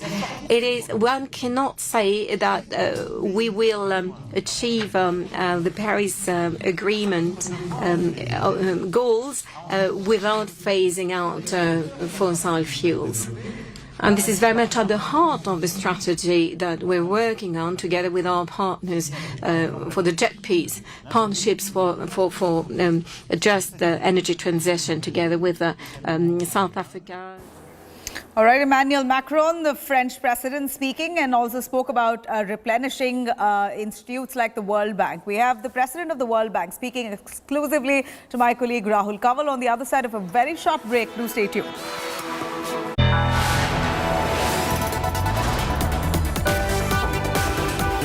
You are watching India Today.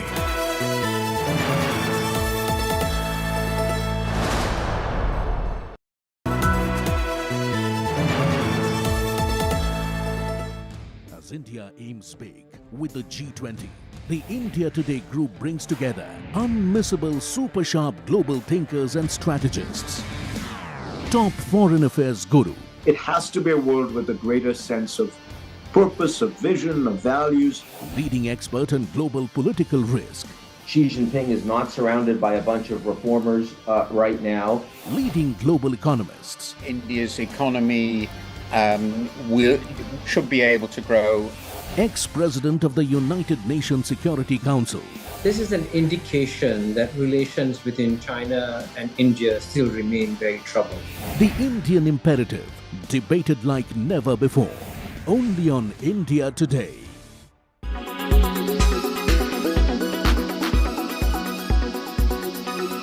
Hello everyone, this is Anita Brito in conversation with the one and only Shyam Kaushal. Hello sir, कैसे हो आप? Hello, नमस्कार जी. अभी भी आप continue कर रहे हो और आपके बहुत अच्छे अच्छे लाइनअप्स है, जैसे आपने बोला डंकी है, फिर आपके पास जो बंगाली मूवी है वो भी है, ये बंगला बंधु. हाँ जी. प्लीज उसके बारे में थोड़ा इन डेप्थ बात कीजिए, थोड़ा डंकी के बारे में हमें बात कीजिए. It's an all and out action film? No, it is not a, there is action in it. But मुझे ये जानना है आपसे, ये पर्सनल क्वेश्चन है, आपको सबसे ज्यादा कौन से एक्टर के साथ काम करके मजा आया, मुझे ये बताइए. मैंने अमित जी के साथ काम किया, अमित जी से लेके सभी के साथ जितने भी आगे ना सभी के साथ काम किया. फिर जो साउथ के भी मोस्टली सुपरस्टार्स उनके साथ भी काम किया. पर आज तक भगवान की दुआ से कभी किसी के साथ इशू नहीं हुआ, कभी कुछ नहीं हुआ, सबसे प्यार ही मिला है। तो मेरा एक मानना होता है, जैसा मैं आज भी ओपनली बोलता हूँ कि पिछले मैं 43 साल में मेरे को कोई बुरा आदमी नहीं मिला। तो मैं कभी सोचता नहीं हूँ कि अगर कुछ कमियाँ होंगी तो मेरे में होंगी। कोई बुरा आदमी नहीं है, कोई भी ऐसा। जब मैं एक्टर्स, मेरे जो छोटे हैं जैसा रणबीर सिंह, रणबीर कपूर, अर्जुन कपूर, उन्होंने मेरे साथ शुरू किया, जब भी मिलते पैर छूते हैं, ऐसा बच्चों की तरह। तो आप अगर उनको प्यार देते हो तो आपको सामने से प्यार मिलेगा ही।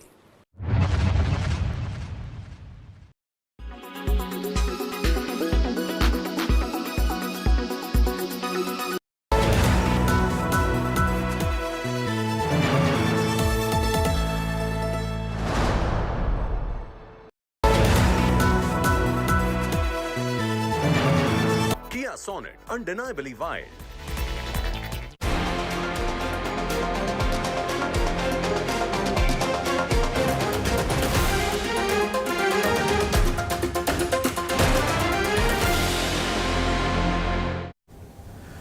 Hello and welcome.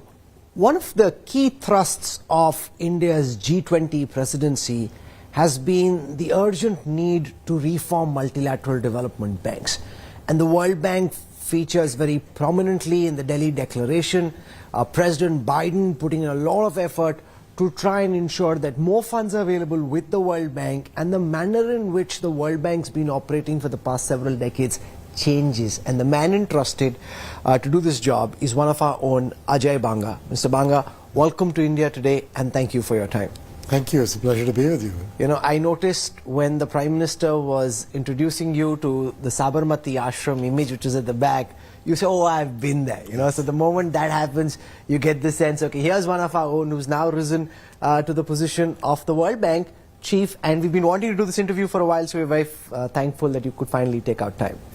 I'm glad to be here. In fact, I have been to Sabarmati back in the days of being in IIM, so it's a long time ago. Yeah, you I actually went back there. only once after that, but I love going there. I want to start by asking you about your mission to reform the World Bank. So we'll come to the Delhi Declaration and the G20. Do you want to give our viewers at the outset, you know, what you've set out as your mission objectives, given the World Bank's original priorities in terms of poverty alleviation, to try and bringing it in to dealing with climate finance, to dealing with food security and the various issues which are very here and now at this moment? So, you know, my view got informed a great deal by the 3 months between being a nominee and actually getting elected. In those 3 months, I got a chance to meet 93 different countries, the leaders or the finance ministers who I was able to be in touch with. And I met civil society and I met a number of private sector companies, asset managers and the like. And that gave me a really good perspective. And I'm going to give you a distilled version of how that led to what I'm thinking. The first thing I learned was that the idea of somehow segregating, you know, fighting poverty and shared prosperity on the one hand, separating it from climate or pandemics or fragility and refugees or food insecurity or biodiversity, these things don't make any sense because in fact these are intertwined crises. And when you grow up like we've done in India, you realize very quickly that if you don't have enough rainfall, you don't have 2 crops, then you don't have the cattle because you can't afford them, you lose your dairy income, then you lose the farm labor, and you bring your child back from school to work with you. When you do that, this gain you made in poverty over decades of getting the girl child in particular to go to school gets reversed over the course of a few years of lack of rainfall. So that was one big, deep comprehension. The second one was that people feel nervous about what climate change means. So when the Western world speaks about climate, they're speaking mostly about the emissions-heavy growth of the past. When the developing world speaks about climate, yes, that's interesting because it's important, but it's also about soil degradation, biodiversity, lack of rainfall, heat-resistant varieties of seeds, catastrophes like hurricanes and floods, and you know, so it's almost a different lexicon, and you have to be careful because one and the other are both required. What you cannot tell the developing world is that I'm going to focus on climate change, whichever of the 2 types, at the cost of giving you a school for girls or a health center. So that's the second big thing. Careful about not recognizing the trade-offs that need to be made. And when you put this together, what we are trying to do is to do 3 things in the evolution roadmap of the bank, prompted by the G20 before I came in. And the first is to get a new vision and mission. So the vision is going to go from just poverty and prosperity to say, we want to create a world free of poverty on a livable planet. That livable planet allows us to widen the aperture through which we look at the world, to include climate, to include pandemics, to include, fragility and food insecurity. So you can dedicate your resources to the intertwined nature of these challenges. The second thing we've done is to make it inclusive. And what do I mean by inclusive? Everybody has spoken about inclusion to include marginalized people. I think that's really important. But let's just remember that half the world's population, females, women, are still not able to access the same opportunities that a man does, whether it is in labor force participation rates, or it is in their income for the same work done, or it is in social development and social status. And by the way, this is true of the developed world as it is true in the developing world. So I'm focusing on women and young people, because young people are the energy of the developing world, and we've got to give them, quality of life and a job. So that's kind of the first big thing we're driving. So while you've studied finance and economics, you're not a classical macro global economist in the traditional way. No, right? no, I'm far from it. You're a corporate executive, hotshot, high-flying corporate executive. I don't know about all that. Now brought in to run the World Bank. Many think it's an advantage. Obviously, President Biden thought it's an advantage. And some would say, how are you going to make the transition from running MasterCard to actually running the World Bank? Like, how are you making this transition in terms of what you're trying to get done? Well, look, some things are very common. Clarity of vision, simplicity of speaking to it, repeating it many times to everybody so they all get it and walk with you together.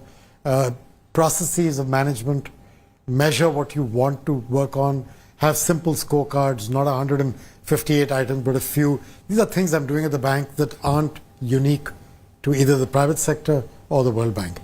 I think I was lucky in my years in corporate life in Citibank and MasterCard. I got involved with financial inclusion.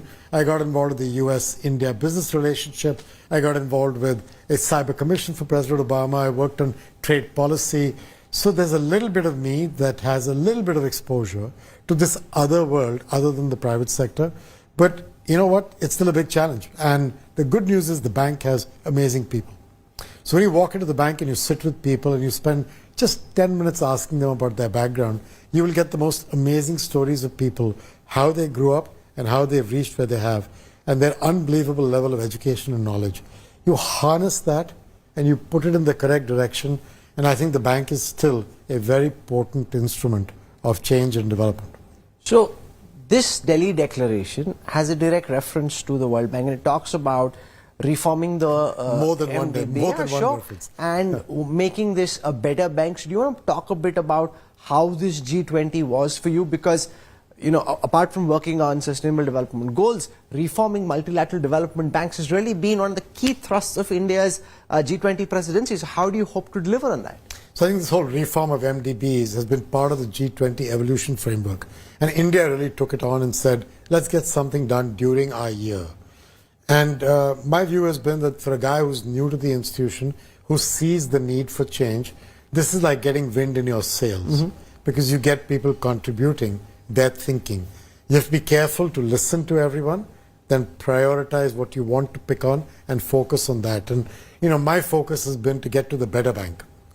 And the better bank idea is get the vision and mission right, which we were talking to, then get the right partnerships going for this bank with other MDBs. So I just announced a partnership with the Inter-American Development Bank, focusing on the Amazon, the Caribbean climate situation, and digitized governance. And then, the private sector and its partnerships. We've announced the private sector lab, and actually Chandra of Tata is one of the guys who's volunteered his time to be a part of it. That's to help get more private sector money into renewable energy in the developing market. So kind of better partners. And then the third part of being a better bank is getting better capital, that is sweating our balance sheet. The loan to equity ratio, hybrid capital, portfolio guarantees, global public goods funds, that kind of stuff, so that we can sweat our balance sheet without losing our AAA rating. If I can do these three things, a clear vision and mission, good partners with a number of people, including crowdsourcing private finance money, and get the right capital work going, I think then we get the right to go back and look for a bigger bank, which is kind of what the NK Singh, Larry Summers report. I'm coming to that in a moment, because one of the things that India has tried to do in this G20 is to emerge as the voice of the global South. And one of the things that the South is trying to do is to make these multilateral institutes like the World Bank more egalitarian in the way they function, less dominated by the West. Now, you've studied in India, you grew up in a Fauji family, so you understand the concerns of a country like India. How are you working towards that these Bretton Woods institutions actually become less Washington dominated and more open to receiving the ideas of the global South? So first of all, I disagree completely with the Washington dominated word. These institutions, the World Bank, 55% of the employees of the bank are outside of the US. They're in countries. India has a huge office. I was in Nigeria, in Ethiopia, in Peru, in Jamaica, the Pacific Islands, Timor-Leste, Indonesia last week. These are big offices with dedicated people. So I don't subscribe to the Washington dominance. I think what they're referring to is the shareholding pattern of one part of the bank, in particular, the International Bank for Reconstruction and Development. And I think that's because of voting power. You shouldn't allow that to divert from the ability of management to connect with countries. We do, with every country, a 3-year country partnership framework every 3 years.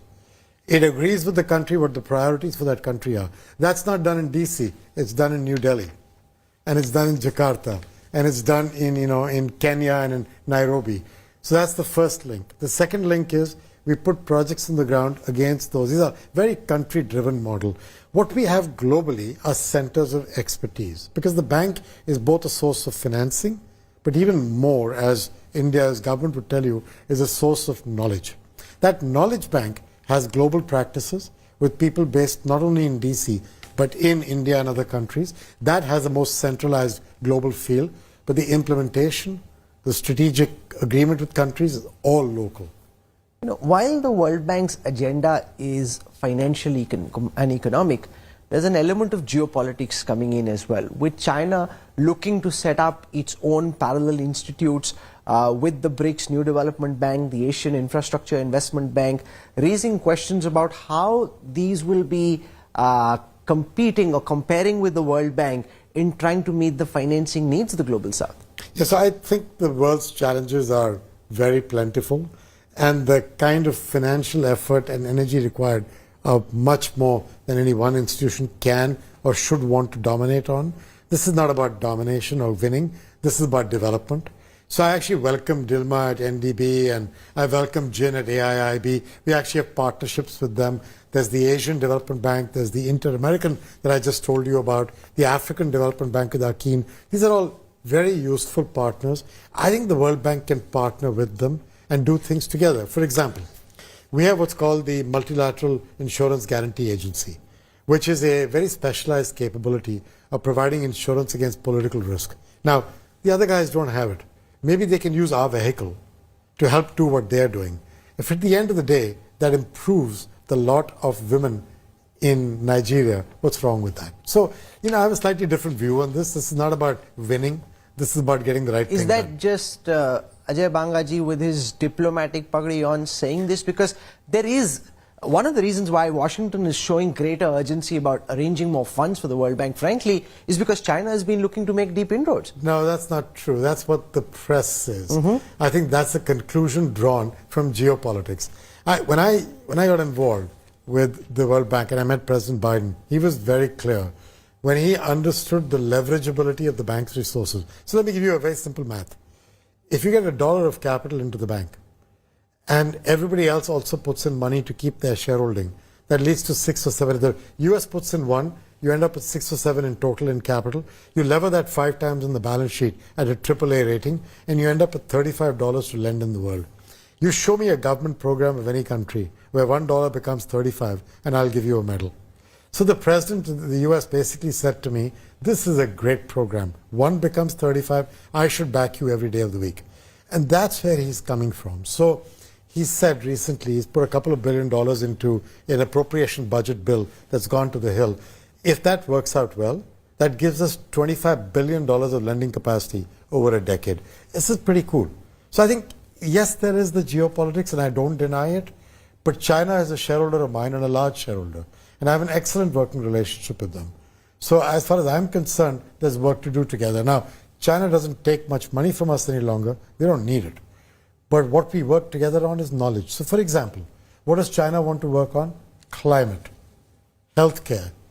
By the way, these the US needs, India needs, the European Union needs, and Africa needs. So I don't get the distinction between one and the other on such topics. Yes, there are areas where these countries don't agree, and I get that. That's up to them. But there's a lot of space for the bank to work on in climate and healthcare. That alone can keep us occupied for years to come. You know, you spoke of the N.K. Singh, Larry Summers report. Now, one of the things that is being suggested to the World Bank when it comes to reform is basically to try and lower the score from rating agencies. That from AAA, you know, are you going to be okay with AA? Absolutely not.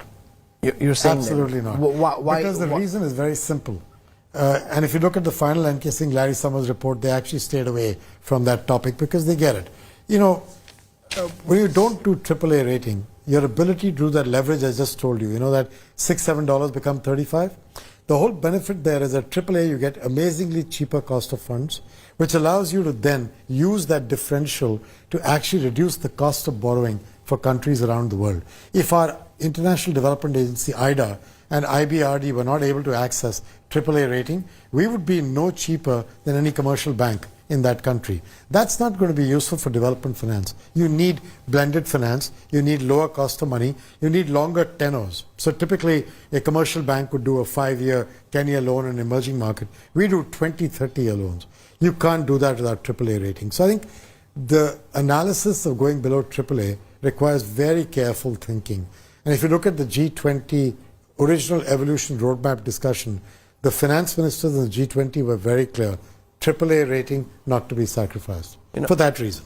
I was listening to the B20 deliberations in the capital when they happened a couple of weeks ago, and one of the things that was spoken of was the need to generate $4 trillion of funds for meeting all the, you know, Paris Agreement climate goals, to achieve the sustainable development goals, and essentially looking at increasing manifold the pool of finance available to meet some of these goals. That's the B20 conclusion. How do you see that happen? So my view is that these trillions and many zeros that people keep tossing about, you can't really be sure of the accuracy. What you are sure of is a very large number. Sure. One little study I will tell you, just so you can keep it at the back of your mind. If countries introduce the right policy frameworks and the right regulatory frameworks and the right basic principles of where they're going on a topic, it can reduce the investment you need to meet an SDG goal by half. So whatever trillions they are, if we get the right frameworks, they become half that.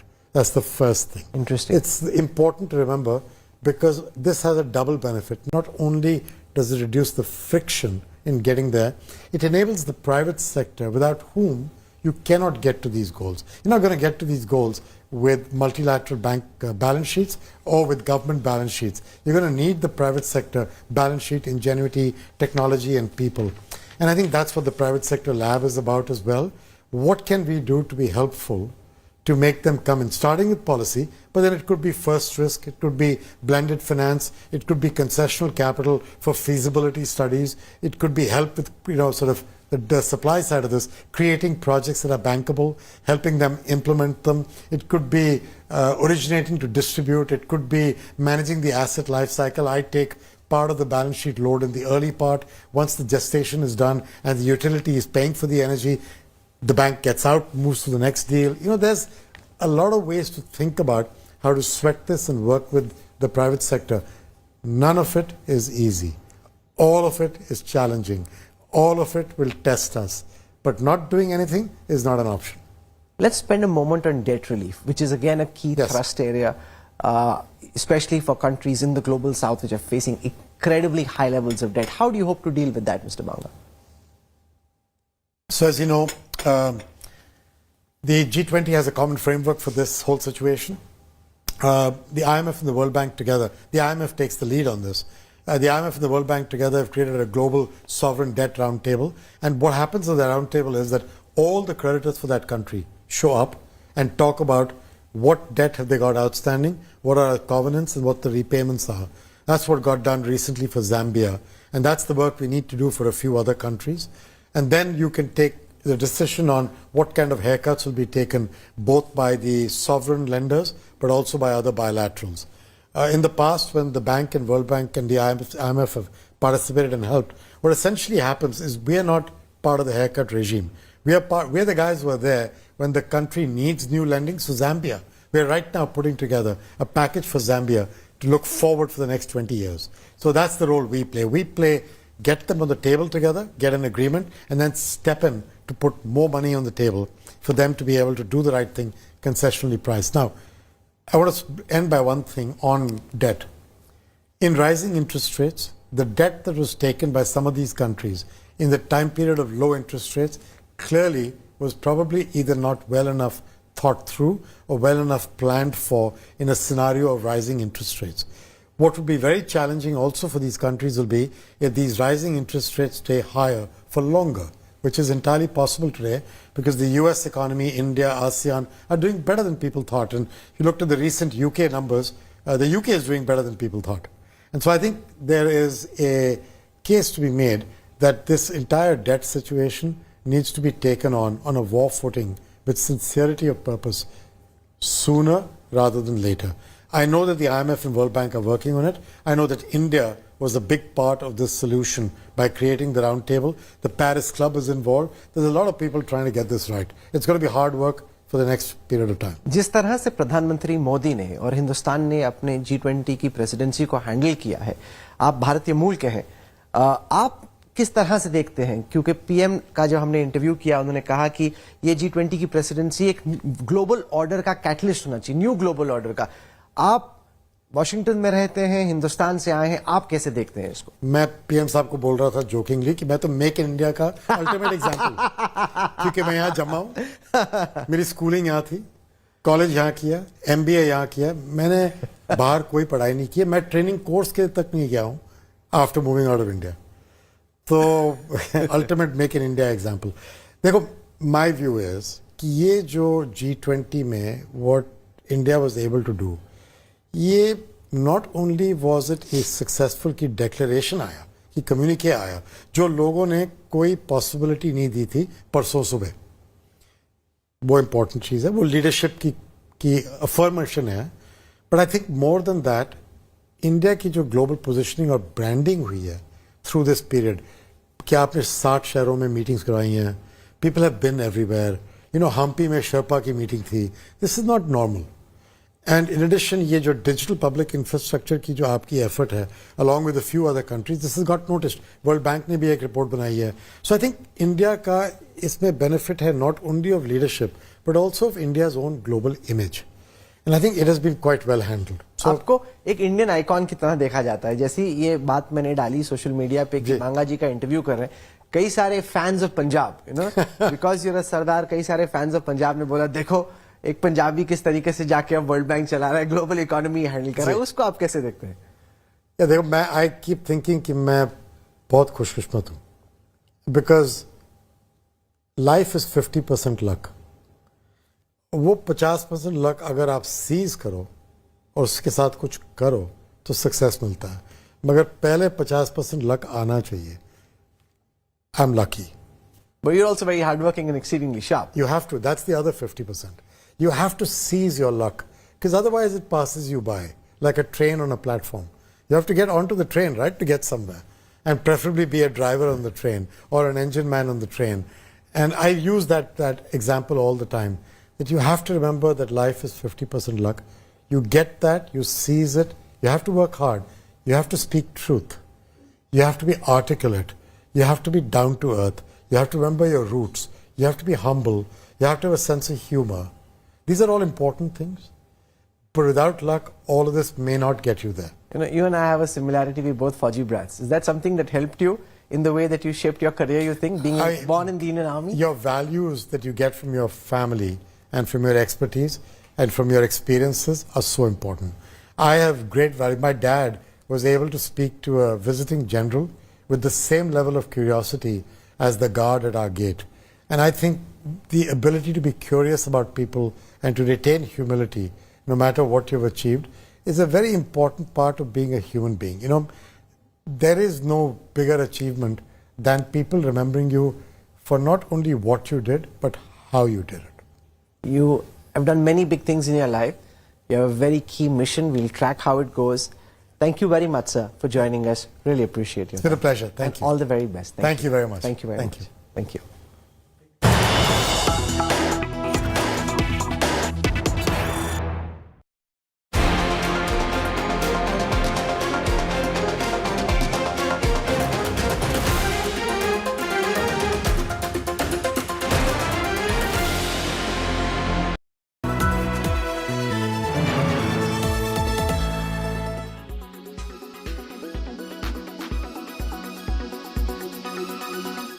How do you really see India playing a role, particularly, as you mentioned, at a time of global conflict? Historically, we've always been for peace. Some of our biggest leaders, some of our most influential faces, historic figures, have always propagated peace. India is a land of peace, essentially. So now that we're hosting the G20 Summit at such a crucial juncture, when there's a Russia-Ukraine conflict as well, how do you really see, Sri, India's role in that?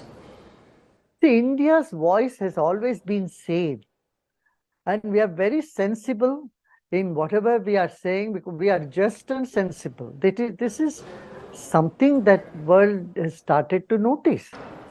Number one, we are sensible and we cannot be bullied. Number two. Number three, we are very sensitive. We are sensitive to the feelings and to the emotions of people of the entire world.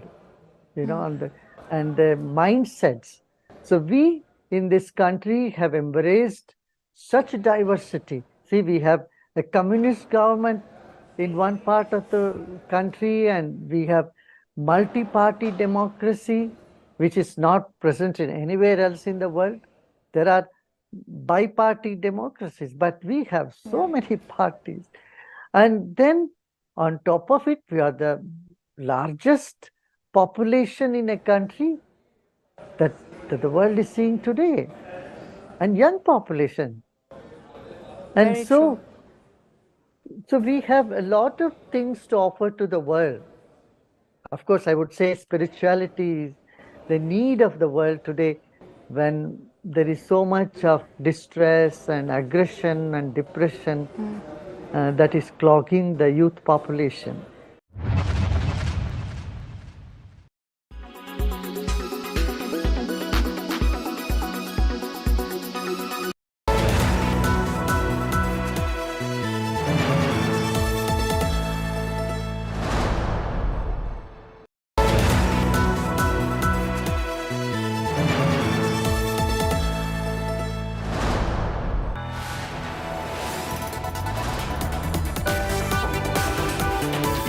are watching India Today.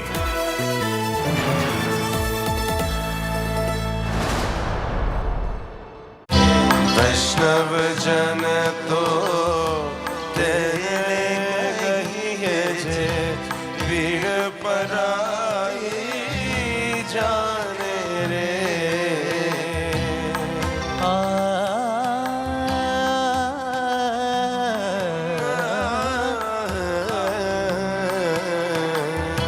सकल लोक मान सहुने वंदे निंदा न करे के नीरे सकल लोग मान सहुने वंदे निंदा न करे के नीरे वाच काच मन निश्चल राखे धन धन जननी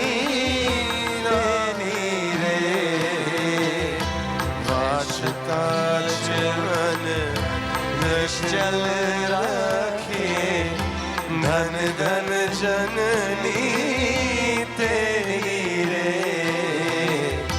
वैष्णव जन तो तेरा गई है जे पीर परा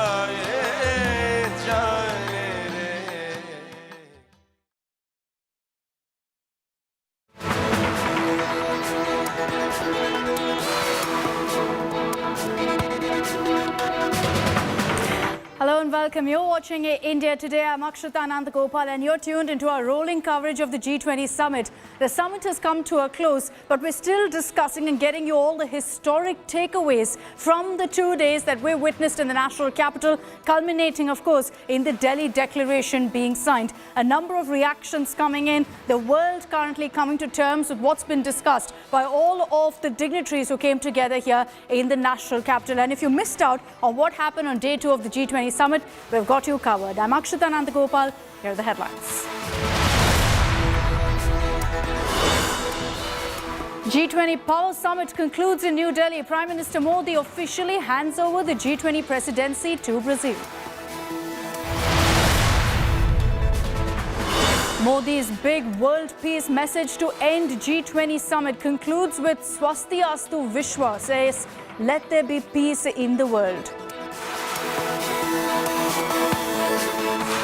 स्वस्ति अस्तु विश्वस्य यानी संपूर्ण विश्व में आशा और शांति का संचार हो.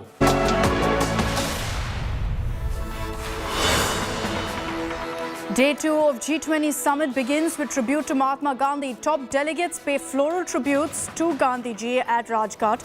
Prime Minister greets world leaders with a khadi scarf.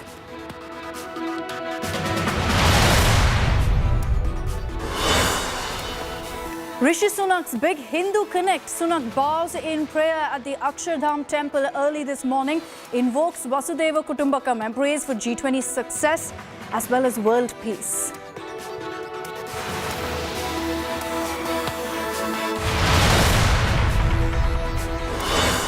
India Today speaks to the ultimate G20 insider on the grand success of the summit. Chief Coordinator Harsh Shringla speaks to India Today on what it took for the Delhi Declaration to sail through.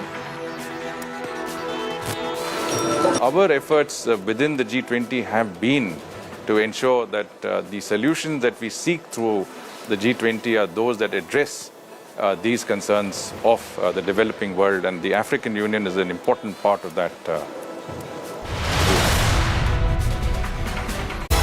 Kia Sonet, undeniably wild.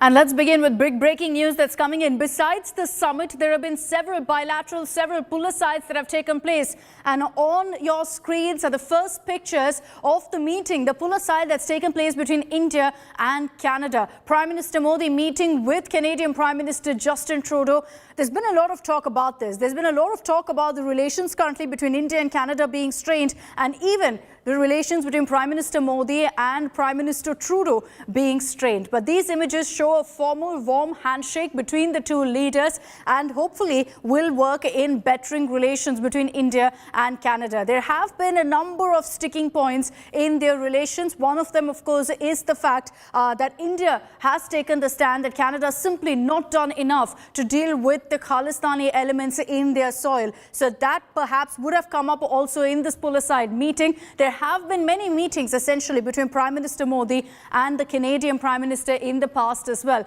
The timing of this and the hope that India also has sent across a tough message on Khalistan has put the focus again on this particular pull-aside. But this particular picture has been posted right now on social media by Prime Minister Modi, who said, and I quote from his tweet here, met Prime Minister Justin Trudeau on the sidelines of the G20 Summit. We discussed a full range of India-Canada ties across different sectors. Paulami Saha is joining us with more details on this. First pictures are on our screens right now, Paulami, of the pull-aside between Prime Minister Modi and Prime Minister Justin Trudeau. We all know, of course, that there's been a bit of a freeze when you talk about Indian-Canadian ties. And there's no doubt that perhaps the biggest issue there is the Khalistan element. Was that brought up in this pull-aside?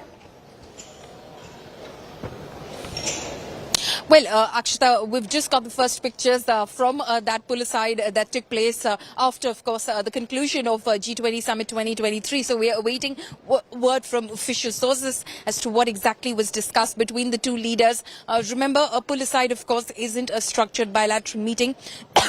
I beg your pardon. And hence, obviously, they had a very small window to have any sort of conversation. But the Prime Minister in his tweet has, of course, said that we discussed the full range of India-Canada ties across different sectors. So it's going to be very crucial to find out whether, in fact, this was brought up. But earlier, in fact, we were speaking to some top officials in the Foreign Ministry here in India in order to get a sense of, what was discussed in the bilateral meetings.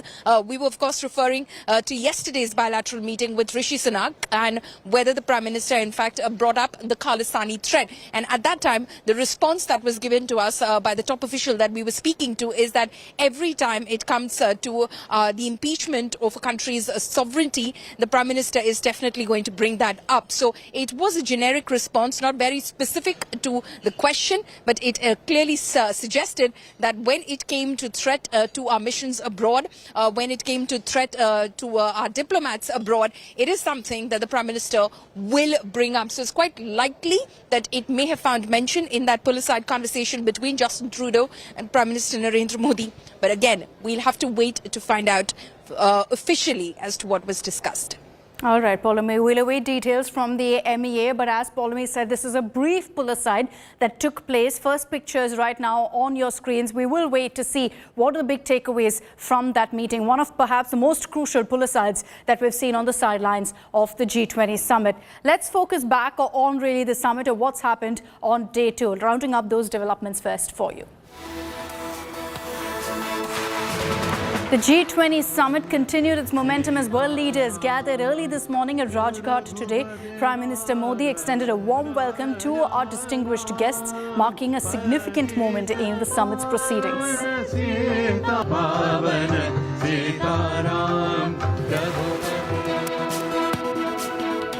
World leaders participated in a wreath-laying ceremony at Mahatma Gandhi's Samadhi while being accompanied by a live performance of Gandhi's cherished devotional songs.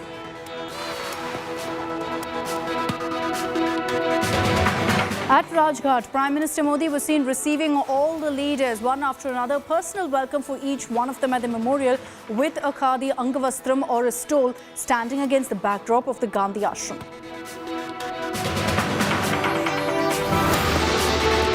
The Prime Minister also received a sapling from the Indonesian President and the Brazilian President, representing the G20 presidencies of last year and the next year. The ceremony took place at the beginning of the third session this morning. So what happened in the third session of the summit, the final one? It was titled One Future. This summit was in fact drawn to a close with India handing over the G20 presidency to Brazil. Prime Minister Modi concluded his speech with a message of Swasti Astu Vishwa, which is essentially a big world peace message.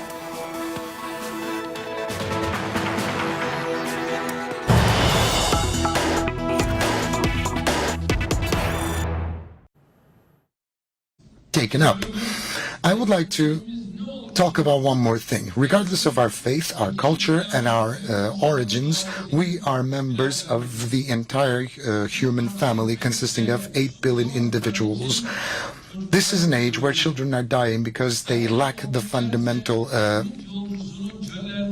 nutrition, such as a piece of bread and water. Tens of thousands of refugees are losing their lives on deserts, and the seas of the world are becoming refugee graveyards of a massive scale. And because of wars and conflicts, millions of individuals are forced to abandon their motherlands. And despite all that rhetoric, the value of the human life is becoming much more infinitesimal. So, in summary, every day we experience new tragedies of a very destructive fashion, and in such a world we can never feel safe and secure. On the one hand side, we have 735 million individuals fighting against famine, and on the other hand, you will find luxury, you will find glitz and opulence along with waste. And if that is the situation, it means that we have to admit to the presence of a significant problem. In this day and age, from Africa to Asia, billions and billions of people are working under horrible conditions and circumstances with blood and tears so that a palm full of elite can live in prosperity and in fulfillment. This is not fair, this is not humane, and this is not conscientious. The root of our problem is not the lack of resources, it is the lack of compassion.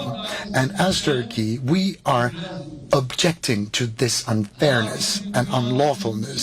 That's why we believe that a fairer world is possible. We are the #1 country on a global scale providing humanitarian aid at such a level that it's a big part of our GDP. We are embracing more than 4 million refugees who have been victimized as a result of conflicts. And we are clearing the northern part of Syria from the presence of terrorist organizations, and thus we are building permanent residential structures for our brothers and sisters so that they can live dignified lives by eradicating the reasons why these people are abandoning their motherlands once and for all. We are catering to their needs from education to security. Until so far, more than 6... Okay, so that is the Turkey president speaking. We're cutting across to the Canadian Prime Minister, who's live right now. Development. Climate action is one of the 17 United Nations Sustainable Development Goals, which also include ending poverty, achieving gender equality, and ensuring quality education, among others. Whether it was during ASEAN earlier this week or here at the G20, I continue to talk about these goals to raise awareness with other leaders. It's important to continue the work so that economic growth benefits everyone, including the most marginalized. And Canada will continue doing its part. We will help finance and grow women-led agricultural enterprises in Nigeria. We will help bolster food security in the Democratic Republic of Congo and increase incomes for women in the industry. And we will invest to promote school nutrition in Burkina Faso. This is all in support of the Sustainable Development Goals, and we'll continue this work in the months and years to come. This was a very productive week, whether it was here at the G20, in my meetings with business leaders, with the different ASEAN leaders or other partners. There is a real enthusiasm for Canada and for our engagement in the Indo-Pacific region. This is good, because our goal coming here is to create more good jobs for Canadians, make life more affordable, and foster economic growth that benefits everyone. Les gens reconnaissent que le Canada a beaucoup à offrir. On va continuer de créer des opportunités d'affaires pour nos entreprises canadiennes et on va continuer d'être une influence positive dans la région et à travers le monde. Merci beaucoup tout le monde. We will now start the question and answer period. First question goes to Annie Bergeron, CTV. Hi, Prime Minister. I'm wondering if you can say why you signed on to and agreed to a leaders' declaration that does not condemn Russia for its illegal invasion of Ukraine. If it was just up to me, the leaders' declaration would have been much stronger, particularly on Ukraine. If it was just up to other countries around the table, it would have been much weaker, particularly on Ukraine. The G20 is an extremely disparate group, and we worked very hard to get as strong language as we possibly could. Based on the language in the declaration, Ukraine is saying that there is nothing to be proud of from this summit. Do you feel like you've let down Ukraine and the summit itself? These summits are always an extraordinarily important moment to come together to deal with big global issues. And we all rolled up our sleeves on tackling the challenges of food insecurity, of energy insecurity, of disrupted supply chains, particularly caused by the war in Ukraine that Russia illegally chose to launch. This is an important time to come together and hear and put pressure on countries that do not align with our values, and in that we will continue to do it. Global problems have global solutions, and that's why being here today was really important. Bonjour, Monsieur Trudeau. Christian Noël de Radio-Canada. En me basant sur ce que vous venez de dire, vous auriez aimé que le langage sur l'Ukraine soit plus fort. D'autres pays auraient préféré que ce soit plus faible. Est-ce que vous êtes capable de m'expliquer de quelle façon le compromis est utile et nécessaire dans cette situation-là pour l'Ukraine? Prenons par exemple le paragraphe sur l'accord sur les grains dans la mer Noire. On sait très bien que des pays à travers le monde font face à une crise alimentaire. ou avec des prix élevés ou bien des manques de denrées et d'alimentation, de le dire aussi clairement dans un communiqué comme ça, qu'on sait très bien que c'est lié à la guerre en Ukraine, et on appelle à tous les pays, y compris la Russie, d'essayer de le résoudre. On voit qu'on est en train de mettre de la pression pour résoudre un problème auquel bien des gens font face, mais qui n'ont pas toujours la bonne information sur le lien avec les actions de la Russie. Donc, c'était un compromis. Est-ce que ça veut dire que l'influence des pays occidentaux dans le G20 est en train de diminuer? Non, le G20 a toujours été un rassemblement de pays extrêmement différents. Il y a des démocraties, il y a des monarchies, il y a des pays autoritaires, mais ils représentent ensemble les plus grandes économies de la planète, et on a une responsabilité de pouvoir pousser pour des solutions et de pouvoir résoudre les différends. Et c'est toujours un processus. L'année dernière, on a eu de très bonnes discussions. Cette année, on a eu de très bonnes discussions. On a mis de la pression, on a avancé plusieurs enjeux. Et on va avoir encore des discussions sûrement difficiles, mais franches, l'année prochaine au Brésil pour le G20. Ces conversations continuent, mais nous devons rester là pour livrer les résultats. Hello, Prime Minister. Karina Roman, CBC News. Many have remarked on how awkward and stilted the public interactions have been between you and Prime Minister Modi. What accounts for that tension? I think, as always, there are a lot of different subjects that are important for Canadians, whether it's the rule of law and international rules-based order, whether it's ensuring prosperity, access for our farmers to markets overseas. There's all sorts of different issues, and we've had serious and frank conversations, as Canadians would expect. But many have described your relations at this time as strained, a challenge, deteriorating. How do you describe the relationship between yourself and Mr. Modi, and between Canada and India, and where would you like that relationship to be? We recognize that India is an extraordinarily important economy in the world, and an important partner to Canada on everything from fighting climate change to creating growth and prosperity for citizens. There's always a lot of work to do, and we will continue to do it. Nous reconnaissons à quel point c'est important de travailler avec l'Inde pour créer de la prospérité, pour s'assurer de la lutte contre les changements climatiques, pour assurer accès à nos agriculteurs au marché indien. On va toujours être là pour parler de la règle. So, direct question being asked there to the Canadian Prime Minister on whether there are strained ties between him and Prime Minister Modi. He didn't directly address the question, but seemed to suggest that I'm standing up for Canada's rights and ensuring that Canada gets its due, and that if it translates to some sort of strained ties, so be it. But no direct reference to it. That question was repeated twice to the Canadian Prime Minister, but both times he seemingly seemed to duck it, only sending out that message that, look, we'll look out for our interests. I want to quickly take in Polami Saha also on this. There's been a pull aside, as we know, Polami, but in that press conference that just happened live now, you had Canadian Prime Minister kind of ducking that question about strained ties, about strained relations with Prime Minister Modi. The reporter particularly asked him, saying, look, if you see the pictures, it doesn't look like all is well. He says we're looking out for our own interests, but that's all that he's divulging essentially.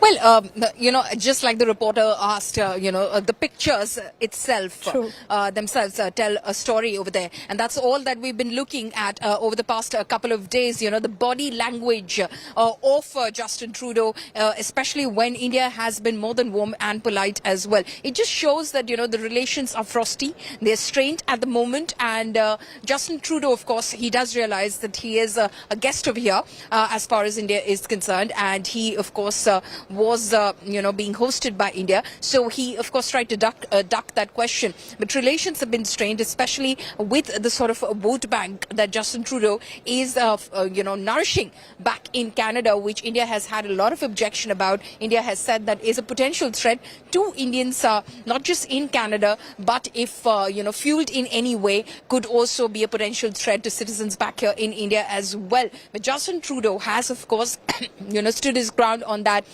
He was one of the first prime ministers, in fact, globally, who, in fact, chastised India in terms of castigated India in terms of its handling of the farmers' protests as well. So clearly, there have been relations which have been strained, and they were there to see. Yesterday, Justin Trudeau did not, attend the gala dinner, which was hosted by the Rashtrapati in honor of all the G20 delegations. He sent a representative there. Again, we did try to ask the Canadian embassy as to why exactly did the Prime Minister skip the dinner which was being hosted by India as president of the G20, but they did not give any reason. They didn't specify the reason, but clearly that was indication enough that the relations are currently going through a rocky patch and there's a lot of work that needs to be done. But yes, Justin Trudeau over there saying that he has to, of course, look at his own domestic needs in order to, of course, has to put them first before he,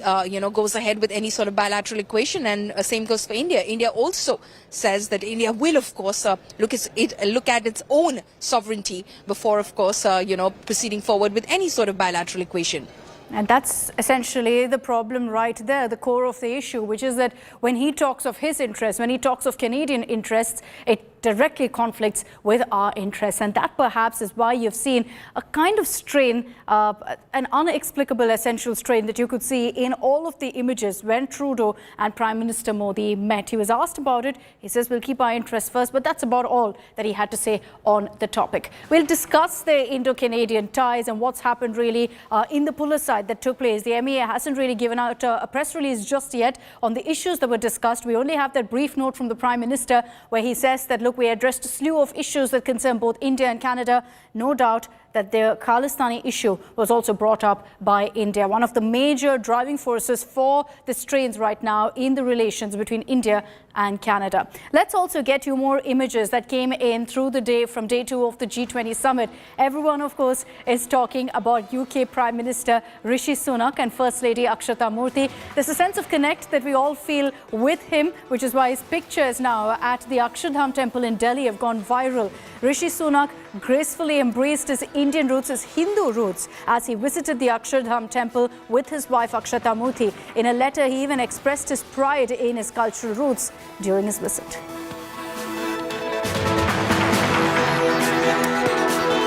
Akshata Murthy seen there with her husband channeling her Indian roots. She is Indian, so she dressed up in a traditional attire for her visit to the Akshardham Temple.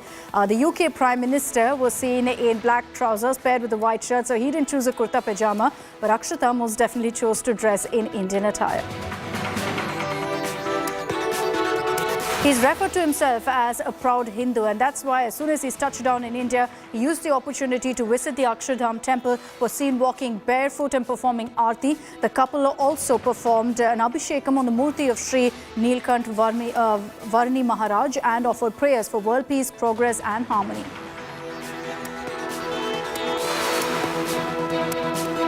Now, every picture of the couple is going viral. You can see in these images that Rishi Sunak was seen donning a kalava, considered to be sacred in Hinduism. It's worn around the wrist after performing a puja. It was visible when he posed for a picture with Akshata and also the priests. Besides that, you could also see Rakis on his wrist. He had said day before that he celebrated Raksha Bandhan with his family. Another image that's gone viral is this particular one of the UK Prime Minister posing with the temple priests of Akshardham. He was also offered a model of the temple as a gift.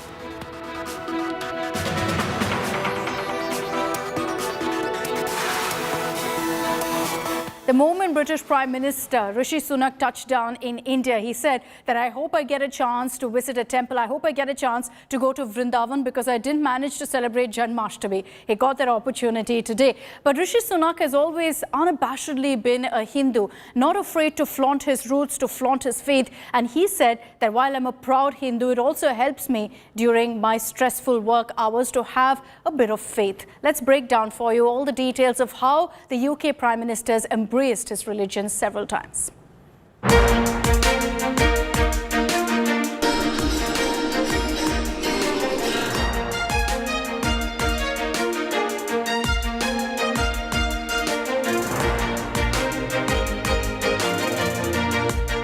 A trip of faith amid the diplomacy, dosti and dinner. UK Prime Minister Rishi Sunak and wife Akshata Murthy took time out for an early morning visit to Delhi's revered Akshardham Temple, one of India's largest Hindu shrines. Sunak and Akshata arrived at the temple amid tight security cover. Images from the temple showed the UK Prime Minister and wife embracing their faith in Sanatan Dharma. Sunak bowed in prayers, kneeled down for rituals, took part in Aarti and posed for photos with the saffron-clad seers. Sunak was seen with the sacred Hindu threads or kalawa on his wrists. The power couple was clicked praying to idols of Bhagwan Ram, Radha and Krishna and talking to temple officials. Amid the light drizzle, PM Sunak was seen holding an umbrella to shield Akshata from the elements. The couple later posed before the grand Akshardham temple in the background. Sunak also invoked the Vasudhaiva Kutumbakam spirit while writing in the temple's visitor's diary, while praying for success of G20 and global peace. मंदिर में बहुत प्रेम से उन्होंने आरती की, बहुत प्रेम से उन्होंने कहा मुझे बहुत बहुत बहुत आनंद आया है और मैं चाहता हूं कि मैं जब भी मुझे मौका मिले तो मैं आता रहूं. He believes that he is a Hindu and who really wants to help the nation that he represents and also the world. So he said special prayers which were very private, but more importantly, he was very happy and he felt very honored, and he passed on his prayers to the leaders and all the sadhus. So he was extremely happy for being able to have darshan of the Lord. After arriving in India earlier, Sunak was greeted by Jai Siya Ram chant by Union Minister Ashwini Chaubey and was gifted Bhagavad Gita, Hanuman Chalisa and Rudraksh beads. The UK Prime Minister had then revealed his deep devotion in Hinduism and festivals like Raksha Bandhan and Janmashtami. Yeah, so I'm a proud Hindu, and that's how I was raised. That's how I am. Hopefully, I can visit a mandir while I'm here for the next couple of days. And yes, we've just had Raksha Bandhan, so from my sister and my cousins, I have all my Rakis, and you know, I didn't have time to celebrate Janmashtami properly the other day. While meeting spiritual leader Murari Bapu months ago, Sunak had not shied away from publicly reposing his faith in Hinduism. Jai Siya Ram. It is truly an honor and a pleasure to be here today at Murari Bapu's Ram Katha at the University of Cambridge on Indian Independence Day.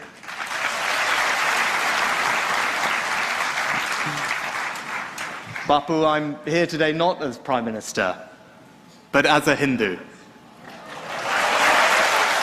I swear by Almighty God that I will be... In 2017, after winning in the UK polls, Sunak had taken oath of office on Bhagavad Gita. A Ganesh statue has been a regular feature on his work desk. Images of Sunak performing Gau Puja along with wife Akshata had been viral earlier.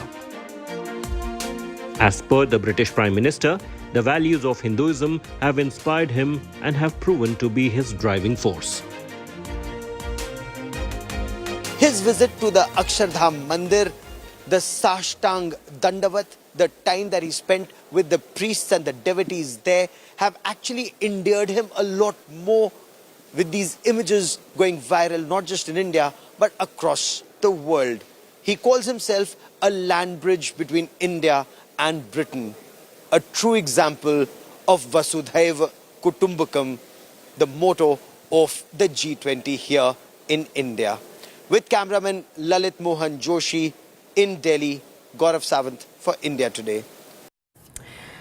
So we've seen a grand gala dinner, delicacies and diplomacy, importantly, on full display. The dinner that was hosted by President Draupadi Murmu last night was attended by G20 leaders along with chief ministers of several states. Bihar's Nitish Kumar, Jharkhand's Hemant Soren, West Bengal's Mamta Banerjee. You had Tamil Nadu Chief Minister M.K. Stalin, all of them who attended the gala event. Haryana Chief Minister Manohar Lal Khattar and Assam Chief Minister Himanta Biswa also were present at this particular dinner that was hosted by President Murmu. Among other guests were Uttar Pradesh Chief Minister Yogi Adityanath, seen dining with Union Home Minister Amit Shah in pictures that have now emerged on social media. Chhattisgarh Chief Minister Bhupendra Baghel, Rajasthan's Ashok Gehlot, Odisha's Naveen Patnaik, Arvind Kejriwal, Delhi Chief Minister, all of them gave the event a miss. There's no clarity on exactly why they didn't turn up.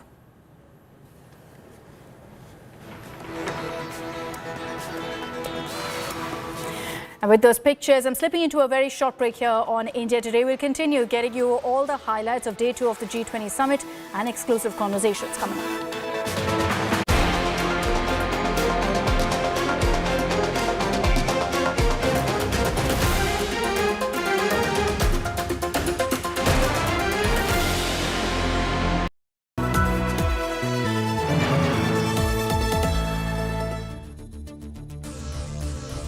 The new world order starts here, and a rising India is leading the way.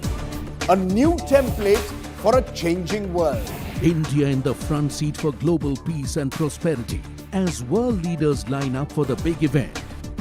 India Today gives you the only ringside view. The faces, the voices, the big news breaks. Unrivaled build-up to the G20 Summit. Namaste G20. Continuing coverage only on India Today TV.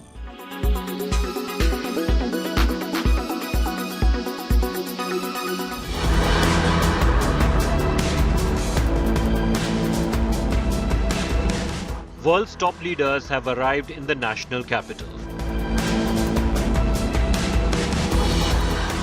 India's G20 presidency theme draws its inspiration from Vasudhaiva Kutumbakam, the verse that finds mention in the Maha Upanishad.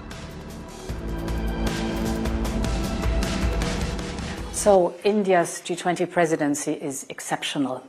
And yes, we live in very challenging and difficult times. The more India takes merit for mastering this G20 presidency, I think it's also due to the leadership of Prime Minister Modi. And what I experience here coming to the country is that there is a whole national effort to master the G20 presidency by the largest democracy we have on this globe. The summit is being held at the newly constructed Bharat Mandapam at Pragati Maidan. India presidency will majorly focus on green development, climate change, inclusive and resilient growth, women-led development, accelerating progress of sustainable development goals, as well as promoting digital public infrastructure, reforming and strengthening multilateral development banks to reflect the changed geopolitical conditions, and the rise of the global south also remains key part of India's agenda during its presidency. Global debt distress. Countries are in deep distress, not just less developed countries, but middle-income countries as well.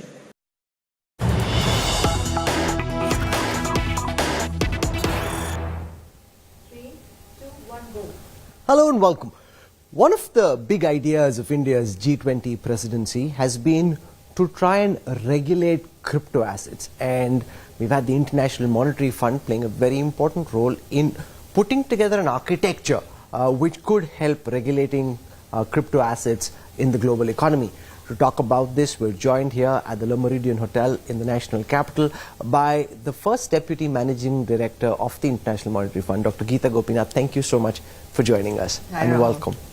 So could you start by explaining the mechanism that you're hoping to bring together? You know, you've advanced the timelines, brought out a paper which looks at regulating crypto assets. So many people who trade or were trading in crypto assets, very curious to know how exactly will this function? Yeah, this is one of the big achievements of India's G20 presidency, which is to bring together, when it comes to crypto assets, not just the regulatory aspect, but also the macro financial consequences. So for the first time, they brought together the Financial Stability Board, who does regulation, and the IMF, who does macro-financial stability, and said, come together from that holistic perspective, what kind of policy actions are needed. So for instance, when it comes to monetary issues, one of the clear statements is do not legalize the use of any crypto asset like Bitcoin for legal currency, because that would affect monetary sovereignty. When it comes to financial stability, the guideline is to make sure that you have such issuers of such crypto assets, that they are licensed, that they're registered, and you have the principle that if it's the same activity, same risk, then you have the same action in terms of the way you treat it. So it's laid out a very good set of broad principles. The work is not over because there's a roadmap in terms of what else needs to be done going forward. But this is the first time the global community has come together and agreed on a common set of principles. So the good thing is there's no talk of banning crypto. I mean, the idea that crypto is tough to ban has kind of gone through. But what concerns me is that different countries have adopted different positions on the spectrum of policy making in dealing with crypto assets. Do you think this provides a common framework? I ask because the G20 regulations or whatever comes out of the G20 isn't necessarily binding. That's certainly right, and there cannot be one size fits all, just given the complexity of the world and different levels of financial development, the kinds of supervision and regulation they can have, and so on. So there is going to be some tailoring to country-specific circumstances. But everybody agreed that these broad principles we're all on board with. Okay, do you want to give those watching a broad sense of what to expect once these principles are indeed accepted, and the kind of timelines that you're looking at this moment for these principles to be brought into policy? I think it's going to be much less of the Wild West that we've had for a long time. By throwing light on the different issuers of these kinds of crypto assets, we're going to have much better data of what they're doing, what the extent to which they're penetrating into different, different people's pockets. There is going to be, if it's clear that you are effectively a speculative investment class, then you're going to be regulated in one way. If you're being used for payments, then you're going to be regulated as other payment systems are regulated. It's going to take some time to build up the specific details of it, but much more transparency, much more light being shed on it, and not the anything goes kind of environment. Let's spend a moment on your reading of the Indian economy at the moment, seen as one of the key growth engines of the global economy. India projected to grow at 6.1% 2023, 6.3% next year, but concerns also being raised about private investment, and private investment not kickstarting in quite the way the government would have liked. So do you want to share your reading of how you think the economy is doing at this moment? Now, India is and continues to be an engine of global growth. So we have, for this fiscal year, we expect growth to be over 6%. And two factors that are driving it are public investment, which has been quite strong, and resilient consumption spending. So I think those are the two important factors. I mean, our estimate is that for this year, for 2023, India's growth would explain about 15% of global growth, right? So that is a substantial chunk of global growth that's being driven by India at this point. But to get to much higher levels of per capita income and to get to continued high levels of growth, you need structural reforms, and that's going to be very important. And there are multiple fronts on which these reforms will be needed. Those will be needed also to attract private investment. A lot has been put in place in terms of improving the ease of doing business, but there is still a lot more that needs to be done. You want to spend a moment talking about that, because this government heads into an election, and of course all of what you're saying is not linked to elections. But of all the structural reforms that you'd like the government to push through, what is it that you think could have the biggest multiplier and the fastest improvement in the level of private investment? So creating an enabling environment for private investment, clearly very important. On that front, continuing the investment in public infrastructure, hugely important. Digital public infrastructure is playing a very important role. But in addition to that, some of the harder decisions when it comes, for instance, to labor markets is needed. Now, that's not something that the center can do, because you put, there's clearly reforms have been announced for labor market reforms, but many states have not implemented them yet. So that's going to be required. So if you actually see in terms of where foreign direct investment goes in India, there are about 4 states. There's Maharashtra, Karnataka, Gujarat, Delhi, that get a lot of a big chunk of the investment, and it's not going to other parts. So a lot has to be done at the level of state governments.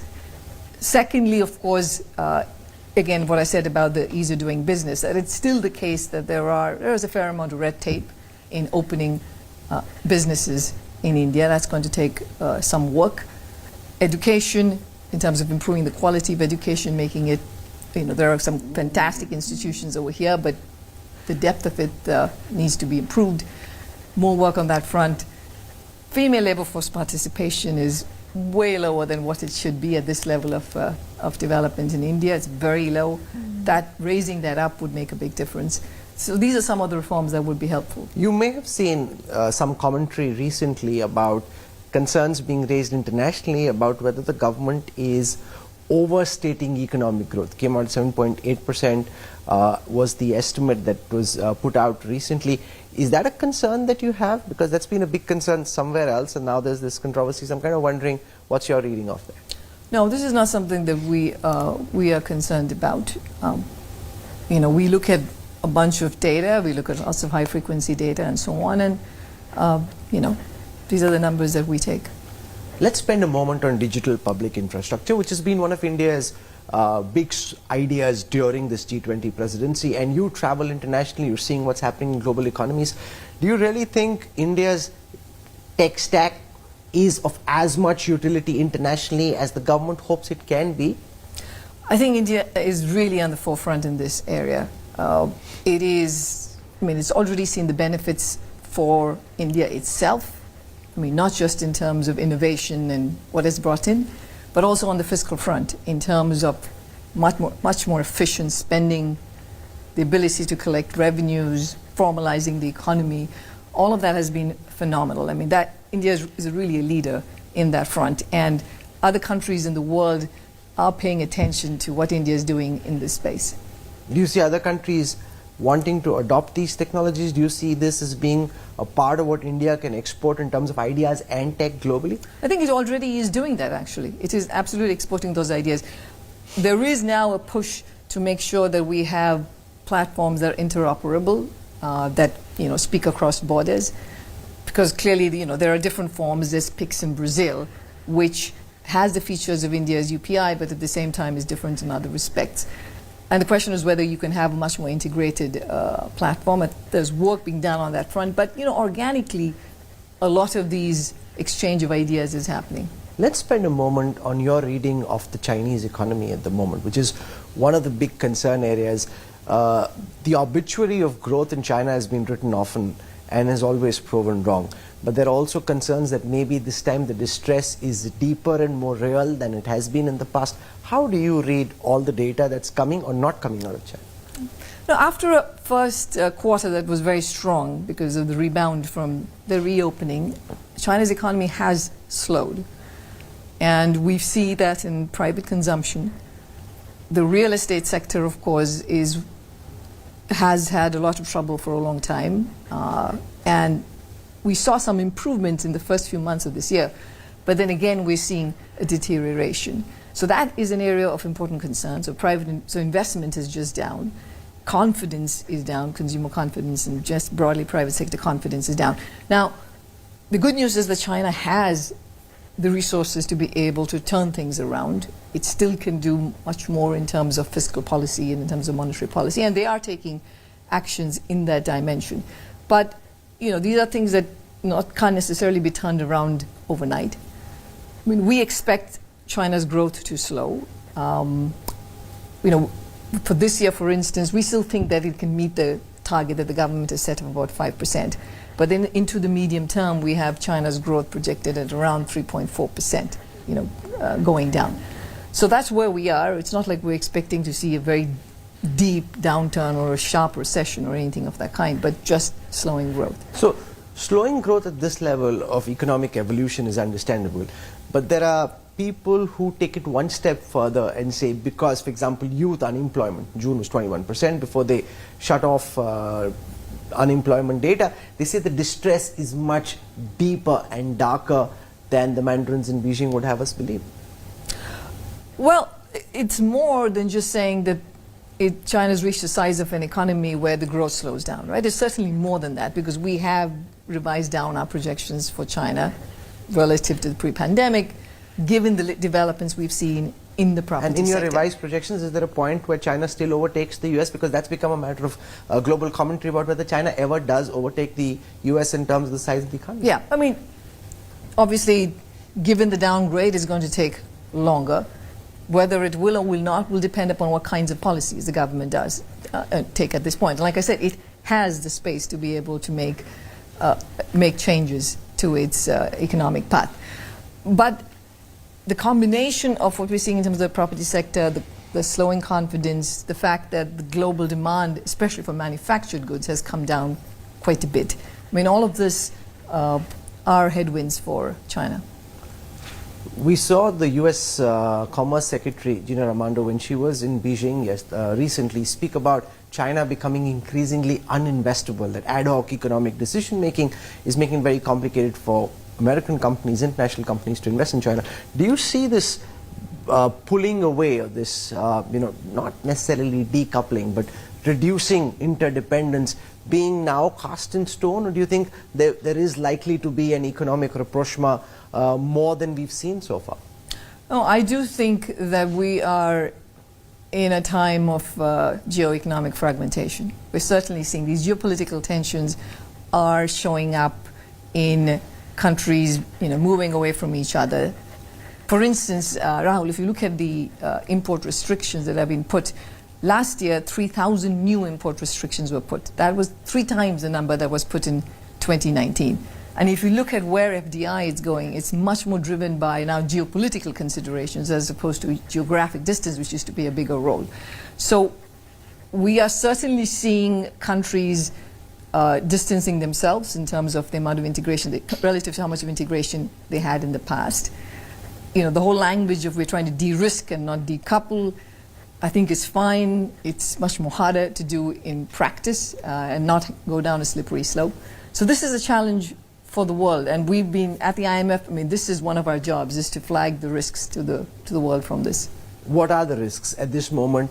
Because from India's perspective, it could possibly be a huge opportunity. To what extent have you been able to capitalize on the opportunity? The government, through its production-linked incentives, through its Make in India scheme, Atmanirbhar India, trying to pull away from China as part of anybody who's looking to reorient their supply chains in keeping with China Plus One. To what extent is India benefiting? That's from an Indian point of view. And what are the risks that you're observing from a more macro level? Yeah. No, in terms of the in terms of the signaling, in terms of intent, when you talk to people and when you look at projects being announced, there is certainly a big interest in India right now, especially in terms of the new policy of diversifying away from, for instance, from China. But if you look at the last 2 decades of manufacturing in India, the share of manufacturing in GDP hasn't changed much. It's been around 17 to 18% over the last couple of decades, right?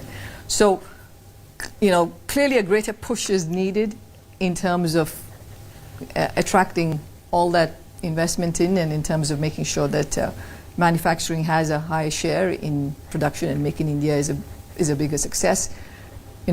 More will be needed. You spoke of risks, because the IMF's task, you said, is also to highlight risks as this untangling happens. What are the risks that concern you the most? One is on inflation in the major economies. The good news is that it has been coming down. There have been hopeful signs, but we're not there yet.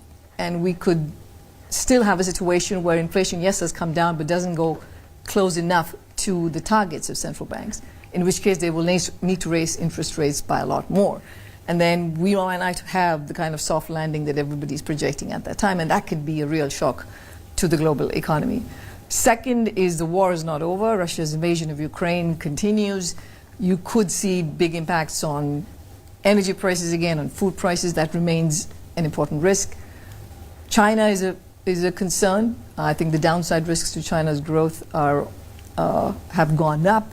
And we're seeing a lot of climate-related events, weather events around the world that's disrupting growth and affecting prices. Okay, so let's take it one by one, because one of the things that was discussed in India's G20 is not linked directly to the G20, but President Biden, MBS from Saudi Arabia, spoke of an India, Mid East, Europe corridor, and the IMF is one of the bodies that will be involved in arranging financing for that. How do you see this infrastructure corridor play out? Yeah. So firstly, we don't get involved. The IMF doesn't get involved in infrastructure I just saw projects. Emmanuel Macron's press conference where he was speaking about working with the IMF and the World Bank in the project. Yeah. So on project financing, it's squarely the World Bank. Of course, we get involved whenever there is a macro issue to deal with. This is a fresh announcement. I know that there's a lot of enthusiasm for it, but I think it's too early to comment on the details of it. Okay. The other thing that's raising a lot of headlines is the idea that India will soon be the world's third largest economy. How soon do you see that happen? That it'll happen sometime in the next few years seems inevitable. 2027 is one estimate, which is the SBI's estimate, seems the most aggressive estimate. Others say it could happen 2028, 2029. What's your reading at this moment? Yeah, I think what you said, that yes, in a few years, not too long, in a few years, in the ballpark of the years you're talking about, based on current projections. What are your current projections for that? Would be, so if you looked at the last estimates we put out in July for India's growth, I think you'd get around there to 2027, 28. I think that's when you would get to the third largest. But I think there's a lot more that needs to be done, and the more important thing is to maintain a high growth momentum for many more years than just the next 4 or 5 years. And that so you think it could happen by 2027? Based on, in terms of the dollar, yes, in current dollar terms, you could, based on projections, it could get there by 27, 28. I think that's but you're also saying that to keep the growth momentum going, you'd like to see a lot more. Yes, I mean, again, it's, India is a large country, so in per capita terms, that will still be a small number, even if you're overall the third largest economy. So India needs to keep pushing on that front to keep the growth momentum going much more. We interviewed someone you know well, Borge Brande, the president of the World Economic Forum, and at the India at 100 Summit, he spoke of the next 10 years, seeing the Indian economy hit a $10 trillion value, and he said that the global economic order would be defined by what he called the G3, the US, China, and India. I'm kind of wondering what you think of that. Okay, firstly, I'm not a huge fan of these projections of $10 trillion and so on. As we know, over the last 3 years, a lot can happen. We had the pandemic, we had the war, sure. Things can get derailed, a lot of things can go wrong. So setting aside those, big headline numbers, I think the important thing is that India is a very important player on the global stage. Clearly through the G20, it signaled a serious leadership role. Even in terms of the world growth, like I said, it's contributing like 15% to world GDP growth. I think there's a lot more that needs to be done. It has a young demographic population, which is again a big asset, but you need to be able to catalyze that through structural reforms. And how has this G20 been for you? Because on the finance track, there's been so much that's been happening. You spoke of India signaling global leadership. So what are the signals that you've been picking up, and how's this year been for you? Well, I think it's been a great year for India's G20 presidency. Nobody expected that there would be a leaders' declaration. The fact that there was one, I think is a huge deal. It tells you that even though we can all be, countries can have very different opinions about the way the world is headed, they can actually come together and have a declaration. That I think is huge. The second thing I think India did really well was to put a lot of light on the issues that emerging and developing countries care for. So bringing the African Union in as a member of the G20 on a permanent basis is another big step in that direction. And all of the work that's been done on the crypto regulation, on debt and debt issues, and multilateral development banks financing, I mean, all of that are all part of how the Prime Minister refers to as the need to help the Global South. Do you want to share some light on how you think global indebtedness for those countries that are heavily indebted is being dealt with, and what more would you like to see? After a long time, I think we're beginning to see progress on that front. For me, the debt relief and the debt restructuring that was done for Zambia is quite a landmark. We had creditors of all different, the Paris Club, non-Paris Club, private creditors all come together to agree on a set of restructuring for Zambia. I think that's a big deal. India, along with the IMF and the World Bank, were part of put out the Global Sovereign Debt Roundtable. That has played a very important role and also in trying to engage and trying to fix problems in the global debt architecture.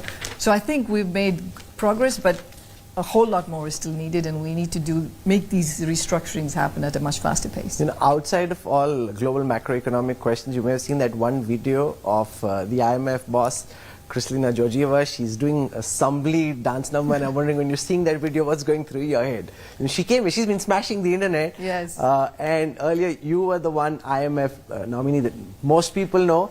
She's not there yet, but she's getting there. A couple of more dance moves, and then she's going to smash the internet some more. Now that's typically Kristalina. That is her. She loves to dance. So, when she sees other people dancing and she sees good music, hears good music, she wants to get in. She was the only one who got into the groove, okay? She was like totally having fun and joining in. Most of the others saw dur se, but she went in and really was part of the cultural immersion. Absolutely. No, that's her. That's just total her. You're not doing that. There's been talk of millets and pushing millets linked to climate security, linked to using less, using less water. But then there's also just overdose of millets, right? You were at the State Banquet. How was it? You loved your millets or not so much? That was a lot of millets. It was very good. It was delicious. You're being diplomatic. No, I enjoyed it. But yes, there were a lot of millets in the menu. Okay, great. Thank you so much. Fantastic having you with us, and we wish you all the best. And I hope you eat some millets and get to eat some non-millets as well. Thank you very much for your time. Thanks, Geeta. Thank you. Thank you.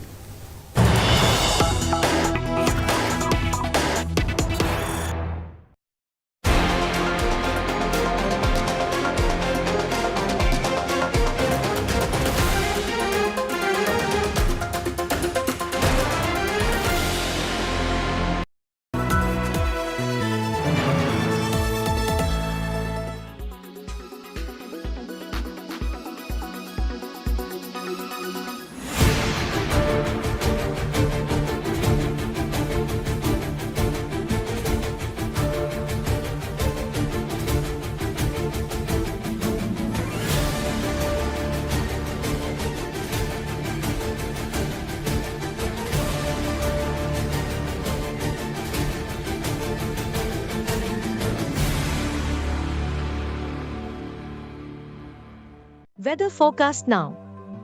Delhi, maximum 28 and minimum 23 degrees. Mumbai, maximum 30 and minimum 26 degrees. Kolkata, maximum 33 and minimum 26 degrees. Bangalore, maximum 29 and minimum 21 degrees. Chennai, maximum 33 and minimum 28 degrees. Hyderabad, maximum 29 and minimum 22 degrees.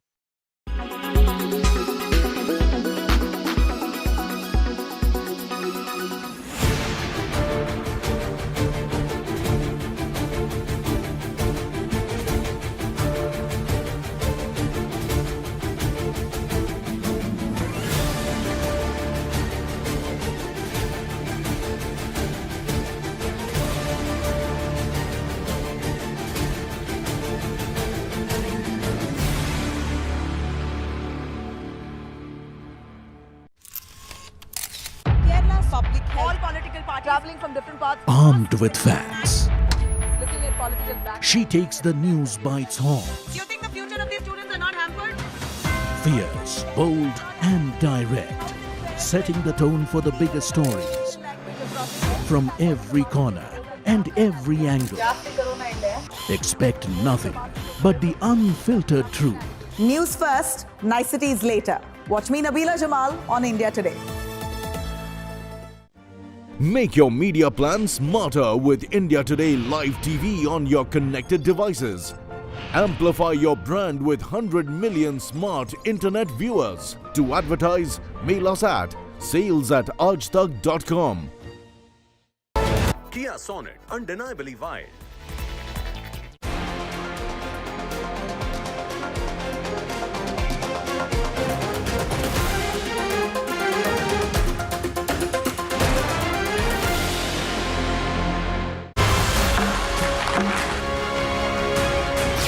The power hugs, handshakes and namaste.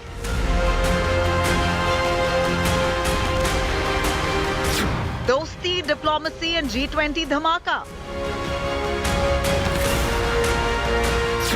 Bharat's G20 gala dazzles the world. India's finest reporting team on ground. 360-degree perspective of G20 Summit, only on India Today.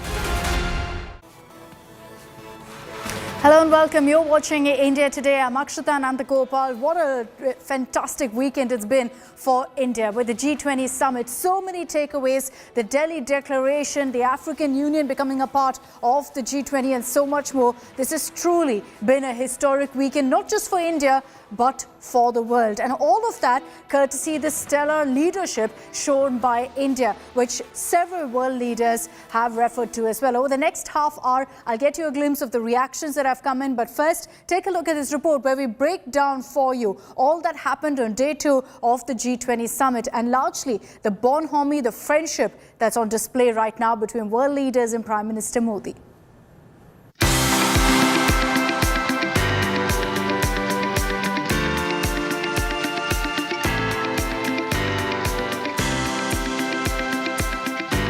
From bonhomie with US President Biden to UK Prime Minister Sunak to Italian Prime Minister Meloni, this G20 summit was all about dosti and diplomacy.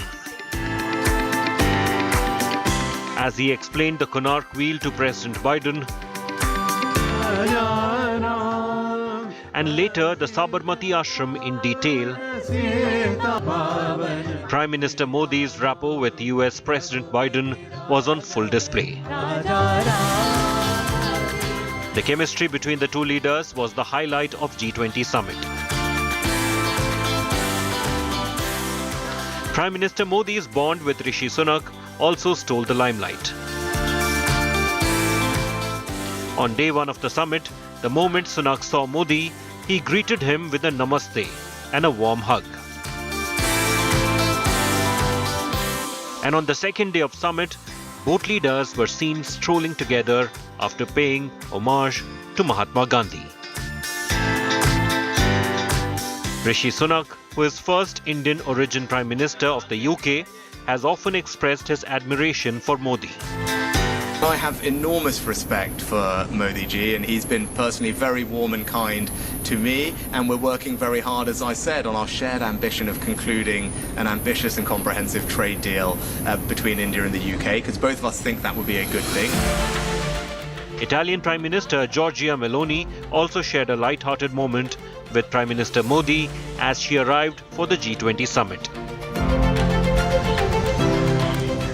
It was Meloni who hailed Modi as most loved leader of the world when she met him in March this year. I firmly believe that there's a lot that we can do together. This will lead me to the approval rate that the Prime Minister Modi has reached. I think he's the most loved one of all around the world. But I mean, this has really proven that he has been a major leader, and congratulations for that. With Prime Minister Modi's good ties with the world's tallest leaders, the formula of dosti and diplomacy is yielding great results for India. Bureau Report, India Today.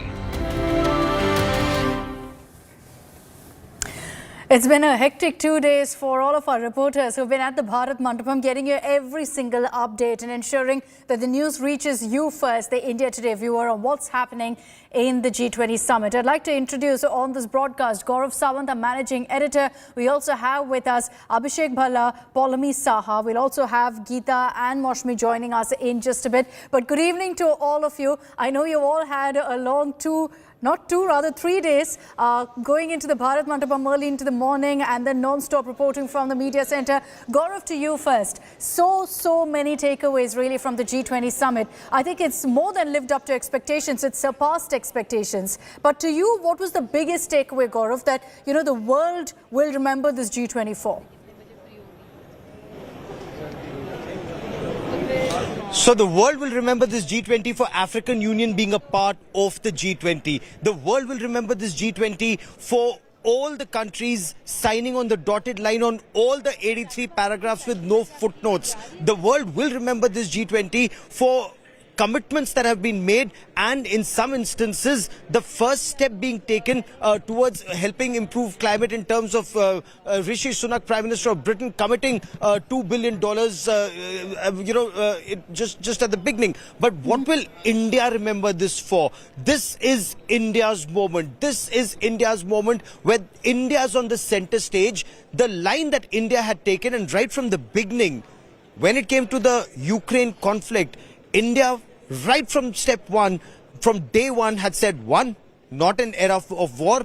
2, it's only through dialogue and diplomacy that you need to find a solution. Now, close to 2 years after that conflict started, the world has come around to that point. 3, when it comes to G20, India had repeatedly made that point. This is not the platform. United Nations is the platform to discuss security issues. Of course, the world then argued because of food, fuel and fertilizer, this becomes an issue for G20. On that aspect, Ukraine was discussed. But one aspect of G20 cannot be more important than another aspect, which is bringing the global south and ensuring their needs are met. That was India's consistent stand, and the world has accepted India's stand. So I think India's leadership position is something that stands out for me in this G20. All the points that India made right from step one, what Prime Minister was saying from day one, the world has accepted all those points. You know, Gaurav, I'm going to come back to you on the point that the Prime Minister made at the very end in the closing session, in his closing remarks. He summed it up very beautifully about let there be peace always. And I think that was also a reference to all the countries that we need to come together, prevail and work to ensure peace, whether it's about conflict or any other issue. Just a news break coming in right now on the Indo-Canada ties. There's been a lot of focus on this. There was a pull aside also that happened, and we can confirm for you here on India Today that the Khalistani issue was also raised. The Canadian Prime Minister Justin Trudeau was cornered at the G20 Summit because he was asked directly about the Khalistani menace that is brewing in his soil, that's having a direct impact on our security in India. So Trudeau has confirmed at the press conference that he held right after the pull aside with Prime Minister Modi that yes, there was a discussion on Khalistani terror. He's highlighted that we respect rule of law and freedom of speech. And he said that freedom of peaceful protest will be protected. The question is, how peaceful is it when they talk about assassinations, when they're issuing warnings to the tallest leaders in the country? But this is a message from the Canadian Prime Minister, and this perhaps explains to you why right now there's a bit of freeze in the ties between India and Canada, which you could see in those pictures also. Every time the Prime Minister and the Canadian Prime Minister exchanged any pleasantries. Let's play out for you what Trudeau said. Over the years with Prime Minister Modi, we've had many conversations on both of those issues. Obviously, Canada will always defend freedom of expression, freedom of conscience, freedom of peaceful protest. That's something that's extremely important to us. At the same time as we're always there to prevent violence, to push back against hatred. I think on the issue of the community, it's important to remember that the actions of the few do not represent the entire community or Canada. The flip side of it, we also highlighted the importance of respecting the rule of law, and we did talk about foreign interference. Let me bring in Abhishek Bhalla on this broadcast. Abhishek, the issue of Khalistani terror was raised in the meeting between Prime Minister Modi and Canadian Prime Minister Justin Trudeau. But it's clear really that Canada at this point refuses to take any concrete action. If you listen to that reaction, it kind of defines and explains for you in as many words as to exactly what is the problem right now between India and Canada. It is clearly that Canada refuses to take this problem seriously. Well, there is a lot at stake as far as the domestic politics of Canada is concerned, Akshita, and that's the reason why perhaps they dilly-dally on Indian concerns over the Khalistani movement. Not surprising, this kind of a reaction. Whenever this subject has been taken up, this is the kind of response one gets from Canada, and of late this has in fact become a bit of a hurdle as far as the relationship between the two countries is concerned. But Akshita, while we are at that, I just want to shift focus for a while, because there's a lot of activity happening here at the International Media Centre. Prime Minister Narendra Modi is expected to visit this place a little later in the evening. So the area has been cordoned off, and it's maybe at one side of the cordon. I think journalists will be allowed, and he might just walk the aisle. Other than that, there have been the security checks, last-minute rounds by security officials, Delhi police, everybody ensuring that things are perfect, because Prime Minister Narendra Modi, just when everybody was thinking that we can sort of relax, because it's the fag end of the summit. Last couple of days have been extremely hectic, but suddenly a lot of excitement, not just for the journalists, Indian journalists, but even the international media that's here. People are talking, asking whether all these arrangements are being made for the Prime Minister. Well, that's what it looks like. We have a confirmation that he will be visiting the Crafts Bazaar, and after that the Prime Minister might just want to come here and say a hello to several journalists who've been covering this summit for the last 2 days. Okay, so it's going to be a hello, perhaps a thank you, but we can't expect, can we? Paulami, I'll bring her in on this as well. We can't really expect a lengthy media interaction, Paulami. This must be a courtesy meet at the Bharat Mandapam, where he's essentially thanking everyone for the hard work they've put in. You were at that Crafts Bazaar, where the Prime Minister is expected in just about an hour from now, we're told, at 6 p.m.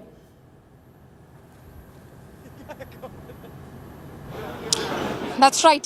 Possibly 6 or 6:30, but already, you can see hectic arrangements that are underway over here. Kirpal, my camera person, will tell you and show you those images of the security checks that are happening. The personnel who are present over here, there have been sniffer dogs that have done the rounds as well. And Kirpal can just go around and he will show you the jamboree, which is collected in one corner of, in fact, the entire hall. This is a massive hall, and you can just see the number of people over here. That's as many journalists who have been parked over here for the past couple of days covering G20 Summit 2023, and you can see that entire crowd over there that's parked in one area, hoping that the Prime Minister will probably stop, but unlikely that there'll be a press conference over here or even media soundbite. But yes, he is going to go to the Crafts Bazaar that we brought images of to our viewers exclusively on Friday morning itself as we entered this complex of Bharat Mandapam. And today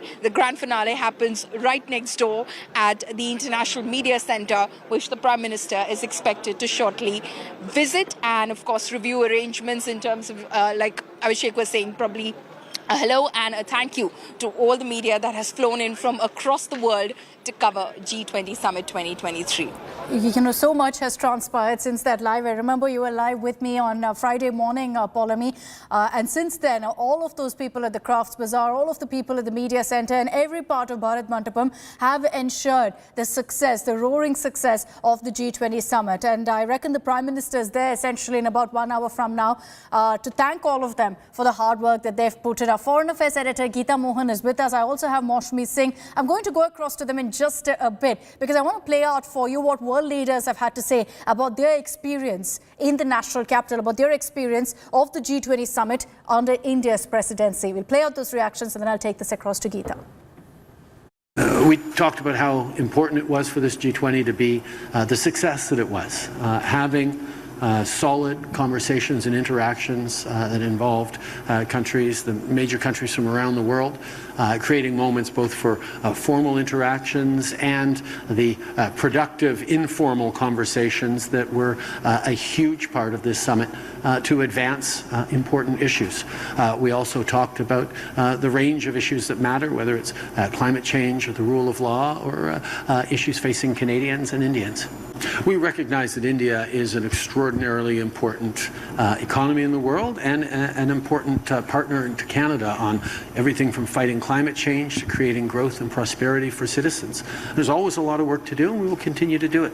First of all, please allow me to thank Prime Minister Modi. Faithful to its principles, India did its utmost for its presidency of the G20 to serve unity and peace and send across a message of unity while Russia is still waging its war of aggression in Ukraine. So here I would like to thank Prime Minister Modi and say once again that France stands alongside India.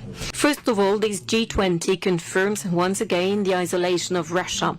A vast majority of the G20 members condemn the war in Ukraine and its impacts. And we've been dealing with the economic and food consequences of this war precisely to maintain the unity of the planet. And the entire G20 also commits to a just and lasting peace in Ukraine, and I insist on these words. That's in accordance with the UN Charter, also is a reminder of our support to the principle of territorial integrity. In full compliance with the UN Charter and the international law, the principle of self-determination of peoples came into play. This is something we have explained a lot, many times, and the correct understanding of what is going on is apparent amid the developing countries in the G20. I believe that some of our Western colleagues understand it too, but you know very well that they are placing their bets on Russia's strategic defeat. The developing countries will not tolerate being put before the false choice, fighting poverty or investing into climate change. This is a false alternative, and naturally the tasks of social and economic development take precedence. The declaration also stipulates the need to deliver on the promises to transfer technologies to the global south countries, not only exporting commodity materials and then receiving costs from added value. The 18th G20 Leaders Summit had been concluded under the auspices and the leadership of India, and I would like to take this opportunity to thank India for a gracious and a very successful term presidency.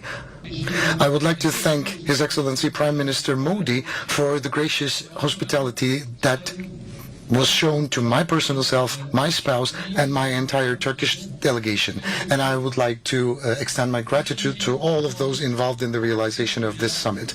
This year, our theme was One World, One Family, and One Future. Okay, so just a few statements there from world leaders after the G20 summit where they share their experiences, many of them hailing India for how we have led in this particular summit. Geeta Mohan is with us. Geeta, besides the summit itself, several pull-asides, several bilaterals that everyone's talking about. What to you is the biggest highlight of all of these meets? How has it helped largely India's diplomatic relations? The fact that India managed one of the most challenging outcome documents of any G20 ever in itself is the biggest achievement. The fact that Indian initiatives were included despite all the opposition in the beginning, and China did not object. In fact, many of the articles now from the Chinese side talk about Vasudhaiva Kutumbakam and world is one family, only to hit out at the Americans saying that, well, there is no isolation. China in many ways has managed to bring in everybody, and in this case, outcome document has been a rather winner and a victory for India, but also for Russia and China. The Europeans and the West now trying to explain to their own media and to their own people why is it and how did they allow it to happen. The fact is that this really shows the depth diplomacy of India in having a win on the document, but also there are a few other important aspects to the G20 summit. One is African Union being included in the G20. That is a very important one. It is voice of the global South now, and the global south quite representative or represented in the G20. The other very important one on the sidelines, if I can add, Akshita, is the infrastructure project between India, the Middle East, and Europe. That's certain. That connectivity project is going to be big. World Bank president being there clearly shows that there's going to be no dearth of funds. And then we have the guest nations that Prime Minister Modi invited, Bangladesh, Nigeria, you name it, the UAE. They all have been a critical part in terms of strategic partners of India. And even as we speak and the entire G20 summit comes to an end, there still are bilaterals happening with those who we have great ties with those where concerns were raised, such as the UK Prime Minister when India raised the issue of Khalistan, and with those who, in a way, were reported to have been sidelined, like the Canadian Prime Minister, but there was a bilateral and a shake hand that has just been put out. So clearly, the Prime Minister over here not discriminating, irrespective of what the media is reporting. He seems to be very clear on his agenda and how to take everyone along. So inclusivity clearly is the message here. I think that's an important message that you put out, Geeta, because there's been a lot of analysis of how much time the Prime Minister spent with each leader, what kind of body language was involved, what was the messaging behind all of that. Inclusivity overall is the message but that we're trying to put forth. I sense that I think every country now, Maushami, knows the word Vasudhaiva Kutumbakam because of the G20 Summit theme, because of all that we've done in the last few days. And what a beautiful celebration of Indian culture.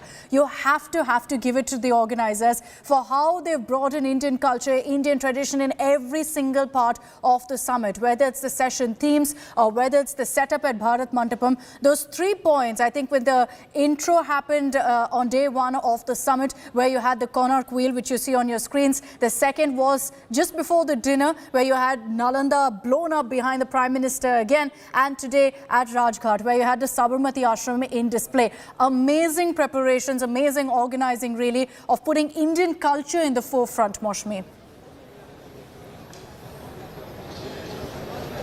Absolutely, Akshita. And I just walked out of the press conference of the Turkish president and also covered the French president's press conference, and both of them highlighted that fact and thanked India for its hospitality. And interestingly, the Turkish president went on to talk about Vasudhaiva Kutumbakam and how, the 3 sessions were on one earth, one family, one future. But interestingly, on the 2 key issues that Geeta was mentioning, both the French president and the Turkish president, they pressed upon that fact that, the French president went on to say that G20 and highlight and underline that G20 is perhaps not the right forum as far as, raking up issues of the Ukraine-Russia war is concerned. When he was asked about Ukraine not being too happy about what's happened as far as the war is concerned and mentioned in the declaration. So very... And also, the Turkish president said that if Ukraine thinks they're not proud, there's nothing to be proud of in the G20 as far as the war is concerned. But we think there is something to be proud of. And so there is, as Geeta mentioned, a sense that perhaps Ukraine feels let down with what the declaration is as far as the war is concerned. But there is a lot of explaining that the Western countries might have to do back home. And the other important factor, I spoke to the Turkish president. I asked him a question, in fact, on the Middle East corridor, which is one of the big takeaways of this G20 summit. And I asked him whether it could coexist or it was a counterbalance to the One Belt, One Road project. And to that question, he said that perhaps, this the Middle East corridor was very much in the asking, and it was much needed, and Turkey and all the Gulf countries would try to expedite that project. So a big takeaway for India. That's a very big one, in all terms, whether it's diplomacy or showcasing its spiritual strength. Can I just highlight here, Maushami, while talking about Indian culture and tradition, that you're doing a beautiful job also of highlighting it in that lovely sari. I've been noticing that every day of the G20 Summit, you've been there showing off the lovely Indian saris, which many of our dignitaries also have done, by the way. So our reporters there who've been working hard through the course of this G20 Summit from 5 a.m. in the morning, essentially landing up at the Jawaharlal Nehru Stadium and then taking that shuttle to Bharat Mandapam to ensure that they're there on time, getting you all of those updates. Let me tell you about the visit that happened early this morning as well, when our world leaders went to Rajghat, participated in a wreath-laying ceremony at Mahatma Gandhi's Samadhi. Again, pictures were lovely from that event because the bonhomie was on display. You had the Prime Minister in conversation constantly with US President Joe Biden as he helped him, walked along with, in fact, all the other leaders following suit. And then there was a moment of silence also observed there. Very important in terms of the timing of this and also in the context of the global conflict that all countries now have come on board on, courtesy us, courtesy India.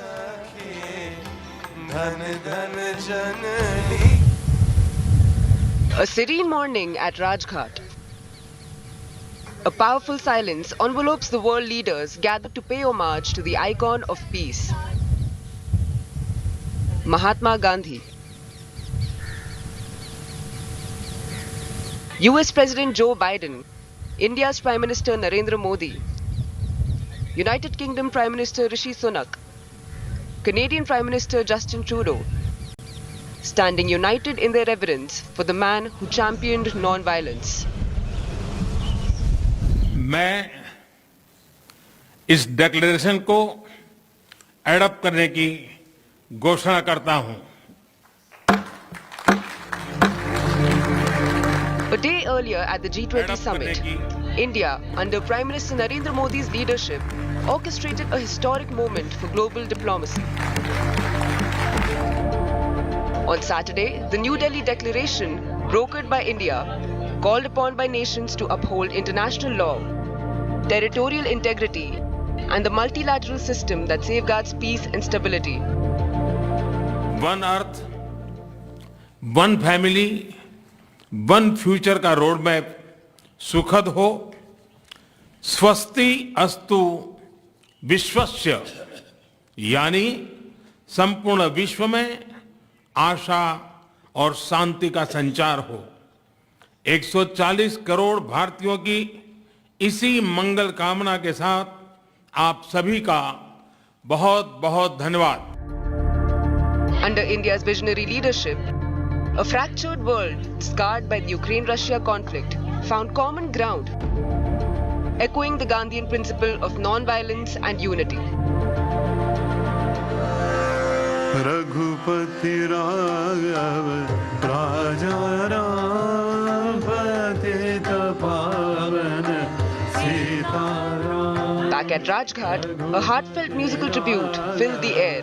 राजा राम पतित पावन Sitaram. India's G20 presidency culminates in this moment of unity at Rajghat. राजा राम पतित पावन सीताराम. मेरा प्रस्ताव है कि हम नवंबर के अंत में G20 का एक वर्चुअल सेशन और रखें. उस सेशन में हम इस समिट के दौरान तय विषयों की समीक्षा कर सकते हैं. Prime Minister Narendra Modi's call for continued collaboration and his vision of peace resonated deeply. The G20 leaders departed Rajghat, leaving a message of hope and unity. Bureau Report, India Today.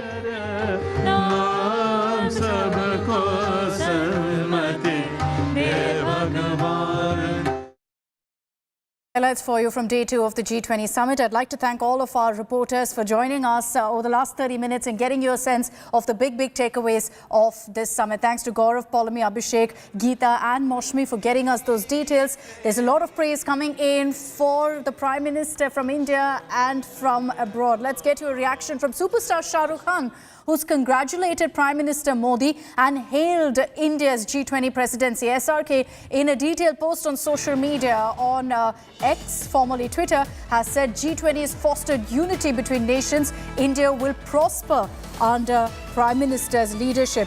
Big words of praise there from Shah Rukh Khan. And while he's hailed our presidency, he's also, in fact, directly said that the Prime Minister's leadership has made a huge difference. He's in fact said, let me read that out for you also, exactly what his tweet says. He says that the leadership of the Prime Minister is inspiring, and that by itself speaks volumes really of what the entire nation currently is feeling. I'm wrapping up this broadcast. Thanks very much for tuning in.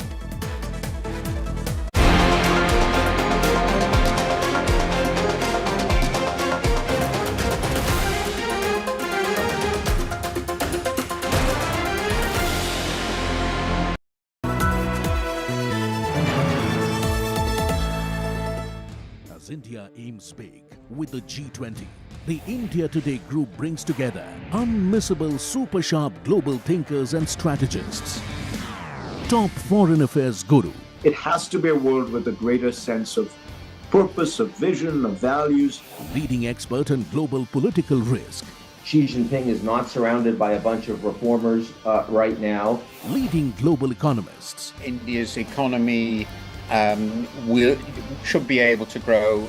Ex-President of the United Nations Security Council.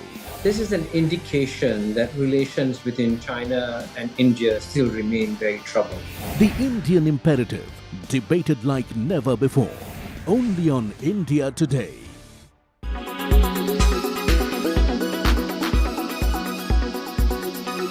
Hello everyone, this is Anita Brito in conversation with the one and only Shyam Kaushal. Hello sir, कैसे हो आप? Hello, नमस्कार जी. अभी भी आप continue कर रहे हो और आपके बहुत अच्छे लाइनअप्स है, जैसे आपने बोला डंकी है, फिर आपके पास जो बंगाली मूवी है वो भी है. ये बंगला बंधु. हाँ जी. प्लीज उसके बारे में थोड़ा इन डेप्थ बात कीजिए, थोड़ा डंकी के बारे में हमें बात कीजिए. It's an all and out action film? No, it is not a, there is action in it. But मुझे ये जानना है आपसे, ये पर्सनल क्वेश्चन है, आपको सबसे ज्यादा कौन से एक्टर के साथ काम करके मजा है, मुझे ये बताइए. मैंने अमित जी के साथ काम किया, अमित जी से लेके सभी के साथ जितने भी आगे ना सभी के साथ काम किया. फिर जो साउथ के भी मोस्टली सुपरस्टार्स उनके साथ भी काम किया. पर आज तक भगवान की दुआ से कभी किसी के साथ इशू नहीं हुआ, कभी कुछ नहीं हुआ, सबसे प्यार ही मिला है. तो मेरा एक मानना होता है, जैसा मैं आज भी ओपनली बोलता हूँ कि पिछले मैं 43 साल में मेरे को कोई बुरा आदमी नहीं मिला. तो मैं कभी सोचता नहीं हूँ कि अगर कुछ कमियां होंगी तो मेरे में होंगी. कोई बुरा आदमी नहीं है, कोई भी ऐसा. जब मैं एक्टर्स, मेरे जो छोटे हैं जैसा रणबीर सिंह, रणबीर कपूर, अर्जुन कपूर, उन्होंने मेरे साथ शुरू किया, जब भी मिलते पैर छूते हैं ऐसा बच्चों की तरह. तो आप अगर उनको प्यार देते हो तो आपको सामने से प्यार मिलेगा ही.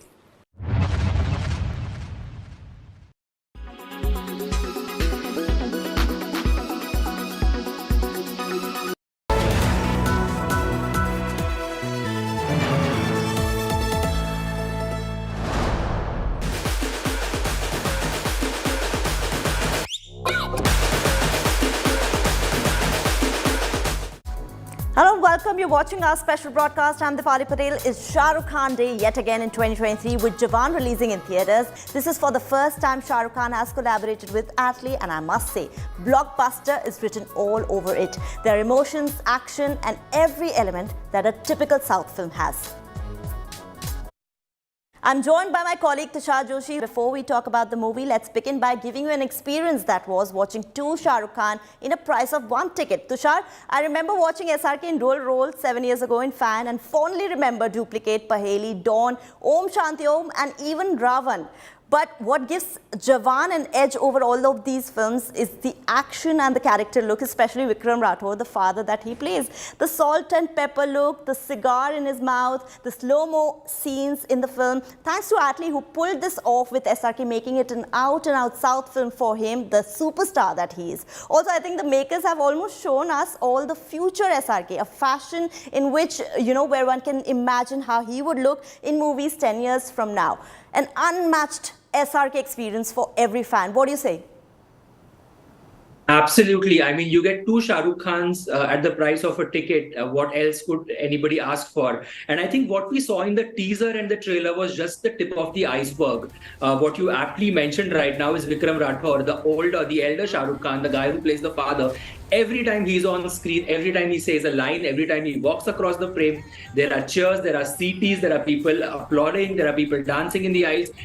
All credit goes to Atlee. I mean, he is the guy who basically envisioned this. This is his vision. He told Shah Rukh Khan that, I think you must do something of this sort. And Shah Rukh was on the same page and he did experiment with it. This was an experiment. And how beautifully it has taken off, Dipali. Also, Tushar, Jawan, I feel, is a subtle take on social issues related to farmers, medical facility, and even defense weapons. In fact, SRK has a good, more than a minute-long scene where he's seen giving a strong political message urging people to vote wisely. Dipali, I don't think this is subtle. In fact, for me, that was the most interesting part of the film. Because, Shah Rukh has been somebody who has kept politics away from his films. He has been somebody who has never really given commentary on governance or what does he think of socio-political subjects. But Jawan, at the crux of it, is actually a film that makes commentary on what's happening in society. On everything from serious issues like farmer suicides to electronic voting machines to that long monologue which you mentioned where he's actually look into your eyes, like as the audience when you sit and watch him, he's telling you, like, guys, this is your job. It's in your hands. It's your responsibility. Go and vote. It is almost as serious as Shah Rukh could ever get. Tushar, remember how Salman and SRK had a scene in Pathan wherein they said that they have to save the industry, and more recently, even Sunny Deol has created havoc at the box office with Gadar, and now Jawan has Sanjay Dutt's cameo. I mean, what do you make of this? It's a treat for fans to watch actors who have had their prime 20 years ago and still shine on whenever they come on screen. I think full marks to Sanjay Dutt, yaar. I mean, at the end of the day, it's not a full-fledged role for him to take this up in a film that has a double role with Shah Rukh. It's a great treat for fans. And when you watch the film, don't want to give away too many spoilers, but that cameo act is really interesting. Everything from his entry to the way it's executed, it's really interesting. And like you said, it's just nice to see actors from the 90s, guys who sort of entertained us for decades, come together on screen and do that consistently even now for the younger audience, for the older audience. Tushar, I also want to bring this to your notice that, even Pathan was a multi-starrer, but of course it was an SRK film. But even Jawan is a multi-starrer, but it's an SRK film, out and out SRK film. And there's a sense of women power also in the film. What do you have to say that? Dipali, my thought on this women power and the fact that he has this army of girls and women with him, right? I was really intrigued by it when the trailer came out, but I was a little let down by the way it was executed. Like you said, the film does revolve around Shah Rukh, and these women really have important parts to play in his life, from the role of his mother to the role of his wife to the role of these girls who sort of help him. I really wish that the writers would have put more thought and fleshed out their characters and their roles a little better. I wanted Shah Rukh to sort of have that Chak De moment with these girls, and he does have them in parts and pieces, but on the whole, this was a flaw that sort of stood out for me as a sore thumb in the film. And how do you see the chemistry between Nayanthara and Shah Rukh and Deepika? That was an interesting part as well in the film. Oh, how refreshing was it to see Nayanthara and Shah Rukh. I mean, come on, just to watch them together in the romantic scenes, in the flirting, just the fact that she in her own right is a superstar, he in his own right is a superstar. It's such a fresh pairing. It also tells us that Shah Rukh just can look charming with anybody, doesn't matter who's with him. And Deepika and Shah Rukh coming back together again after Pathan just tells us that how much we love Shah Rukh and Deepika. Watching them in the frame just gets us happy. Tushar, let's not give our viewers any further spoilers. Jawan 2, there is a possibility of that. But overall experience of SRK and Jawan, if you could tell us in one word.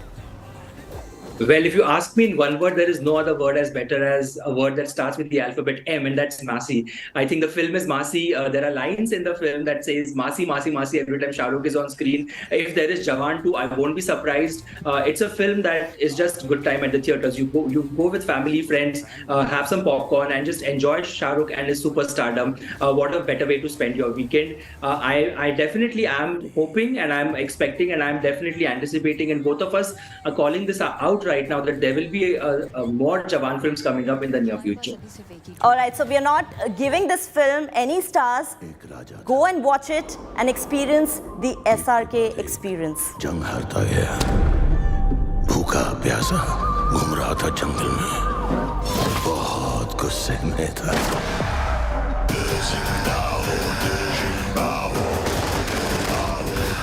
Mumbai में हुए इस hijack ने पूरे देश में सनसनी मचा दी है. ये बताओ तुम्हें. Shah Rukh Khan changed the definition of cinema 31 years ago and still continues to be the undisputed Badshah of Bollywood. Let's bring you the fan craze, frenzy, SRK and Jawan witnessed so far.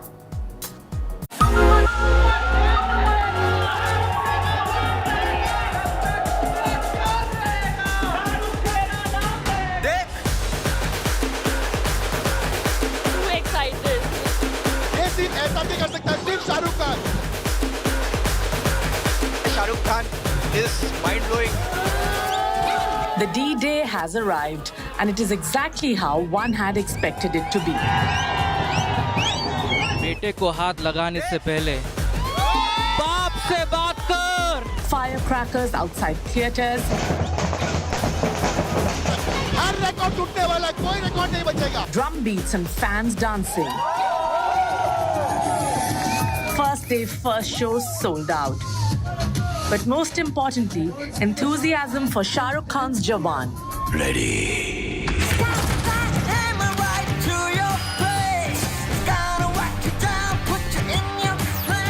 Be it Mumbai's Gaiety Galaxy or Mirage Cinemas in Kolkata, or even Bangalore and Hyderabad, the Shah Rukh Khan fever has gripped the entire nation, and how. Fans are worshipping Jawan's poster, celebrating Janmashtami but in SRK style. Chants of Shah Rukh Khan have taken over everywhere, and no one is complaining. If it's Shah Rukh Khan, that's how things should be. Even inside theaters, fans started cheering and whistling as SRK made his entry on the big screens. Now, speaking of Jawan and its craze, the makers had hosted a screening the night before the film's release at YRF Studios. The who's who of the film industry showed up to cheer for SRK, Atlee and the entire team of this action thriller. बेटे को हाथ लगाने से पहले बाप से बात कर. The man of the hour, Shah Rukh Khan, too, was present, even though he refrained from being clicked as he arrived in his tinted car. Like a soldier. SRK's daughter, Suhana, also lent support to her dad.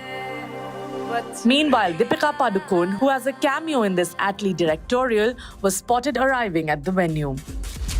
Other attendees included Hrithik Roshan, Katrina Kaif, Bhushan Kumar, and filmmaker Siddharth Anand. Sanya Malhotra and Sunil Grover, who play important parts in the film, also attended the star-studded screening. Rapper Raja Kumari, who has rapped in Zinda Banda 2, was present. And while she exited, she gave an honest review for the fans and shared how her mind was blown away by SRK's performance. I was screaming, I was crying. I won't tell you guys any secrets, but it was mind-blowing. SRK and RK forever. I will get them. While the verdict on the film is still awaited, the craze surrounding SRK and his latest film certainly seems to suggest that he has hit bullseye, and Jawan is set to be his second blockbuster of the year. और क्या चाहिए? एक गाना सुनाइए ना. Entertainment Bureau, India Today.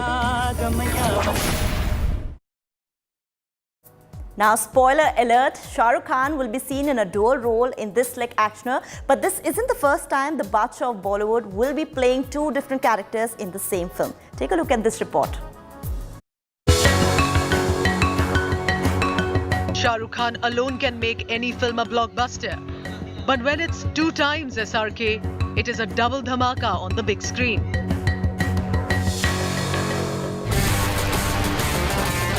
That's right. All the speculations about SRK having a dual role in Jawan have come to an end after the actor aced the role in his latest film, Jawan. Ready. While this has surely served as a bonus treat, let's take a look back at other films which featured Shah Rukh Khan in 2 different roles.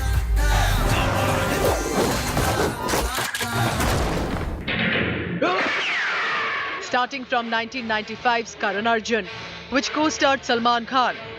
Shah Rukh Khan played 2 characters, one from the past who was killed, only to reincarnate in present times to seek revenge for his mother's misery.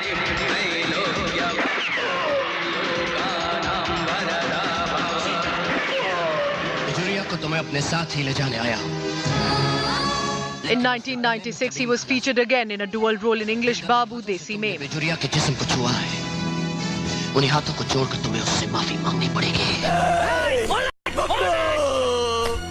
But his most talked about had to be Duplicate, which released in 1998. The superstar played a good and a bad character. Yes, he played Bablu, a bubbly, innocent man who is an aspiring chef, and the antagonist, who was a gangster named Manu Dada. करेला भी था बोल मेरा पैसा कहाँ है इसका मतलब कि मेरा प्लान कामयाब हो गया ओए कौन है तू After 3 back-to-back dual roles, he gave the theme a little pause until 2005, when he returned with Paheli co-starring Rani Mukherjee.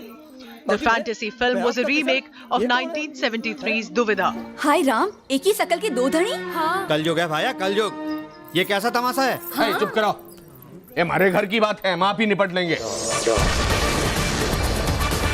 In 2006, Shah Rukh Khan amazed everyone with his performance in Dawn the Chase Begins, in which he played 2 characters, Vijay and the underworld mafia Dawn. Don का इंतजार तो 11 मुल्कों की police कर रही है लेकिन एक बात समझ लो डॉन को पकड़ना मुश्किल नहीं नामुमकिन है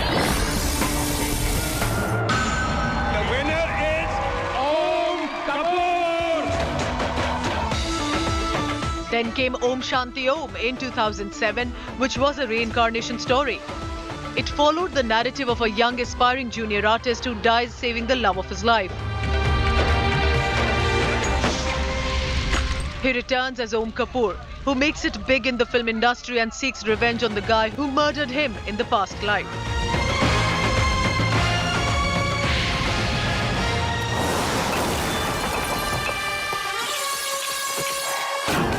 Ravan, which was way ahead of its time in terms of the VFX, also had Shah Rukh Khan in the dual roles.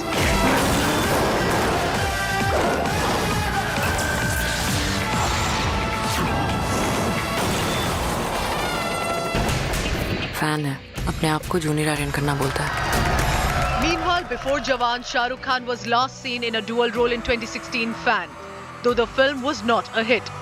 SRK played 2 characters completely different and was appreciated for trying something out of the box. Entertainment Bureau, India Today. पहले fan star के पीछे भागता था अब star fan के पीछे भागेगा From Fauji to Wizara Army to Main Hoon Na, Jab Tak Hai Jaan and even Pathaan, SRK donned all 3 coveted uniforms of Indian forces in his films, and Jawan is the latest addition. Take a look at this report by my colleague Gyanisha Malik.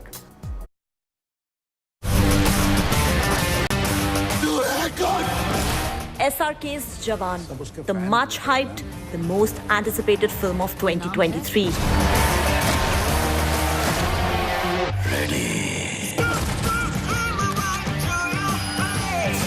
Shah Rukh Khan is not only back with yet another action flick in a matter of months, but he also dons the uniform yet again. जब मैं villain बनता हूँ ना villain. Shah Rukh Khan is love, but Shah Rukh Khan in a uniform is an emotion. And while Jawan has been making all the right noises, here are times when SRK donned that uniform for a role, be it as a police officer or as an army personnel. हरगिज़ नहीं। So Kali, no deal.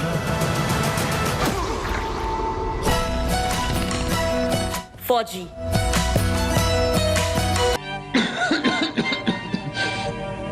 तुम कौन हो? मैं lieutenant Abhimanyu राय। लेकिन तुम मुझे अभी कह सकती हो। मेरे सब करीब वाले मुझे अभी ही कहते हैं। SRK kick-started his career with the television series titled Fauji in the year 1989. He portrayed the role of Lieutenant Abhimanyu Rai and was first considered as a second lead, but he was so impressive in front of the camera that the makers had to redo the entire script to portray him as the main protagonist. You know, लेकिन क्यों?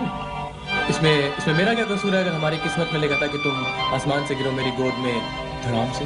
Lieutenant Roy, कौन है अभी? अगर तुम अभी इसी वक्त यहाँ से नहीं गए तो मैं तुम्हारे कमांडिंग ऑफिसर को फोन करती हूँ। ना ठीक है, मैं जा रहा हूँ। I'm going, मगर आज रात को डांस पर जरूर आना please. Army.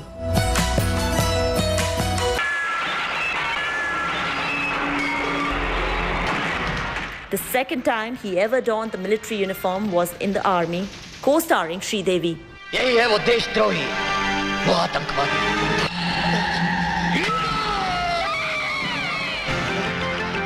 Shah Rukh Khan had a special cameo in 1996 film as Major Arjun Singh.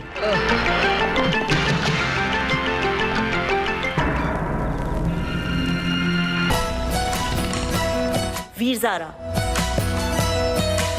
आज आपने कितने लोगों की जिंदगी खतरे में डाली अपने एक छोटे से बैग के लिए? Now who can forget Veer Zara?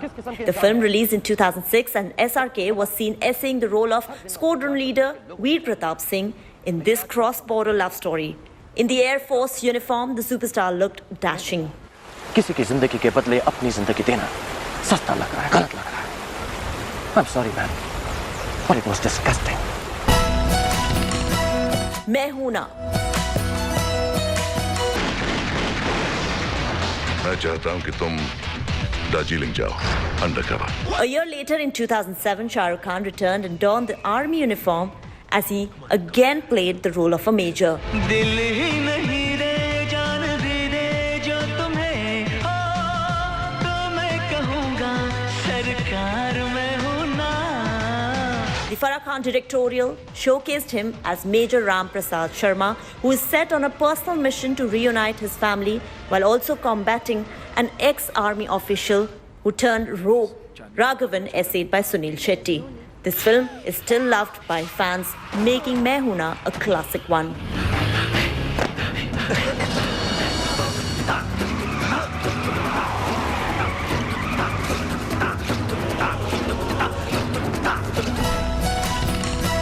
Jab Tak Hai Ja. SRK perhaps is the actor who looks best in uniform and has worn the army colors more often than one could imagine. Yash Chopra's last directorial, Jab Tak Hai Ja, was a visual treat. The superstar stole the show with his charisma as Summer, a bomb diffusion expert in this love triangle co-starring Katrina Kaif and Anushka Sharma.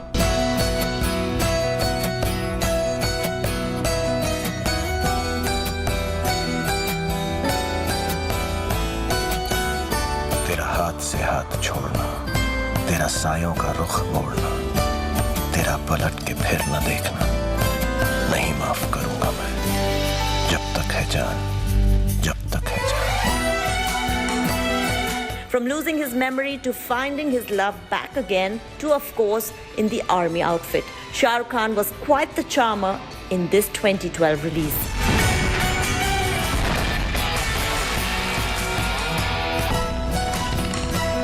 Pathaan.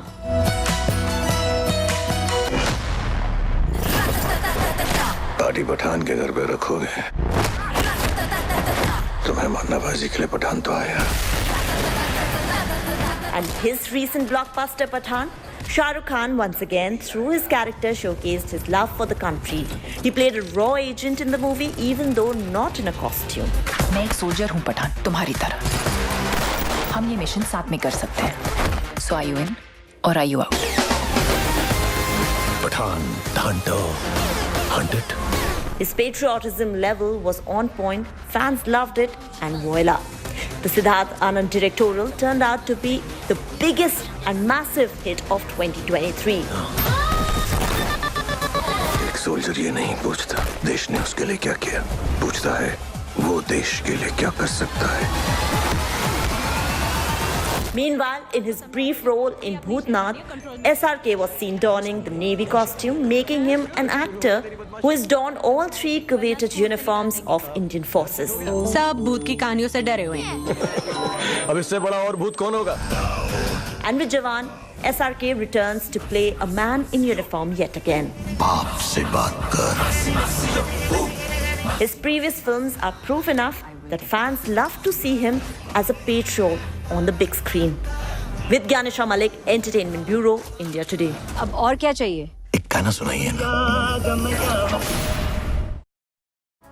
Well, that's all we could pack in our special broadcast today, but keep watching In the Club from Monday to Friday at 2:30 p.m. and 11:30 p.m. only on India Today to get your daily dose of entertainment. This is me, Dipali Patel, signing off for today. Till next time, thanks for watching and goodbye.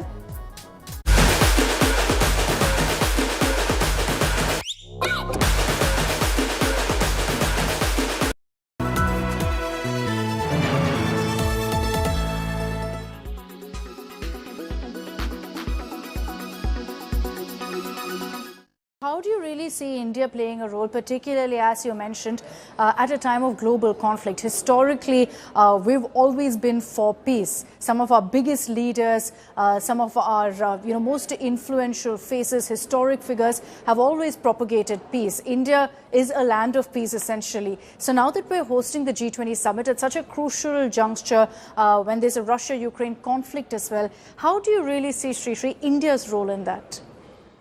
See, India's voice has always been saved, and we are very sensible in whatever we are saying, because we are just and sensible. This is something that world has started to notice. Number one, we are sensible, and we cannot be bullied. Number two. Number three, we are very sensitive. We are sensitive to the feelings and to the emotions of people of the entire world. And the mindsets. So we in this country have embraced such diversity. See, we have a communist government in one part of the country, and we have multi-party democracy, which is not present in anywhere else in the world. There are bi-party democracies, but we have so many parties. And then on top of it, we are the largest population in a country that the world is seeing today, and young population. And Very so we have a lot of things to offer to the world. Of course, I would say spirituality is the need of the world today, when there is so much of distress and aggression and depression that is clogging the youth population.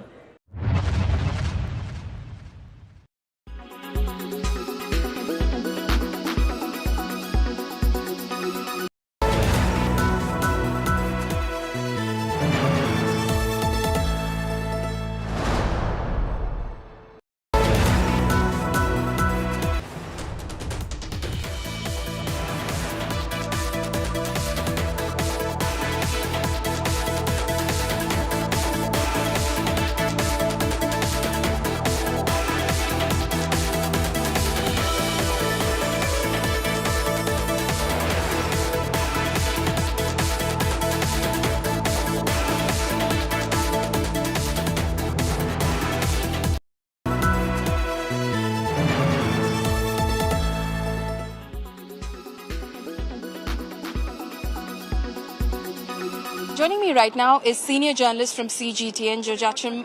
Joe, my first question to you is, of course, welcome to New Delhi for the G20 Summit. there's been a lot of talk about China on the sidelines of the G20 actually taking place before it did.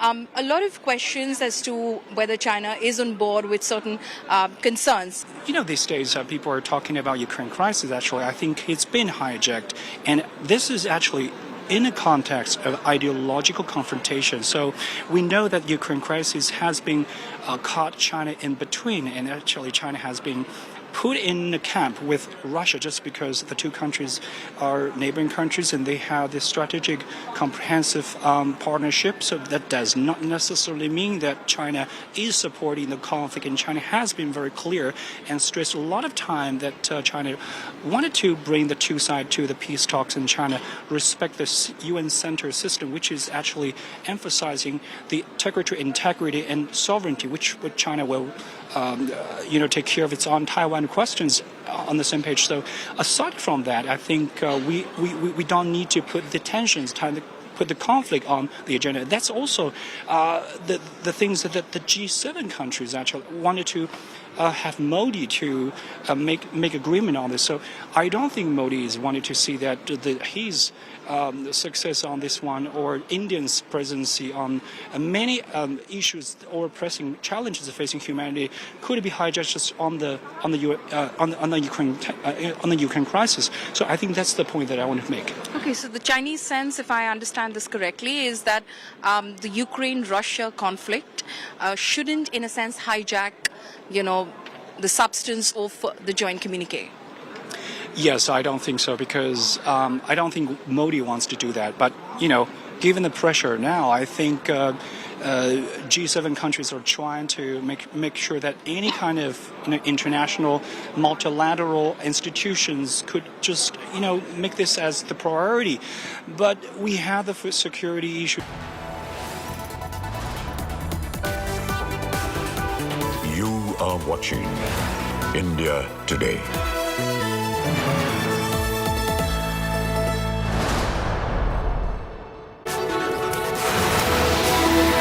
Very good evening. You're watching India Today. I'm Nabila Jamal. Our rolling coverage on the G20 as it culminates with a grand success. Prime Minister Modi signing off to say that India hopes for world peace. In fact, Prime Minister Modi is all set to come to the Bharat Mandapam, visiting the media center in just about a little bit. I'm Nabila Jamal. Let me start with the headlines. G20 Power Summit concludes in New Delhi. Prime Minister Modi hands over the G20 presidency to Brazil.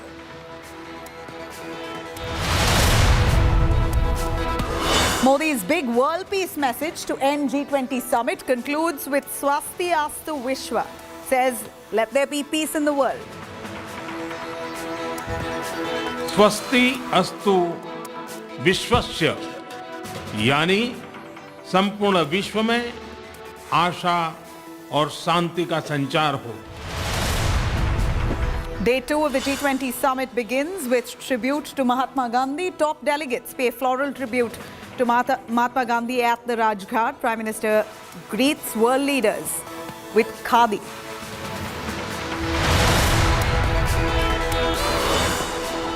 Rishi Sunak's big Hindu Connect all on display. Sunak bows in prayer at Akshardham Temple in walks. Vasudeva Kutumbakam prays for G20 success and world peace.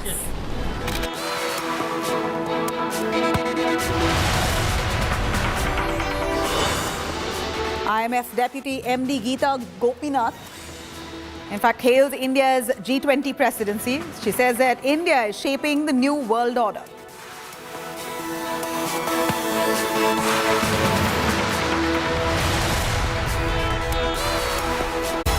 Kia Sonet, undeniably wild.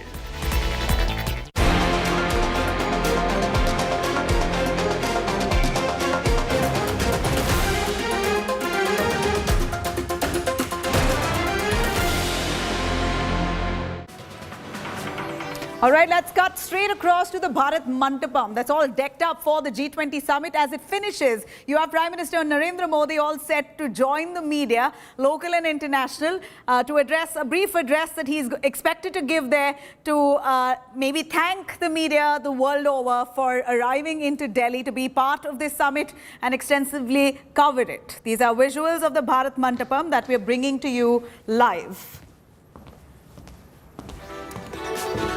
Let me quickly cut across to Paulami Saha, who's been relentlessly bringing us every update, every news, every angle from that very Bharat Mandapam as Prime Minister Narendra Modi is all set to arrive there. Paulami, over to you. A quick word. What's expected? Prime Minister Modi is there, set to arrive at the Bharat Mandapam. Is he going to be speaking? Is there going to be a press conference or a solo note as a conclusion to this G20 summit? What do we know?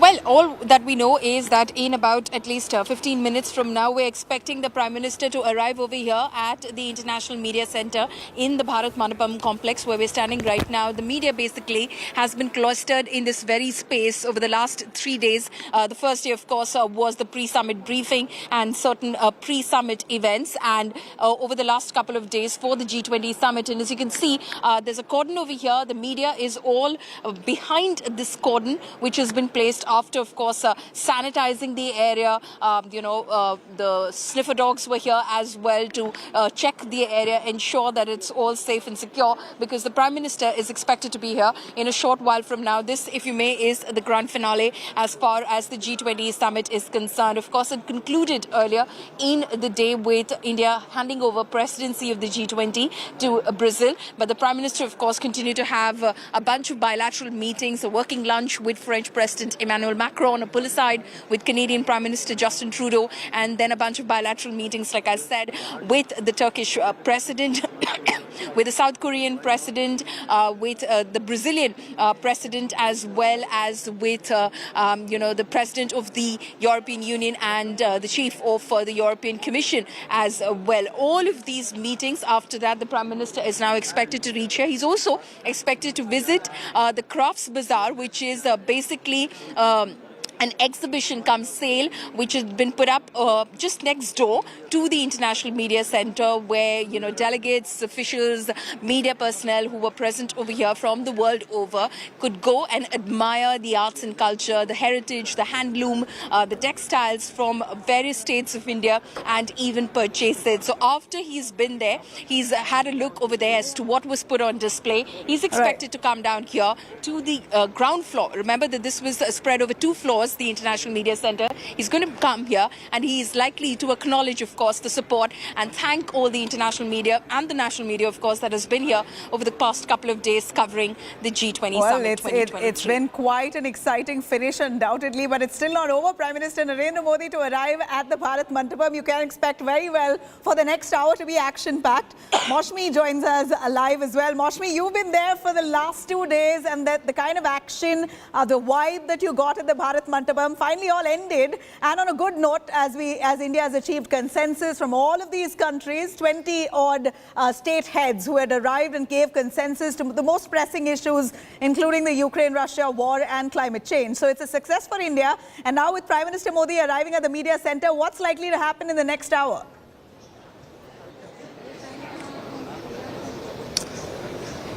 Absolutely, Nabila, we just heard Paulami pack all that information, and all credit to her for sending numerous dozens and hundreds of flashes throughout the day, and she's just got it right as far as, the Prime Minister's visit to the International Media Centre is concerned. But the question that you really asked, it is a mega diplomatic win-win situation for India as far as this presidency is concerned, with the theme of Vasudhaiva Kutumbakam.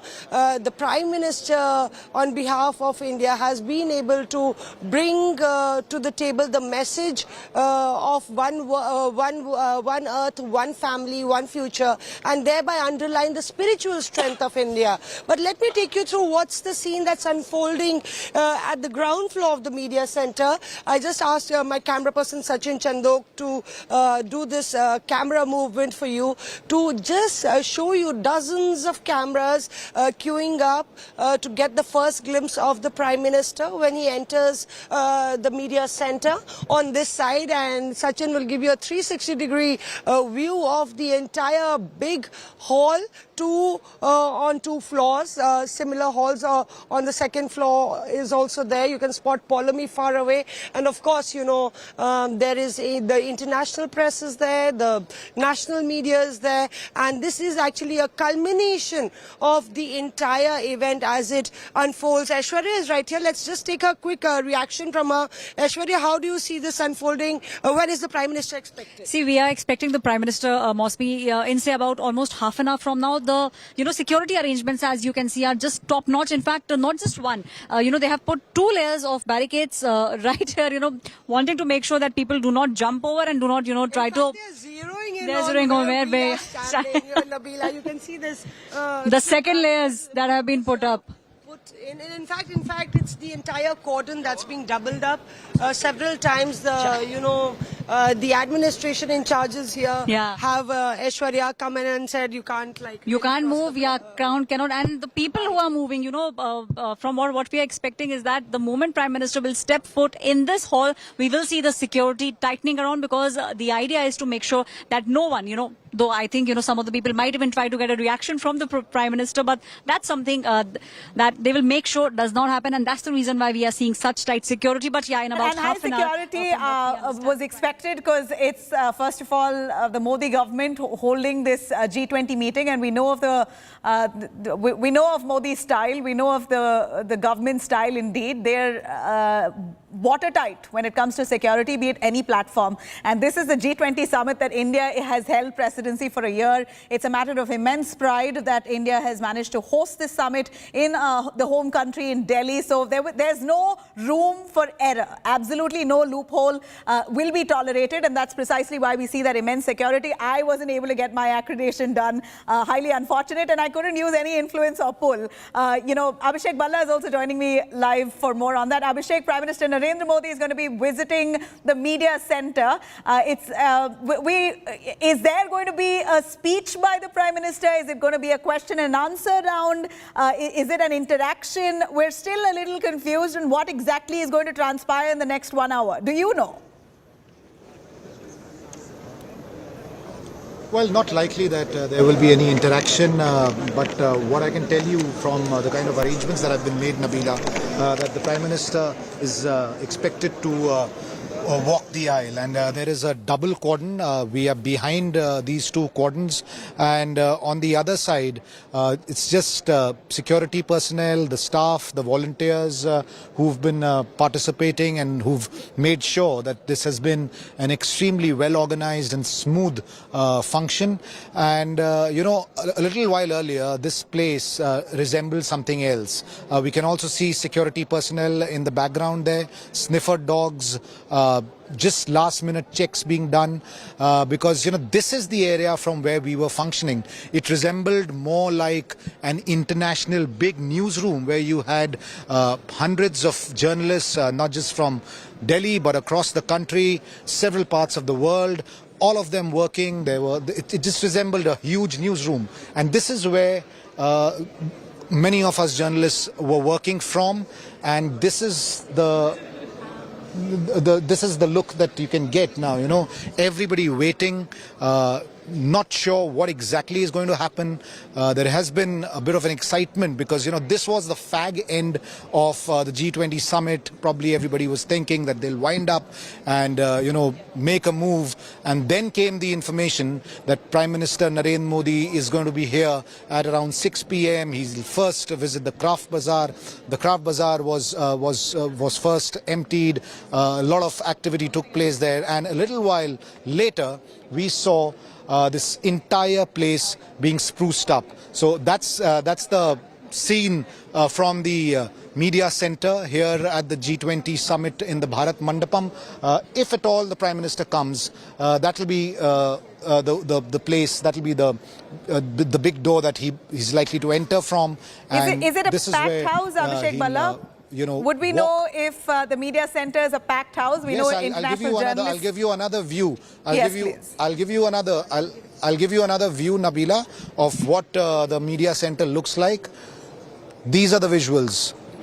So what was what was a place for us journalists to be working from a little while earlier, people filing their stories, sending in last bits of information. Now it's turned into a gallery of sorts, and a viewing gallery where suddenly all journalists will get a glimpse of the Prime Minister walking the aisle. When that happens, a lot of excitement. There are people who want to present a G20 sort of digest to the Prime Minister. You've come from Canada, right, sir? I have indeed, and the opening article is by Prime Minister Modi himself as the host of the summit. So I think you'll want to see. What's this magazine about? It's the background book we produce for every summit since the first in Washington, D.C. in 2009. It opens with articles by all the leaders saying what they want at the summit, the heads of the world's major international organizations, and articles on the actual performance of G20 summits on the various key issues. You're hoping to present this digest to the Prime Minister. You're right in the front. Probably you'll get an opportunity. You can try your luck. All the best. Yeah, we've had so that's the kind of mood somebody wants to present their work to the Prime Minister, and the others of course would want to get a glimpse of the Prime Minister. He'll probably come around, say a hello and a thank you to several journalists who've come from all across the world. All right, so we're clearly they're waiting for Prime Minister Modi's conclusive note. Is it going to be a question and answer round, which is unlikely? We haven't seen that in a long time. Is it going to be a solo note where he's going to be thanking the media personnel? Of course, we'll know in a little while, but 6:30 is the time expected for the Prime Minister to arrive at the Bharat Mandapam, the media center, to address and maybe thank the media. Stay with us. Our reporter is really bringing us extensive coverage from the ground. Bharat Mandapam is really where the epicenter, all that buzz is around. The 18th G20 Leaders Summit has really come a whole successful circle. As its precedent in the past 1 year, India has really set the international agenda of one earth, one family, one future. Vasudhaiva Kutumbakam. This is a theme that was extended and accepted by the global leaders. Let's cut across to its success journey.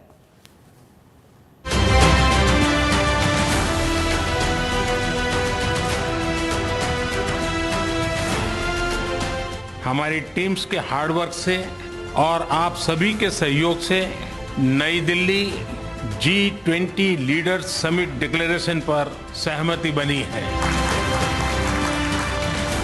It was a difficult and ambitious target, but the 18th G20 was successful in all its parameters. को भी adapt किया जाए. It set the agenda for the divided world and taught it to live together with individual differences.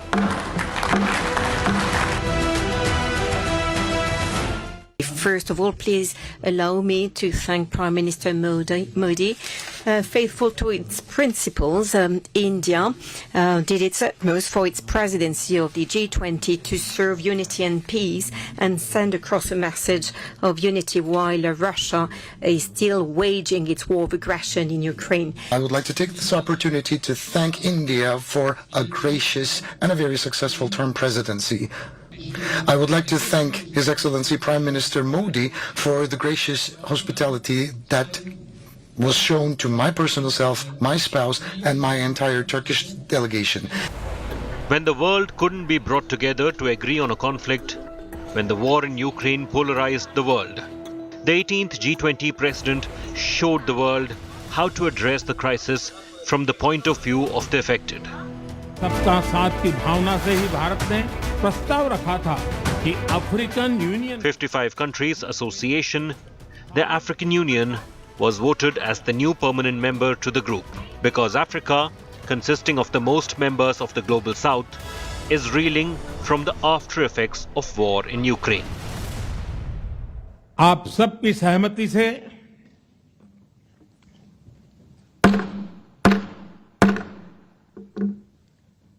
मैं African union के अध्यक्ष को G20 के स्थायी सदस्य के रूप में अपना स्थान ग्रहण करने के लिए आमंत्रित करता हूं. When the dragon threatens the world with its nefarious financial aid as loan, India as G20 president set the agenda on multilateral development banks for relief. But the bigger headline internationally was the development of a new ship and rail corridor connecting India to the Middle East and the Mediterranean Sea, challenging China's economic clout in the region and its ambitious Belt and Road Initiative. As a key part of this corridor, we're going to invest in ships and rail that extends from India all the way to Europe, connected by the UAE, Saudi Arabia, Jordan, and Israel. Bridging ports across two continents, unlocking endless opportunities, including making it far easier to trade, export clean energy. Vishwaguru has taught the world to be green and clean as the Delhi Declaration reiterated the 2070 climate goal of reaching net zero target. Brazil has a tall task lying ahead, carrying on the baton as the new president of G20 from India. Bureau Report, India Today. All right, India really now has truly stepped one step closer, taken one step closer to becoming the world's superpower, at least in a way to influence the world order. That's precisely what multiple world leaders have said, that India is showing the way to the world, has become the official voice of the global south. Cutting across to Mashmi and Paulomi, who've been relentlessly giving us all those news breaks, right from that Bharat Mantapam, where Prime Minister Modi is likely to arrive anytime now. Paulomi, if I could ask you to give me 5 takeaways, or at least a quick look at what were the main points that were agreed upon in that Delhi Declaration, which was hard, which did not meet with consensus in the past, but here in India, the Modi government has made that possible. Well, as far as sticky issues were concerned, the points, it was much to do with climate action and, of course, the Russia-Ukraine war. Of course, there was a lot of give and take that went on. There was a lot of burning of the midnight oil that went down in terms of course, formulating the language around the geopolitical sections of the Delhi Declaration, the 83 paragraphs. There was a lot of time spent in order to ensure that it was fine-tuned, that everybody was on board. But Amitabh Kant, in fact, said that there was 100% consensus on every issue, so much so that there is no footnote to any of these paragraphs. So clearly, everyone was on board, and I think that was the big part as far as the Delhi Declaration was concerned, to ensure that there is acknowledgement of the conflict that is taking place in Ukraine, to ensure that there is acknowledgement of the impact it is having on the global economy in terms of food prices, in terms of inflation, fertilizer prices going up, energy prices, and of course there is a word that is put in which is clear that this is not an era of war, and that peace needs to prevail, tranquility needs to prevail, and the sovereignty and territorial integrity of no nation can be impeached upon. And that wording, that clarity is there in that statement, which has been the joint communique, which has been issued and adopted yesterday. And of course, in terms of climate action, because, it just, the sense of how disparate the views were, we got that sense when Emmanuel Macron, French president, addressed the press today. He very categorically stated that there is a sense that the emerging economies, now he spoke as a developed nation, that emerging economies don't need to do much and the entire burden is on the developed world. He in fact turned the table and he said that everyone needs to come on board and everyone needs to pitch in with their contribution. That includes the emerging economies, that includes the emerging economies committing to phasing out coal by 2030. Right. His words were absolutely clear, and that just gave us a sense of, because India has been pitching for the global south, India has been pitching for the emerging economies. It just gave us a sense, if we just look at these two views, of how disparate these views were when it came to climate action and how much of work it must have taken to bring everyone on board in terms of putting that document together. And I think all those who framed that document spoke to India today. We were the only ones who got a comprehensive sight and view of how that Delhi declaration was really formulated. Proud and kudos to that team working with the Prime Minister, of course, who led the way. And this is really an India moment. Undoubtedly, Maushami is also with us. Maushami, at this point, we see during the dinner that was organized by the President of India, you had chief ministers of multiple states belonging to the opposition parties who all came to be part of this proud moment. It appeared that all politics was kept aside just to root and endorse for India. Who are the ones who came and who didn't? You're right, Nabila, that many came and many didn't. Those who gave it a miss were veteran leaders like Ashok Gehlot, Bhupesh Baghel, and also Mr. Siddaramaiah from Karnataka, Chhattisgarh and Rajasthan. But Sukhvinder Singh Sukhu was there, and we saw that picture being tweeted out where the Prime Minister was putting his arm over Mr. Sukhu's shoulder. We saw Mr. Stalin, shaking hands with the US President while the Prime Minister is there, and we of course saw pictures of Nitish Kumar and Mamata Banerjee. But to that larger question of the Prime Minister's team putting up that mammoth declaration which got a consensus and approval on the very first day, it's about 200 hours, 300 meetings, 15 drafts that were discussed and deliberated. There were arguments and counter arguments and aggressive and tough negotiations. That is what was said in the press that actually resulted in the wording of the entire Ukraine-Russia war and the paras that were mentioned, and clearly the declaration without a single footnote, as Amitabh Kant said, with 100% consensus. So that in fact also talks about the ability of India to bridge that gap, to bridge differences and bring the entire G20 members, and now perhaps 21 members under one umbrella for the welfare of the world. So India is in fact proving it by example as its presidency. It's reflected in its presidency, talking about the greater common good. All right, Maushami, of course, the purpose of the G20 Summit to gain consensus on the Delhi Declaration has been achieved. So this is a huge moment for India and for Modi, of course. Under his leadership, this has happened. So really, all of them cheering for him. If you can see those images, those were the images of some of the chief ministers of the opposition parties who arrived, letting go of politics, but only there to root and cheer for India on this G20 platform. On that note, I'd request our reporters to please stay with us. We're going to slip into a short break. We'll be right back with a lot more on the G20 as Prime Minister Modi is all set to arrive at the Bharat Mandapam in minutes from now. Do stay tuned.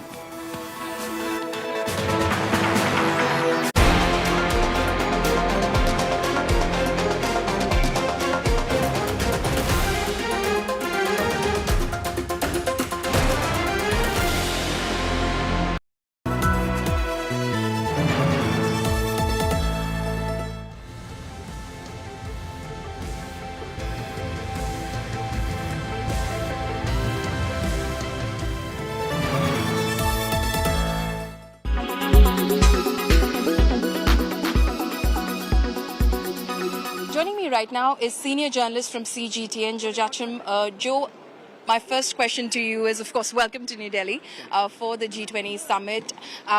There's been a lot of talk about China on the sidelines of the G20 actually taking place before it did.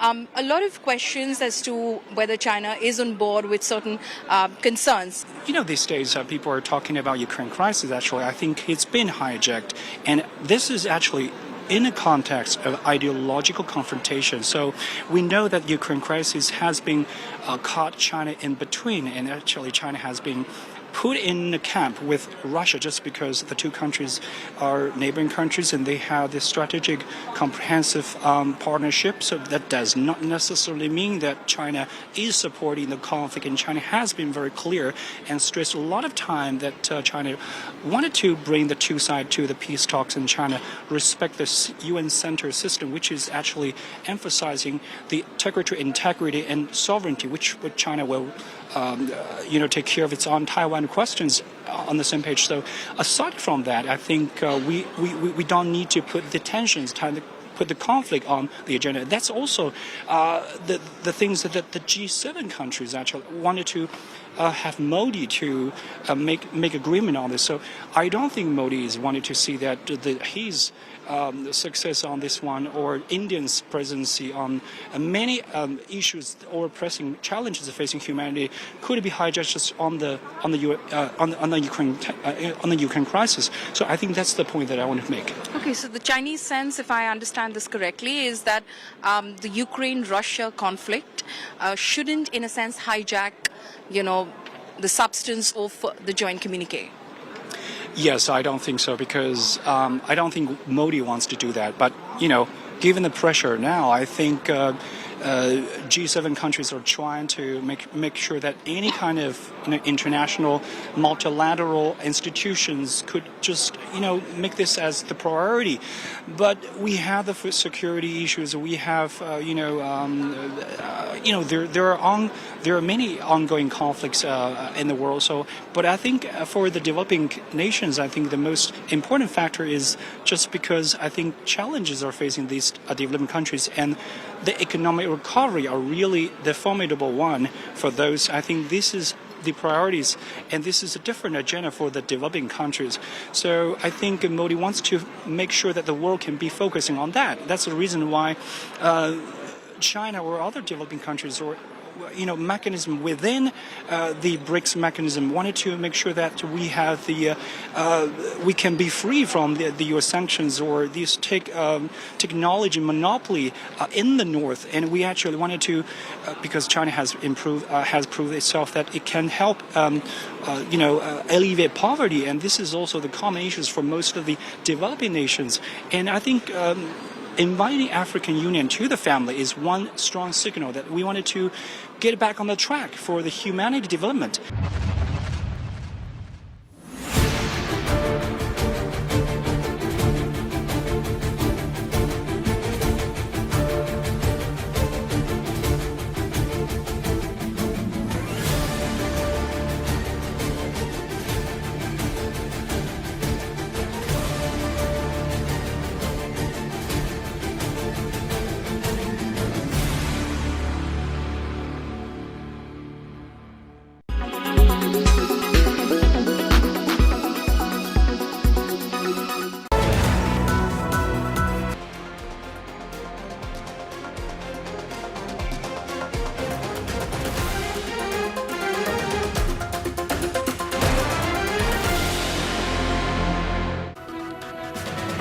Welcome back. Let me take you through those images. Those are live images coming in from the beautifully lit Bharat Mandapam. That's right outside. About, if we may speak figures, nearly 2,000 odd crores that's been spent to build this very Bharat Mandapam that will now serve for multiple purposes. And this is a start. The G20 was the first meet that's been organized at this sprawling complex called the Bharat Mandapam.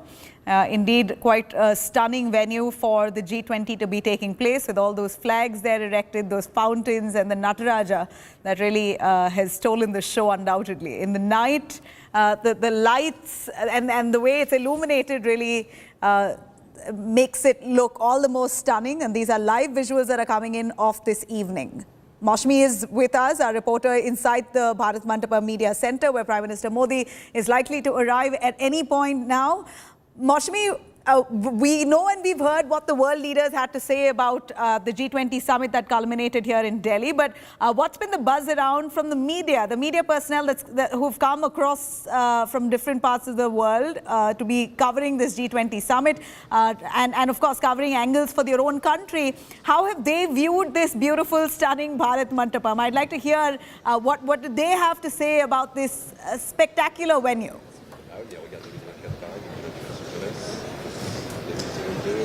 See, Nabila, clearly, the G20, whichever country actually chairs the G20, it is a moment for that country to, in fact, showcase its strength, showcase its ability to, in fact, lead the G20 summit, and under its presidency, it can showcase its prowess. And in this time round, when it came to India, right from the Bali Declaration and thereafter, we've seen that the G20 has gone to the people. It's gone to ground zero. More than 200 meetings all across from Kashmir to Kanyakumari. You had ministerial meetings, you had Sherpa meetings, you had the finance track. But it was actually woven with the Indian culture, the tradition, the Mehman Nawazi, and the incredible India that our country is. And that was reflected also at the International Media Center. If Sachin would just pan and show you at the media center, Sachin, can you pan and show at the media center, you had these screens, and continuously, if they didn't cut to the G20 summit, you had various videos playing out, pan-India videos about Indian culture, tradition, and also about these 200 meetings that happened over more than 60 countries, 60 cities, pardon me. So clearly, the international media was also witnessing this moment where India had put its best foot forward. And there's been such a positive outcome out of this entire G20 summit. It's talking about inclusive growth. It's talking about,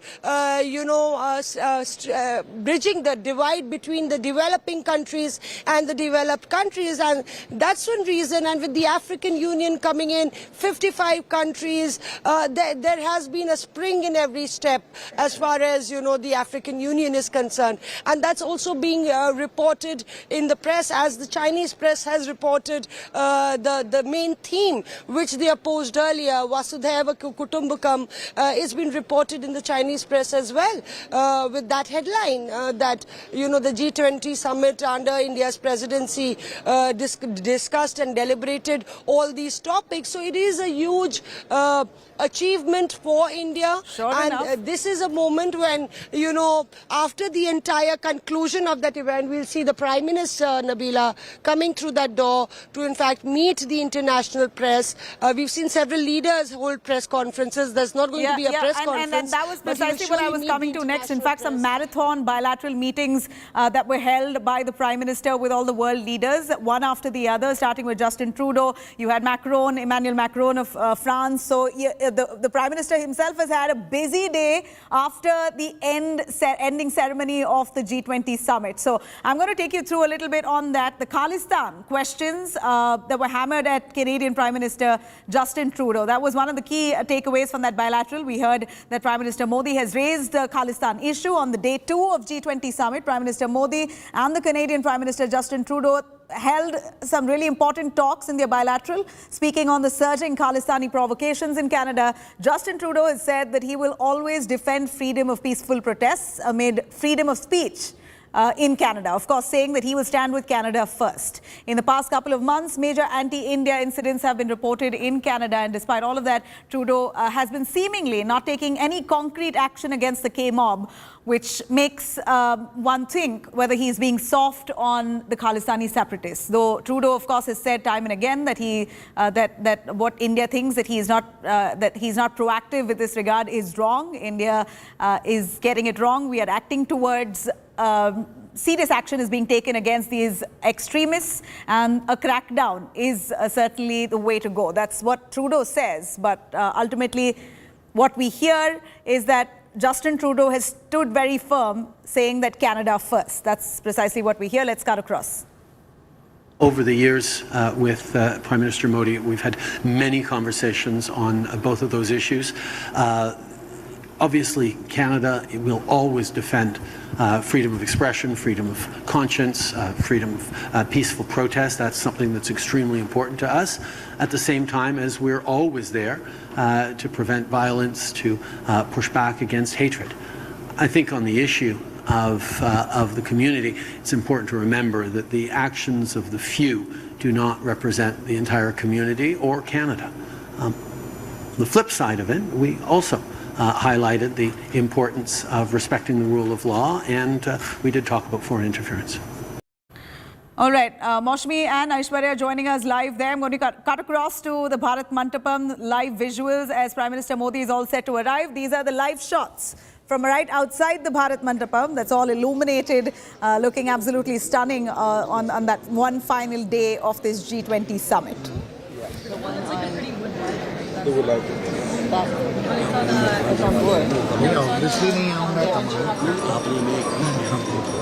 Mr. Aishwarya Paliwal, who's right inside the Bharat Mandapam. Aishwarya, Prime Minister Modi to be arriving in how long? Give us an understanding on what time will he be addressing the media? Any word?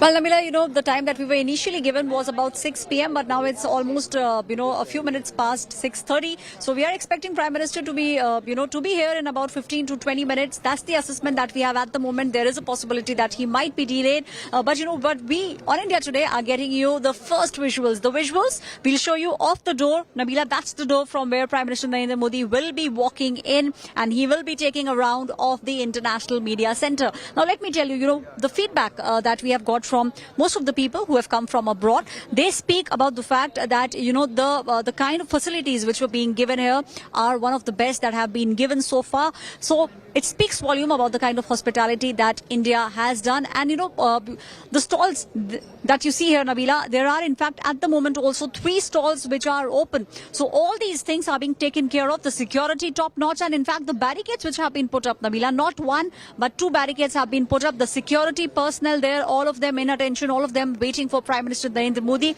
He will in fact first, Nabila, be going to the Crafts Museum, the place where, there are stalls from across the country. He will be speaking with the artisans, speaking about the work that they will be doing there, and then he'll be coming here and taking a stroll. It seems like, he might have a few words to speak, though we are not very sure about it at the moment. But yes, from what we understand, in the next 15 to 20 minutes, Prime Minister Narendra Modi will be here after the successul completion of Surely this this chapter is Prime Minister's G20 moment, Aishwarya. What we know is that the Prime Minister really has everything to rejoice. He possibly will have a nice good night's sleep today after working and toiling relentlessly for the last 3 nights. And let me tell you, this culmination of G20 to be a success is not hard work of just the last 3 days. It's an entire year of hard work, commitment to hold the mini G20 meets in different states. Nearly 230 G20 meetings have been held in many different states. Almost 60 cities that G20 meets have been held, really to drum up this kind of noise and finally to bring it into a successful end. So this has been quite a task for the Modi government, and they've done it meticulously. And this is a success story that we are finally showing to you, with Prime Minister Modi all set to be arriving at that media center to say thank you to the media finally. Now, what we know of is, Aishwarya, stay with us. We know that Prime Minister has held several bilateral meetings right after the G20 got over. Marathon meetings that he held, one with Justin Trudeau and the next was with Macron. These bilateral talks with the French President Macron, along with, of course, some key talks that he held with US President Joe Biden just yesterday. Rishi Sunak, there was also a quick bilateral meet that he held with the UK Prime Minister Rishi Sunak.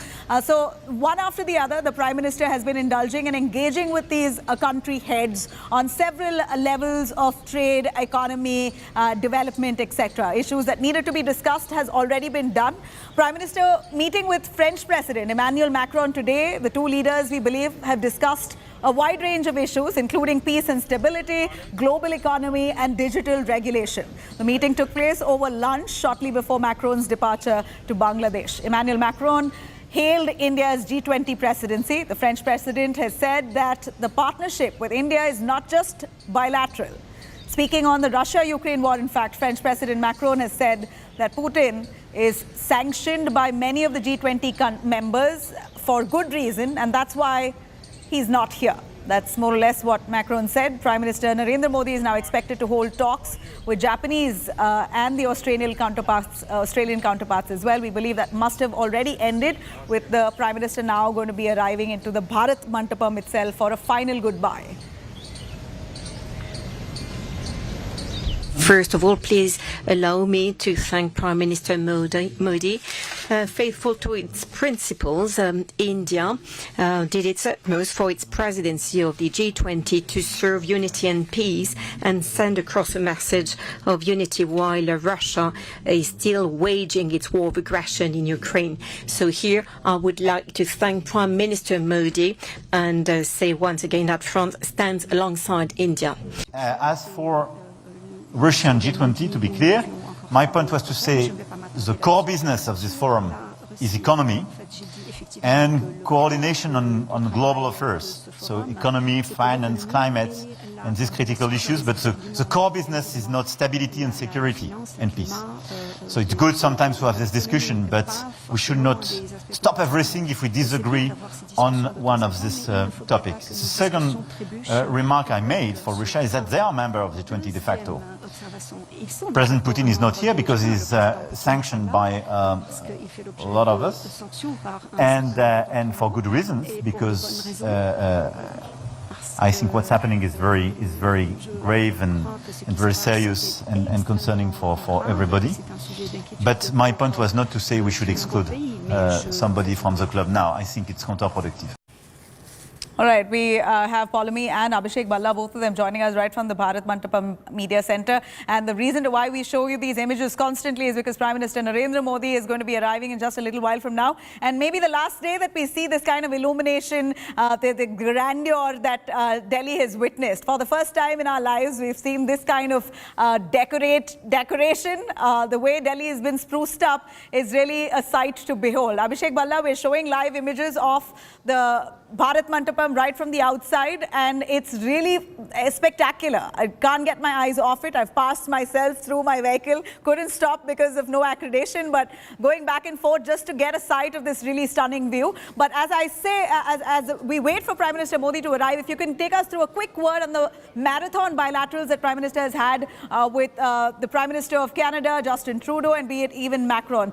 Trudeau, we believe, has been hard on the fact that it's Canada first, and we believe that in the bilateral issues were raised about the Khalistani extremism. Do we know the insides of what happened in terms of their talks?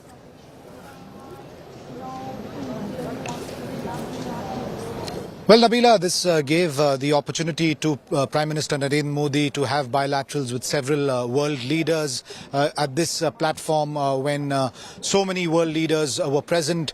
Other than the dialogue at the summit, Prime Minister Modi has had a constructive dialogue with several of his counterparts. You're right that the one with Canada, the Khalistan issue is a sensitive one for the two countries. As far as Canada is concerned, their domestic politics forces them to take a different stand on the issue. As far as India is concerned, of course, it's a separatist movement, and very often it's seen that whenever this aspect is taken up in any dialogue between the two countries, it comes across as a bit of a dampener. But having said that, the fact that several leaders were at this platform and it's showcased that how consensus can be brought about, and that's the big takeaway of this summit. And it took 15 drafts, by the way, to make sure that there is a final outcome statement. And officials involved in these negotiations extremely proud and relieved that at the end of such a hectic parleys there was in fact an outcome statement. over 100 outcomes are part of the statement, which is perhaps the highest number in any of the G20 summits. And it's taken a while because the most polarizing factor was the Ukraine-Russia war. But while India maintained that this is not a platform for resolving conflicts such as this, but because there was a lot of economic distress due to the war on several countries, especially the developing countries, that's why it's a pertinent question to be raised, and that's why it found mention in the joint statement. Right. You know, Abhishek, we in fact got the breaking that's come in by Paulami Saha, who's just got us some news about the Prime Minister's office issuing a statement on the words that were spoken or the issues that were raised with Justin Trudeau, the Canadian Prime Minister. In fact, if I could have Paulami joining us on that. Paulami, we believe the Prime Minister has raised certain concerns about the Khalistani extremism, about drugs and the usage of that and the kind of effects that it has not only on India but also in Canada, that both nations should be truly concerned. Tell us more on the statement by the Prime Minister and what were the issues raised.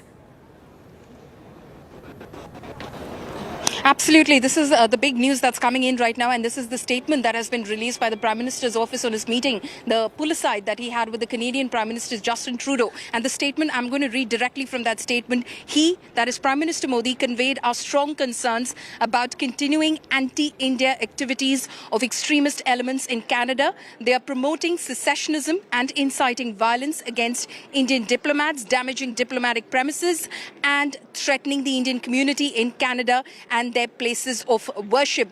The nexus of such forces with organized crime, drug syndicates and human trafficking should be a concern for Canada as well.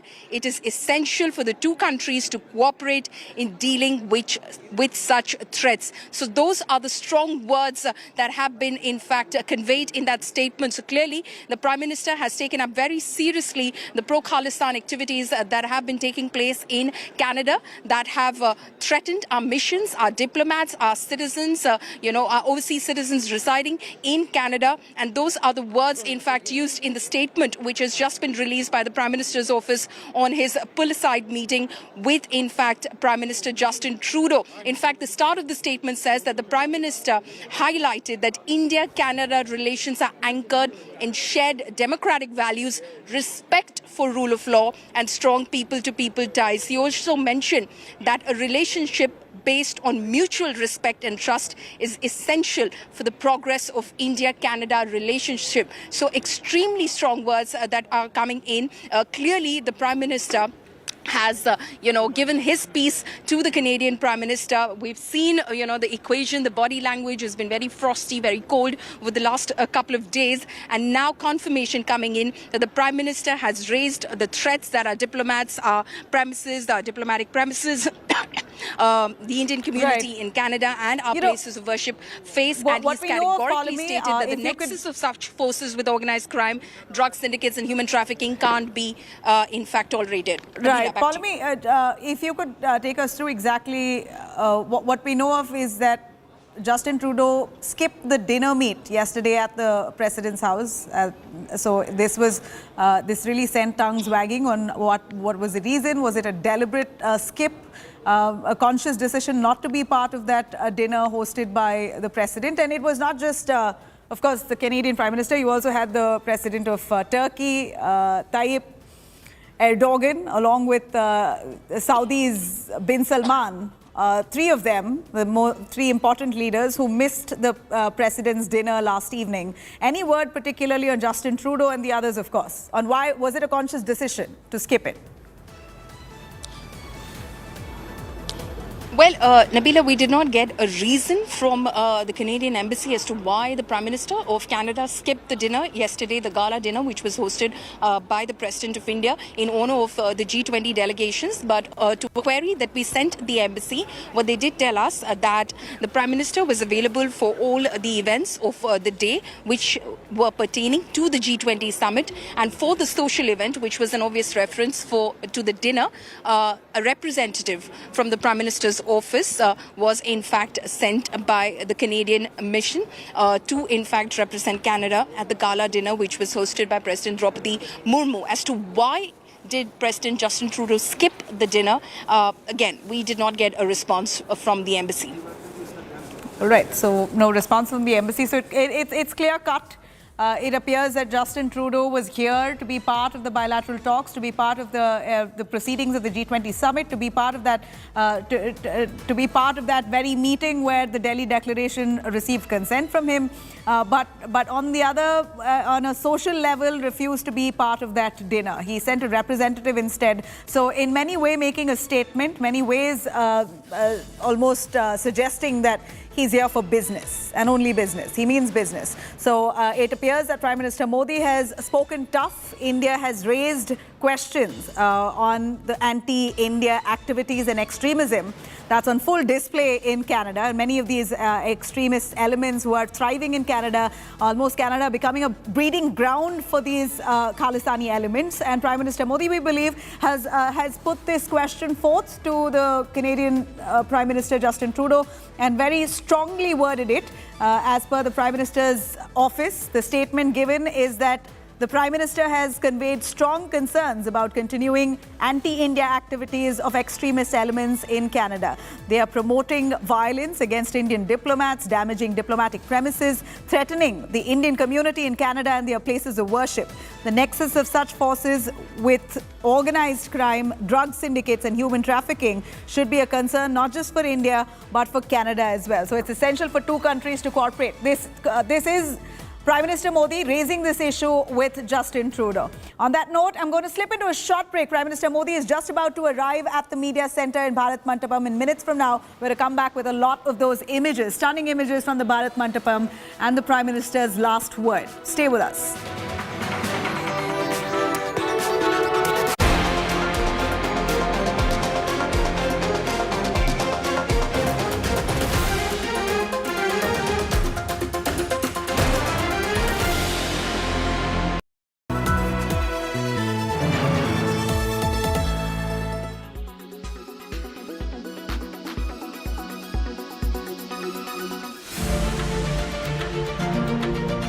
Rishi Sunak, the first UK Prime Minister of an Indian origin, is also a proud Hindu. The British Prime Minister, who was spotted wearing Rakis during the G20 Summit, visited the Akshardham temple in Delhi along with his wife Akshita Murthy on Sunday. Sunak, who arrived in India on Friday for the 18th G20 Summit, expressed his deep connect to Hinduism. Yeah, so I'm a proud Hindu, and that's how I was raised. That's how I am. And yes, we've just had Raksha Bandhan, so from my sister and my cousins, I have all my Rakis, and I didn't have time to celebrate Janmashtami properly. It's something that is important to me. I think faith is something that helps everybody who has faith in their lives. The couple, who were received by Union Minister Ashwini Kumar Chaubey on Friday, were greeted with Jai Siya Ram. They were also gifted Rudraksh, a copy of Bhagavad Gita and a Hanuman Chalisa. Jai Siya Ram. This isn't the first time Sunak has openly embraced Hinduism. He had visited the Hindu spiritual leader Murari Bapu in Cambridge for his 921st recital, titled Manas Vishwavidyalaya. इतनी सबल राजपीठ पर बैठे हुए होते ही इतनी सरलता मैंने कम राजनेताओं में देखी है। जिस तरह वो गए और बच्चों से मिल रहे थे, लोगों को मिल रहे थे, ये जो है, ये उसका बहुत अच्छा पहलू है। From what I see Bapu does each day of his life. Sunak addressed a gathering of people of Indian origin. He said his faith guides him in every aspect of his life. Always be an inspirational figure. I swear by Almighty God that I will be faithful. After the 2017 general elections, he swore his oath to Parliament upon the sacred Hindu text, the Bhagavad Gita. As per British media reports, Sunak always keeps an idol of Sri Ganesh on his table. He earlier made an appeal to give up eating beef and claimed he has consumed it. Sunak was also seen performing Gau Puja in London. The video, which went viral, was shot when the 42-year-old visited a cow enclosure along with his wife Akshita Murthy, the daughter of Infosys founder N.R. Narayana Murthy, a practitioner of Hinduism and the first British Prime Minister of Indian descent. Sunak is not leaving his culture and values behind. Bureau Report, India Today.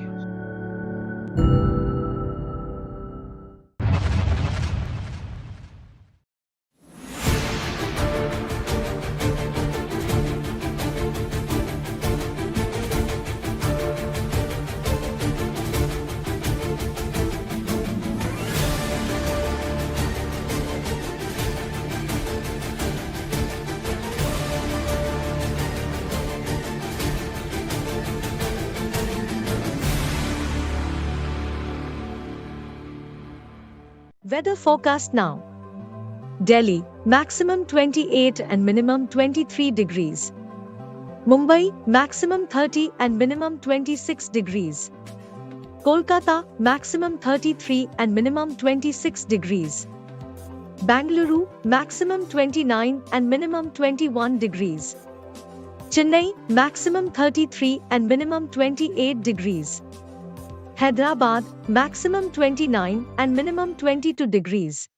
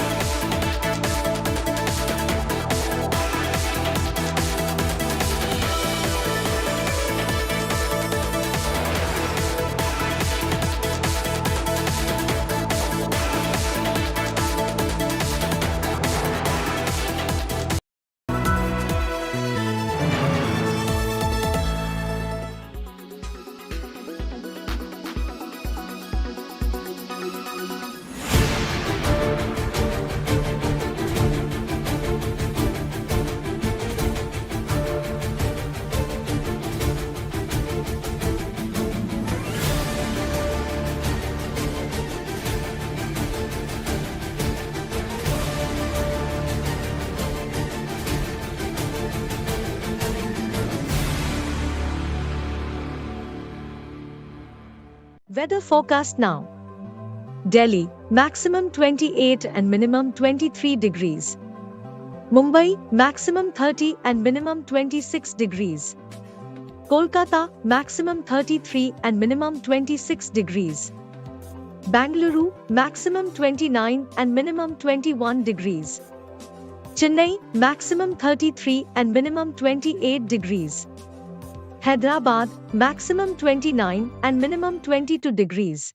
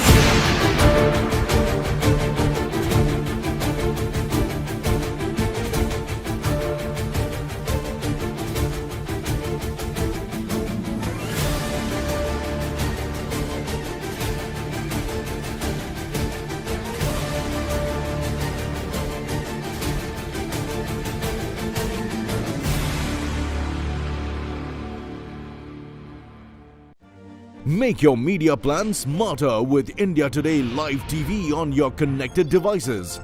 Amplify your brand with 100 million smart internet viewers. To advertise, mail us at sales@aajtak.com. Kia Sonet, undeniably wide.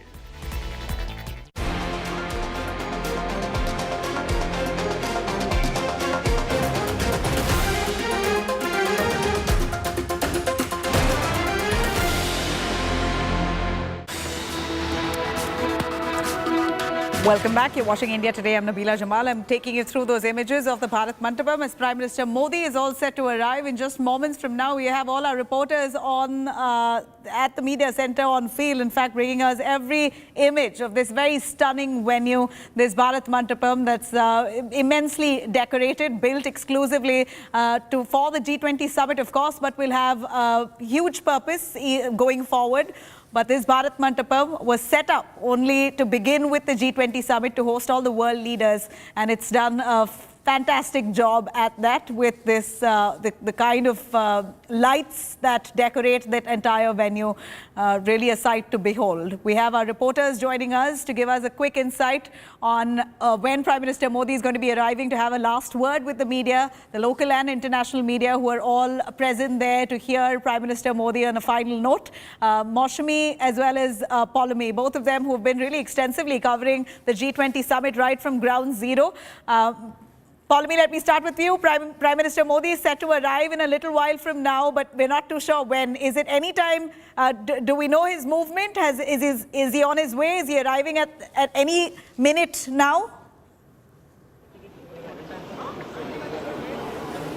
Well, as far as the Bharat Mandapam complex is concerned, he could be arriving, but that's about like in another 15 to 20 minutes is what we're being told. But then again, where we're standing, this is the International Media Center, and he's expected to go to the Crafts Bazaar, which is the exhibition come sale from various states and their handicrafts that are on display. He's likely to go there first and then come to the International Media Center. So it's going to be a little bit more of a longer wait before, of course, the Prime Minister walks down this aisle where we're all cordoned off on the one side of, in fact, to meet